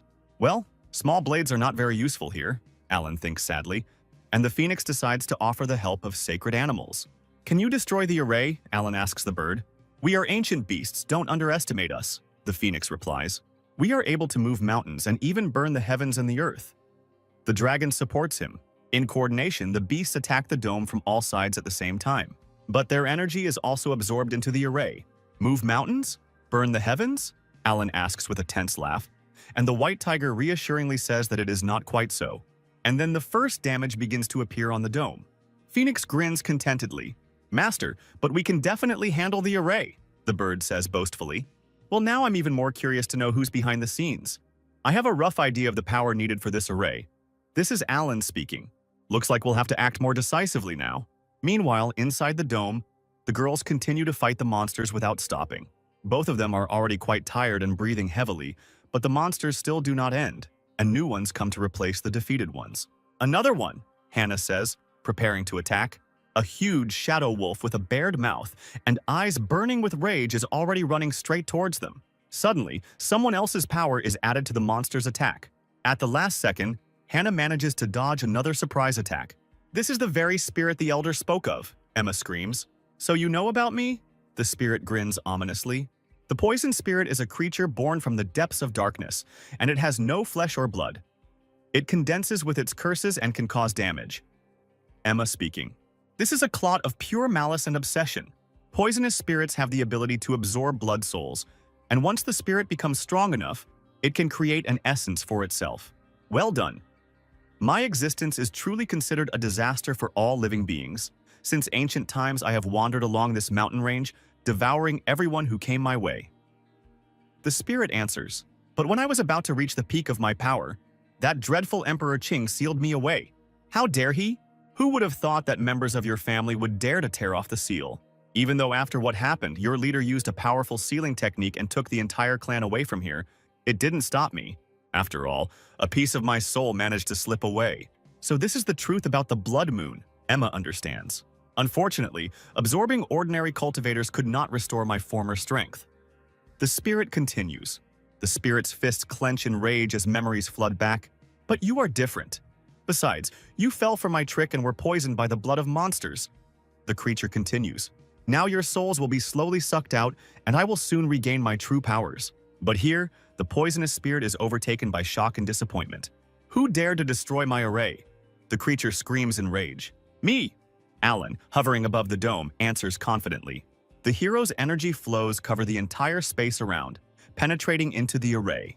The poisonous spirit doesn't even have time to respond before he is blown away by a wave of Alan's power. These same streams of power envelop the girls, protecting them and lifting them into the air. A few seconds later, Hannah finds herself in Alan's arms, looking up at her savior with delight. "Brother, what about Sister Emma?" she asks quietly, and Alan grins. "Don't worry, she's with me," he says, pointing to the girl he's holding behind his back with his other hand. "Heal yourself for now and leave this guy to me," the hero says to the girls. "Brother, be careful. This ghost of poisons is very cunning and dangerous," Hannah shouts after him. "How did this man break my formation so easily? He's just a cultivator. He doesn't understand the spirit. So it was you who destroyed my chambers?"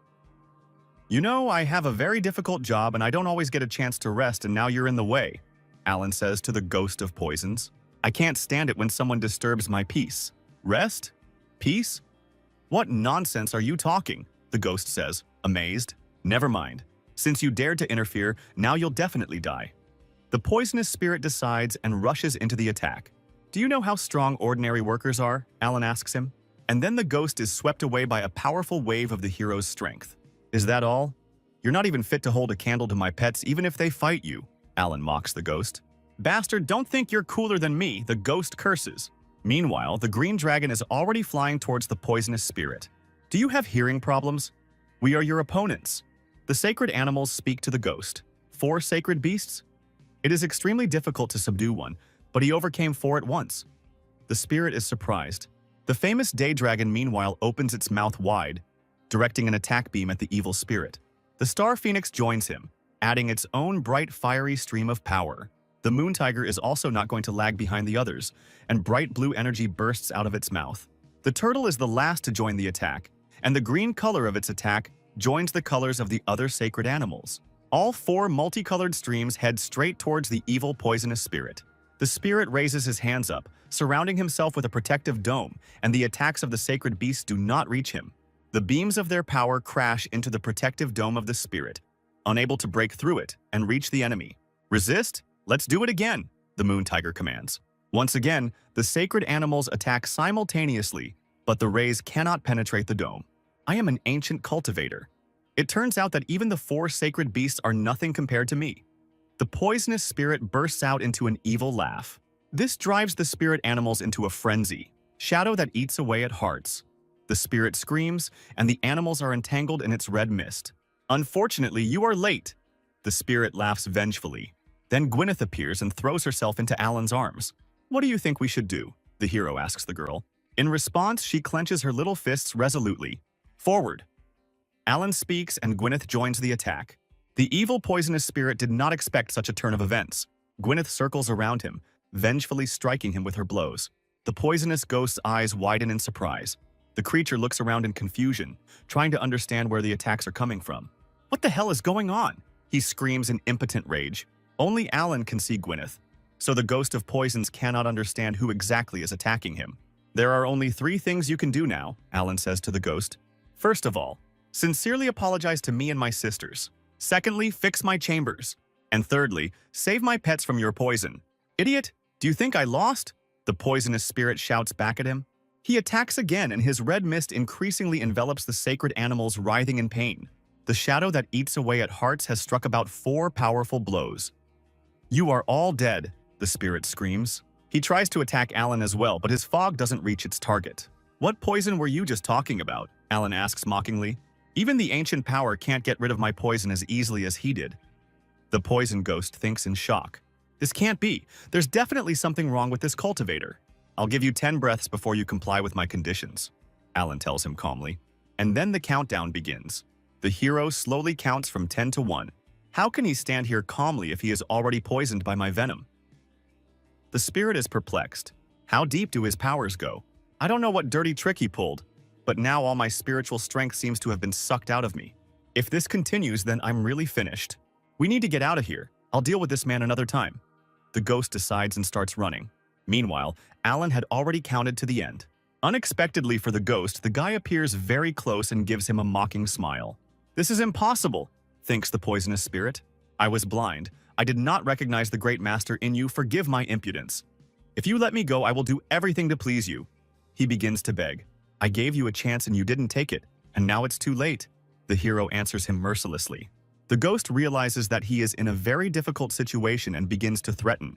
Even if you can resist my poison, everyone else has already been poisoned and the poison has penetrated their meridians, he says to Alan. And only I can neutralize this poison. If you let me go, I will immediately rid them of the poison and swear that I will never appear here again. But if you refuse, then they will all die immediately. Is it just poison? Alan smiles back. The sword can destroy everything in this world, and even this poison. The guy finishes and strikes. The sword not only dispelled the poisonous shadow that was eating away at the heart, but also filled the meridians with warm spiritual energy, Hannah thought in surprise. Wow, big brother! The girl's hands, stained with blood, are miraculously cleansed. Master, you have such exquisite control over the sword. The moon tiger shouts to its master. You are truly invincible. The fiery phoenix echoes. His sword was able to neutralize my poison so easily. I have only seen such swordsmanship in one person. The poisonous spirit is aware. He remembers the man who imprisoned him in that cave, and a terrifying realization hits him. Now it's your turn. Meanwhile, Alan tells him, No! The poisonous ghost screams loudly, not wanting to give up. However, this time he can no longer be saved. Alan encloses him in a small, bright red sphere. I don't need this thing anyway, so you can take it as a toy. He generously allows the sacred animals. At this time, Emma comes to her senses and rubs her eyes tiredly. Woke up! How are you feeling? Hannah immediately runs up to her. I'm fine. What happened? I only remember being attacked by ghosts and being trapped in a light formation, Emma answers worriedly. Hannah is at a loss and doesn't know what to answer her. A spirit beast just happened to be passing by and accidentally destroyed the formation. The poisonous ghosts have already been destroyed by that very spirit. Alan approaches the girls. A spirit beast? Emma asks, puzzled. A spirit beast that simply passed by and easily destroyed an ancient ghost cultivator? Senior brother, your explanation sounds too casual and implausible. Hannah mentally resented. Surprisingly, Emma actually believes this explanation, deciding that it was Huangge's spirit beast. And Alan chuckles to himself that imagination is the best weapon. It is said that this spirit beast hates evil and attacks demons and ghost cultivators on its own. It has not been seen in these mountains for 1,000 years, and today we were lucky enough to see this wonderful creature. The girl chatters enthusiastically. Hannah looks at her indignantly, not believing her ears. She actually believed this nonsense, the girl thinks. And then a very obvious thought comes to her mind. Big brother, you lie so well. You haven't lied to me like that before, have you? She conveys this thought to her brother. How dare I? Little sister, you must believe me, Alan answers with an honest face. Emma watches them with interest and surprise. Their glances lead the girl to certain conclusions. Did she realize that something was wrong? Hannah notices the girl's gaze. This story about a spirit beast really sounds very far-fetched. Suspected so quickly? Alan tenses up too. I've been wanting to ask you something for a long time, Emma says to the tense cultivators. Are you two really a couple? Alan and Hannah stand frozen in shock and numbness. What? They scream in one voice. Pair? Alan and Hannah look at each other. That's not true, the guy answers Emma, embarrassed. My older brother and I aren't on that kind of relationship yet, Hannah agrees. Yes? So I got it all wrong, Emma says, embarrassed. By the way, Emma, Hannah decides to change the subject. Since the main culprit has already been destroyed, the poison in your brother should have dissipated. Exactly, brother. I almost forgot the main thing, Emma answers. Together they return to the estate. Sister, I heard from the senior master that you went to the Wuyun Mountains. They are met by a worried Kurt. Are you hurt? I'm fine. How are you feeling? Emma rushes to meet him. I don't know why, but the curse is gone and I can move again, the guy says happily. That's because the spirit beast Huanga suddenly appeared and destroyed the poisonous ghost, Emma replies. It's no wonder that I've felt a powerful surge of spiritual energy since waking up, Kurt says. These mountains are full of dangers, and I know that without your help my sister might not have returned alive, he says to Hannah and Alan. Thank you for saving me and my sister. It's all the merit of the spirit beast, we only helped a little, Alan answers. In any case, you two helped us destroy the poisonous ghost and saved our family. The palace guard bows to them. This mercy will never be forgotten. You're exaggerating, it was just a trifle. Alan rushes to the bent old man. This is truly a great favor and we are ready to do everything to repay you. Kurt joins the old man. No need, really. Hannah is embarrassed. I have one small request, says Alan. Even if it's mountains of blades or a sea of fire, we won't back down, Kurt answers him. However, Alan's request turns out to be much simpler, and Kurt and Emma begin to put the palace building in order. It's not quite what they expected, but they are still glad that they can fulfill this request. I didn't expect Alan to ask us to help with the house renovation. Emma is surprised. Maybe he's just modest and doesn't want any reward, Kurt replies. A completely satisfied Alan watches them from the side. If they want to thank me so much, we should use it to our advantage, he thinks, and the sacred animals agree with him. Meanwhile, the poisonous spirit inside the red sphere reaps the fruits of its crimes. Hannah is happy that she was able to complete the task from the clan leader. The fire phoenix, along with the other animals, is concentrating on rolling the sphere with the ghost across all the surfaces of the castle. The bird's face glows with vengeful satisfaction. Master, he flies up to Alan. We already learned the location of the jade seal from the poisonous ghost. Alan is a little surprised that they got it done so quickly. Then we leave tomorrow, he decides. Hannah watches Alan interact with his animals and begins to suspect something. Is he up to something behind my back again, she thinks. The girl resolutely heads towards him. She intends to clarify one important thing. Big brother, whatever you plan, I'll go with you, she says decisively. But haven't you already completed the task from the clan leader? The guy asks. Yes, but my vacation isn't over yet. Hannah answers him with a grin. But in the secret room of the Starry Sky clan, a few days ago, events were not developing so joyfully. This entire room is covered in demon symbols. It seems that this is where the clan's eyes contacted them, says the captain of the Immortal Alliance scouting team who came to investigate. There are really a lot of tracks here and they are all very fresh. And this bloody scroll may be directly connected to the demonic world. Tong was not mistaken. The appearance of such an item here means that perhaps the passage between the demons and the cultivator world has long been open. I'm afraid that the rebellion in the Starry Sky clan was just the tip of the iceberg in terms of demons, and they have long since infiltrated our world. We must report this to the Alliance's top leadership immediately. A few days ago, extremely tragic events took place in the Yun clan. Better death than to kneel before demons, the clan elder shouts. In response to this, he is immediately struck by a powerful blow. The man immediately falls down dead. The disciples gather around him and kneel down, paying tribute to the elder. Patriarch of the Yun clan, is this all you can do? The guy who struck the blow sneered. Now you will either submit to me or your clan will be destroyed, he says to the remaining students. With one blow he killed our patriarch, who had already reached the level of immortal. How strong is he? The disciples are perplexed. They have to make a difficult decision. Finding no other way out, they swear to serve the demons until death. You turned out to be smarter than I thought. The guy grins, all enveloped in demonic energy, unlike that idiot, although he wasn't completely useless and allowed me to pass through the Gate of Worlds. The demon recalls the former head of the Starry Sky clan. It's a pity that it will take me a long time to regain my full strength, he thinks. Tell me, what do you know about the ruins of Emperor Qing? Asks the demon. Your patriarch has already conducted an investigation into these ruins before. They say there are some clues in the Wuyun Mountains, one of the members of the subdued clan replies. It seems my intuition didn't let me down, the demon thinks with satisfaction. He immediately gives the command to the clan's disciples to go to these mountains and bring him what he needs. Anyone who dares to interfere will be destroyed, the demon decides. Meanwhile, on this very mountain, in a sealed cave, Hannah and Alan are approaching. So this is the very place, the hero thinks. Elder brother, the seal energy here is very ancient and what it protects is most likely either a secret dimension or a powerful treasure, Hannah says. Alan turns around, hearing someone's footsteps behind him. Wait and see. Only I, the one chosen by fate, can save the cultivator world from the demons, Alex boasts as he approaches. Could you stop being such a child? Arya answers with a laugh. You don't understand anything. If you have courage, fight the strongest. The guy starts shouting at her indignantly. Alex, Arya, what are you doing here? Alan asks them. This is a sleeping god. What a meeting. Alex laughs. We have received orders from the Immortal Alliance to investigate the demon's tracks, Arya explains to Alan. And we're just relaxing here. Alan laughs awkwardly. Are you relaxing? Here? Arya asks incredulously, and then he freezes warily. Watch out, someone's coming. Alex also notices something is wrong. Very soon, silhouettes of several people unknown to them appear. There are quite a lot of them, and these cultivators look quite tense and unfriendly. I am Thomas, from the Yun clan. The man walking in front introduces himself. In response to this, Arya and Alex also state their names and clan, smiling politely. Hannah and Alan follow suit. Why did such a secretive and powerful clan appear here? Alan wonders. There are abnormal fluctuations in spiritual energy here.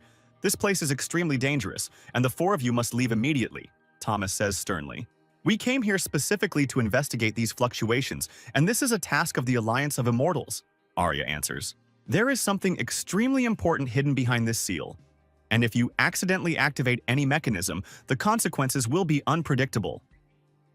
Therefore, you low-level disciples had better leave quickly. If we're all here to investigate, why should we leave as soon as you show up? Alex shouts indignantly. Don't get excited, Arya begins to calm him down. Thomas, meanwhile, begins to boil with rage, but one of the students calms him down. We can let them in, and even if something happens to them, their clans won't be able to suspect us, the apprentice whispers to the elder. Thomas agrees with a smirk on his lips. Okay, if you insist, you can come with us, he says. These are the ruins of the Qing Emperor, and you can enter here, but there is no guarantee that you will be able to return alive. What? Alex and Arya think, amazed. Are these the ruins of the Qing Emperor? Hannah wonders. Really? I didn't know anything about it, Alan thinks. This is a special artifact called Boundary-Breaking Jadestone. This is Thomas speaking. With this treasure, we can definitely destroy the ancient barrier. No wonder it's a great clan, it really has deep roots, Alan thinks. That eldest one, Thomas, with his dark look, is definitely up to something. But missing out on opportunities is not my style. Big brother, what do you think? Hannah asks the hero.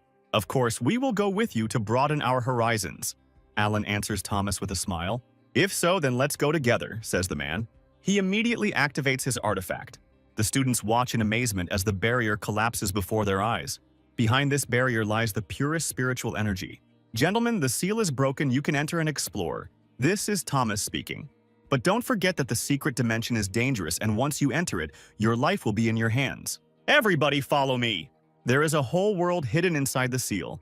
This is the power of Emperor Qing. The students talk to each other in admiration. Hannah looks around in the same admiring way, and Alan understands that the demonic jade seal is clearly not here, and he needs to find an entrance to another level. Meanwhile, a disciple of the Yun clan suggests that Thomas split up with the outsiders and deal with them quietly using the demonic beasts. Thomas, after thinking about this proposal, agrees, and voices out loud the proposal to split up for independent research. Alan and Hannah realize that this old man wants to use them, because being separated in an unknown dimension is a sure way to be destroyed one by one. Okay, let's split up and be careful. Alan smiles, deciding to stay away from such treacherous people. Thomas and his clan quickly leave. Alex and Arya immediately begin to press Alan, because they also understand that splitting up is far from the best idea under the circumstances. However, they agree that the people from the Yun clan do not have the best intentions, which means they should go in the opposite direction from them. This place is truly full of treasures, and along the way, the guys encountered a huge number of valuable medicinal herbs. Never tiring of admiration, they move further and further. Hannah even finds golden ginseng, which can heal hidden injuries and is considered a rare healing treasure. In her mind, she decides that she will definitely take this ginseng for her older brother. Look, Alan says unexpectedly. What a beautiful lake, says Arya, looking where the hero pointed. And it really is beautiful. Alex is the first to rush to the lake because it is full of spiritual energy, and there is probably something very valuable on the island in the center of the lake. If you don't hurry, all the treasures will go to me, he shouts to the other cultivators. Here the guy notices something unusual in the depths of the lake. Suddenly, a huge crocodile appears from the water, and Alex instantly finds himself inside its mouth. The crocodile closes its mouth and returns to the depths of the lake again. How dare you attack me? Alex screams in rage, intending to burn the monster from the inside. I didn't expect to meet an ice crocodile from the world of cold water here. Arya is surprised, rushing to help her friend. Meanwhile, the monster uses its power, activating its icy breath, and Arya hesitantly freezes in front of its mouth. Hannah immediately rushes to help. Wait! Alan grabs her hand. Little sister, don't rush. I have a plan, but I need you to help me. Do you trust me? Meanwhile, Arya and Alex continue to fight the ice crocodile. They have already realized that if this continues, their bodies will be completely affected by the cold, and their fighting strength will fall lower and lower. Damn, this demonic beast is really scary, Alex screams, unable to cope with another attack of the monster. We can't stand it, Arya echoes him, having failed to find a way to neutralize the monster's abilities. Luckily for them, help is already close. Unexpectedly for the guys, Hannah joins the fight. She easily pushes off the surface of the lake, soaring upward. The ice crocodile's evilly frowning eyes only manage to see flashes of lightning in the sky for a split second. Trusting her brother Alan, the girl does everything exactly as he told her. She didn't fully believe in the success of her plan, but now she watches the flight of her sword with wide eyes. Hannah's sword hits the target right in the middle of the ice crocodile's snout, and after the blade of the sword, several lightning bolts strike there at the same time, depriving the bloodthirsty monster of life. Hannah, what was that move? How could you release such powerful electrical energy? Alex and Arya ask the girl in turn, landing on the back of the defeated crocodile. My older brother Alan taught me all this. The girl proudly answers them. He explained that water conducts electricity, and by using this feature, I was able to add the power of thunder runes to my sword strikes. What an unusual reception. Today we really owe you, because if you had not intervened in time, we would have definitely died here. Alex cries out, and Arya absolutely agrees with him. So she gives the demonic core of the ice crocodile and the spiritual herbs from the island to Hannah and Alan without hesitation. Along with the gusts of wind, waves of powerful demonic energy also begin to reach the boys, which makes them become even more tense. Watch out, someone's coming, Hannah warns. Let's fight this beast, Alex shouts in his style, already rising into the air. A wave of fire from his power is directed at the next approaching monster.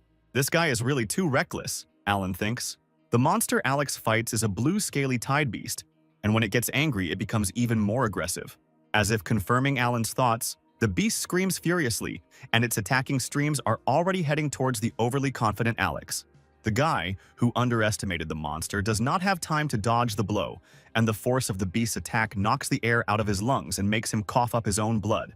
Be careful, Arya belatedly shouts at him, materializing her weapon in her hand. Desperately, she rushes to help her friend, covering him with her body and putting up a shield against the monster's attacks. However, they both understand that this shield will not last long. Arya's knees are already buckling from fatigue and strain, and she is holding on to their fragile defense with the last of her strength. This is bad, we can't stand it, she screams in panic. Hannah is already rushing to help them. She quickly approaches Arya and Alex, intending to save them at any cost. The girl uses her favorite sword technique, Qing Yun, gripping the weapon tightly with her long, thin fingers. Once again proving her strength and skill, the waves of her attacking energy illuminate everything around her with a golden light. The sword strike hits home, striking the monster and causing it to roar in pain and impotent rage. All together, forward, Alex shouts, hoping that a combined attack will help them finish off the blue-scaled tide beast. A wave of attacks that never stop for a second falls upon the viciously growling monster. The beast spins in all directions, dodging the powerful attacks of the cultivators. And thanks to this, Alan has the opportunity to get a good look at the monster. A gaping hole with jagged edges appears on the beast's chest, and the boy realizes that this is what he was looking for. There it is, the blue scaly tide beast's only weakness, Alan thinks. He grins, grabs his sword, and joins the fight. As if sensing imminent death, the monster freezes for a second and begins to quickly back away, trying to leave the dangerous place. You've already made me work, and now you want to back down? Too late, Alan grins at him. Immediately, the guy rushes straight at the monster, aiming precisely at its weak spot. Just one blow decides the outcome of the fight. The blue scaly tidal beast's eyes gleam angrily, but there is nothing he can do. The monster breathes its last, and its huge, powerful body begins to slowly sink into the raging waves. I knew the three of us were the strongest, Alex shouts joyfully, completely unaware of Alan's help. Defeating a blue scaly tidal beast is a rare achievement even for the Eastern lands. The guy rejoices, although it seems that this monster behaved rather strangely in the last moments, as if it was afraid of something. Really, Arya thinks, turning her thoughtful gaze to Alan. Surely it was the older brother who helped us from the shadows. Hannah thinks the same, looking at the guy with eyes shining with delight. Alan, you interfered. Arya can't take it anymore. The guy immediately tenses up, not wanting to give away his true level of strength. Hannah is no less tense. She wouldn't want her brother to be exposed either. No, weren't we the only three who fought? Alex doesn't understand. Alan, are you hiding your strength? If your clan is deliberately hiding its strongest students, I must inform the Immortal Alliance. Arya continues to interrogate. This man is not as easy to deceive as his younger sister. Alan tries to find a way out in a panic. If she reveals my true power, my work will never be finished, not this. If it is discovered that elder brother has inherited Emperor Qing's legacy, he will become a target for everyone. Hannah is also panicking in her mind, and then they are all distracted by the growling of what turns out to be a not yet completely defeated monster. Alan understands that this is his salvation. Great, buddy, you're still not dead. The guy thinks happily. It would never have occurred to him that this beast would help him avoid revealing his true power. The blue-scaled tidal beast opens its mouth wide, attacking the cultivators with the last of its strength. Watch out! This guy's not done yet, Alan shouts.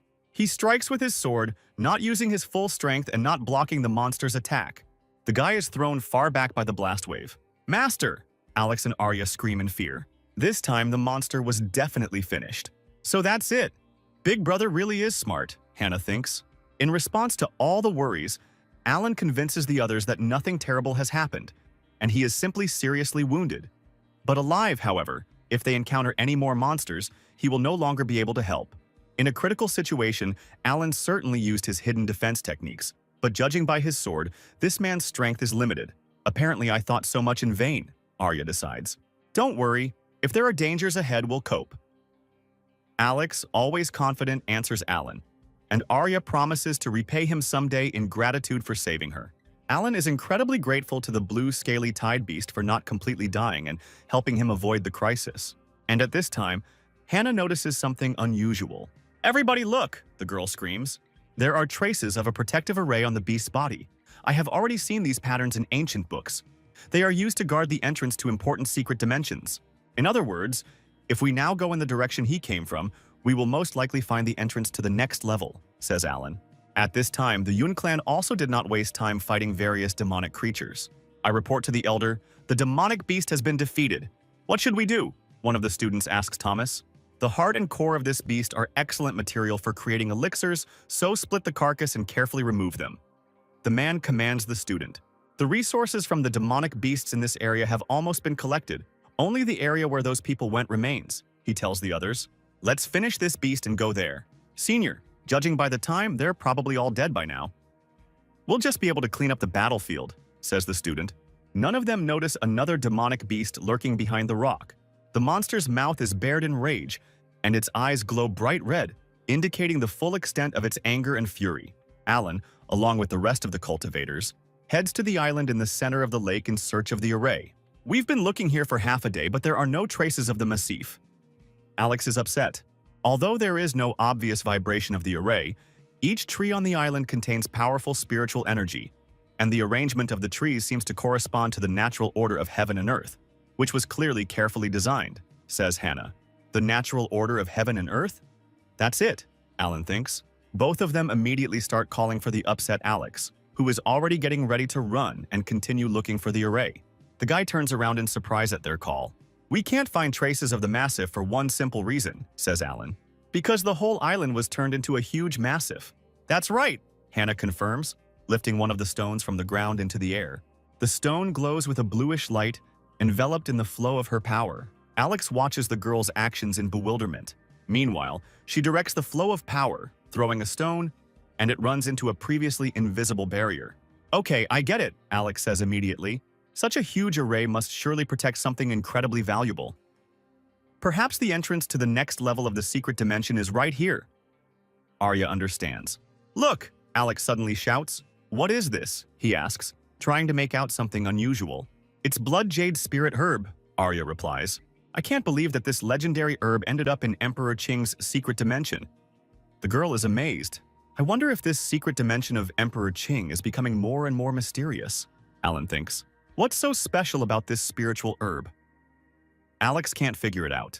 Not only does it greatly increase one's cultivation level, but it also has the unique ability to purify the blood and strengthen the body. It is incredibly attractive to demonic beasts, which explains why we found the blue-scaled tide beast here.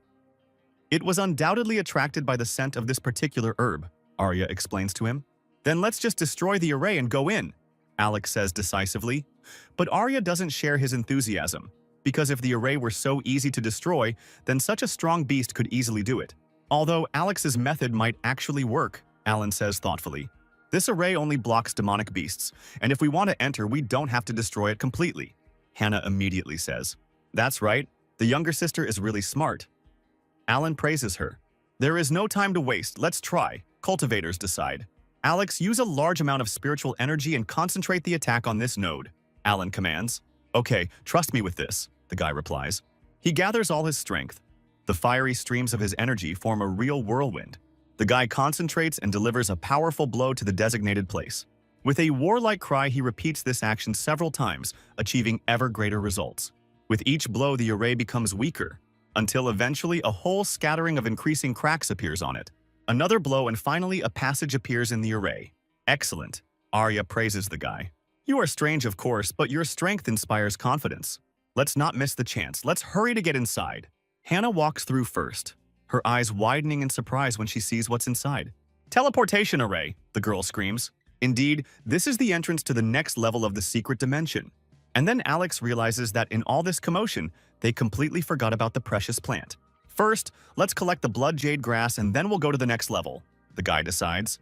The guy bends down, and his hand already reaches for the precious flower. However, a wave of someone's power suddenly prevents him from taking the treasure. Who's there? The guy screams in rage. Instead of answering, the disciples of the Yun clan, led by Thomas, enter the passage. These people, why weren't they hurt? The man thinks in bewilderment. I didn't expect that we, going in the opposite direction, would still meet here, Alan says sarcastically. The blood jade. Spiritual grass is a treasure of heaven and earth, and our clan has long been interested in this grass. Please show respect and return the grass to our clan, Thomas replies. Return? But we were the first to discover this herb, Alex shouts indignantly. It's just ridiculous. We discovered this herb before you. In order to protect it, we spent all this time fighting the demonic beasts attracted by its aroma, and you just took advantage of the moment. One of the Yun clan disciples responded mockingly. What impudence! Looks like we'll have to settle this dispute with our fists. Alex gets even angrier. Wait! Thomas interrupts them. Both young men turn around angrily and look questioningly at the man. Since neither of us can convince the other, let's settle this through a duel to determine who gets this flower, Thomas suggests. A duel? Alan asks, not understanding what kind of dirty tricks this old man is up to. That's right. We'll put 3 people on each side, and whoever wins 2 out of 3 fights will get the right to take this grass. And it will be absolutely fair, Thomas suggests. Absolutely fair. If you put up the senior masters, won't we automatically lose? Arya is indignant. I guarantee that we will only exhibit young students, the man answers her. Even though Alan is weak, the other 3 of us are strong enough, so I think we'll be fine, Arya thinks to herself. 3 fights? Okay, let's agree to their terms, Hannah thinks. These 2, why are they suddenly looking at me so intently? Alan notices the girl's gaze. I don't mind a duel. The disciples of my clan are never afraid of difficulties, Alex shouts proudly. Okay, North, you go first, Thomas agrees, sending one of the students into battle. My level is 1 step higher than yours, so don't cry when you lose. The student laughs, standing in front of Alex. Mediocrity, accept my flame. Alex screams in rage. North responds with the mysterious wind and water technique. 2 elements collide in the air, creating an incredible spectacle. This is a secret technique of the Yun clan. It is said that their patriarch strictly forbade its use. For this clan to openly use this technique in the secret dimension, there must be something wrong, Hannah thinks. Elder brother, what do you think? The people from the Yun clan are acting strange. I have a bad feeling, she asks Alan. Let's be on guard, the guy answers her. Hannah nods in agreement. Meanwhile, the battle continues. My water element naturally suppresses your fire element, and I'm a whole level higher than you, North boasts. So much arrogance, and I thought you were really strong. It turns out it's just empty space. North attacks again, confident that victory is definitely his today. With a painful groan, Alex falls to the ground, hitting his head on the lying stones. Alex, how are you? An upset Arya shouts at him. No, the fight is not over yet. Alan does not believe in his loss. I've already won the first round, North says smugly. Wait! Alex's hoarse voice is suddenly heard. You haven't won yet.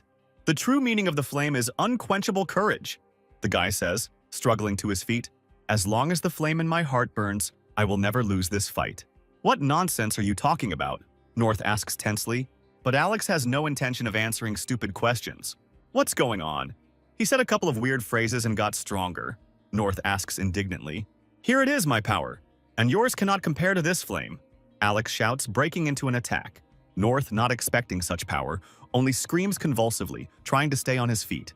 However, in this fight, luck is not on his side at all. As the smoke from Alex's attack clears, the cultivators see Norm lying unconscious on the ground, his arms and legs spread out to the sides.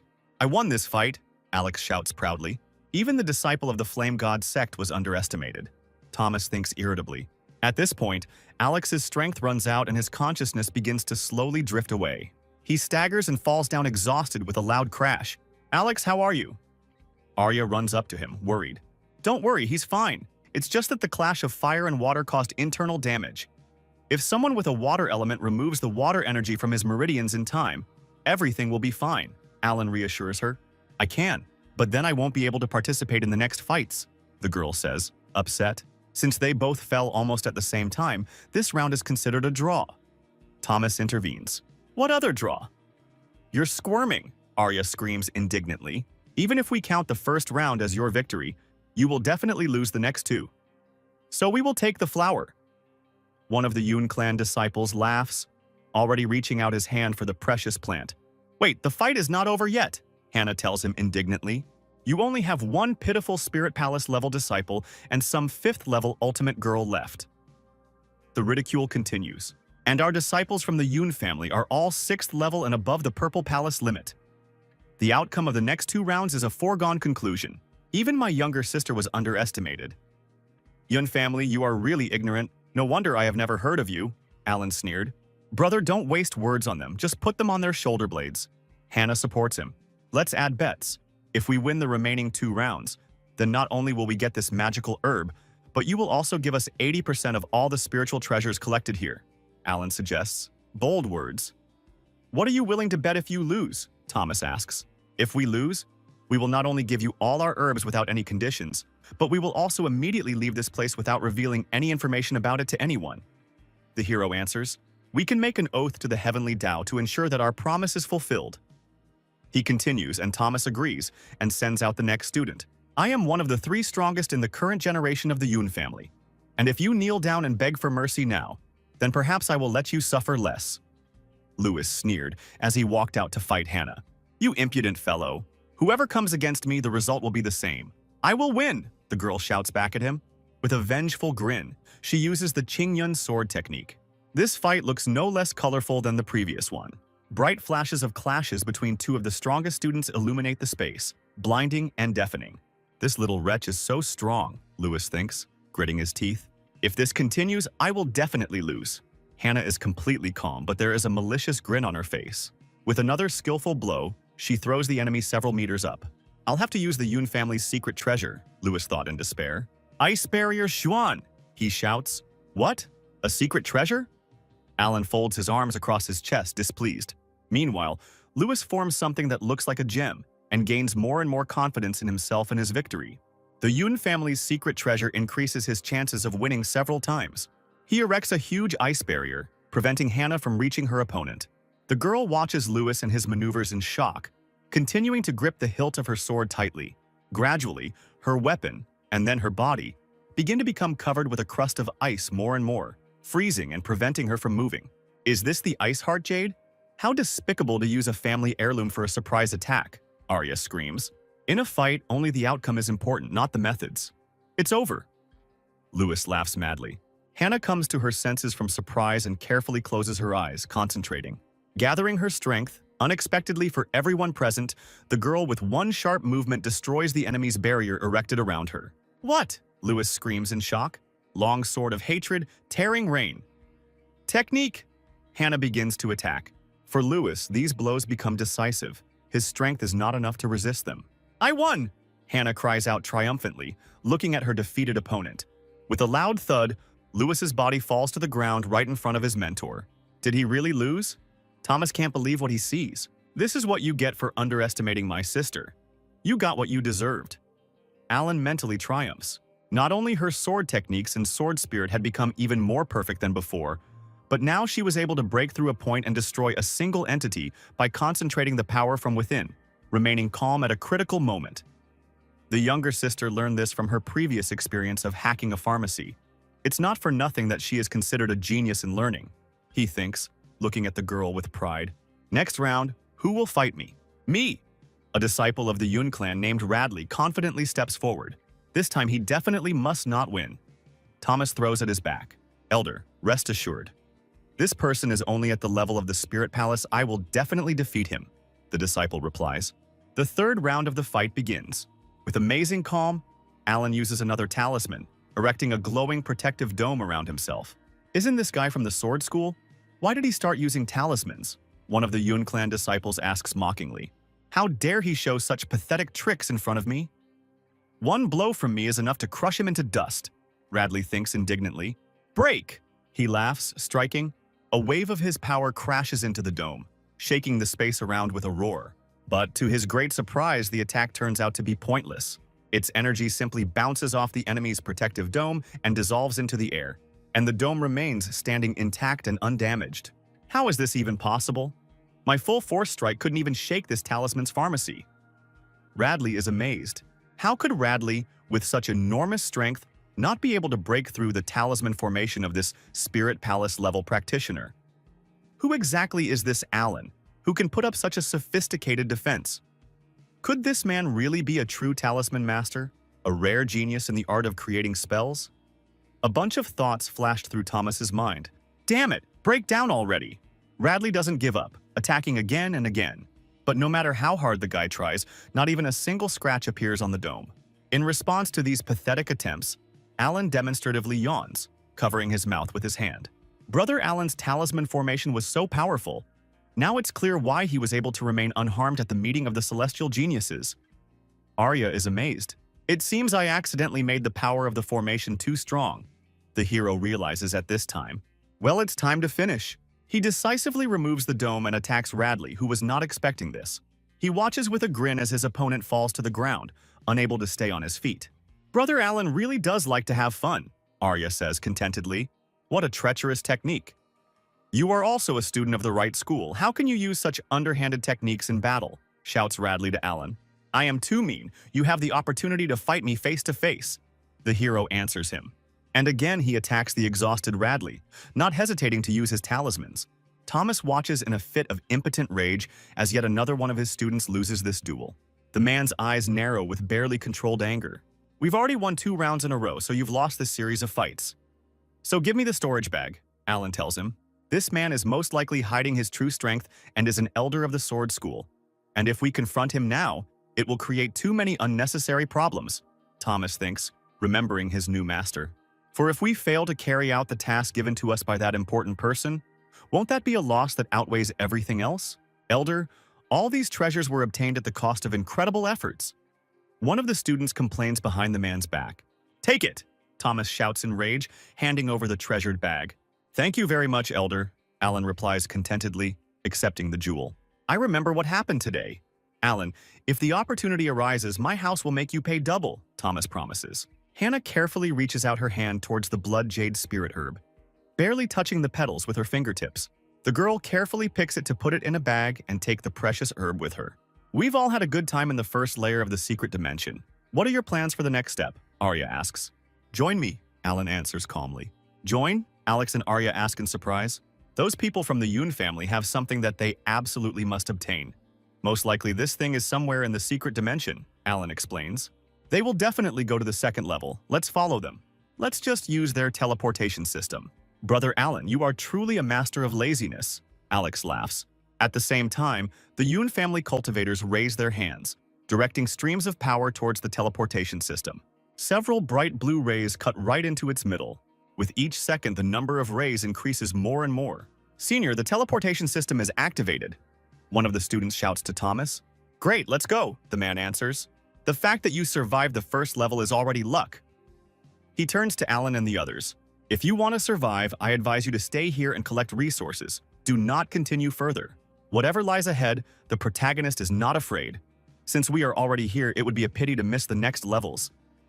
Alex answers him pathetically.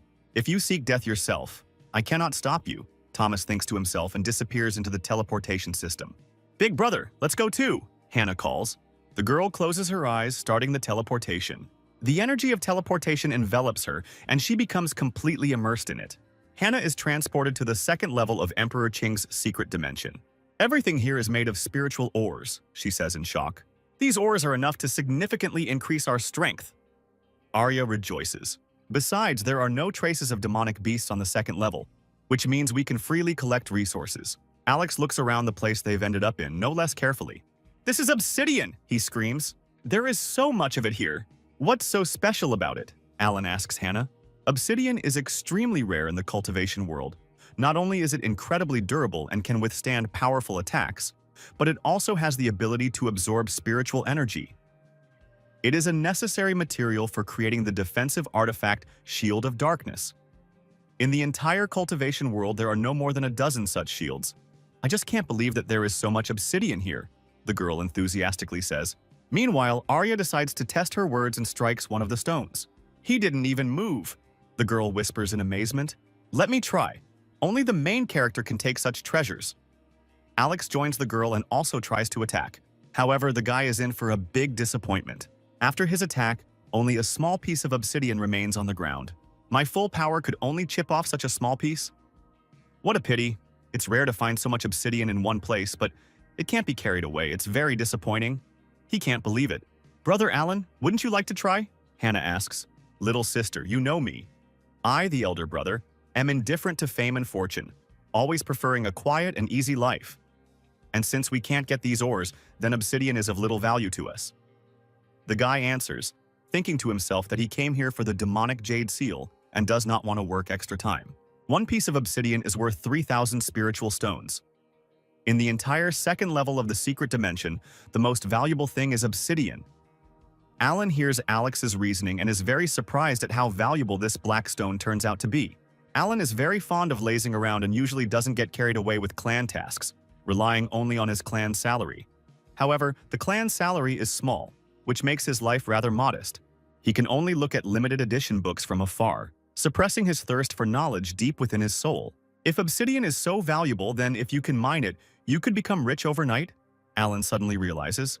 I'll try, he cries out decisively. Master Alan, obsidian is much harder than you think, and even we with all our strength can barely get it, Arya says, and Alex supports her.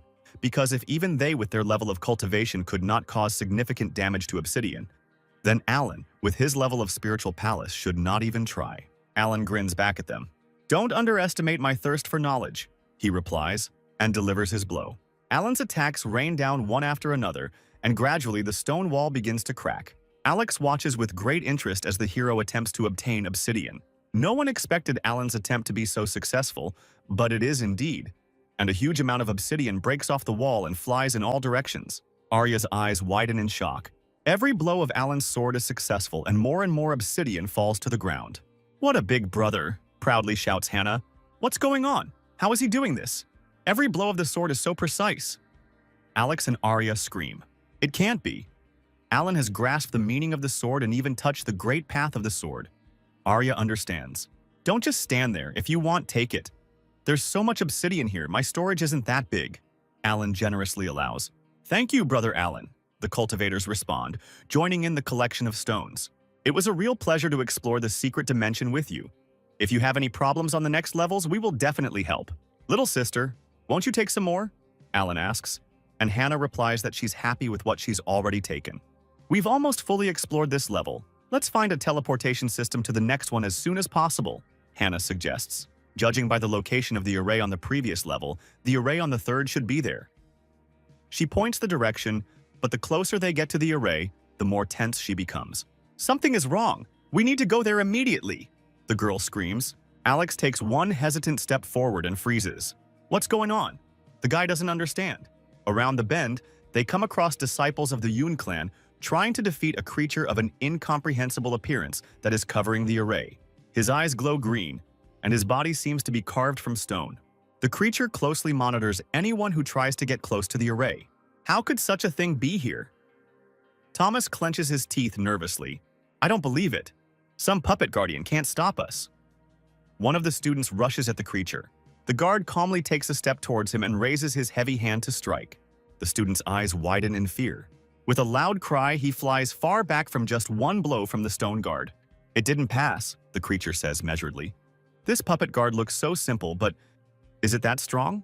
Alan asks.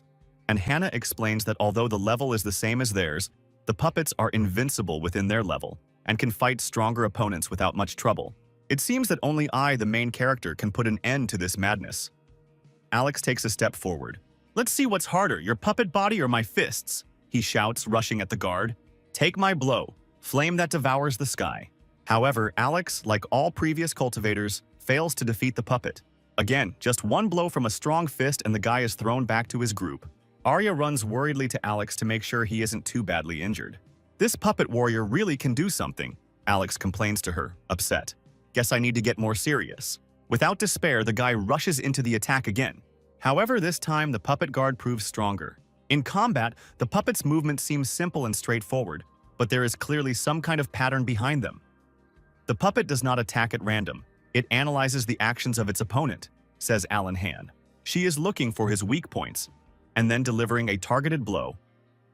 The previous disciple of the Yoon family who was beaten by this puppet was defeated precisely because she precisely struck the weak point in his defense, and so he failed the test. Alan calls Alex, intending to explain this to him and give him a hint. However, the guy attacks the puppet again, not hearing what the hero is telling him.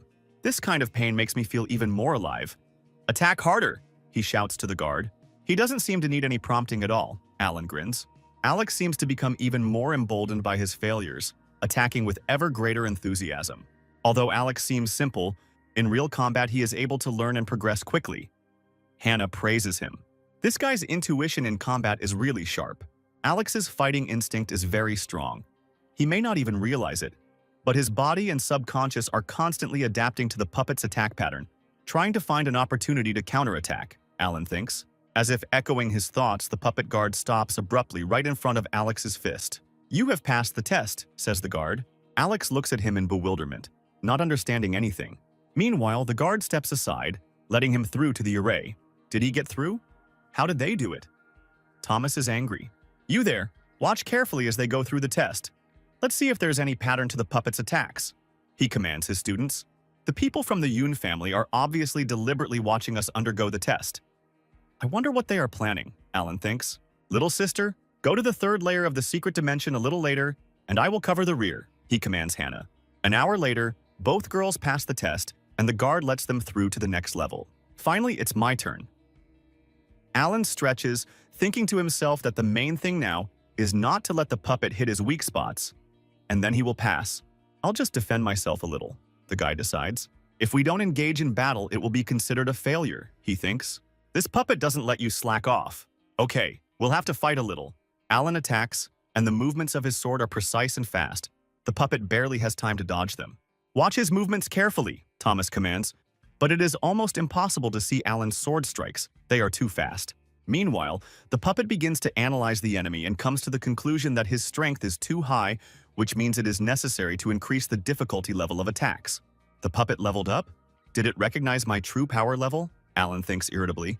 This won't work, it will never end. He rises up again and uses one of his sword control techniques. The puppet guard watches his movements and continues to analyze them. Something unexpected happens. The test is over, you have passed, the guard says out of nowhere. Is it frozen? Alan can't figure it out, but still passes to the next level of the secret dimension.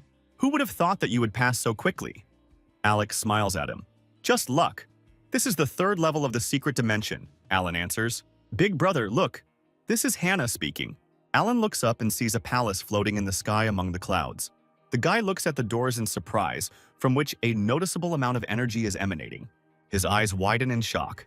Master, the source of the magical research Jade Seal's energy is in that palace. The Phoenix confirms his guess. Since the third level is there, why are you still standing here? He asks his companions a logical question. Master Alana, try to pass and you will find out for yourself, Arya answers him. The guy stretches his hand forward and hits an invisible barrier. Is this a barrier? He asks. An incomprehensible, mysterious obstacle prevents them from moving further. We're guessing that maybe we should wait until everyone else has completed their trials, and only then, when enough people have been recruited, will the trials in this palace begin, Hannah says. And on the previous level, attempts to defeat the puppet guard are still ongoing. But in the end, the people of the Yun clan also managed to pass the test. You finally arrived, Alex greets Thomas. All the disciples of the Yun clan look tired, and their faces and bodies are covered with numerous wounds and abrasions. They tried so hard to get to the third level? Is there something here that they absolutely have to get? Alan wonders. Welcome to the trials left behind by Emperor Qing. Another puppet greets them all. Rich rewards and treasures are hidden inside the palace. To get them, you must complete a series of challenges. And the first test is the Heavenly Ladder. Each of you must pass this staircase, and only then will you be able to enter the palace for exploration. The guard continues giving instructions. This is the Yun clan's defensive artifact. It can block one fatal attack. Take it and try to walk up this ladder.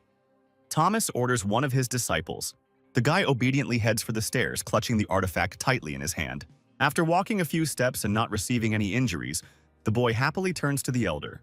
Don't worry, the Heavenly Ladder is safe, he shouts joyfully. But the very second he finishes the sentence, he is thrown into the air by an unknown force and literally dissolves his body. Even family spiritual values could not resist. One of the students whispers in shock. There were only a few bloodstains left where the guy had stood, as if to remind him of how dangerous this test was. This is heavenly fire. If a practitioner comes into contact with it even a little, he will be immediately consumed, says Arya. It seems like the sky ladder is full of powerful traps and mechanisms. You only need to move along the safe path to pass. There's something familiar about these stairs, Alan thinks. Who's going to go next? Thomas shouts to his students. But they are too scared for that. You people from the Yun family are all so cowardly, Alex tells them with a smirk. Get out of the way, I'll go myself. Arya shouts after him indignantly, but she doesn't have time to stop him. With an anticipatory smile on his face, the guy rushes forward. He barely touches the stairs with his feet, trying to run as far as possible. For a split second, Alex thinks that nothing can stop him and that he has this test in his pocket. However, his next step is unsuccessful and he is blown back by the blast wave. One of the traps is triggered, hitting one of his legs, sending blood splattering everywhere. With a painful cry, Alex falls back to the ground. Look, he went headlong again and got hurt, huh? Arya runs up to him. The locations of those traps, as well as Alex's movements when he dodged them, look like the personification of certain steps. Is the way to walk up the Heavenly Ladder really to use a secret stepping technique? Alan wonders, as he watches Alex's trajectory closely. Big brother, what do you think about this? Hannah asks him. Alan immediately whispers his assumptions in her ear. Dear, the trap mechanisms on this staircase are extremely dangerous, and the strength of only one of our sides is clearly not enough to overcome them. Why not unite on me to find a safe path? Thomas approaches them. This old man clearly wants to make us share the risks of climbing these stairs, Alan thinks. We can work together, he answers the man, thinking to himself that this is a good opportunity to test his guess. However, if we find the right route, 70% of the treasures inside the palace should go to our side. The guy continues. Okay, the old man agrees with you, Thomas replies irritably. Big brother, just try your best. And if there is danger, then be sure to retreat quickly. Requests, Alan Hannah. Don't worry, Alan answers her. Calmly, he begins to walk up the stairs, using the same stepping technique. That's right, it's really her. The guy rejoices.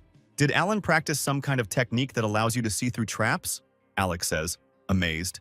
It's not some kind of eye technique, it's just that the older brother suggested that it might be a certain step technique. Hannah explains to him. Now everything is clear, says Thomas. Everyone follow me, he orders his students. Meanwhile, Alan is already approaching the very end of the Heavenly Ladder. But he is overtaken by a familiar feeling and, closing his eyes in surprise, the guy tries to understand why the seal has weakened right now. Was there really Tao energy in the steps I was taking? He thinks. You can't show off your power here. I need to get away from prying eyes urgently. We must find a quiet corner and release this stream of Tao that is raging inside. Having made his decision, he sends a wave of energy towards the palace door. The doors obediently open and now the guy can calmly go inside. Alan runs inside and falls tiredly to his knees on the floor. We must quickly tame the breath of the great path that is hidden in this technique of steps, he thinks. Hanging in the air, the young man clears his mind and begins to meditate. Did he just rush there like that? The speed is simply unimaginable.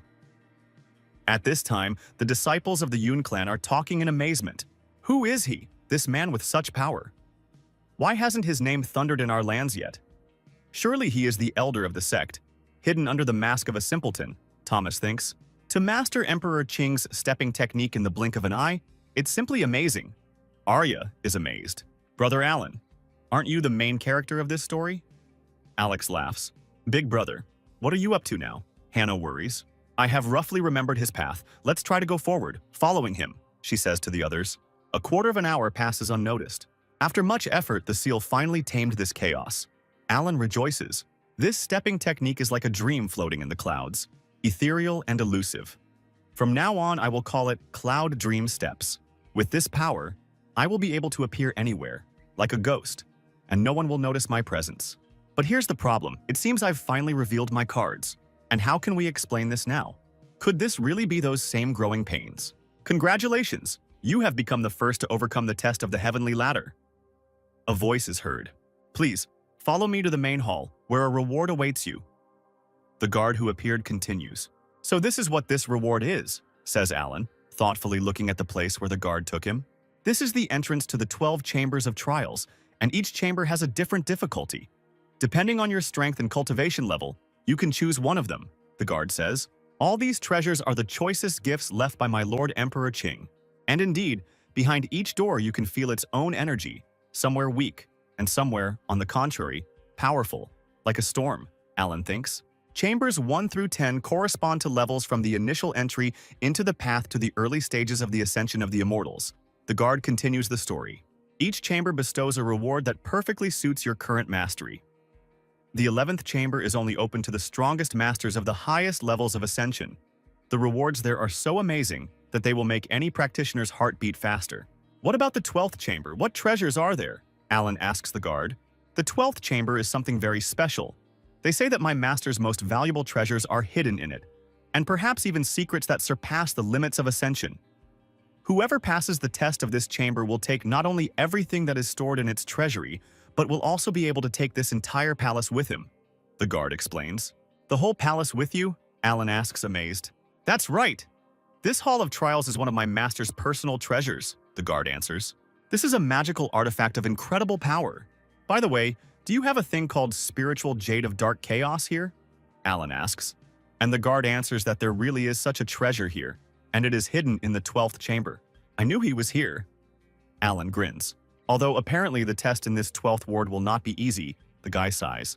Behind him, the sacred beasts vie with each other to beg him to get them this jade, and Alan gives in. Okay, you've convinced me, he decides. This ancient palace is full of spiritual power.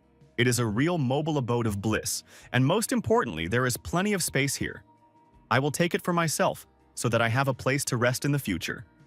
Alan thinks contentedly and asks the guard to tell more about all the trials.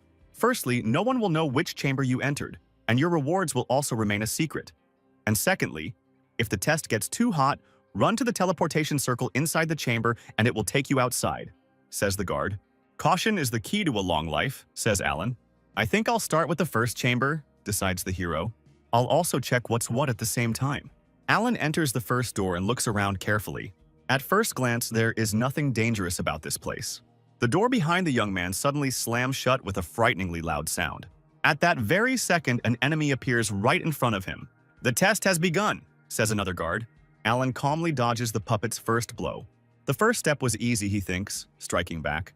If you keep your ears open, there won't be any problems with the rest. Meanwhile, the rest of the cultivators finally cross the heavenly ladder and enter the palace. Thank heavens that Hannah remembered the way. Tired Alex rejoices.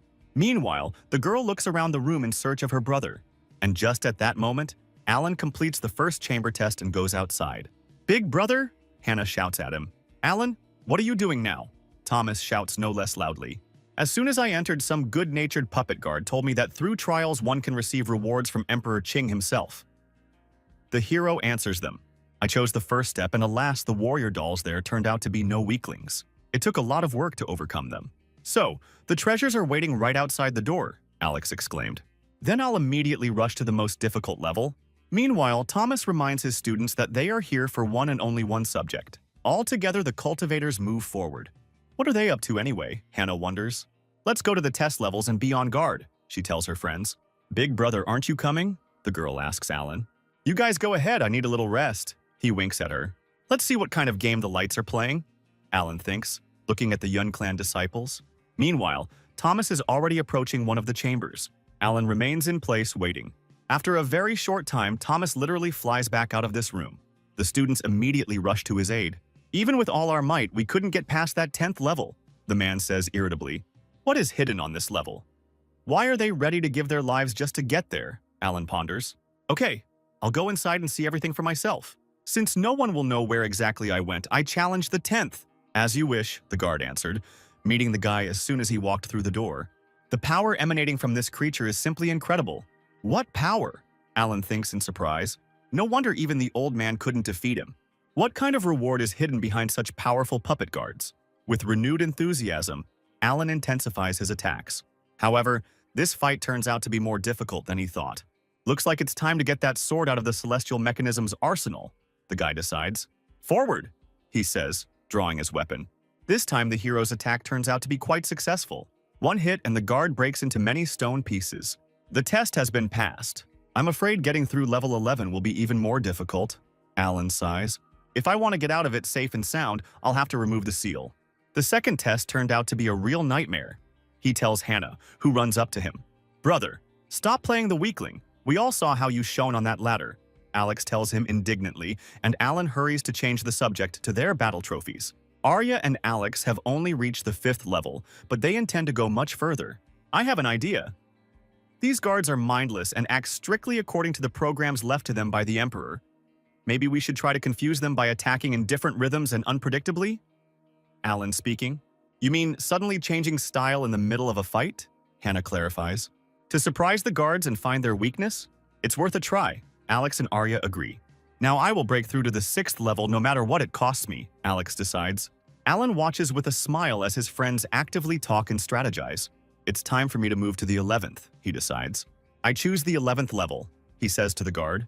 The guy already has a sword comfortably in his hand, and the hero is focused only on victory. This test will not be easy.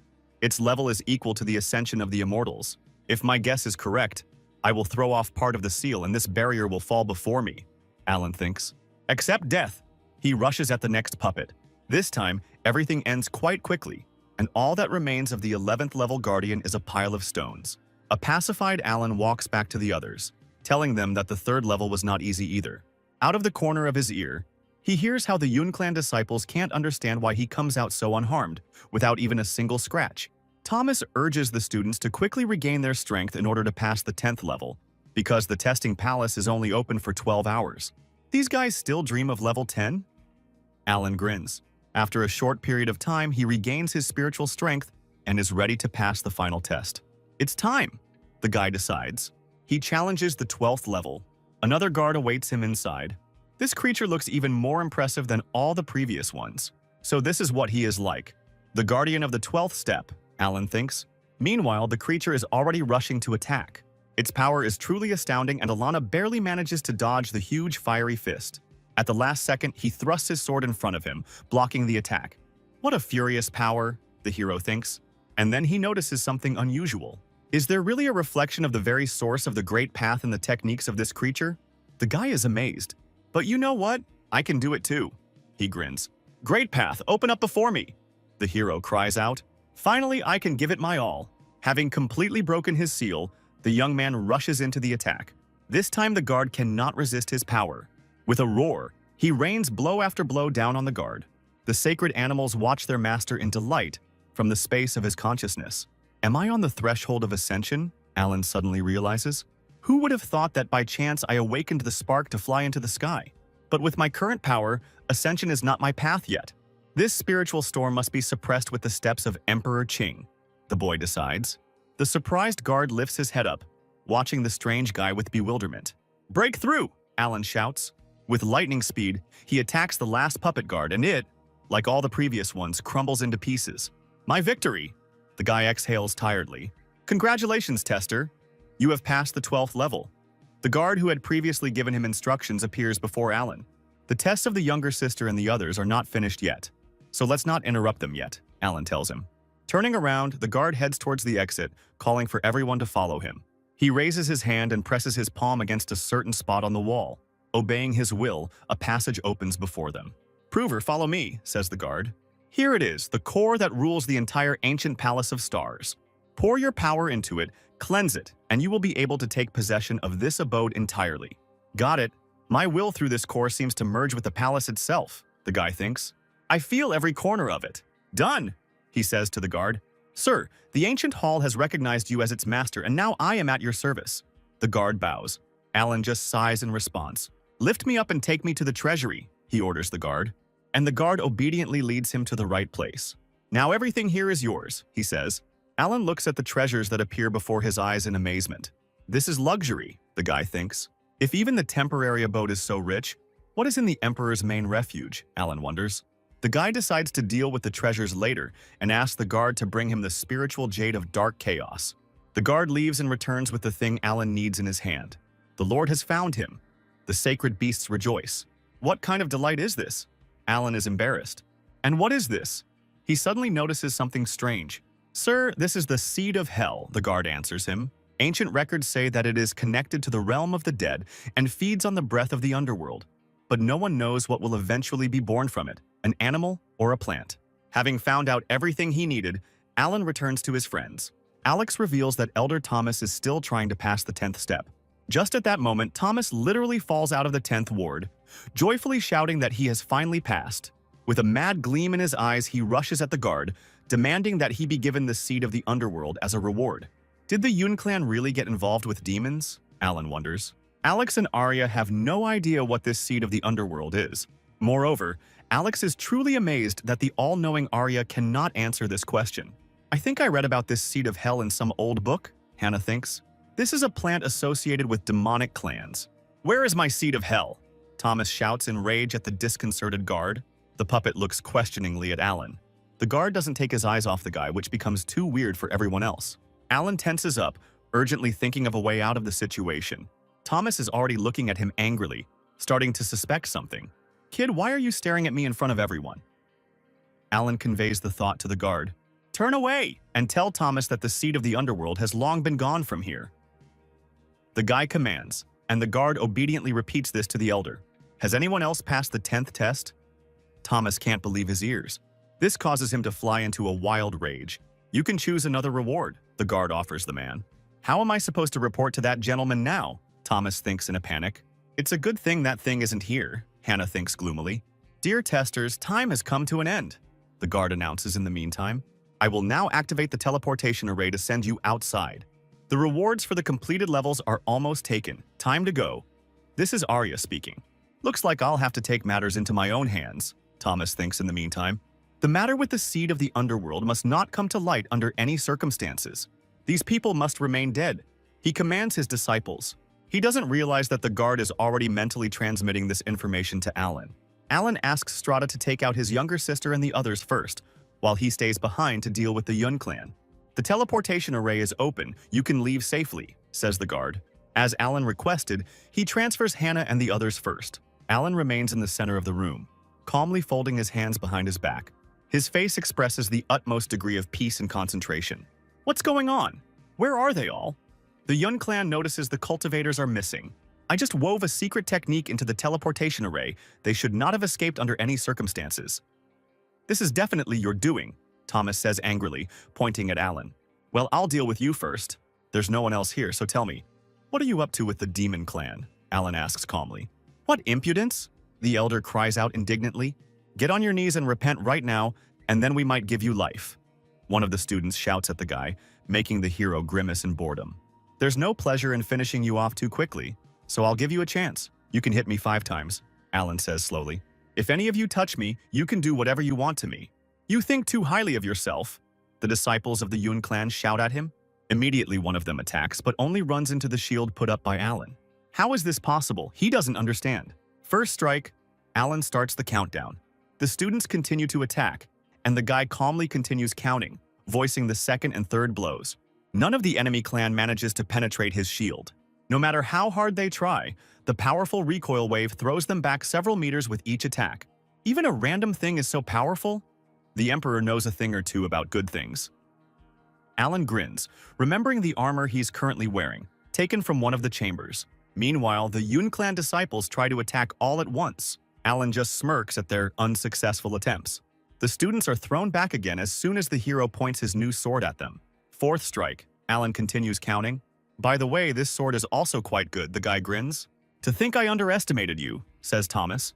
Well, it's time for me, an old man, to intervene, he decides. Demonic aura? So you really are in cahoots with demons? Alan is surprised. Accept your death, Thomas shouts, starting to attack. But Alan has no intention of losing. A serious fight breaks out. Alan deflects blow after blow with his new sword, calmly dispelling the flashes of Thomas's demonic energy. No matter how hard the man tries, he can't get to this guy. But Alan's blow immediately reaches its target. The man falls to the floor with a loud, furious scream, not wanting to give up so easily. 5 strikes down, you don't have a single chance anymore, Alan tells him. How can you be so strong? Thomas shouts at him in rage. Even the artifact given to this man by the demons couldn't stop this guy. Is your sword really the inheritance of Emperor Qing? The elder cries out in disbelief. So it was you who took the seat of the underworld? And if so? Alan asks with a grin. He thinks to himself that this demonic aura is much stronger than that of the true lord of the Blood Sea that he met earlier.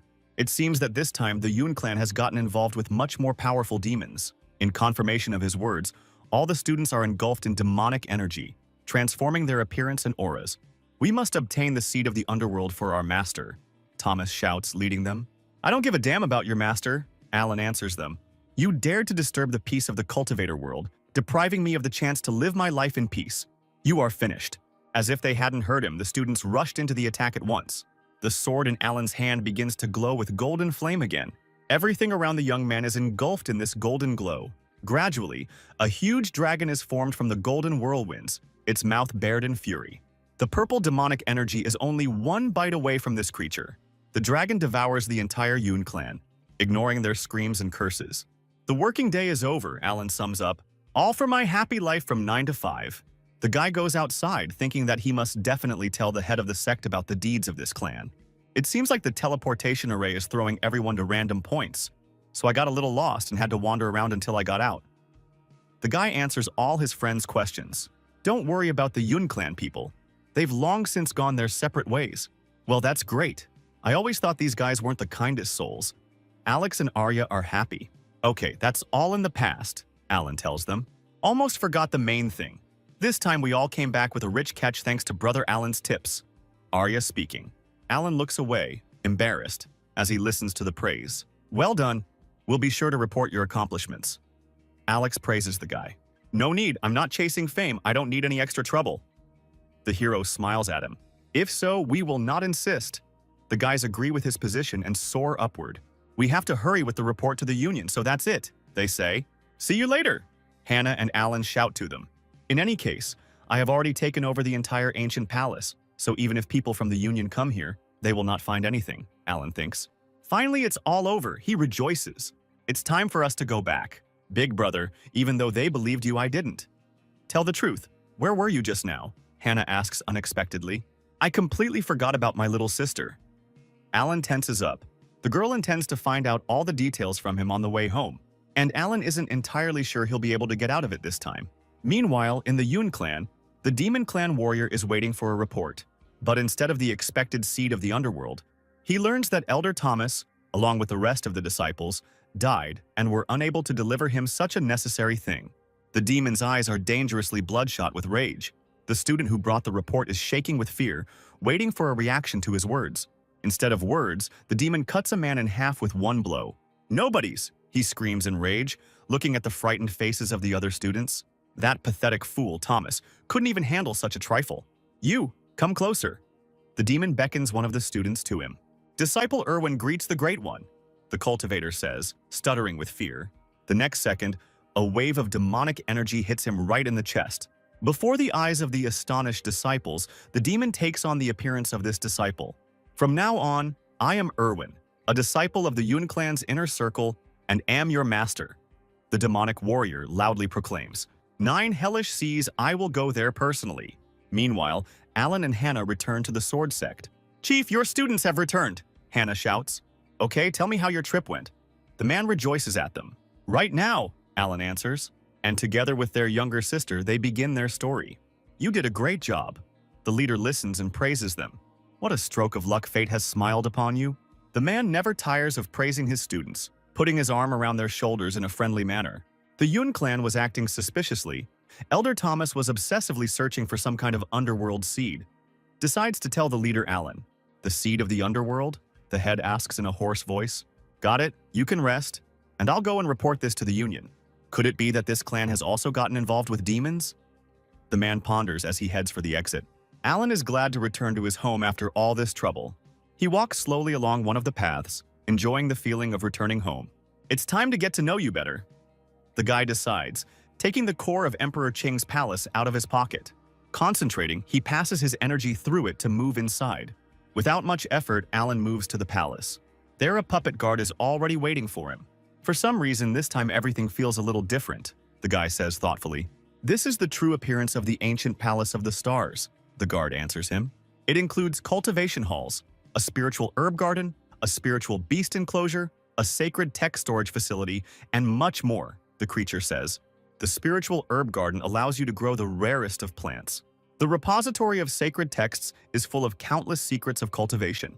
Looks like I really hit the jackpot. Alan rejoices. The guard immediately offers him to take advantage of at least one of the possibilities of the hall. In order to understand all the intricacies, he gives the guy the Emperor's precious legacy in the form of pill recipes and drawings for artifacts. These books contain numerous techniques and secrets of mastery. If I can't openly display my strength, then with pills and spiritual weapons I'll have a few aces up my sleeve, Alan thinks. And in a fight with enemies, I will be able to both hide my true power and strike them with unexpected force. Excellent, says a pleased Alan. And then he remembers that he still has something to do. I almost forgot about your important business, guys, he says to his spirit animals,